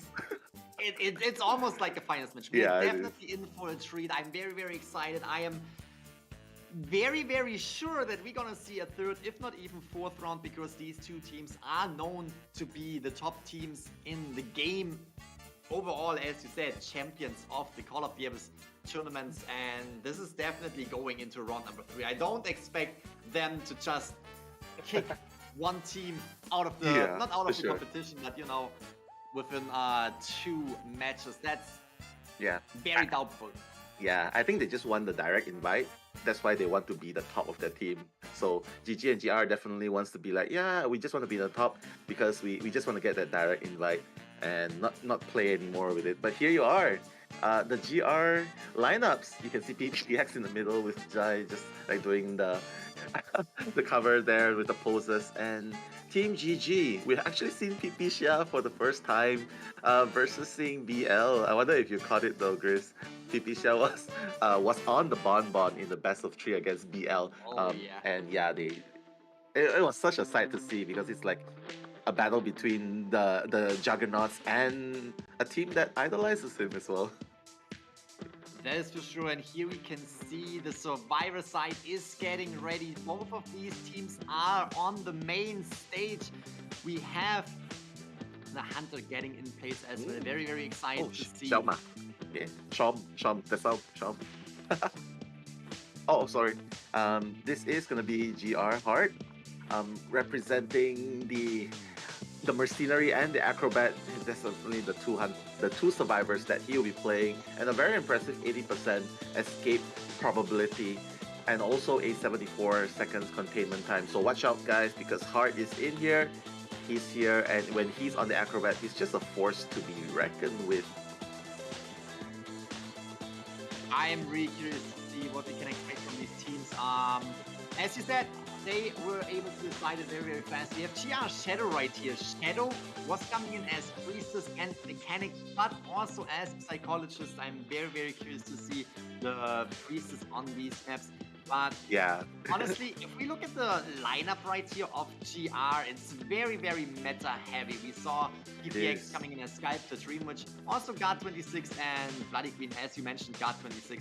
But then we have the Survivor side. We see Mercenary, Accurate, Patient, Postman, who is coming in every now and then, Priestess, Mechanic, Psychologist, Board Coordinator, Acrobat. All of these survivors that I've just mentioned have been utilized by GR, and we didn't really see anything too off meta. But you also said it, all of these teams and all of these matches that GR was performing at were only going into round number 2. So maybe if it is going against, if it is going into a round number 3 in today's matchup, we might see a little bit more of off-meta characters, and I would absolutely love to see off-meta characters from GR's side. For sure, I saw how you got so excited when the Emma was released, when BZ actually picked Emma. But right now we're gonna see Zai. He is also the forward main right here, and he also plays the Acrobat, so we can see right here that they've definitely picked up Acrobat as their secondary go-to survivors, simply because of the ability to rescue. Acrobat's pretty tight turner nowadays, it seems, because the Firebomb actually cancels the Hunter skill, so it makes it much easier to rescue against dangerous Hunters like Bon, Sculptor. So I'm really interested to see what they're going to be bringing to the table. That is for sure, and here we see Sean the Hunter, Breaking Wheel, Bloody Queen, can also come out with the Soul Weaver. I don't necessarily expect the Soul Weaver in round number 1. I'm pretty sure we're gonna see a Breaking Wheel, depending on the map.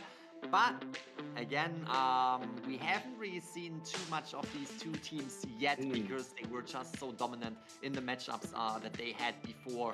And now we are getting into the Survivor picks and the Survivor bans as well. Here you can see the team coach GR Blessing. Blessing. Definitely a blessing for the team. And GGBH, very, very curious to see these two teams going against each other. And I also want to highlight one thing that I always absolutely adore and appreciate is the respect for these two, for all of the teams. Because you can usually see how the coaches are shaking hands before each round, before each match.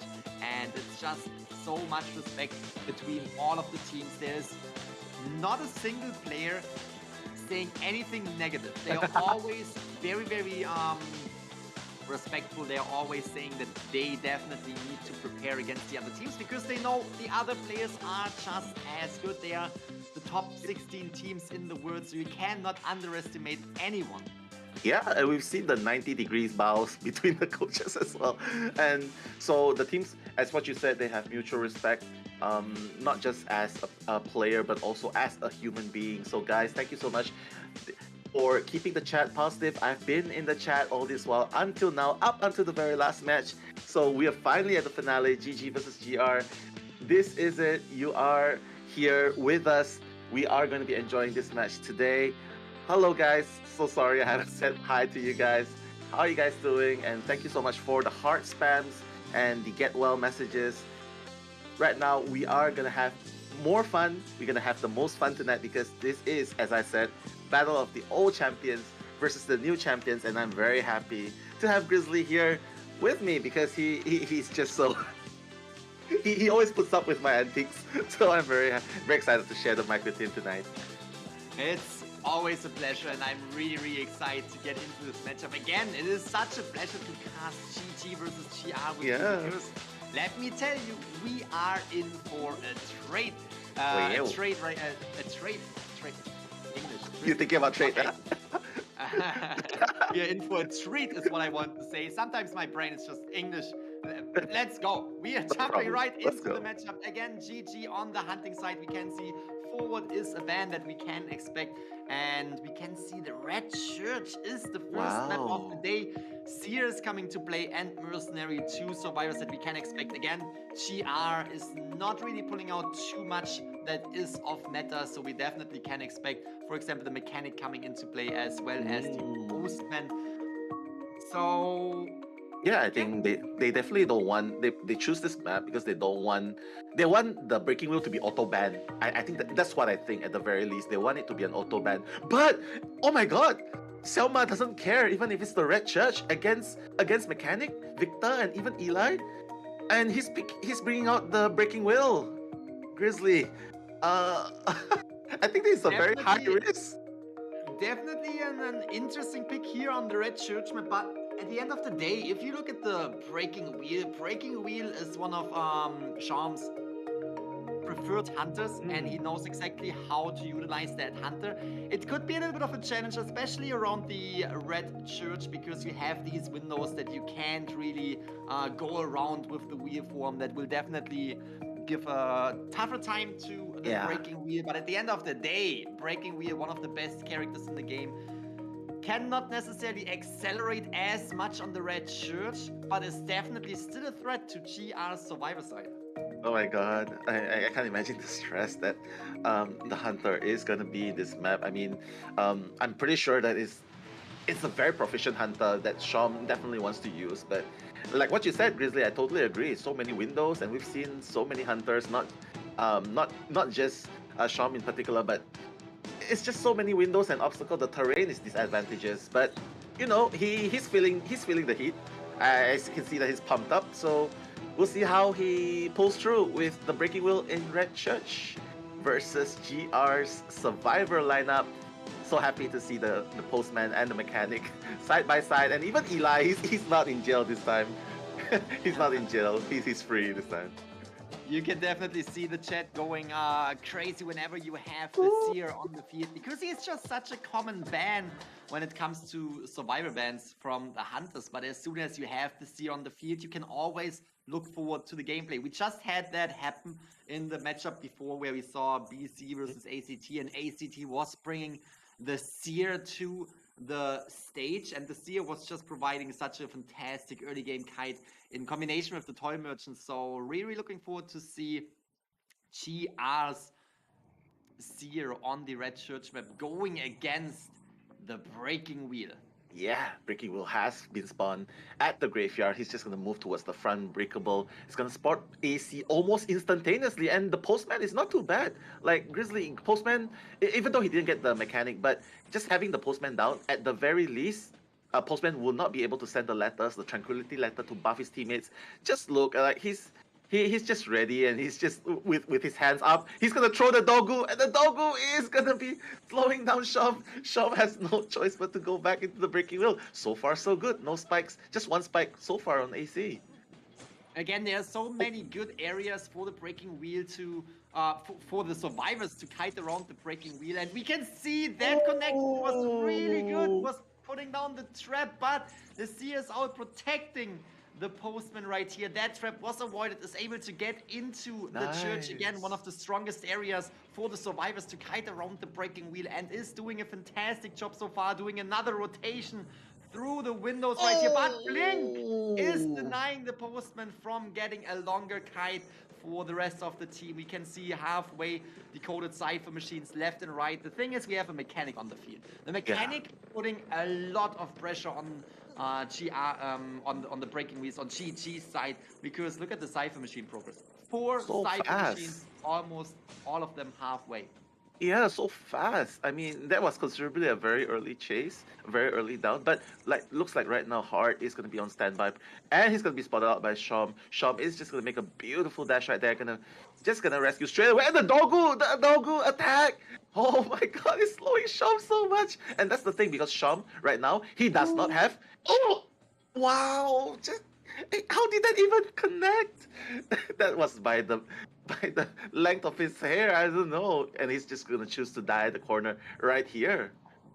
Great job going into the corner right here, because that is the furthest away from all rocket chairs, just buying 10 more seconds for the rest of the team to really decode Cypher machines, and scaring away the Postman right here is the breaking wheel, but he will go back. Mercenary is finishing up that Cypher machine inside the church, and then most likely will transition into the area to rescue. We can see the Seer. Look at all these Cypher machines. Yes, the Postman is on the rocket chair for the second time, but it is absolutely fantastic going for the survivors right here, because again, breaking wheel is not accelerating as much on this map as other hunters might be, and as, you know, other maps might be good for the breaking wheel. But we can see he is really concentrating on that post. Oh, the dog! Oh my God, but the dog's not gonna do anything towards Shom because he's at full presence, and he's gonna burst down Shom. But if you guys didn't see, he actually went fairly early for a peeper, like changing blinks to peeper straight away, even when there's 4 ciphers remaining. I have to say, that's actually quite a very brave move, don't you think, Chris? Like, 4 ciphers remaining and already changing to peepers. Like, he won't have a teleport, he won't have an abnormal to use in case he ever needs it late game. That is for sure. That is definitely something you have to keep in mind. We have the Seer down though. The thing is, 3 Cypher machines, 2 Cypher machines now remaining, and these are so almost grind. So the thing is, with teleport, you don't necessarily need teleport too much with the breaking wheel, because of his wheel form and his boost that he can utilize on smaller maps like this. It will not necessarily take a lot of time to get across the map with the breaking wheel, but we can see there are some connecting issues. I think on GG's side right here, not really sure what is going on. It definitely looks crazy, but maybe this is only the view of the spectator, because it seems like the match is going on. We have the Seer still down. Seer will potentially be able to heal up. There we go. Seer is up and running. 1 Cypher machine is already primed. This is a fantastic setup for GR to get at least that time. We can probably see the snap coming in, and now not going to not going to pick up the Seer is potentially giving the Oh. survivors the chance to just pop Yeah. that last Cypher right now. Yeah, I mean, Grace, like, I think he has lost track of how fast the Cypher has been going. Don't forget, the mechanic is very fast with the robot, and right now the Cypher has been primed. And with a Peeper, you cannot really do anything. Cypher has been popped straight away. Shadow is going to be the one distracting Shom right here, just going through the palace. And, yep, he's going to break the will form. He needs to get this hook. If this hook lands, GR Shadow is going to be down, but Shadow avoiding it, just prolonging the time just by a little bit, because right now the Seer is making a bad dash towards the back gate. So it looks like a potential draw right here. That definitely looks like a potential draw. The mechanic also forced the breaking wheel to pick her up by just being on the dungeon, because as the breaking wheel could have maybe transitioned back to the gate, but now that we have the mechanic on the dungeon, you don't want to leave her there and give her the potential chance of getting that 3 survivor escape. Fantastic job from GR on the survivor side, going against GG. The breaking wheel right here on the Red Church map. We already said it before the match even started. The Red Church is definitely not the best map for the breaking wheel, but the breaking wheel is very, very strong overall. Seeing a tie right here is definitely giving both sides the chance to still decide that round number 1 for themselves, but at the same time, it is a head-to-head match, and it is going to be a head-to-head match throughout the entire matchup between these two giants. Yeah, they are just so strong, right? It's so hard to pick a side and say, okay, this one's gonna win for sure. And you can just see, even though it's so hard for Breaking Wheel in this map, he still managed to get a draw. And if I was on the Breaking Wheel, I'd probably be banging into the walls left and right. And that's a problem faced by a lot of Breaking Wheel players. But Tom making it work, getting rid of the mechanic, getting rid of the postman. The Cypher Rush was indeed very fast, but I think he has to be happy with that, getting a draw and maybe just relying on his survivor, the GG survivors, to take the lead from GR PPX. That is for sure. I'm very, very excited to see the survivor side of GG, because we also know that, first of all, GR very, very meta lineup on the survivor side, and if we look at GG, they also have quite a meta lineup when it comes to the survivors, but we also saw GG coming in with, for example, a perfumer character that I would absolutely love to see. But let's check out the sets for this match.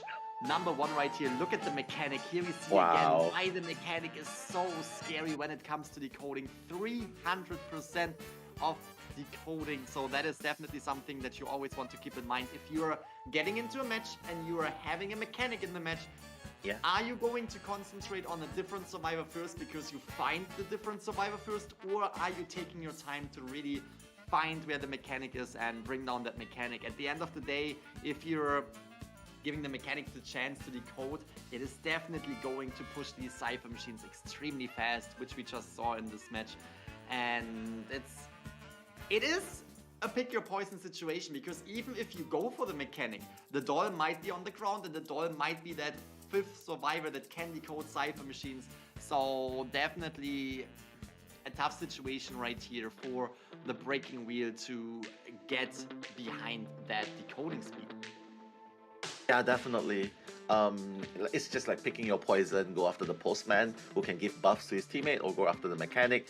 But one thing is for sure, Chris, the mechanic was a Cypher addict, 300% decoding.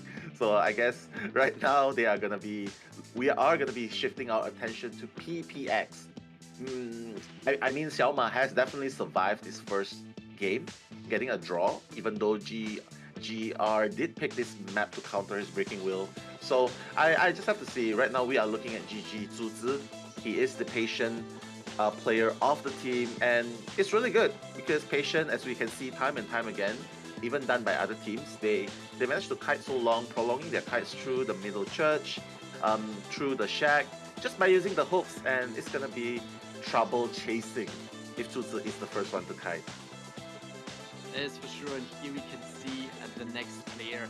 They are just getting ready. They are getting ready to face GR on the hunting side right now. GG, Kukao. We have seen Kukao coming in as forward and mercenary before, but also as entomologist postman. And as I already mentioned, the Perfumer, a character that we haven't seen too many times in this tournament, but Perfumer can definitely do a lot of damage. We saw the Perfumer coming in with a fantastic kite earlier in these tournament days, so that might be something to look forward to. That might be something to keep an eye open, the potential Perfumer of Kukao. But at the end of the day, round number 1, we can expect a lot of meta characters. I don't think that we will see anything off meta from GG's side. We have 18 right here. 18 known for the Acrobat and Entomologist, also knows how to play the Mercenary. Again, very, very meta characters. Yeah, I mean they just love their mercs as well. I totally agree with you. Meta characters, like they've been practicing so hard with meta characters and practicing hard against meta characters of other teams.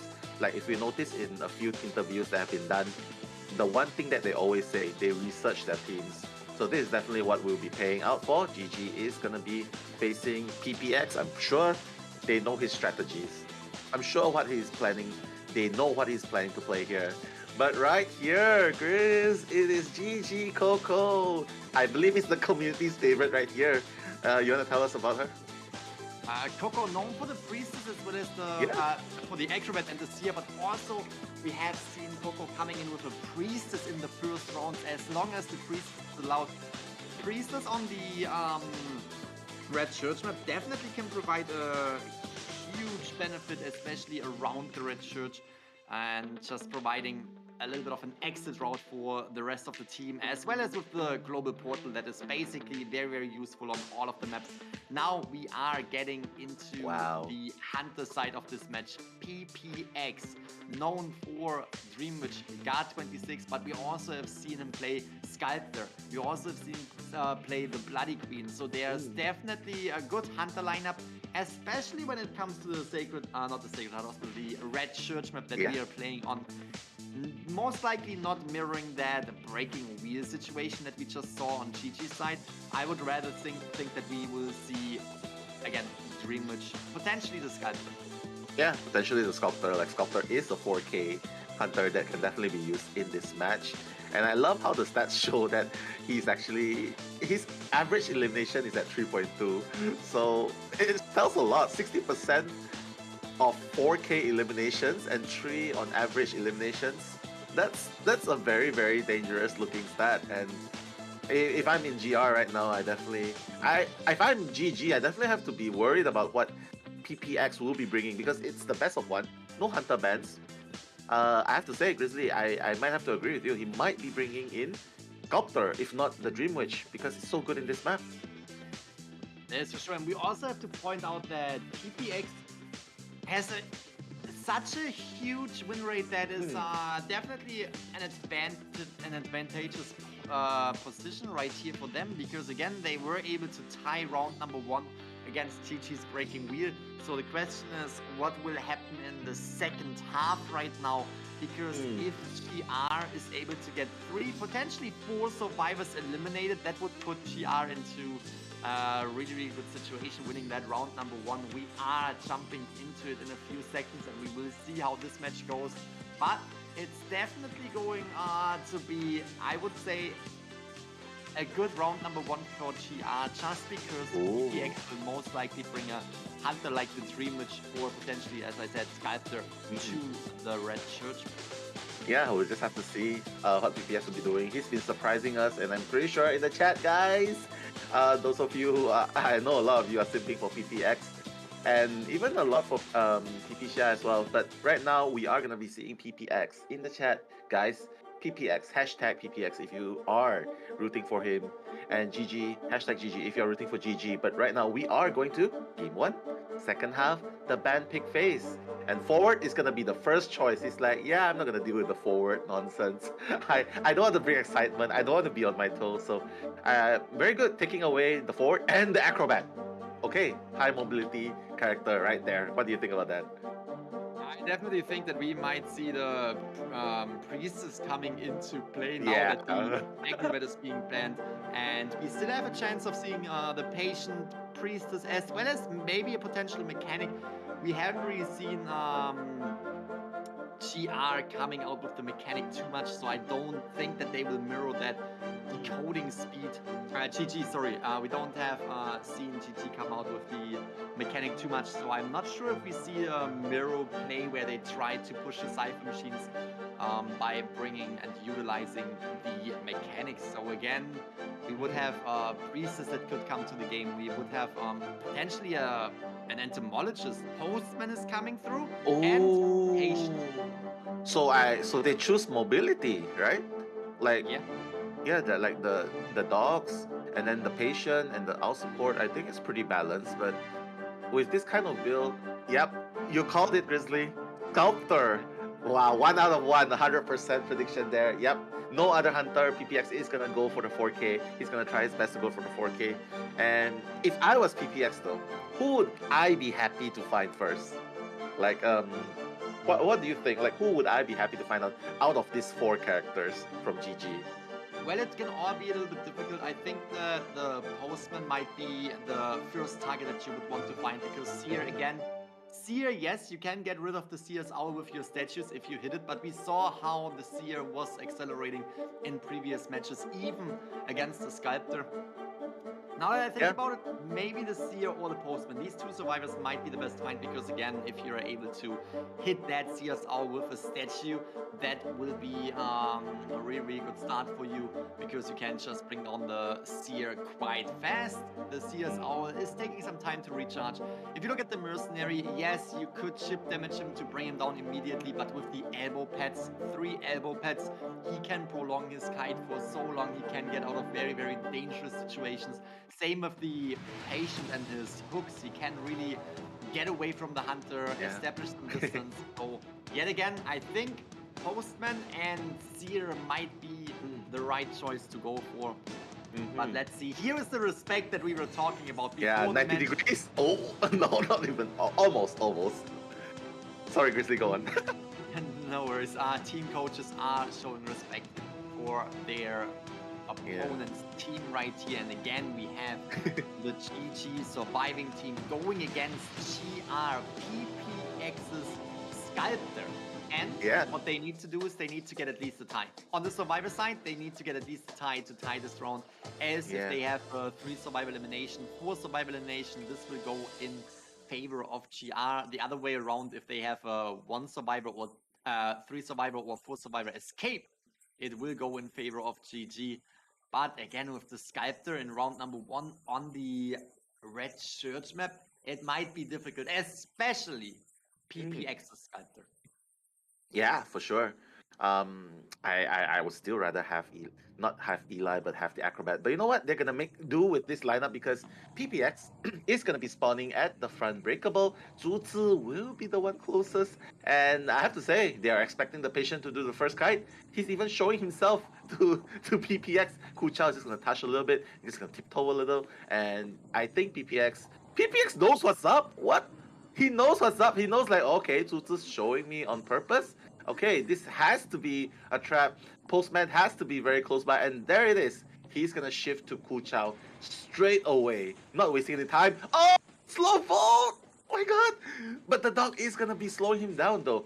But the chip damage onto Ku Chao, very early start on PPX. Right now he's gonna go towards the window and he's gonna get a free hit. And this is where you see the Seer's Owl is so useful in this situation. Yeah, absolutely fantastic job right here. CSR was not used to just get away from a statue, but to block a normal hit. Fantastic job, buying more time for Kukao to actually kite. And oh, that might be very, very close. He is going through the windows. He's going towards the graveyard. The statues are definitely something you want to pay attention to, but we have the Postman taking that hit, is now having the chance to prolong that kite, as long as he is not taking another statue. And that is the thing. Going against PPX, you know that these statues are scary. The dog was trying to bite on, but was not getting the bite on. The hunter is now... Oh, my God! Predicting that blink. We have the Postman predicting the blink, and PPX is having a little bit of struggle catching up right here, avoiding all these statues. Fantastic job from the Postman so early in the game. Wow! That was a high risk 2x window vault without a Terror Shock or without a statue hit. Ku Chao making it work, but he is unfortunately, his run is going to be ended with that final statue. And just look at how much the ciphers have been done in just one kite. 3 ciphers done practically, and two new ciphers, however. So PPX really needs to foil this rescue. I think that's the only way he can get a draw or even get at least a 3%, get a draw or a 3% elimination. He has to screw up the rescue. Somehow he has to do it.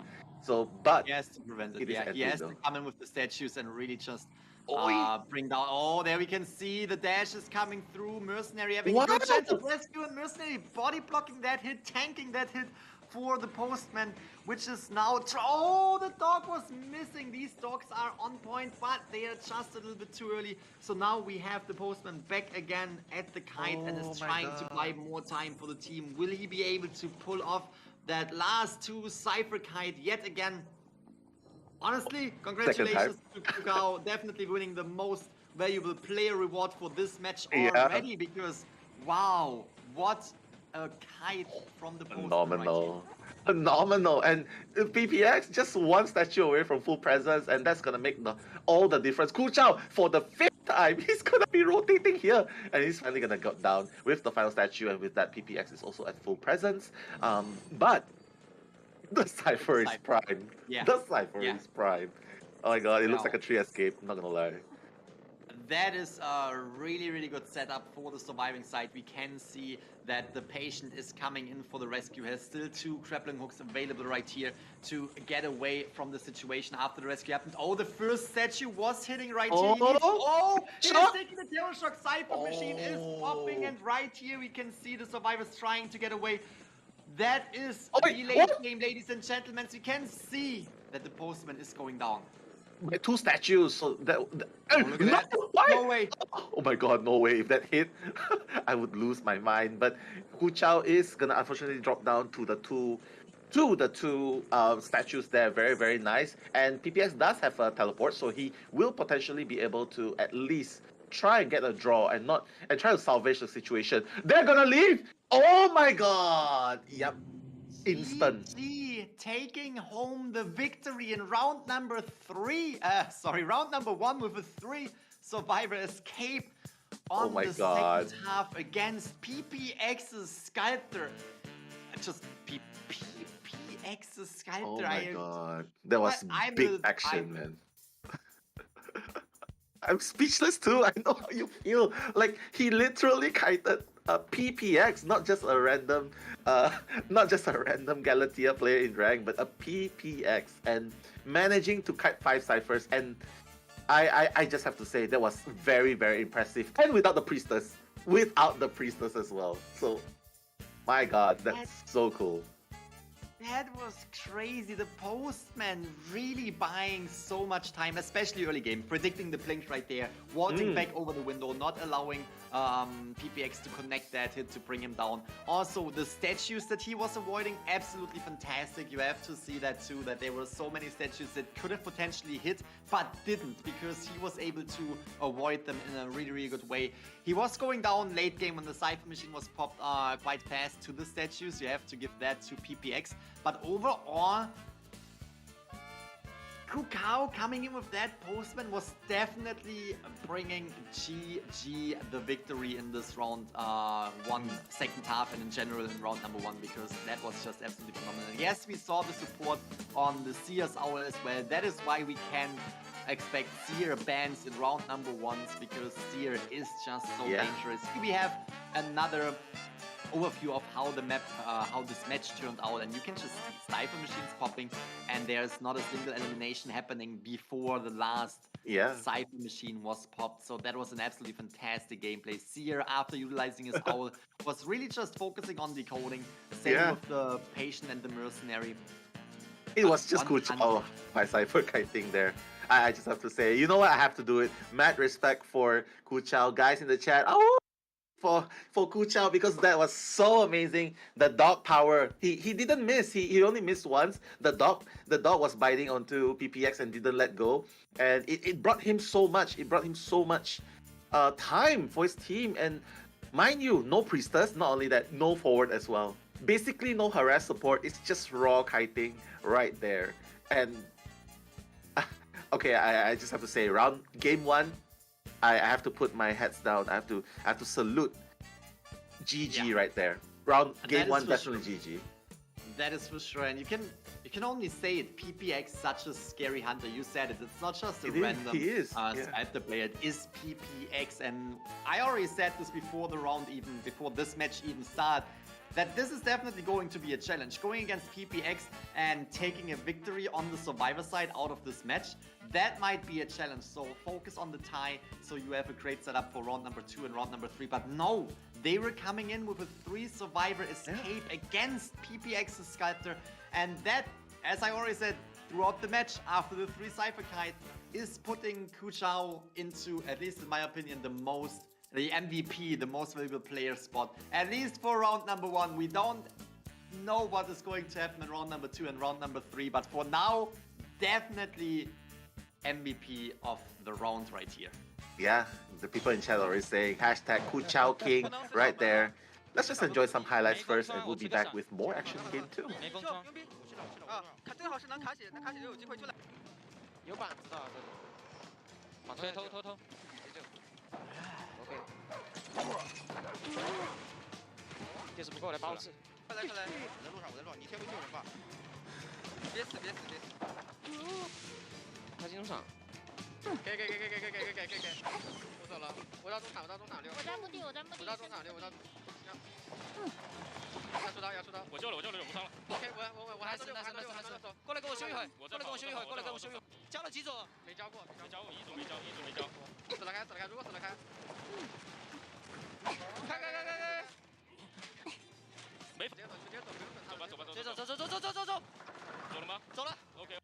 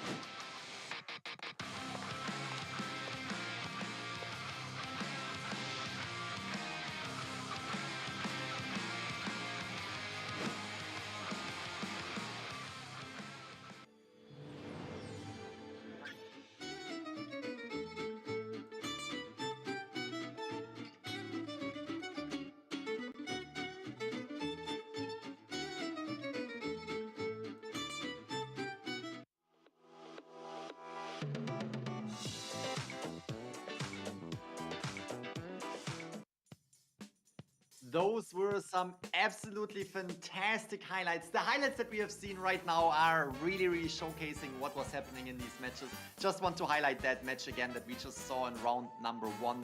Second half, the rescues were on point as well. We saw the mercenary coming in, tanking that hit, getting the postman off the chair, giving him the chance to get into the kite yet again. And then we also saw the patient who was getting a terror shock on the chair, but at the same time, the cypher pop happened and the escape with the grappling hook, as well as, you know, giving the postman enough time to get at least a little bit away, was absolutely fantastic. So great job on the rescues. It just showcases how all of it is tied together. Yes, we have to say MVP is the postman right here, but he was getting the help of the Seer's Owl. He was getting the rescues from not only the mercenary, but also the patient. So it's all a great team effort that we are looking at.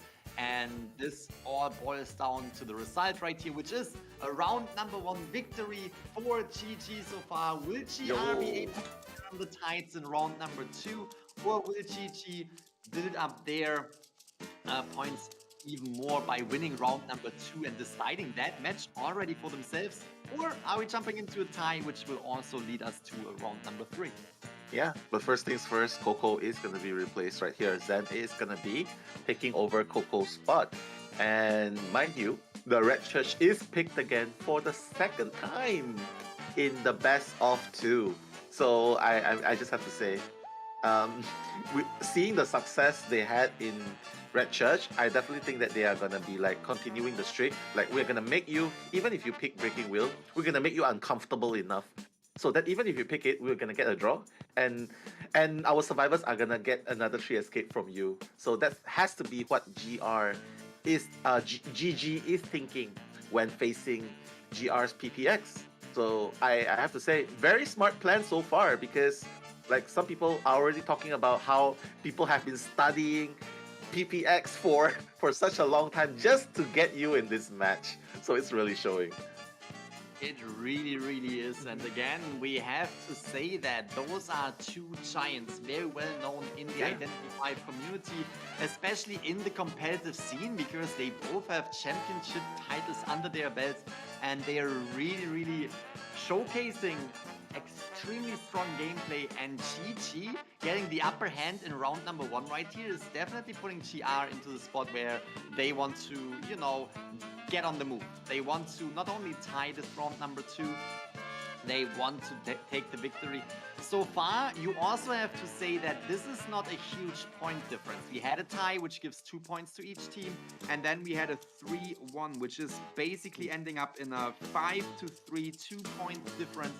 So when we talk about points, there is still everything on the table for GR as well. So let's see how this will turn out. Round number 2, they are getting ready for the game right here. We can see that they just want to jump into it. They are more than ready. GG on the side of the, what I think, wait.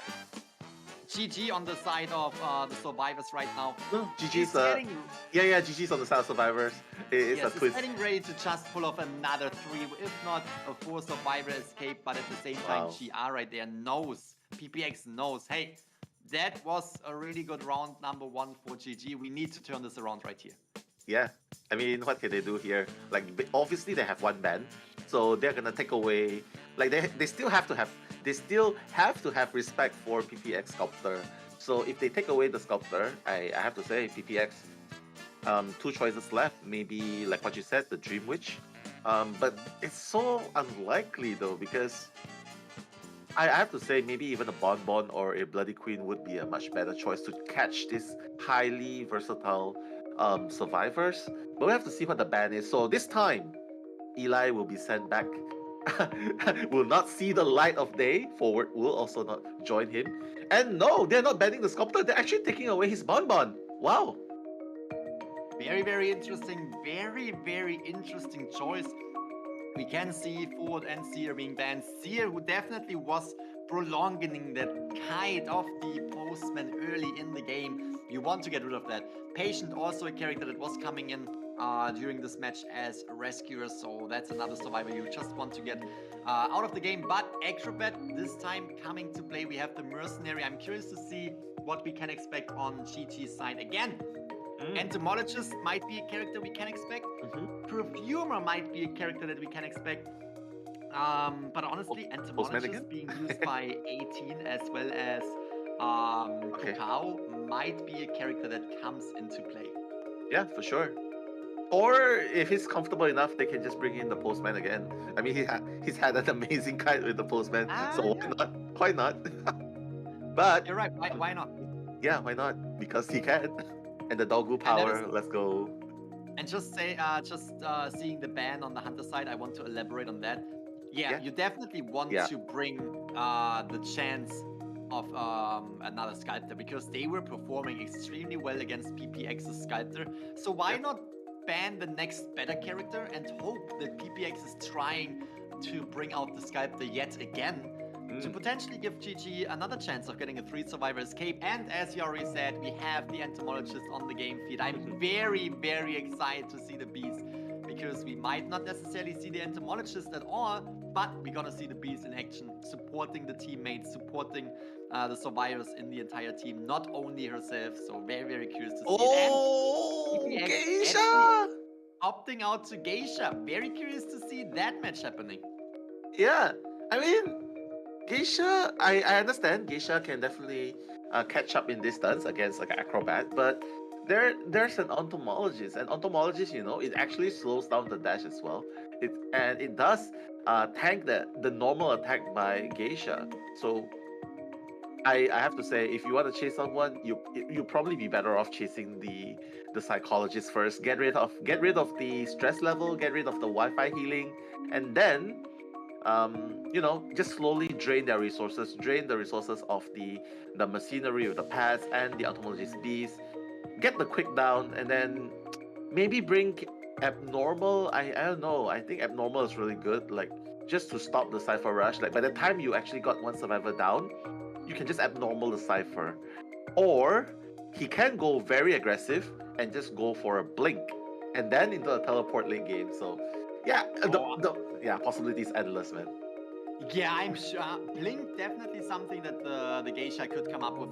Geisha can utilize the butterflies to just dash through areas, but Blink is always something that is extremely, extremely strong. And we saw it in the match before where Skype was coming in with a Blink, was predicted and therefore not connecting that blink. So Geisha definitely having a chance to recover from a missed blink by utilizing the butterflies. We can see yet again the respect between the two teams, which I absolutely love to see. And we are jumping right into the second match. We are having GRPPX on the hunting side as Geisha against GG Survivor side, who were able to get a 3 survivor escape in round number 1. Let's see what they will be able to pull off this time, or let's see if GR is able to get the points for themselves this time. Yeah, they're trying to outbow each other. But you know what? Live commentaries, we are going to be bringing you the action. Gaming Grizzly and I, Nello Mello. Let's enjoy the second half of this first game. Sorry, the first half of this second game, Geisha. Let's go. Let's go indeed. Very, very excited. We are jumping right into the action. Whew. Geisha. I'll bet with you it's gonna be a blink. Probably a blink. Potentially a blink, I agree. And here we have her starting right inside of the church map, going into the direction of Kukao. Are you really wanting to go for Kukao again? Is this time the psychologist, as you said, might be a great find, especially as soon as oh my god, get rid of the first hit right here that will be reversed. But fantastic job being very patient on that pallet, and there we have the beautiful butterflies that really allow PPX to catch up. And as I said, we already saw the bees. We might never see the entomologist in this match, but we definitely are going to see the bees trying to provide support for the kiting character. Yeah, I mean, you can see right here the support. They definitely need the support because psychologist is basically kiting raw. She doesn't have any ability. She doesn't have any ability to you know, just to prolong her kite. She's just kiting raw. So the bees are very, very smart. Like, even though it's gonna slow down the decoding by a bit of the entomology cipher, but it's worth it. Kuchao right now is gonna buy some more time for Team GG. Blink is ready. Oh wait. Wow, 180 degrees backward turn. That was a hit, by the way. That was a hit on the psychologist. Wow, that took a second. And here we have the blink really shortening that kite of Kukao this time. What a fantastic job from PPX coming back from this round number 1, really bringing down that psychologist early in the game. We can see the cipher machine. One is almost popped, but the other twos are at around 50% halfway, so that is definitely putting pressure on GG right now. We can see, wow, Mercenary getting cut off with that butterfly. Fantastic job putting pressure on the survivors. Yeah, I mean, you can see that Su didn't really want to use that pad, but right now he has no choice. He has to use it, and he's down to 1 pad. The reason being because if he gets hit here, he rescues, he runs the risk of getting hit the second time and a double down. But fortunately, PPX is not going to try to attempt a double down. He's just going to go straight away for Kuchao, and just like that, last effort being popped, 3 ciphers remaining. Right now, I have to say, if the AI possibility is here, it's going to be a draw at the very least for PPX. That is the thing, we have said this before. It's going to be a draw, it's going to be a great setup for a draw right here, a draw situation. And today, it's just different. Today is just different. I have said this, I think, in 3 matches today, and these matches ended up in 3 survivor escapes or 3 survivor eliminations. So therefore, I don't even want to place my bets yet because there's still everything on the table. We have, look at that, we have the 3 Cypher machines remaining. 2 survivors are working on the remaining 2 Cypher machines, and now we have what is Xen, who is the acrobat, coming in for the rescue, taking that hit, needs to run in for the rescue right away, needs to body block for the psychologist now, needs to protect that psychologist as long as possible. Potentially, there we go, there comes the hit, potentially long enough to get the last 2 Cypher machines out of the way, and we can see, oh, wait, Acrobat had to block. The concentration of PPX really lays on the psychologist right here. Wants to secure that first survivor elimination before the last Cypher machine is about to pop.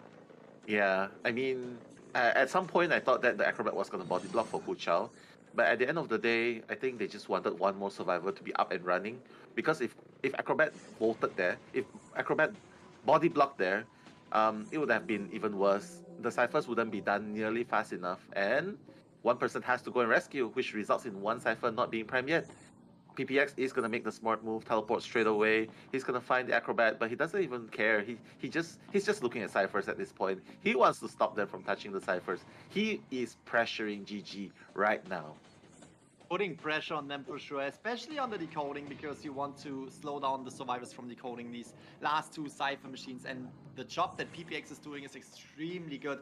We can see that one Cypher machine is about to pop, but they are kind of forced out of the area, therefore starting another Cypher machine right now instead of concentrating on the one, which is, I think, at Wedding, that is almost done. Mercenary taking that hit, and I don't think that they will be able to pop that Cypher machine in time. What is PPX doing? Is PPX concentrating on the Mercenary, or is he looking at the rest of the team, trying to get them down as well? Because we know Mercenary on the floor, it takes a long time to get healed up again. So that time that the Mercenary is on the floor might be used by PPX to just get to the other survivors. Yeah, for sure. He's just gonna leave Naib on the floor simply because he knows last cipher definitely not primed, and the cipher, like what you said, the survivors were starting a new cipher. So right now he's just gonna try and locate whoever's in the graveyard now, and depending on who he finds, if he can't locate it fast enough, once the teleport is off cooldown, he's just gonna teleport to the next shaking cipher. And right now you can see he's just trying to locate. Look at how good they're hiding. Like, I think 18 is gonna try and leave a trail mark, because he's like, you know what? I need to let you notice me, PPX. I need to let you notice me. Otherwise, you're gonna change target, and that's not gonna look good for the acrobat that needs healing right now. GG is really playing it very, very slow right here. It's concentrating on the healing, concentrating on a really, really strong late game, because they still want to get the 3 survivor escape. We know that the dungeon is right here. They already have the dungeon located. So they are setting themselves up to go back to the, what I think is the wedding. There we go. They are moving towards the wedding. Or inside the building. No, definitely trying to pass that. Because if they are able to pop that wedding cipher machine, they have a really, really short distance that they have to walk to get to the exit gate. So they could open up that exit gate extremely fast, and then have the third survivor concentrate on the dungeon. PPX trying to close in the gap, but we can really see that the Mercenary is just getting ready to get the kite. But wow, that is going to be what a fantastic jump right here, getting away from it.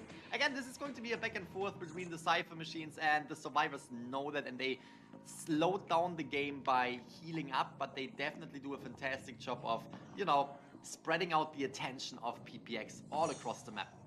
Yeah, that's what they do best, spread the attention, like bring them far away from the cipher. And if you're concentrating on the acrobat, well, easy. I'm just gonna go and do, the teammates is gonna do another cipher, and that's why PPX is constantly stopping, constantly looking and stopping, and just taking notice of the ciphers that are being decoded, which is why GG is right now decoding 2 different ciphers. And as a matter of fact, Entomologist has found a syringe, gonna be healing up very soon. Zhuzi is already at 93%, so I have to say... Oh, they are pushing. They are just pushing it. Mercenary can take that hit, can tank it. It is at 99% or a 98%, so therefore that is already a really good situation. What they are trying to do right now is with the Mercenary, they are trying to get away as far as possible from that Cypher machine, because if they pop that Cypher machine, you don't want to have the Hunter right on the gate. You want to pop that Cypher machine, and then as soon as it's popped, you want to go to the exit gate. If GR's PPX would be there, it would be a tough situation, but look at that. Yeah. PPX is actually going to chase the mercenary all the way across the entire map, which will now allow the Cypher pop. Oh, the Cypher was already being popped. I didn't even Yeah, they notice did. that. They did. Yeah, when he passed the halfway mark, they already popped it because they want to keep running. And by the time they chair, the gate will already be open. But Oh, no way. PPX? Wow, That he can be- knows. That can be extremely good right here for the survivors. Yeah, it's so potentially- dangerous. Oh my Yeah, definitely dangerous. We let me think. Did the mercenary get healed up by the acrobat earlier? Is he still having the self heal? Can he still get himself up? Because that would be fantastic for GG right here. GR is still having the chance of getting another survivor. Is now concentrating on the mercenary. So most likely they won't be able to get up the mercenary in time. Look at that. Trying to find that acrobat. Yeah, he's trying to. I think they're just going for the draw at this point. Zen is already making his way towards the exit. Mercenary, I'm pretty sure he has already used up his self-heal. Yeah. No, he did not. Oh, He he did did not? not. What? The acrobat was. I told you the acrobat was coming through, healing up the mercenary. Oh. Now we have the late game where the acrobat is at the exit gate. Detention is still active, so that is still a little bit of a difficult situation because the mercenary is not having any Oh my elbow pads god. left. So if detention runs out and he takes a hit, he can definitely make it to the dungeon. But detention is still active. You need to be patient right here. You need to be patient on this pallet. Oh my god. Oh, the hit is coming through. Yeah, What it's just a the left. fantastic job Yeah. right here. PG, but PPX is not playing around. PPX Yeah, he's is not. getting that 2 survivor elimination, getting the tie in this first half of round number 2. Wow, I love how we both were just silent for a moment. Yeah, Waiting because for what is too going many to happen. twists. Too many Yeah, plot that was- twists. Plot twist. Has he been healed? I think not. And then the plot twist. Oh yes, he's been healed by the acrobat and he still has self heal. And then is it gonna be a 3K after all? Oh nope, it's gonna be a 3-man escape. No, plot twist. Draw. And this just shows that things are just going back and forth. They are doing the unexpected all the time. But one thing though, if he actually waited for the geisha to reach the front gate where Zen was there before using the self-heal, I have to say he would have a better chance to wait until detention was over because it was so close. And PPX was definitely dashing towards the front gate. He was definitely moving towards the front. Only when he saw the mercenary got up, then he make a U-turn. So I have to say it was probably better if they actually waited for a bit there. What do you think? I'm a little bit, I agree to disagree right here because if he would have gotten up earlier, I think that they made PPX believe that Mercenary already exhausted the self-heal. That's why PPX went all the way to the gate, right? Because they PPX thought, hey, okay, that Mercenary can't get up again. They already exhausted their self-heal. And the moment that PPX was super far away, that's the moment when the mercenary was getting up. So they just want to have a huge distance gap to just rotate around and try to get as close to the dungeon as possible before PPX would come back. But at the end of the day, PPX was fighting the mercenary. Mercenary had no chance to get out of this. We have a lot of decoding progress on the entomologist as well as the acrobat and the mercenary because we had great kites from all of the teammates as well. We saw that the early game kite on the psychologist was really, really strong, buying a lot of time, and then later on the mercenary was buying a lot of time for the rest of the team. And I just want to highlight that again. You might not see a lot of the entomologist, but she will be there with the beast, and we saw that early in the game when she was protecting the psychologist and really forcing PPX to destroy the beast because you couldn't move. You just could not move against these beasts. So fantastic teamwork again, fantastic job from GG right here, securing that tie, almost pushing for the 3 survival elimination, which is now putting GG into a good situation because they are going to play Hunter next. And they can potentially push for the 3 survival elimination, which would also give them the victory in round number 2. And since they already won round number 1, they take the victory against GR. And that is definitely something that GR knows.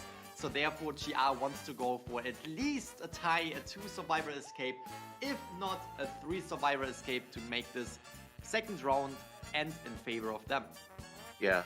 if you are Xiaoma or if you are XC, if you are Shom, from GG, you definitely have to think, are you going to go for the breaking wheel again? Because Red Church, you've seen, it's a draw. Are you gonna take the safe bet and just try and go for a draw or even a potential one-person elimination? Because if that happens, all of a sudden you're gonna lose your lead in game number 1. So I have to say, if they want to go into this game, definitely have to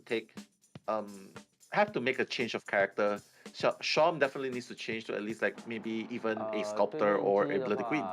应该会围绕着实验问或那个皮下做准备吧，因为他实验问的破人比较强嘛，然后魔分也很强，就稍微研究一下吧。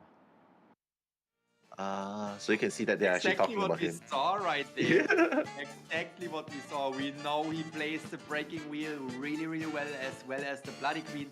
We are doing something special, and I think that little special surprise was the Red Church map, and that actually very, very interesting, very, very right. That was absolutely fantastic play from GR.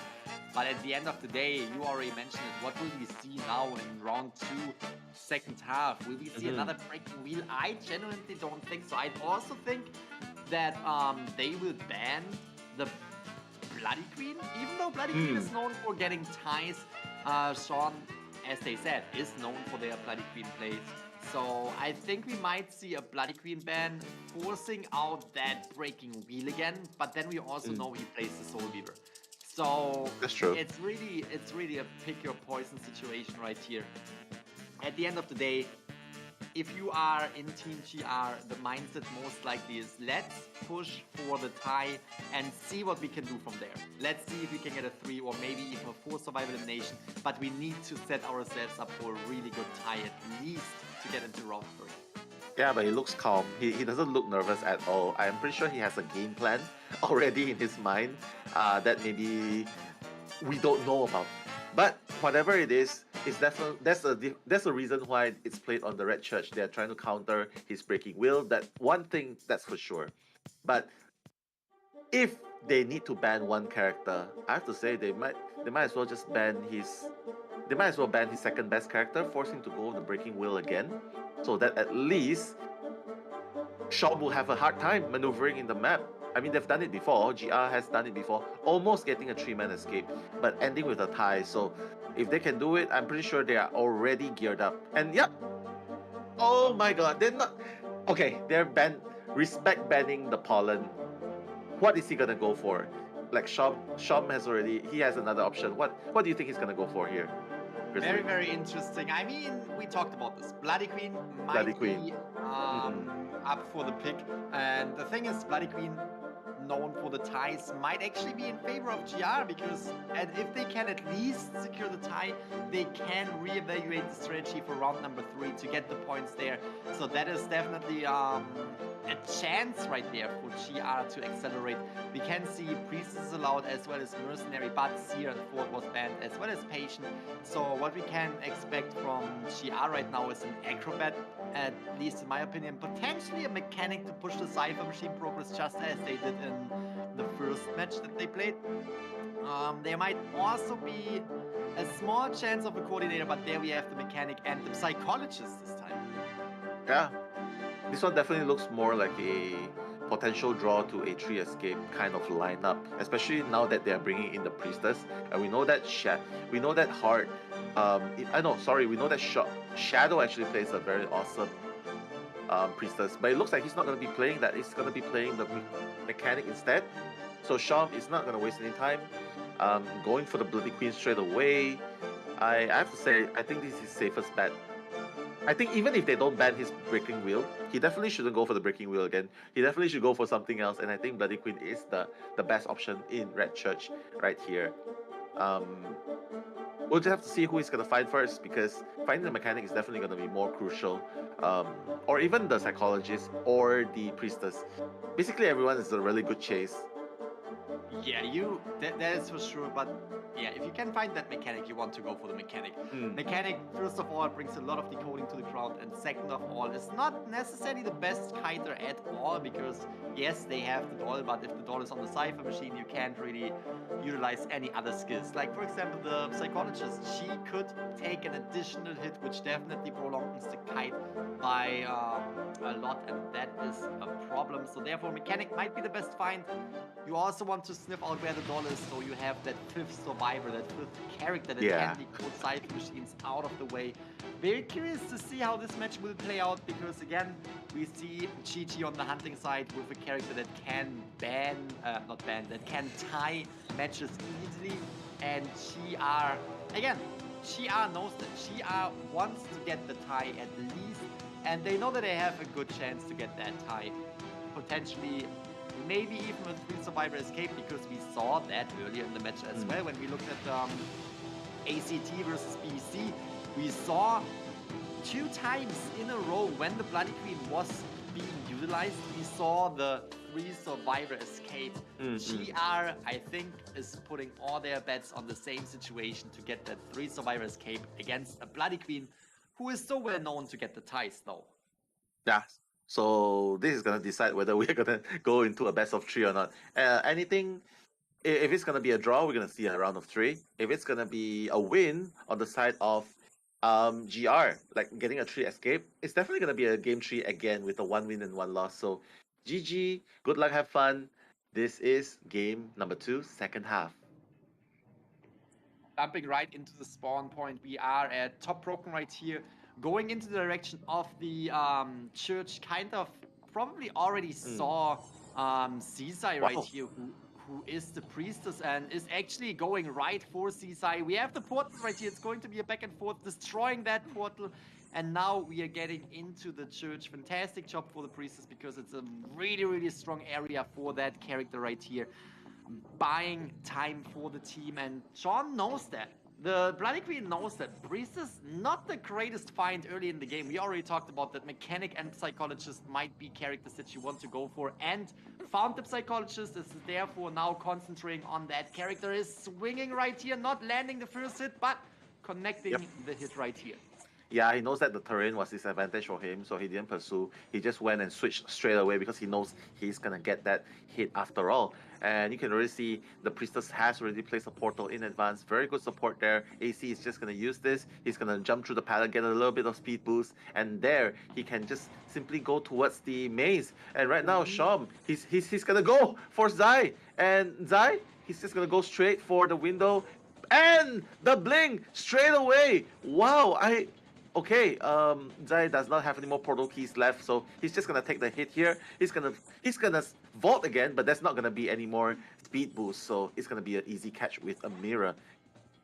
And there you go. Fantastic job right here from the Bloody Queen, really shifting the attention to the priestess, because she knew, hey, all right, there are portals placed here, here, and here. That means the priestess only has 1 more portal, and as soon as that is exhausted, the priestess cannot really utilize any skills and will be an easy target.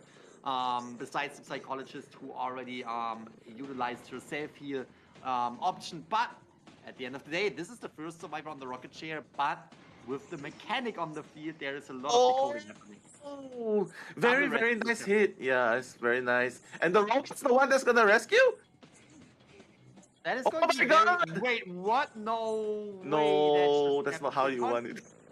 Concentration on the Bloody Queen right here, really bringing down the priestess right away. That is an absolutely fantastic job. Great situations. We can see that the mercenary is healing up right here, and is most likely the one who needs to come in for the rescue right now. Yeah, I think that play was really dangerous. I mean, I know the Cyphers is going to be 1 Cypher remaining very soon, but Shom can easily take down that robot. And that's the thing. He's going to get 1 hit. Zizai has his 1 last portal remaining. He's just going to go back there. Just making sure the priestess does not transition anywhere far away. He's just going to keep the priestess here. Zizai doesn't have any more portals left. Oh my god, this is such a hard area to kite, to be honest. Without the mirror, he has to wait 3 more seconds before he can get Zizai right here. So the mirror's going to be activated. Is coming through, as you already said, and that mirror might not necessarily connect right away, but it is definitely a great area for the Bloody Queen, because the Bloody Queen can freely move around, go with the mirror right after the priestess, and the priestess will be on chair. But if we look at the Cypher Machine progress, it is going very, very well for the survivor side. We have a switch of traits right now, which I would assume was to teleport, but we cannot really underestimate the decoding progress that is going on. 2 Cypher Machines, one almost at 80, is finding the bot, which is not necessarily the best find, but now knows where the mechanic is and can easily transition into that area. We actually have Blink coming through. What was there a trade switch? Yeah, no, he hasn't trade switch at all. He okay, did bring Blink at the very beginning, so he will be able to trade switch in the end during late game. Hart is going to be the one running around. Sham, he wants to get rid of the Merc. Simple, because the situation with the Machinery is very unique. Like when he's at the delayed damage, when you prime the Cypher, committing towards the Blink. My God! Fantastic job. I think the Mercenary was actually predicting that Blink because the movement was very wonky right there, trying to avoid that hit, and utilizing the elbow pad was definitely in favor of them. Look at that, buying more time for the team. The dungeon is right there, something you have to consider. But again, with the jumping down right here, which makes it and she did not switch inside the shack area, switched actually outside, and now decides to just go for other characters, because all of that is buying so much time for the rest of the team to prime that Cypher. And then you would be in the basement. What are you doing in the basement? You have to move around and really have to get out of there fast. So now we can see the last Cypher Machine needs to be worked on. None of the Cypher Machines are being worked on right now, but at the same time, survivors are buying a lot of time, and yeah, last Cypher Machine is about to being primed. Yeah, I mean, definitely something, like, it's definitely a mistake there. Like, the miss Blink is definitely going to cost Sham a lot, because right now, it's going to be 1 Cypher remaining, and it's already primed. And basically, they can just prime, because they want Hart to be at full health. So, right now, Sham is at danger. He's definitely at danger, because the moment he comes close to anyone, the Cypher's just going to be popped. They're just waiting for the right time to pop. No way. Oh no, I think they're going to pop it. They're going to pop it, right? They should. I mean, they should. Shadow is already at the gate, the front gate, waiting. But it's just that the psychologist is just waiting there, trying to give tinnitus for some reason. I'm not really sure. I think Sham looks really lost. He probably thinks that... This is really good. This is really good for GG, because now teleport is ready. They were waiting out another hit, but since they realized, okay, she's coming right for me, they were popping that Cypher. Now teleport is ready. That was buying a lot of time for GG to charge up the trade, and now we can see teleport is happening. Is bringing down. Oh, not bringing down. Was utilizing the magician right here to trick the Hunter. Fantastic job. Will they be able to open up that dungeon? Will they be able to get the 3 survivor escape? GR might be able to do that against, look at that, Cypher Machine. Exit gate is open, but with the mirror, Mechanic is not having any chances to get away. We see that this will be a tie, and this also means that we have a tie situation for the entire round number 2, which will push not only us, also GG and GR into a round number 3. Very, very exciting, because we are going to see more bands. We are going to see more unique characters. For example, we can expect a Perfumer on GG's side. But again, congratulations to GR to really secure that tie that they needed to push it into a round number 3 and potentially turn all of that around and take home the victory. Yeah, I think Sham definitely needs to can definitely breathe a sigh of relief there, because I think he was actually expecting to get 3 survivors by GR to run out, but fortunately, he teleported straight away, found the mechanic, and managed to salvage the situation. So detention is definitely a game changer, like insurance, like getting 1 survivor down. At least you manage to get the draw and bring it to a game 3 without losing a point. So it's 1 win, 1 draw in favor of GG, whereas GR, they are the ones who have to make things happen. But because the points are just so close, it can be anyone's game in game number 3. That is for sure. Definitely a very, very close point situation. Because if we look at round number 1, we saw a 3-5 match on GG's side. They had 5 points. So there is only a difference of 2 points.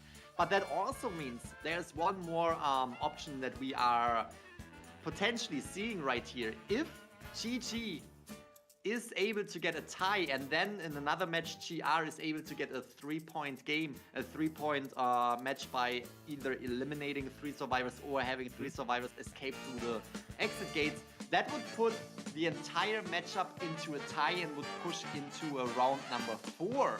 Now we are getting into the stats right here from the previous match that we were just spectating, and there we have it yet again.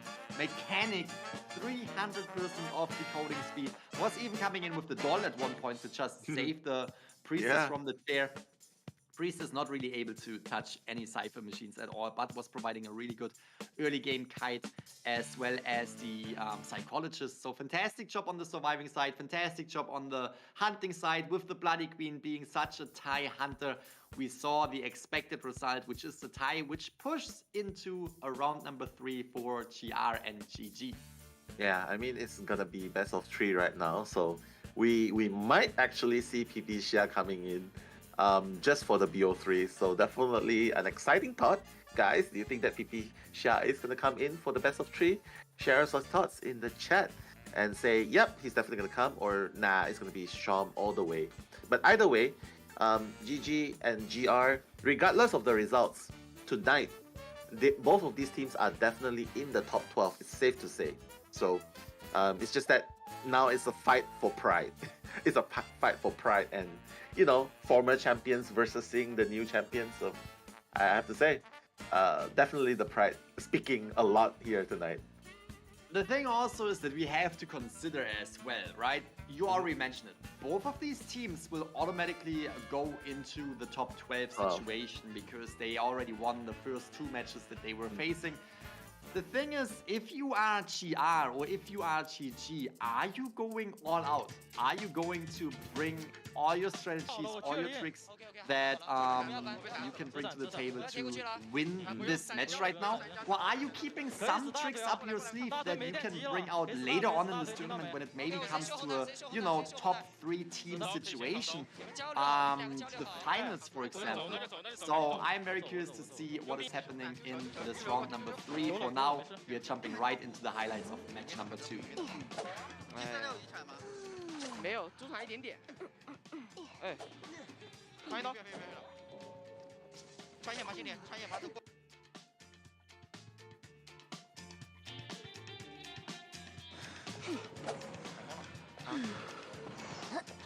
谁撑啊？没有，我走不了，我死了。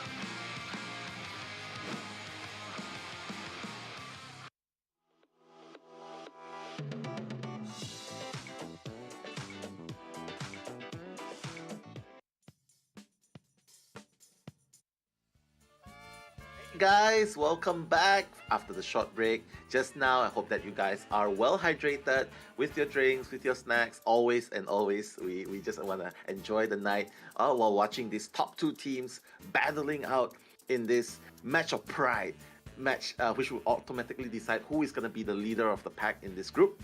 And the other one will be the second seed, which will also be qualifying for the top 12.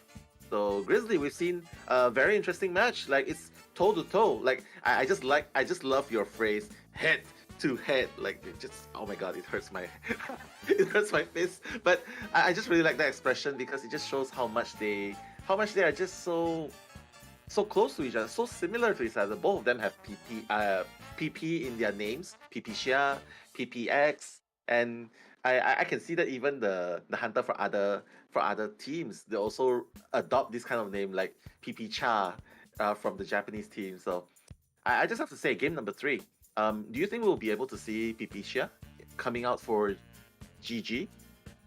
Might be an option, that is for sure. We know that Sean knows the Breaking Wheel Bloody Queen Soul Weaver, so definitely has a lot of hunters up his sleeve. So I am not sure if we see the switch of these two Hunter players, but it might be possible. My question is rather, what can we expect from round number 3? Because come on, seeing the red church being utilized in round number 1 and round number 2, having a breaking wheel on that red church as well in the very first match, that was already very spectacular, very, very exciting to watch, and I'm curious to see what we can expect from round number 3. Will we see another red shirt? That's not possible. No, we're not gonna see that. 100%. It's no. not Please, even no possible, more. but you know No what more. I mean. It's definitely going I to know. be surprising, and Yeah. I'm curious to see what both teams will do. Again, at the end of the day, if GG is able to tie that round number 3, that is putting them into the winning position when it comes to points, and therefore GR is a little bit on the move right here, is definitely in need to get points in not only the first half, but also secure points in the second half to come out on top. And you said it earlier before the short break, where we have a 2 points, I think 2 points difference between these two teams right now. So GR, if they want to decide it for themselves right now after round number 3, they definitely need to step up their game and gather some points for their side. Well, definitely. Now we're gonna see that, oh, Pipicia will be eating his hot pot. He won't be showing up tonight because it will be Sham for the third and potentially final time of hunting in this matchup between GG versus GR. So Sham right there, no Pipicia tonight. So I have to say, yeah, not yet. It's not his time yet. He's his secret weapon, I think. His GG's secret weapon, I think. And that is the secret weapon that might come out in round number 4 if we are going to see it. Honestly, I have a strong feeling that we might see that round number 4 because, as we already said, it's head-to-head. And if GR is able to turn this round number 3 around and take the victory home in round number 3, I still think it's going to be head-to-head. It's going to be very close. And it will most likely mirror the points from round number 1 that GG was taking home.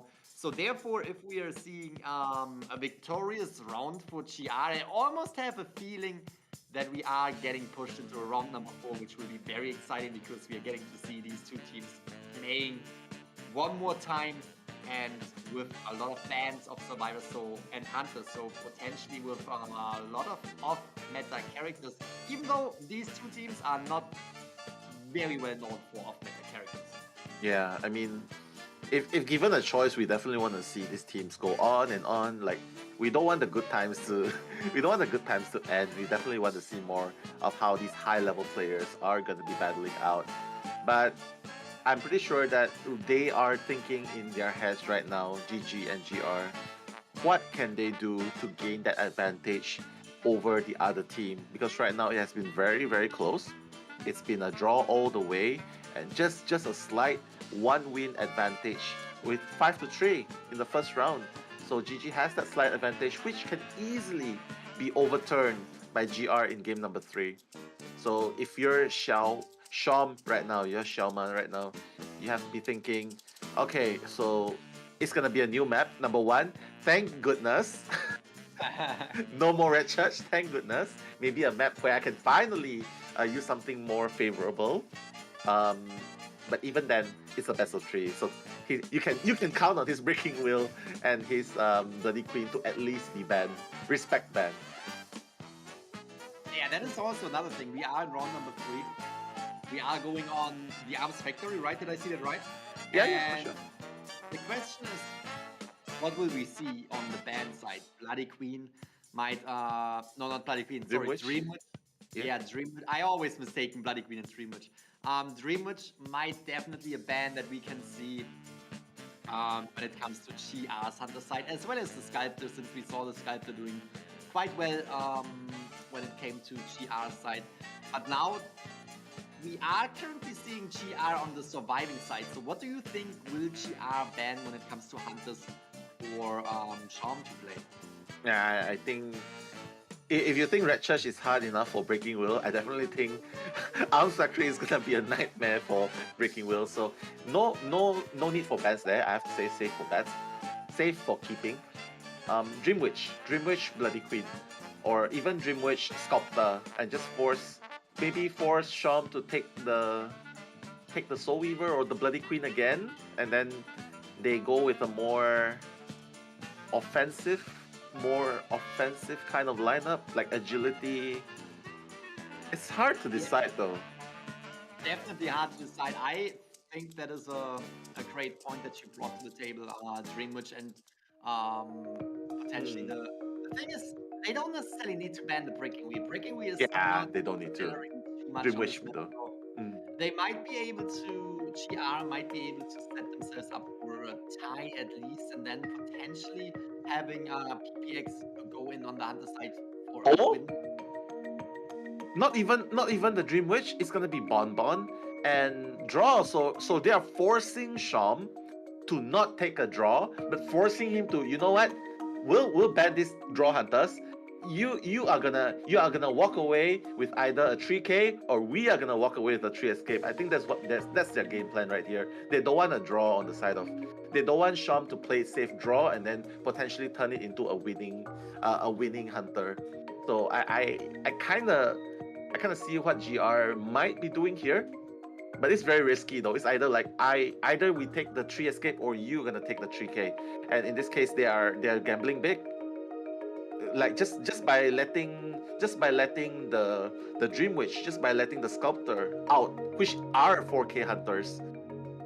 That's for sure, and that's a great point to bring to the table. But at the end of the day, Sean is not necessarily known for playing the Dreamwitch and not necessarily known for playing the Sculptor either. So we might potentially see Soul Weaver when it comes down to an end. I'm really curious to see that.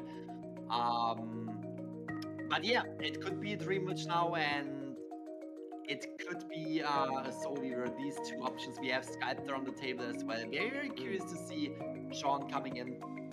Or even the Disciple though. Yeah, he can definitely bring out the Disciple if he wants to. I am sure that he can bring out a variety of Hunter if he has to. But we are getting into the picks and bans. Commercial break. But we already saw that I think Mercenary was coming into the play as well as the Psychologist. So that is definitely something that we can expect from the lineup right here. We see the Chinese casters right there. Yeah. Fantastic setup. Absolutely love that setup that they have. But at the end of the day, I'm gonna sit there with them. You could be right when you said GR wants to push a little bit, because GR has to push a little bit, right? They have to win this round number 3, so maybe pushing right away by disabling Thai hunters might be the right choice for them, but it's also going to be difficult because we are talking about GG. GG can definitely be a threat to GR's chances to get the victory in round number 3. Yeah, for sure. I just think that it's like a big bold move right there. Like like just gonna ban all these characters. To be honest, I won't even understand. I don't think we will ever understand why they took out the Bonbon and the Bloody Queen instead of more dangerous characters. But you know, they did say that they've been studying the Hunter. They did study Sham a lot, and GG did mention they studied PPX a lot, so maybe there's a reason behind going with these selections in best of 3. And you know what, chat guys, tell us what you think in the chat. Like, why do you think, like, let's discuss this. Why do you think they decide to ban Bonbon and Bloody Queen in Arms Factory? I mean, just to give you my opinion on that, Okay. you already said it. Bloody Queen might be banned to avoid that tie. Maybe GR is really just pushing and saying, hey, we don't want the tie, we want to get the points, and if we are not getting the points, that's fine, then you will take the points, and that's definitely something that's risky, but it might pay off big time. And when we look at the Guard 26, to be honest, if we look at the performance that we have seen in the group stage right now, we have never seen GG coming into a round number 3, right? They always have decided these matches within. At least that's what I think. Maybe we have seen them in round 3, but at least we have not really seen them play Guard 26. But that does not mean that they don't have the Guard 26 up their sleeve. And I think if GR is banning Guard 26, there is a reason for that. There is a reason, and that is Sean knows how to play the guard 26, and GR does not want to deal with that. For sure. I see the logic now too. Like even though I already mentioned it just now, and right now you just the enlightenment that maybe they just wanna settle it once and for all. Once and for all, go big or go home. We're just gonna settle it this way, and I'm not really sure though. Like what other characters, like we saw just now, that the patient has been banned, the forward has been banned, the seer has been banned, so. Mercenary psychologist already on the field. If we look at mercenary psychologist, okay. Let me think. We are having GR on the survivor side. Yeah. So we will have the chance to potentially see another mechanic to really push the Cypher mission progress. Something that we have seen between GR and GG before. So definitely an option for another mechanic. Maybe the coordinator will come out to play. Maybe. And we didn't see an acrobat ban yet, but I would almost assume that the fourth ban that we can see might be. Because, for example, you don't need the priest as a character that is also frequently being banned. But on the Arms Factory, priestess is not really the character that you want to bring, because all she can do is she could potentially create a huge global portal, but her normal portals don't really have a lot of effect on the Arms Factory. So that is a character you don't have to deal with banning, and which will give you a chance to, again, go for the acrobat when it comes to the ban. Potentially ban the patient as well. I see. Yeah. I'm just trying to think again. Yeah, I think that if they leave they already picked the two survivors first, so the fourth ban will probably be an acrobat, which makes me think the fourth and last one, I have to agree with you. Coordinator should be like it might force the hunter to bring excitement. It might force Sean to bring excitement, and therefore slowing the chase potential, or even just forcing him to bring. Just losing the blink is already hard enough for him to chase survivors, especially considering what he'll be playing. Maybe the sculptor. I still cannot make sense though. Like taking away Bon and Bloody Queen, but leaving the sculptor open in Arms Factory. Are they underestimating his sculptor? Because he does play sculptor. He did play sculptor before, and I think he did have success with it as well. So I can't put my mind up. I think they might just want to really get into this and really want to show what they are made of, and they are not afraid of facing a sculptor. They are going against the sculptor. We saw the sculptor match before, where we had, I think was PPX being the sculptor, turning out into a fantastic gameplay for GG, and maybe forcing the sculptor on the field for GG's side. Now GR wants to show that, hey, we can deal with the sculptor as well. Because again, those are the top teams, and they know exactly what they are doing when it comes to the hunter bans, when it comes to the survivor bans. They are setting themselves up for a victory. That is what GR has to do. They have to set themselves up for a victory, nothing less. A tie would mean that they would lose against GG in this round number 3. So maybe they are just pushing it. Maybe they want to, push Sean out of his comfort zone and be like, hey, you mentioned it. We don't want to have a tie draw. Game. Yeah. We're not going for that. We are not dealing with that. We are immediately pushing it, and either we win or you win. And this is something that I am very excited about. And again, talking about the characters that might come out to play, Psychologist definitely is on the table, and we also have the Coordinator. Coordinator, a character that really is creating these huge key moments, because either it's a key moment for the survivors where the flare gun hits and the survivors are taking, 5 seconds off the hunter, or roughly 5 seconds that the hunter is stunned, and then you can rescue, rescue from the chairs or from the balloons. You could potentially have a longer kite.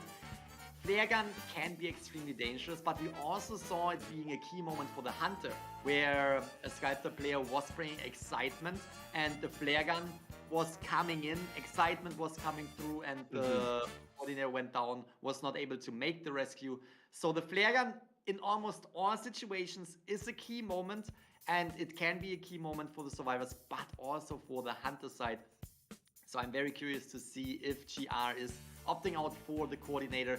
And then if we are jumping into the second half, something I'm very excited about, we saw GG coming in with the perfumer. Oh, yeah.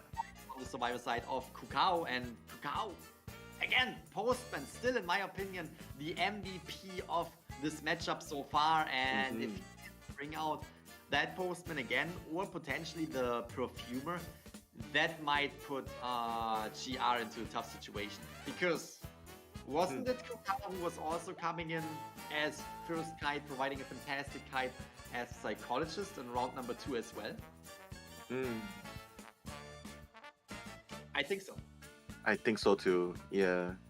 I'm think, do you really want to go at all for Kukao? Like, that is such a scary character. And here we go. We already had the psychologist locked in. So again, coordinator might play. We might see the mechanic.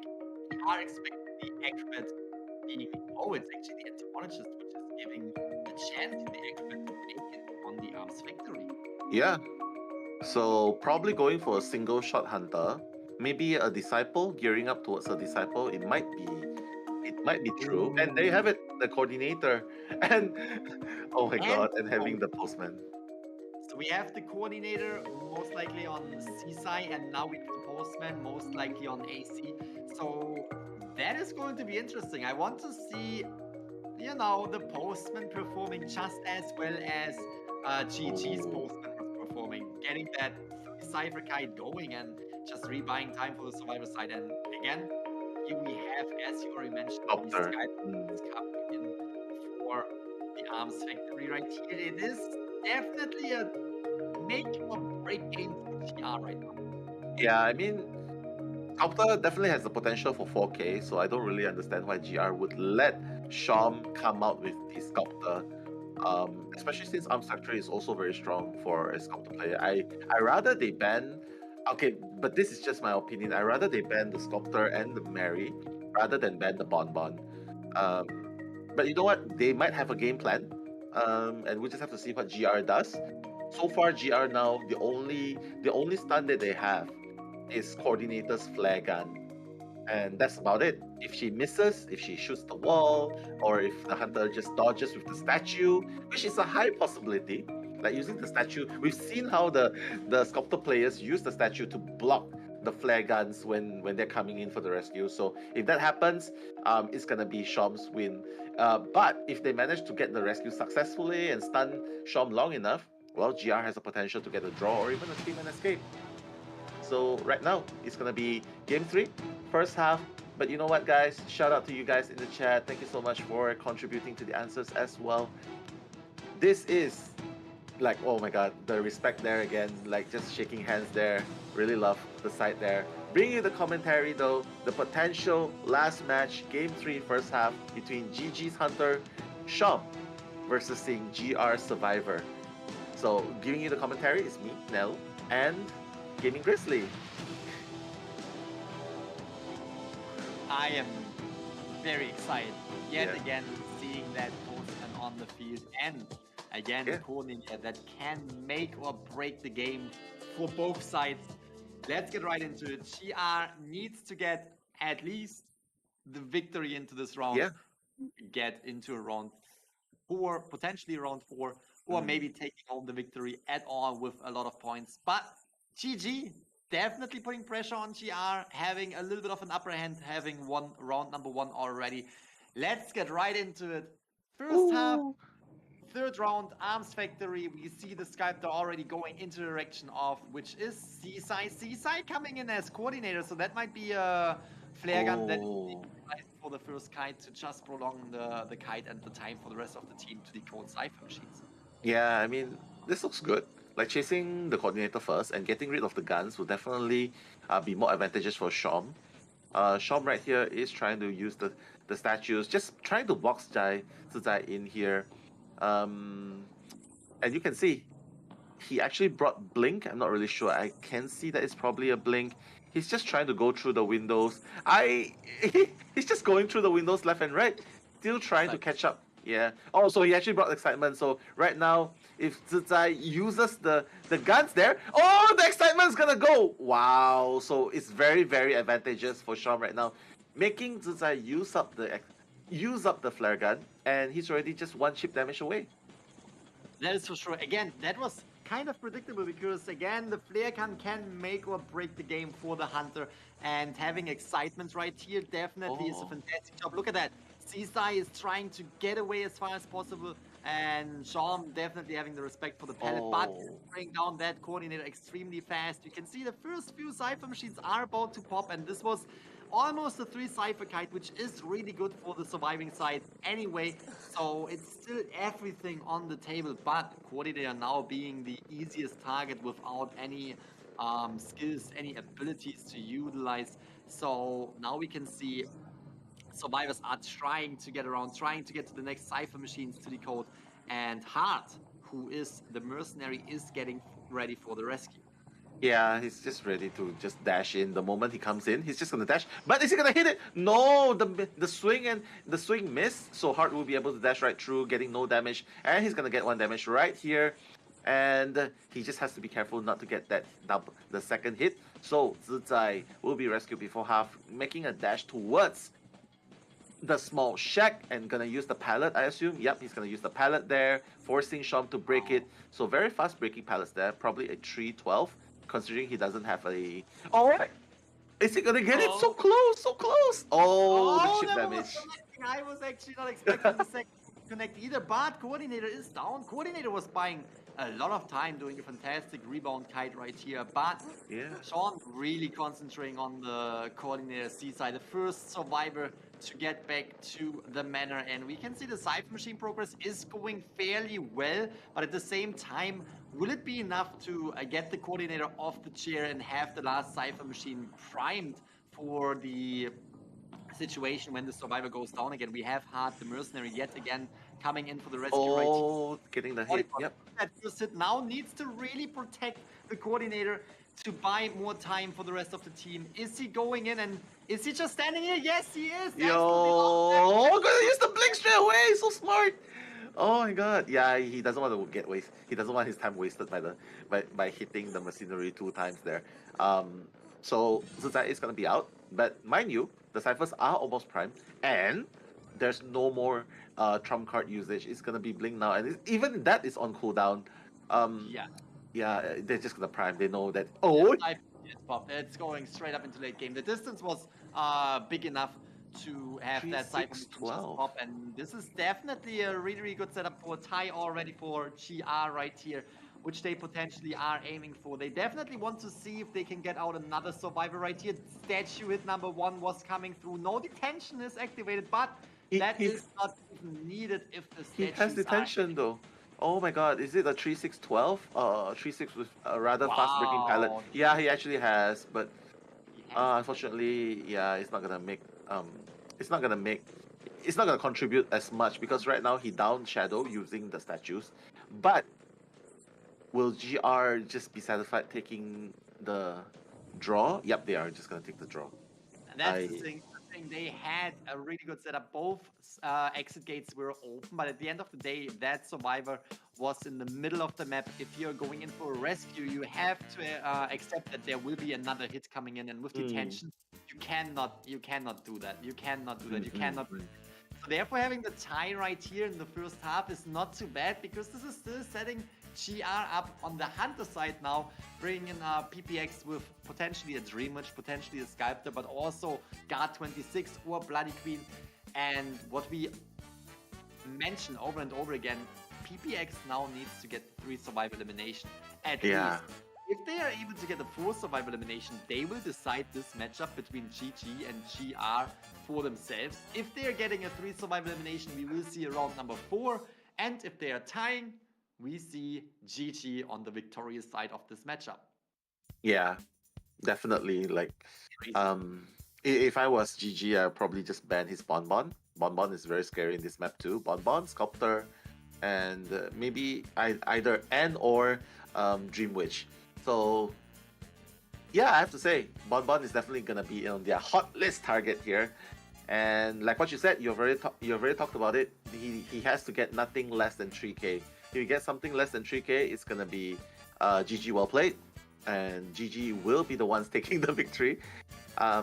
But if he actually gets a 4K here, I think there will still be around 4, but it will be in a vast points advantage, like 7-2, going into. No, I don't think so, because no. Wait. After round number 3, we are calculating it by points. Yeah, that's true. And that's if true. we're getting a full survival elimination, GR is taking home the points right here in round number 3, and is taking home enough points to decide that for themselves point-wise. But again, it's going to be difficult against GG's Survivor. They have been proven themselves as a huge threat to GR side, because they were able to really tie and to really get out of these matches as well. And that is all they need right now. They just need to get a tie. They need to get a 2-point game to secure the victory in this matchup between GG and GR. Here we have the first round, the third round, first half of this match, and we can really see how strong all of the survivors as well as the hunter was. So it's really, as we already mentioned, head to head, and that might actually be very, very advantageous for GG right now. If it's really head to head, if they are also securing the tie, they had this one match in round number 1 where they secured the 3 points, and that round 1 victory will give them the victory overall if it's another tie. Yeah. Okay.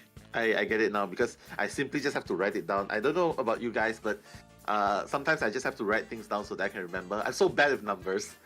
No, don't you worry. This is happening to me all the time, but here we can see it as well. Yep. 3-1. Yeah, it's definitely PPX is 3-1. It will be a best of 4, right? But if PPX gets a 4 elimination, automatically GR will win. So it's just And the other way around, we see the tie, GG will win. It's really, this match is really having a lot of outcomes. It's really having a lot of options that this can go for. So we will really have to see and wait how this will turn out. We might potentially see a round number 4. Always exciting to see a round number 4 in these matchups. And again, GG versus GR. I was kind of expecting it to be that close. It is definitely something that I was expecting. What I wasn't expecting again was this round 1 and round 2 red church map and the breaking wheel immediately on the red church. So that was very, very exciting. Now we are coming into the match where we have GR on the hunter side. There's definitely a little bit of pressure, at least a little bit more pressure on PPX's side, because he needs to secure the win in this match, and therefore GG can really set themselves up and, you know, change the strategy to a point where they can say, all right, we are fine with the tie. If we get the tie, that's all we need to win this. So definitely something that will put a little bit of pressure away from GG, but at the end of the day, no. This is a very high pressure situation. There is pressure on both sides. Let's see how this will play out. Yeah, let's see for sure. Such a high stakes now. Like this is like the kind of match where sometimes when you get a draw, you're safe enough. But now if you get a draw, you just automatically lose. So drawing is definitely not an option for PPX. Whereas even getting a 3K is just gonna bring them to a tie. So the pressure is definitely on PPX if he wants to take the position, the number 1 position from GG. He definitely needs a 4K right here. And knowing him, I have to say he's definitely gunning towards it. And GR PPX definitely is gunning for it. So it's just up to GG if Kuchao will be able to pull out that miracle kite again that we've seen in game number 1, the postman kite, especially in Arms Factory. But we'll just have to see how it plays out, because we are going to be going into a ban pick phase after this. They're just getting ready now. They're just with their lotions and their powders, just making sure their hands are dry, and just making sure that they don't just misusing their skills. Yeah, it happens. definitely want to make sure that you're playing under the best possible condition, and you already mentioned it. I'm really curious to see the bans. You said that we might see a Guard 26 ban as well as, you know, a Dream Witch ban, a potential Sculptor ban. Definitely not a Bloody Queen ban, because that would go in favor of GG. If GR is coming out with a Bloody Queen, yeah, there we have it. If GR is coming out with a Bloody Queen, that would put GG into the position where they can easily push for the tie. But it is the Guard 26, as you mentioned, as well as the Dream Witch. We actually have the Acrobat and the Patient coming in right away. Yeah, they want mobility. They want mobility against PPX. So PPX, I think he has no choice but to choose Bloody Queen right now. Like, Bloody Queen might give him the highest chance of success. Bloody Queen Sculptor, potentially Sculptor. Bloody Queen Sculptor, yeah, Sculptor, potentially Sculptor. But you've seen how even Shop in the first half, his Sculptor was struggling to even get a draw at that point. So yeah. Sorry. I need. Okay, to go see ahead. I need to see what I. Sorry for interrupting, but No problem. Just go ahead. very well known for the postman from match number 1, who was just hiding so outstandingly well against the already. We saw the Sculptor of PPX. So very curious to see what Kukao is coming in as this time. He might come out with the postman, or potentially, since the entomologist is banned, which he can also play, potentially with the perfumer that I am absolutely looking forward to see. We have the coordinator Wildling is coming into play. We see some characters that are a little off meta. Very excited. Here we have the Wildling on GG's side. Wildling, sheesh! My God! Now so it's gonna be two potential. It's like two high mobility characters, and then two iron rescuers. Where even if you get the coordinator first, he has a trait that will enable him to sit longer. And getting the hit on Muro is so hard. So I will expect that they are gearing towards a draw. They're just playing really smart now. They're just strategizing towards a draw. Whereas PPX, I have to bet you, he's gonna have a hell of a time trying to find either one of these, because if he doesn't bring excitement, coordinator is just gonna stun him for that 5 seconds, and he can just go start chasing again. What is it going to be? Is it going to be excitement, which will take away the ability to blink? Or will we see that PPX comes in with a blink to just play more aggressively? He might have to, just take that flare gun hit or try to avoid it as good as possible in favor of him to bring the blink and to really shorten the early game kites of the other survivors. It's definitely another pick your poison situation. Are you going for the blink and allowing the coordinator to potentially get a key moment with that flare gun, or are you playing the excitement and hoping for a key moment on your side where you just cancel out that flare gun and immediately connect another hit on the coordinator or maybe the character that is getting rescued at that very point? I think he just has to go for blink. I think he has to go. What if he doesn't find the coordinator first? That's the problem. He has to play a little, he has to play aggressive. Yeah, I agree. But you know what? Potential last game brought to you by Xperia. We do not use the phone Xperia here, but thank you for supporting Identity 5, NetEase. Thank you so much, Xperia. And potentially the last and final game of the night, Do or Die, GG Survivors versus GR Hunter. PPX on the Sculptor has to get a 4K to win this overall battle between GG and GR. If he gets a 3K, he will bring it to a best of 4, but anything less than that, it will be the victory of GG. Bringing you the actions, Gaming Grizzly and me, Nello Mello. Curious to see if Kukao comes in with another early game kite, if he will be the one that is getting chased yet again, and we can kind of see how PPX is going into the direction of Kukao, but is changing directions now towards which is the Patient or the Acrobat. Two survivors you really don't want to get into a chase very early in the game, but at the end of the day, if you look at all the survivors, it's so difficult. You can't really decide which character to go for because they are all extremely difficult to chase after. Oh my goodness, yeah, but this place is so hard. The Acrobat actually leaving the the Arms Factory, I think he just wants to do a marathon race first. And then after doing a marathon race, at least he'll be able to do the kiting in the runes area. So that's what he's doing exactly, using up the first bomb, the fire bomb, to create some distance. Zen will be taking the first kite. And wow, almost hitting that chip damage there. Very, very nice. PPX just zoning in. And like what we mentioned, he's really going aggressive. He's going for the blink. Very smart because, as you can see, he didn't even see the coordinator first. Using the blink first already. As you said, blink is coming through right here, trying to shorten the kite of the survivors. At the end of the day, Shen doing a really, really good job right here, being patient, not taking any hits. Look at that, being so patient even in this area, just avoiding the statues, because he knows if he is taking one statue hit, another one will follow eventually, and that would bring him down. But he didn't take a single chip damage so far, and is buying a lot of time for the rest of the team. Look at the Cypher Machine progress. This is setting GG up to get that potential tie, if not even 3 survivor escape that they need so badly to win against GR right away in round number 3. And here we have it. Will he be able to jump? Look at the patience. He's just standing there, and the statues, he's just waiting them out. Fantastic dodging from the acrobat, from Sheng. My goodness, and that's the problem. Like PPX, like I get it. He uses the blink first to get an early hit, but look, his statues aren't really hitting as much. 2 ciphers remaining, and he only got 1 chip damage onto Zen, and Zen is ready to die. He's already moving towards this area.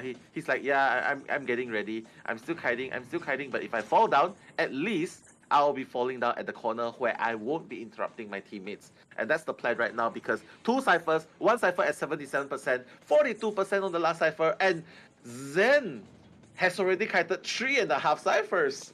Wow. Weidling is coming in for the rescue now. We can see PPX trying to transition slowly over to Kukao, who is decoding the Cypher Machine, just to put pressure not only on the survivor on the chair, but also on the Cypher Machine right here. Here you can see it. It was a little bit too late. That Cypher Machine just popped off. And this is putting GG in such a fantastic situation. Not only getting the chance of getting a tie, but potentially getting that 3 survivor escape. We still have the Weidling right here. We have the coordinator as well. So this is definitely such a fantastic setup for GG so late in the game. The Cypher Machine almost primed. Oh, it will pop, and we have the stun right here. Fantastic job. Adding injury, adding salt to the wound, and Ku Chao will be the choice right now. But don't forget, he still has a flare gun, and this is so bad. This is looking so bad right now, because they are gonna potentially get a 3-man escape right here, simply because PPX, he cannot just change and teleport straight away, because otherwise he might even lose like 4K. But at this point though, it just looks like with the flare gun we might.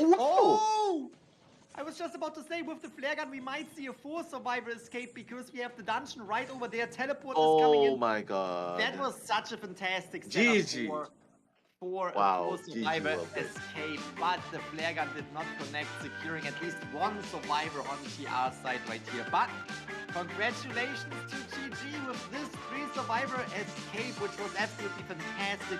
We have a winner in this matchup, the last matchup of day 6 right here, the last matchup of the group stage, which is crowning GG as winner. They won all 3 matches they have been playing, and so absolutely fantastic job right here. GG, the winner of the Call of the Abyss 4 tournament. So just really going strong yet again, showing that they are here not to mess around, but to take home that crown for championship title of the Call of the Abyss 5 yet again.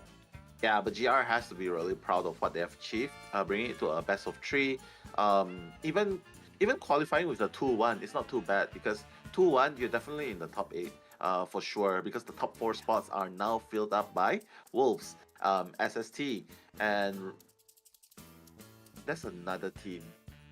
But now it's gonna be GG as well, and I just have to say they have been playing really, really well. We just have to give them props for doing so well. Like, none of them are, I believe none of them are losers at any respect. They only walk away as winners. Like, this is such an entertaining game. We've seen the battle of the PPX and PP Shares. I just realized how wrong it would sound if I didn't put the X. But yeah, definitely the battle of Hunter and the survivors. Like I believe MVP, it has to go. It has to go to Hu Chao. He's just so good right there. Yeah, Kuchao right here. If Kuchao was able to hit that flare gun, that would have been a full survivor escape, but was not able to land it against that statue. Here we have a recap of the match. We can really see how the Acrobat with a 137 seconds kite was buying so much time for the rest of the survivors to just completely concentrate on decoding. Why they were such a slow decoding progress was going in for the rescue after he popped that Cypher machine. And then we also saw Kukao coming in for the rescue, a double rescue late game, because they knew, hey, we have the chance to just do that because we have our last Cypher machine almost primed. We don't necessarily need to work on another one. So let's just go in and harass the Sculptor right here, try to buy as much time as possible. And then with that late game hit, that was absolutely outstanding. That late game hit was happening right in the pallet. The Cypher machine wasn't quite primed, so it took, 1-2 more seconds, which would allow the Sculptor to just swing yet again and bring down the Acrobat yet again. But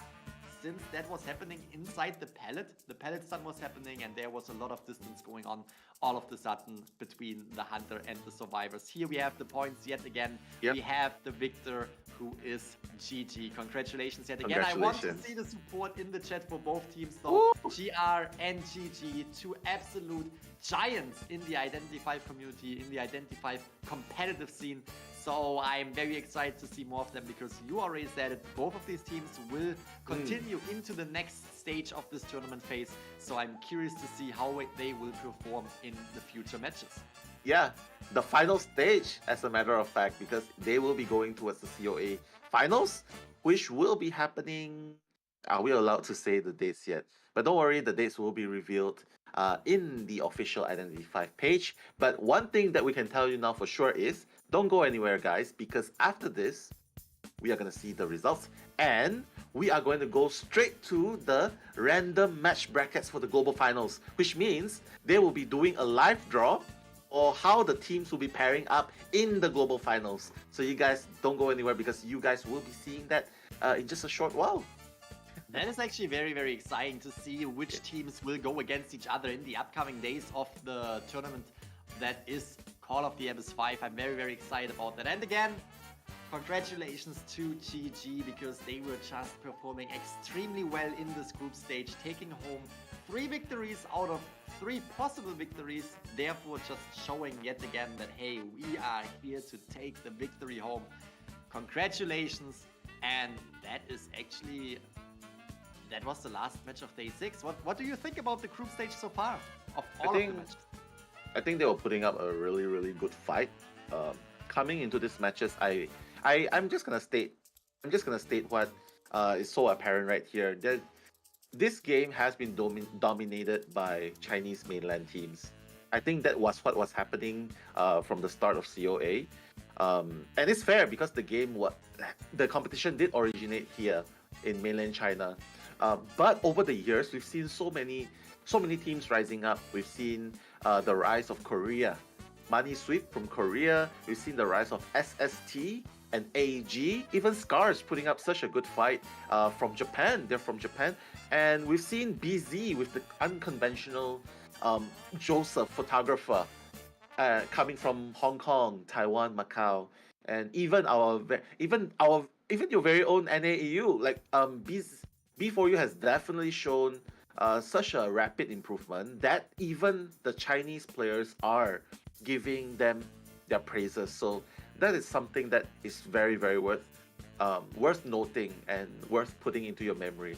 Not to mention GH and BL from Southeast Asia also receiving a considerable garnered a lot of praises as well, just for their individual skills and team. So I just have to say we've come a long way, and it's only the start. It's only the start, I would say. It's only the start. That is for sure. It is only the start. We saw the top 16 teams from all around the world. Now in the next stage of this tournament, we will see the top 12 teams, and then it will narrow down to the champion, to the top team on Identity 5, at least for this year, because it is going to be the Call of the Abyss 5 in 2022. Very, very excited to see the upcoming stages happening. And yeah, an overall experience that we had throughout the group stage is absolutely fantastic. We saw a lot of meta character picks, a lot of meta character strategies coming to play. We saw hunters, we saw survivors that we see kind of over and over again, but I feel like this year's lineup is always mixed up. It's not always the same like we have seen in previous seasons. We really see a mix up when it comes to the hunter side. We don't see the same characters over and over again, which makes it really, really exciting. And besides the meta pool that is kind of, you know, versatile, we now also see a lot of characters just coming out to play with, you know, other non-meta characters. You mentioned it. Photographer was already a character that is coming into this tournament extremely strong. A first round photographer, something that we definitely have to highlight. And we also saw characters coming out to play like the Thief. We saw Prospector, we saw Wildling right now, and also Gardener. Gardener. Yeah. Yes, I need to say it again. Gardener is coming out. Gardener. Oh, and here we have Zen the is overtaking. the best deduction for the last match. GG's, and definitely deserving it with the acrobat kind, the patience, the ability to avoid walls, literally walls, statue was not taking any of them. So absolutely fantastic job. I personally also want to highlight Kushao because they did fantastic. But here we are getting into the interview with Gigi. So they are saying hi. Zhuzi and Shom are introducing themselves to the crowd. 今天咱们现在变身冷眸家族了，这是谁的原因？这不是马上就是新招来一位勇士，你知道吗？哦，一级勇士分部，哎，低调低调。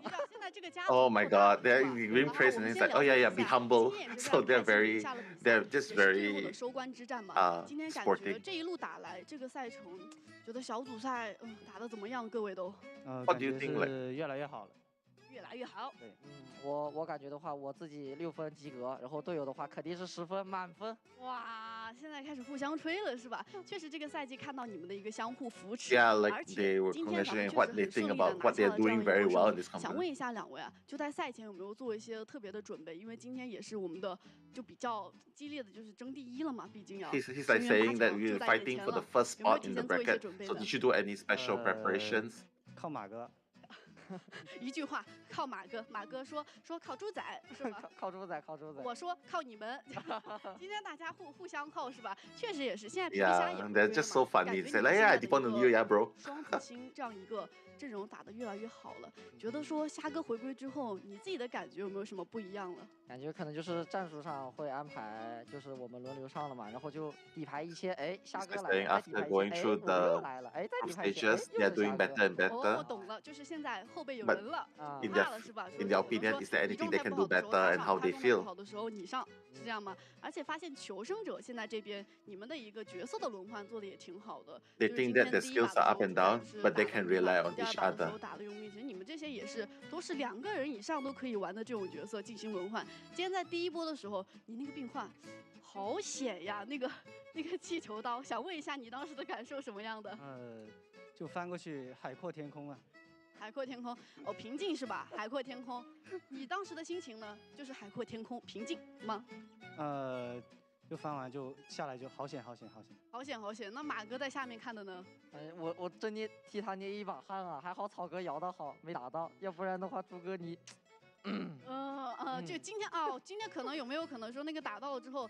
今天赛后采访就不是冷漠小猪了，就踢出了冷漠家族了，是吧？对对对。哦，懂了懂了。幸好今天那个发挥好，就加入了咱们这个家族，扩大了，不错不错不错。今天在第2把的时候，其实你们求生者这边中间是断了对面监管者很大一波节奏的，进行拉扯。当时在墓地那一波，你们其他人在外面调状态，然后就8哥在那里苟着。当时是怎么根据场上的局势进行一波判断的呢？就是我跟杂技冰环跟杂技一人卡1台电机，然后 They're talking about the technicalities of the game. They're saying that if everything doesn't work, they'll just pray to the gods. So right now they are talking about the match where that's the 今天他的 acrobat. 这个还是苟得很好的，确实是断了很大一波节奏。对于当时那个局面来说，而且今天第2局的时候，你们硬碰硬，再次选择了红教堂。当时马哥，你那个红夫人出去拦了一刀，后来娃娃过来救，当时什么情况？ She's 我预 asking 判了 about 他 the 的走 map 位 as well. Like, does 就 it 是飞机里 contribute 说 an 提到 impact as V well? 2号机修机了，然后就想着他可能从那边绕一下，然后就，咦，你果然在这。哎，你果然在这儿拿捏了。哎，那最后想问一下，怎么排人排到地下室去了？还有那个闪现，不是说好了吗？就咱们那个冷眸小溪了解红夫人，就跟那个农民伯伯 Yeah, they were a bit surprised in game number 2, and the announcer was like thinking, how do you end up in the 红夫人没有 basement? 吃饭，再加上我也没有吃红夫人做的饭啊。哦，懂了，这一波就是在暗示，待会儿晚上想要吃一顿好的，希望就是后台可以接 He's 受一 saying 下。 Mary Bloody Queen didn't eat, so they didn't choose 大 her. 气层理 What? 解是吧？好，今天其实你3把打了3个不同的角色，觉 Yeah. 得说哪 After 个 this 的手 interview, 感 they are 更好 going 一 to 点？ celebrate together and 3 bring 个都有 everyone 失误吧 in 但 Thailand and 破了 us 吧还是 here. 破了，好吧，毕竟保而 Lamau, 嘛。 just kidding. 哈哈，哎，那你觉得呢？就在这个，我觉得他的红夫人打得比较厉害。哇，红夫人打得比较厉害，就咱们就还是拿捏是吧？毕竟咱们是像了解大迷一样了解红夫人，这个还是要立在这里的。那今天赛前的时 Yeah, 候， today is just celebrating what they are doing today, and then tomorrow maybe celebrating an 那个 even bigger meal. 当时唱的挺好的呀，猪仔，有没有考虑之后咱们再翻唱一波呢？当时就是那个歌太好听了嘛，所以就听着玩手机，突然间就不自觉的哼了起来。不自觉的哼起来。对，就跟着那个，可能听了很多遍了都。哇，这边建议之后就是一整首录出来，就放给我们也听听啊。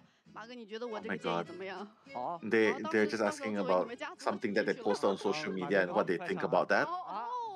可以，我同意。你们2个先不说了，我同意。Yeah, he was very 那 confident. 就是前2天就是虾哥、草哥上来也说了嘛，说先一个小目标进那个8强。现在 Yeah, 这个 it 小目 feels like 标 it's 达 very 到了 good 之后， for 下一 people 个目 to 标要不要咱们今天在台上 listen to it. 议一 So 下？ that's why he shared to everyone. 小目标的话就是抽个好签，咱争取再进4强。哦，对，确实，待会儿我们还有抽签环节。那猪仔呢？我跟马 You 哥 have 一样 anything to share to others? 一样好，也是非常期待你们待会儿的一个抽签情况嘛。那也是感谢来到我们的赛后采访 Just 环节，是 practice and everyone will do better. And he's like, yeah, I have the same opinion as 狼队 Sean. 德武 ACT 和激进。现在让我们把镜头交还给解说席。 Oh.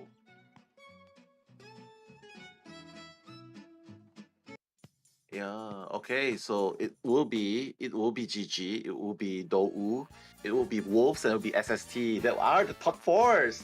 Okay, so congratulations, those 4. They do not need to fight out anymore. Very, very exciting, and they were also congratulating all the teams that will move on to the next stage right here in the Call of the Abyss 5 tournament. Very, very excited to see the next stage as well. And yeah, that is the group stage. Next up, we will see the live picks of the next bracket. So stay tuned for that. It's very, very interesting to see which teams will go against each other in the upcoming phase of the Call of the Abyss 5 tournament. Yeah, imagine getting the potential final game in just the very first round. GG versus Wolves. Oh my god, that's definitely gonna be really, really hectic. But you know what? We are also gonna be seeing the scoreboard and then going to the live brackets. And there you have it. Today's result. Looks like AG versus Wolves. Wolves has actually lost against AG. Dou securing the win over MS. ACT over BZ. And finally, the match we witnessed, GG, has taken the win over GR in the best of 3 as well. Woo! Here we can see the groups: winner of Group A, Wolves; Group B, SST; Group C, GG, as we saw just now, and Group D, Dow 5. And you can really see these teams were taking 3 victories out of 3 fights. Absolutely fantastic, and the rest of the teams were definitely doing fantastic as well. Great job for participating in the group stage right here. Really, really curious to see how this will turn out when it comes to the next bracket that we will see in a few minutes. Yeah, we'll be saying goodbye to B4U, BZ, BL, and GH, however. But the good thing is the other 8 will be fighting it out to make it towards the top 12 is already confirmed, and we are just gonna wait for the live bracket draws. So I just want to hear your thoughts, guys. What do you think about this year's competition?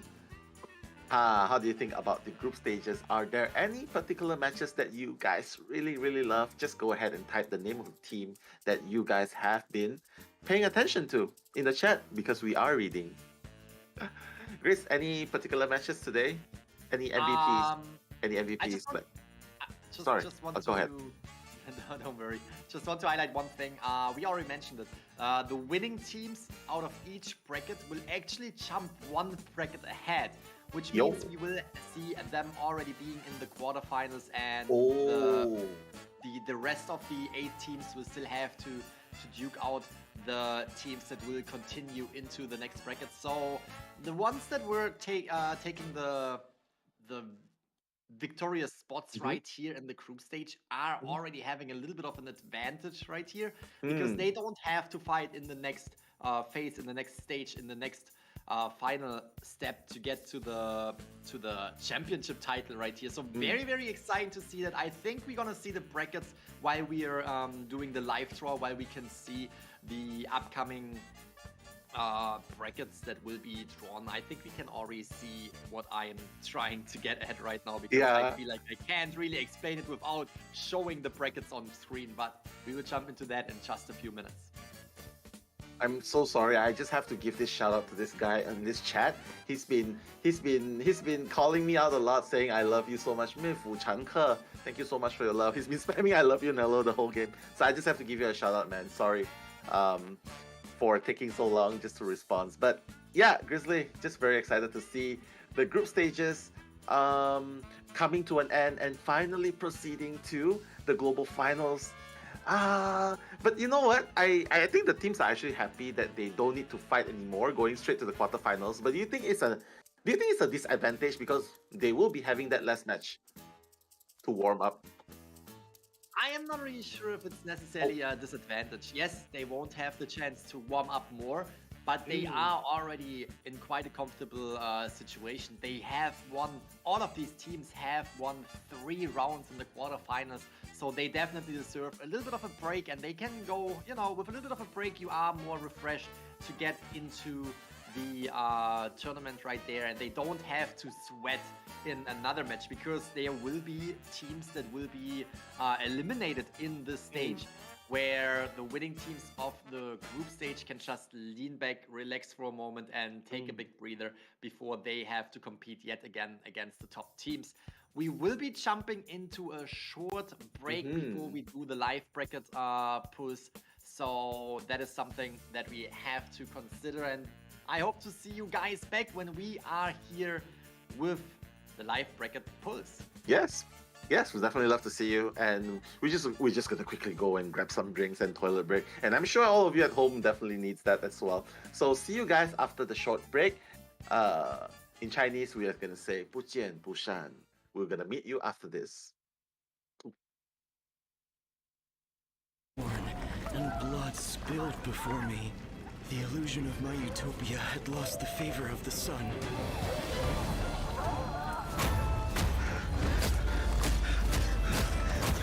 I have to get out of here. I have to...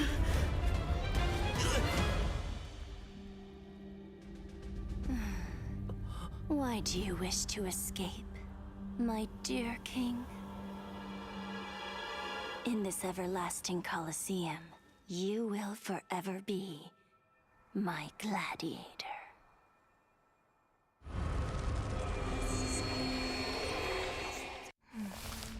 Anna, night, girls' school. To discover the truth about what happened to Anna, I disguised myself as a maid at the school. After the incident, someone was still the center of attention. Someone was still beloved. Someone seemed to be hiding something. And the odd thing, someone was trying to look for answers in those ancient legends. The truth may not be what it seems. Everyone is under suspicion. Things were not as simple as I imagined.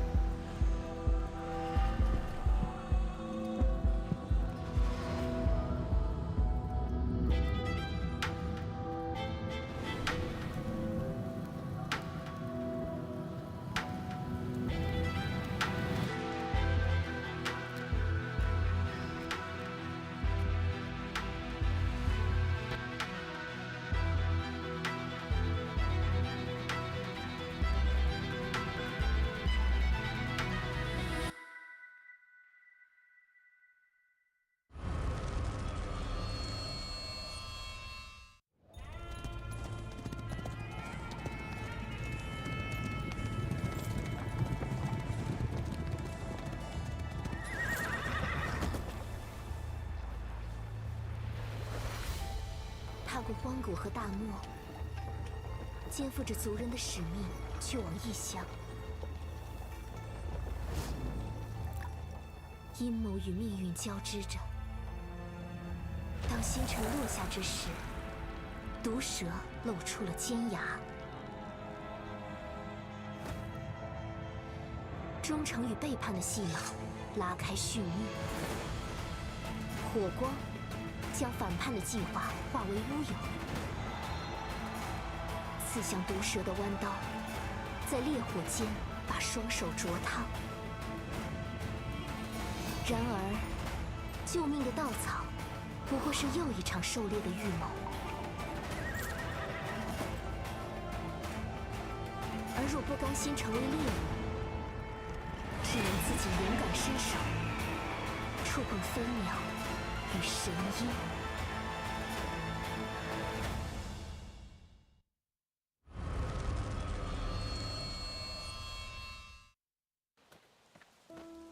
Last night, I dreamt of returning to that place once again, trapped in a trance, the scent of the soil and leaves, and the chimes of midnight were beckoning me.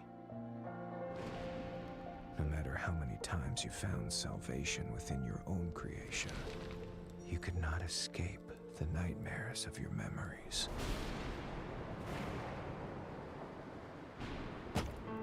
Stop it! End all this now! Ah, I remember now. It's all coming back to me. When the nightingale sings, the mansion gates will open for me under the starry sky. Tonight, the truth will be revealed.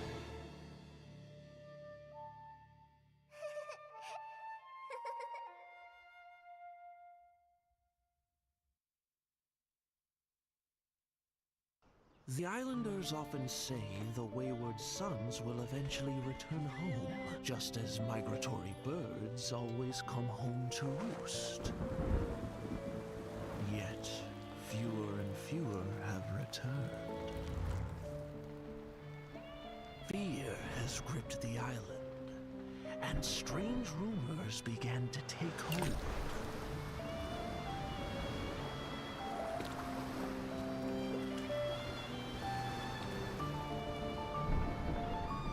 Rumor has it, a vast silhouette overshadows the shore.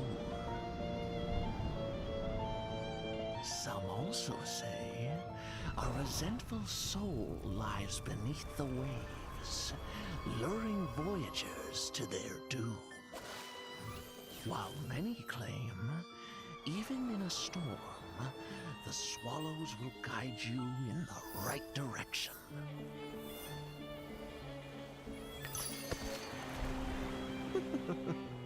However,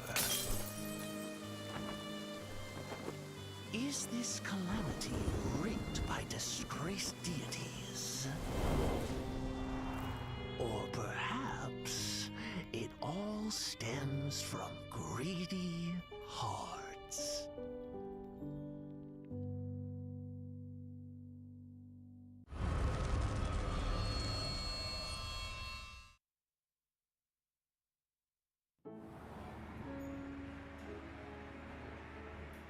Stay a while. I have an interesting tale for you. Sergei, once the backbone of this circus, he brought numerous joy and laughter on stage. But he was a slave to the bottle off stage. His mistress began to fall for a more considerate man, and after a heated argument, she sought refuge in that man's tent. Sergei couldn't stand for this. He destroyed that man's wretched face with acid and ruined his life forever.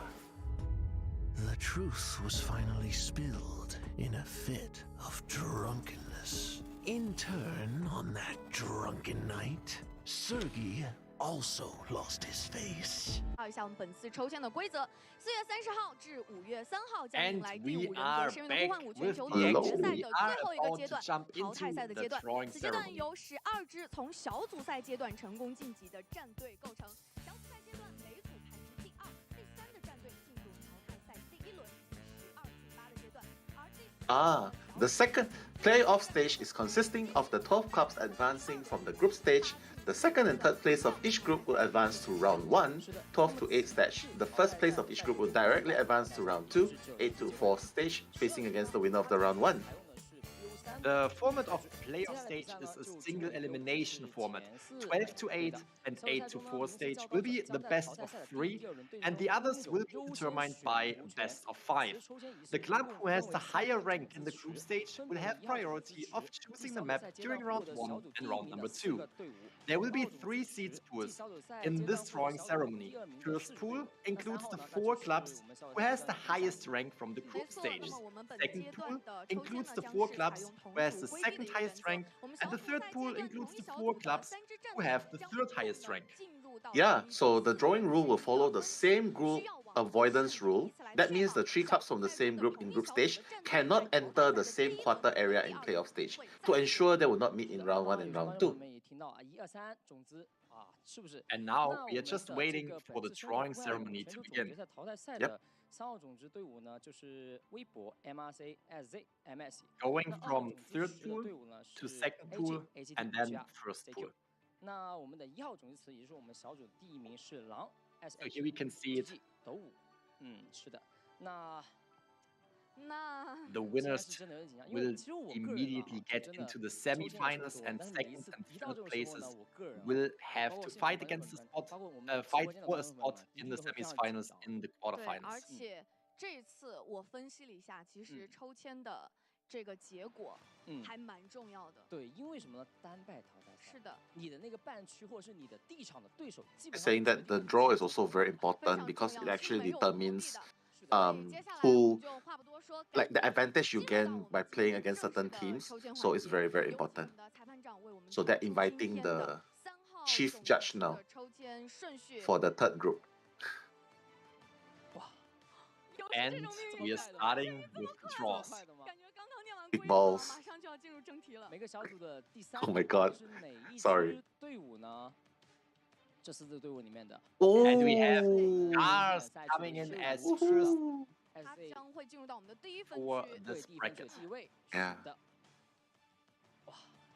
This looks so cool. It's updated live at the bottom, guys, so you can see it as well. 是的，因为 SZ 确实他是我们小组的第3名，但是他的一个 It's saying that this SZ is the group's third seed, so putting him first, well, there's something good and bad about it as well. So if we look on the left side, we can see the third seed, which is still having Evo Gaming, MRC, and MS, and these 3 teams will now be picked for their places in this tournament, the quarter-finals. Yeah. So I believe this will be the left bottom, right?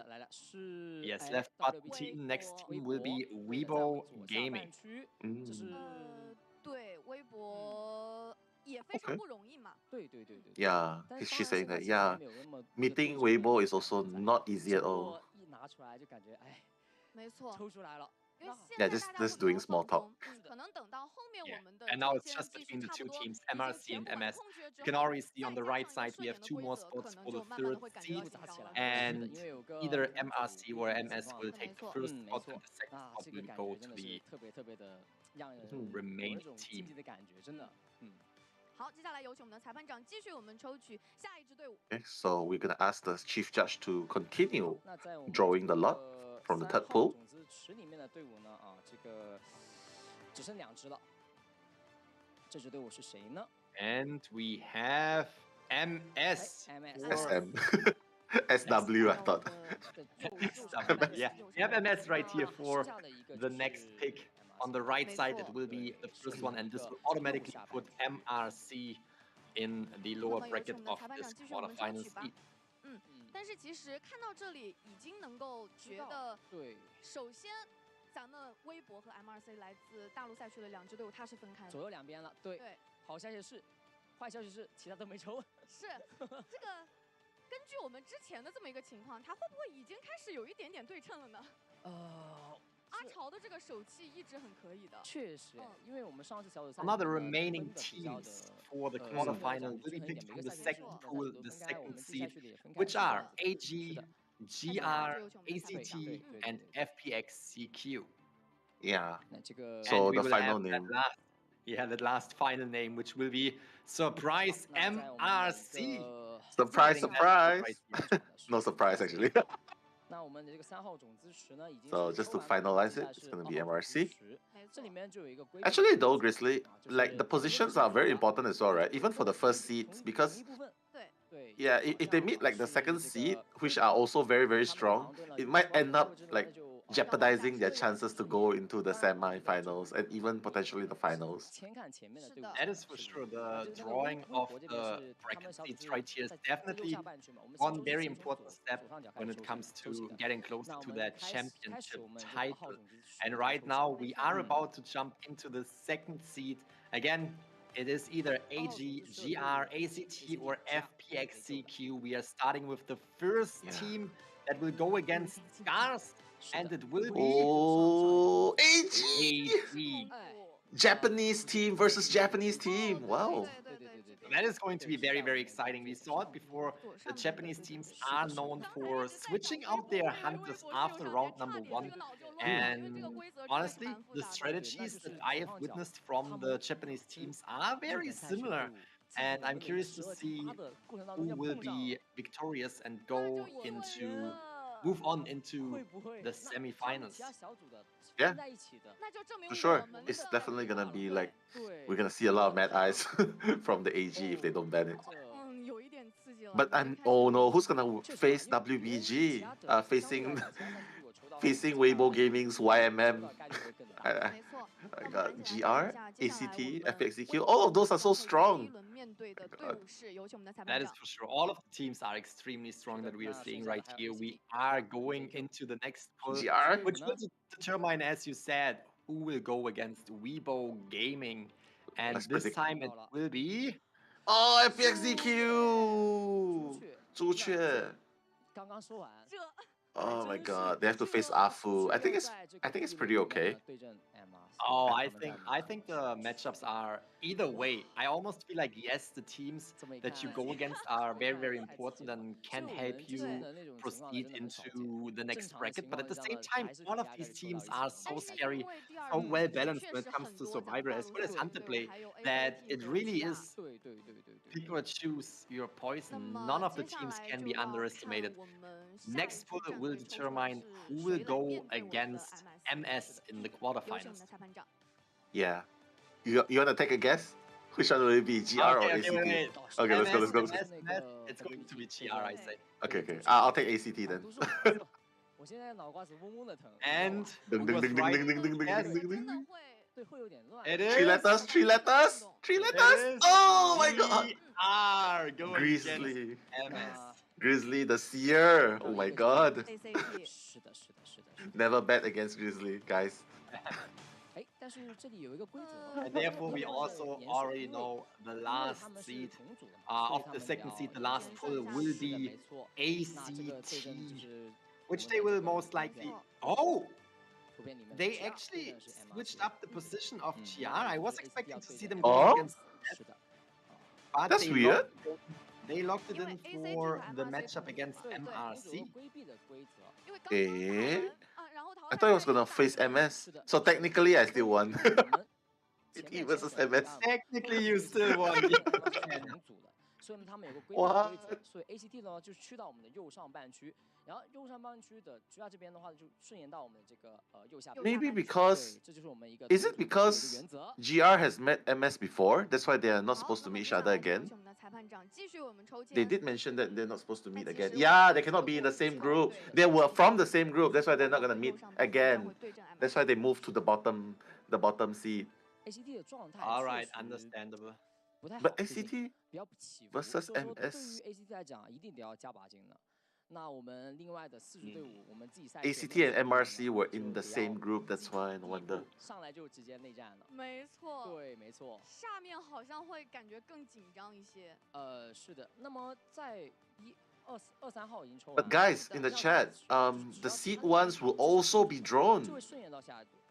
Now it's going to be very exciting because we can see the winners of the group stage getting their spots in the semifinals. Again, the winners of each group will be advancing into the semifinals and therefore getting a little bit of a break, not necessarily having to sweat to compete in the quarterfinals, but then they have to compete against the winners of each quarterfinal group.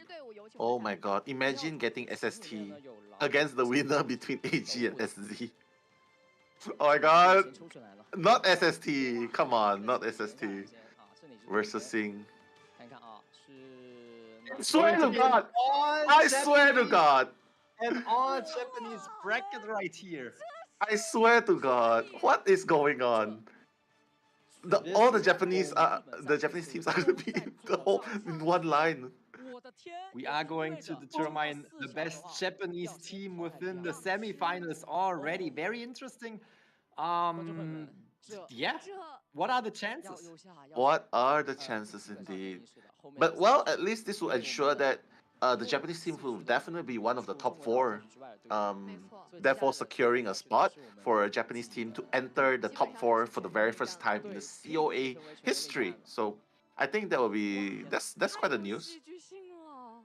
That will definitely, it is quite unfortunate that they will, basically Japanese teams will go against each other, but in a way it is now guaranteed that one Japanese team will be in the semifinals for sure.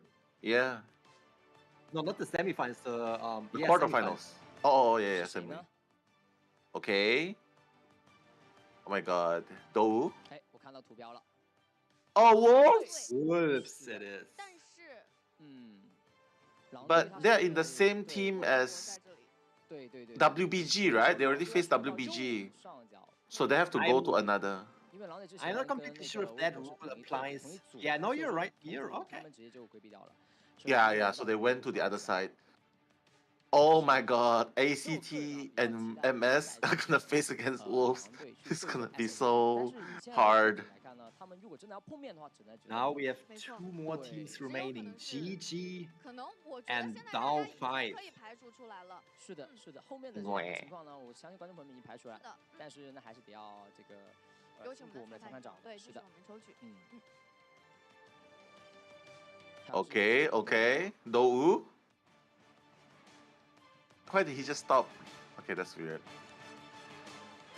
GG. It's gonna be GG. It is going to be GG right here. Who is getting drawn first? GG will get on the left side bracket right here, which will automatically put down 5 on the right side bracket. Let's just go over. They cannot face GR. Let's just go over the brackets real quick. We have, starting on the left side, the quarterfinals. AG versus Scars and FPX CQ versus Weibo Gaming. On the right side, quarterfinals, we can see ACT versus MS and GR going up against MRC. Waiting on the left side we can see that the semifinals are already SST as well as GG. And on the right side, we have Wolves versus Tau Fives. Those will be the brackets for the upcoming Call of the Abyss 5 Grand Finals. Yeah, but for the first time in history, we're gonna see like three of the main Chinese mainland teams. They will automatically already secure a spot going to the semifinals, and SST will definitely be one of them.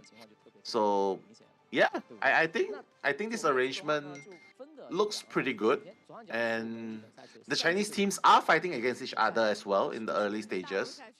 So I have to say, I think it's pretty good. I think.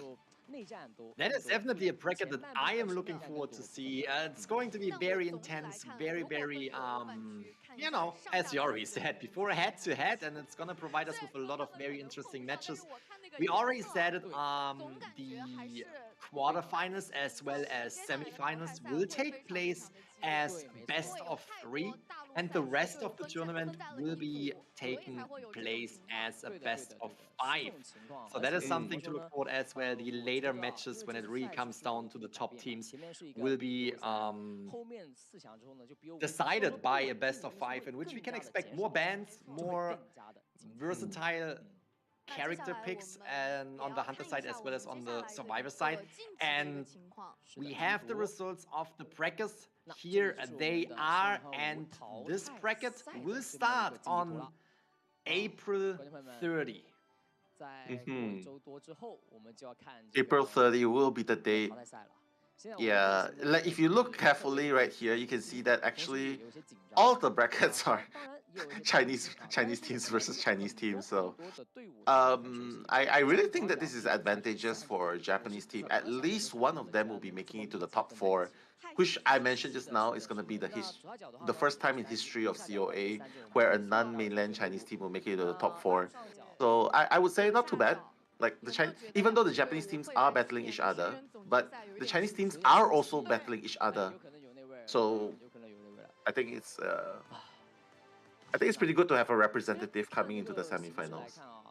It's definitely going to be very intense between the Japanese teams because, again, strategies are always a little bit different between the areas that they are coming from, between the regions. And just seeing the Japanese teams, you know, deciding which team will go into the top 4 is definitely something to watch out for, to look forward to. Don't worry, guys. It's not going to be a Japan war. It's just COA. But yeah, for sure. I just have to say, like, just even having like 3 Japanese teams and 1 Korean team coming into this top 12, I have to say, it's already a big step up from the previous ones. 虽然说他们可能都在左上区，对，但是在分出胜负之后，接下来他们会给我们带来的一个压力还是不可小觑。非常大的，没错。那接下来就请大家继续关注我们接下来的比赛吧。那我们 Yeah, I think Group D is also very harsh. 我们北京时间4月30号的中午12点淘汰赛，不见不散，拜拜。Bye bye, guys. So that's the lucky draw. Where's my Luca S package draw? Very excited to see. Yeah. These teams go against each other at the end of April. 30th of April is the date where the quarterfinals will start. Very, very excited to see who will make it and who will not. And you guys definitely stay tuned on that. I'm very curious to see who will make it. And I'm very excited to cast all of these matches with you guys, with my casted team. Really, really looking forward to it, especially since all of that will happen very, very soon at the end of April, beginning of May. Yeah, let's go.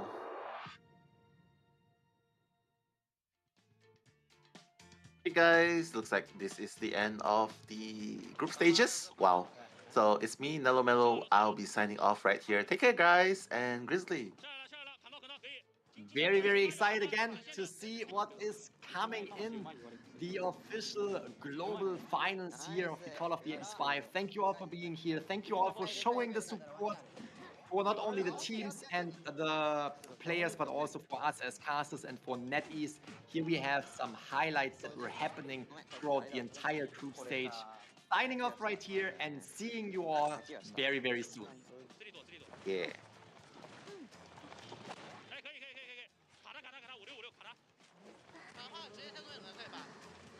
我拉距离我，那别急，那别急，没事，11个人，我们3跑一样的，3跑一样的，可以4跑了，4跑了，4跑了，走了，是的，是的。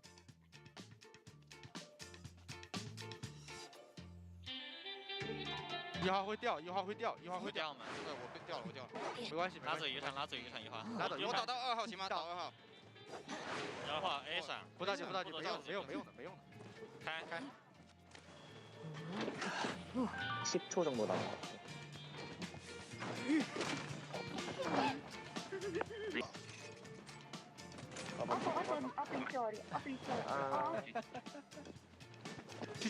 去，赶紧去！来，摸第2次门口，摸第2次门口。로 빠졌어, 딱으로 빠졌어. 키버스 썼다. 오케이. 일단 와봐. 이쪽 가야 돼. 아, 야, 이게 중요해. 피부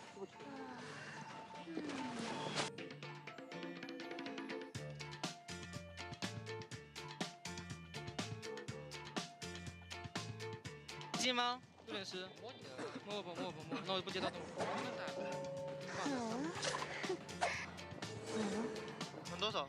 门70。放下10秒，空档。来我这，来我这，先喝。能补就补，好吧，能补就补。补一个，我去跳。这要滑电。算了。门开了。直接走，开出。Yes。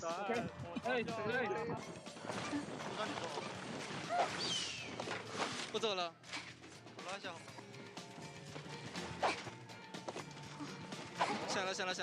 闪过了。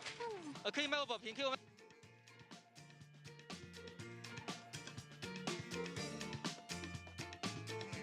在小门防墓地。没封穿，我吃个闪。继续吧，打。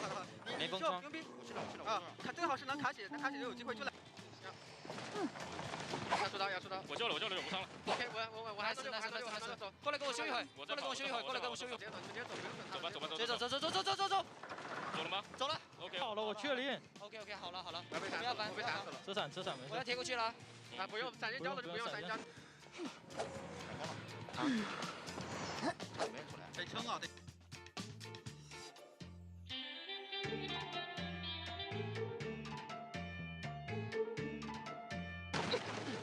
闪现好了的。闪现交了，闪现开刀。我回大房。对，还能溜。nice 15，就是我。开好了，走。没封门。OK。上来大门，绕上可以。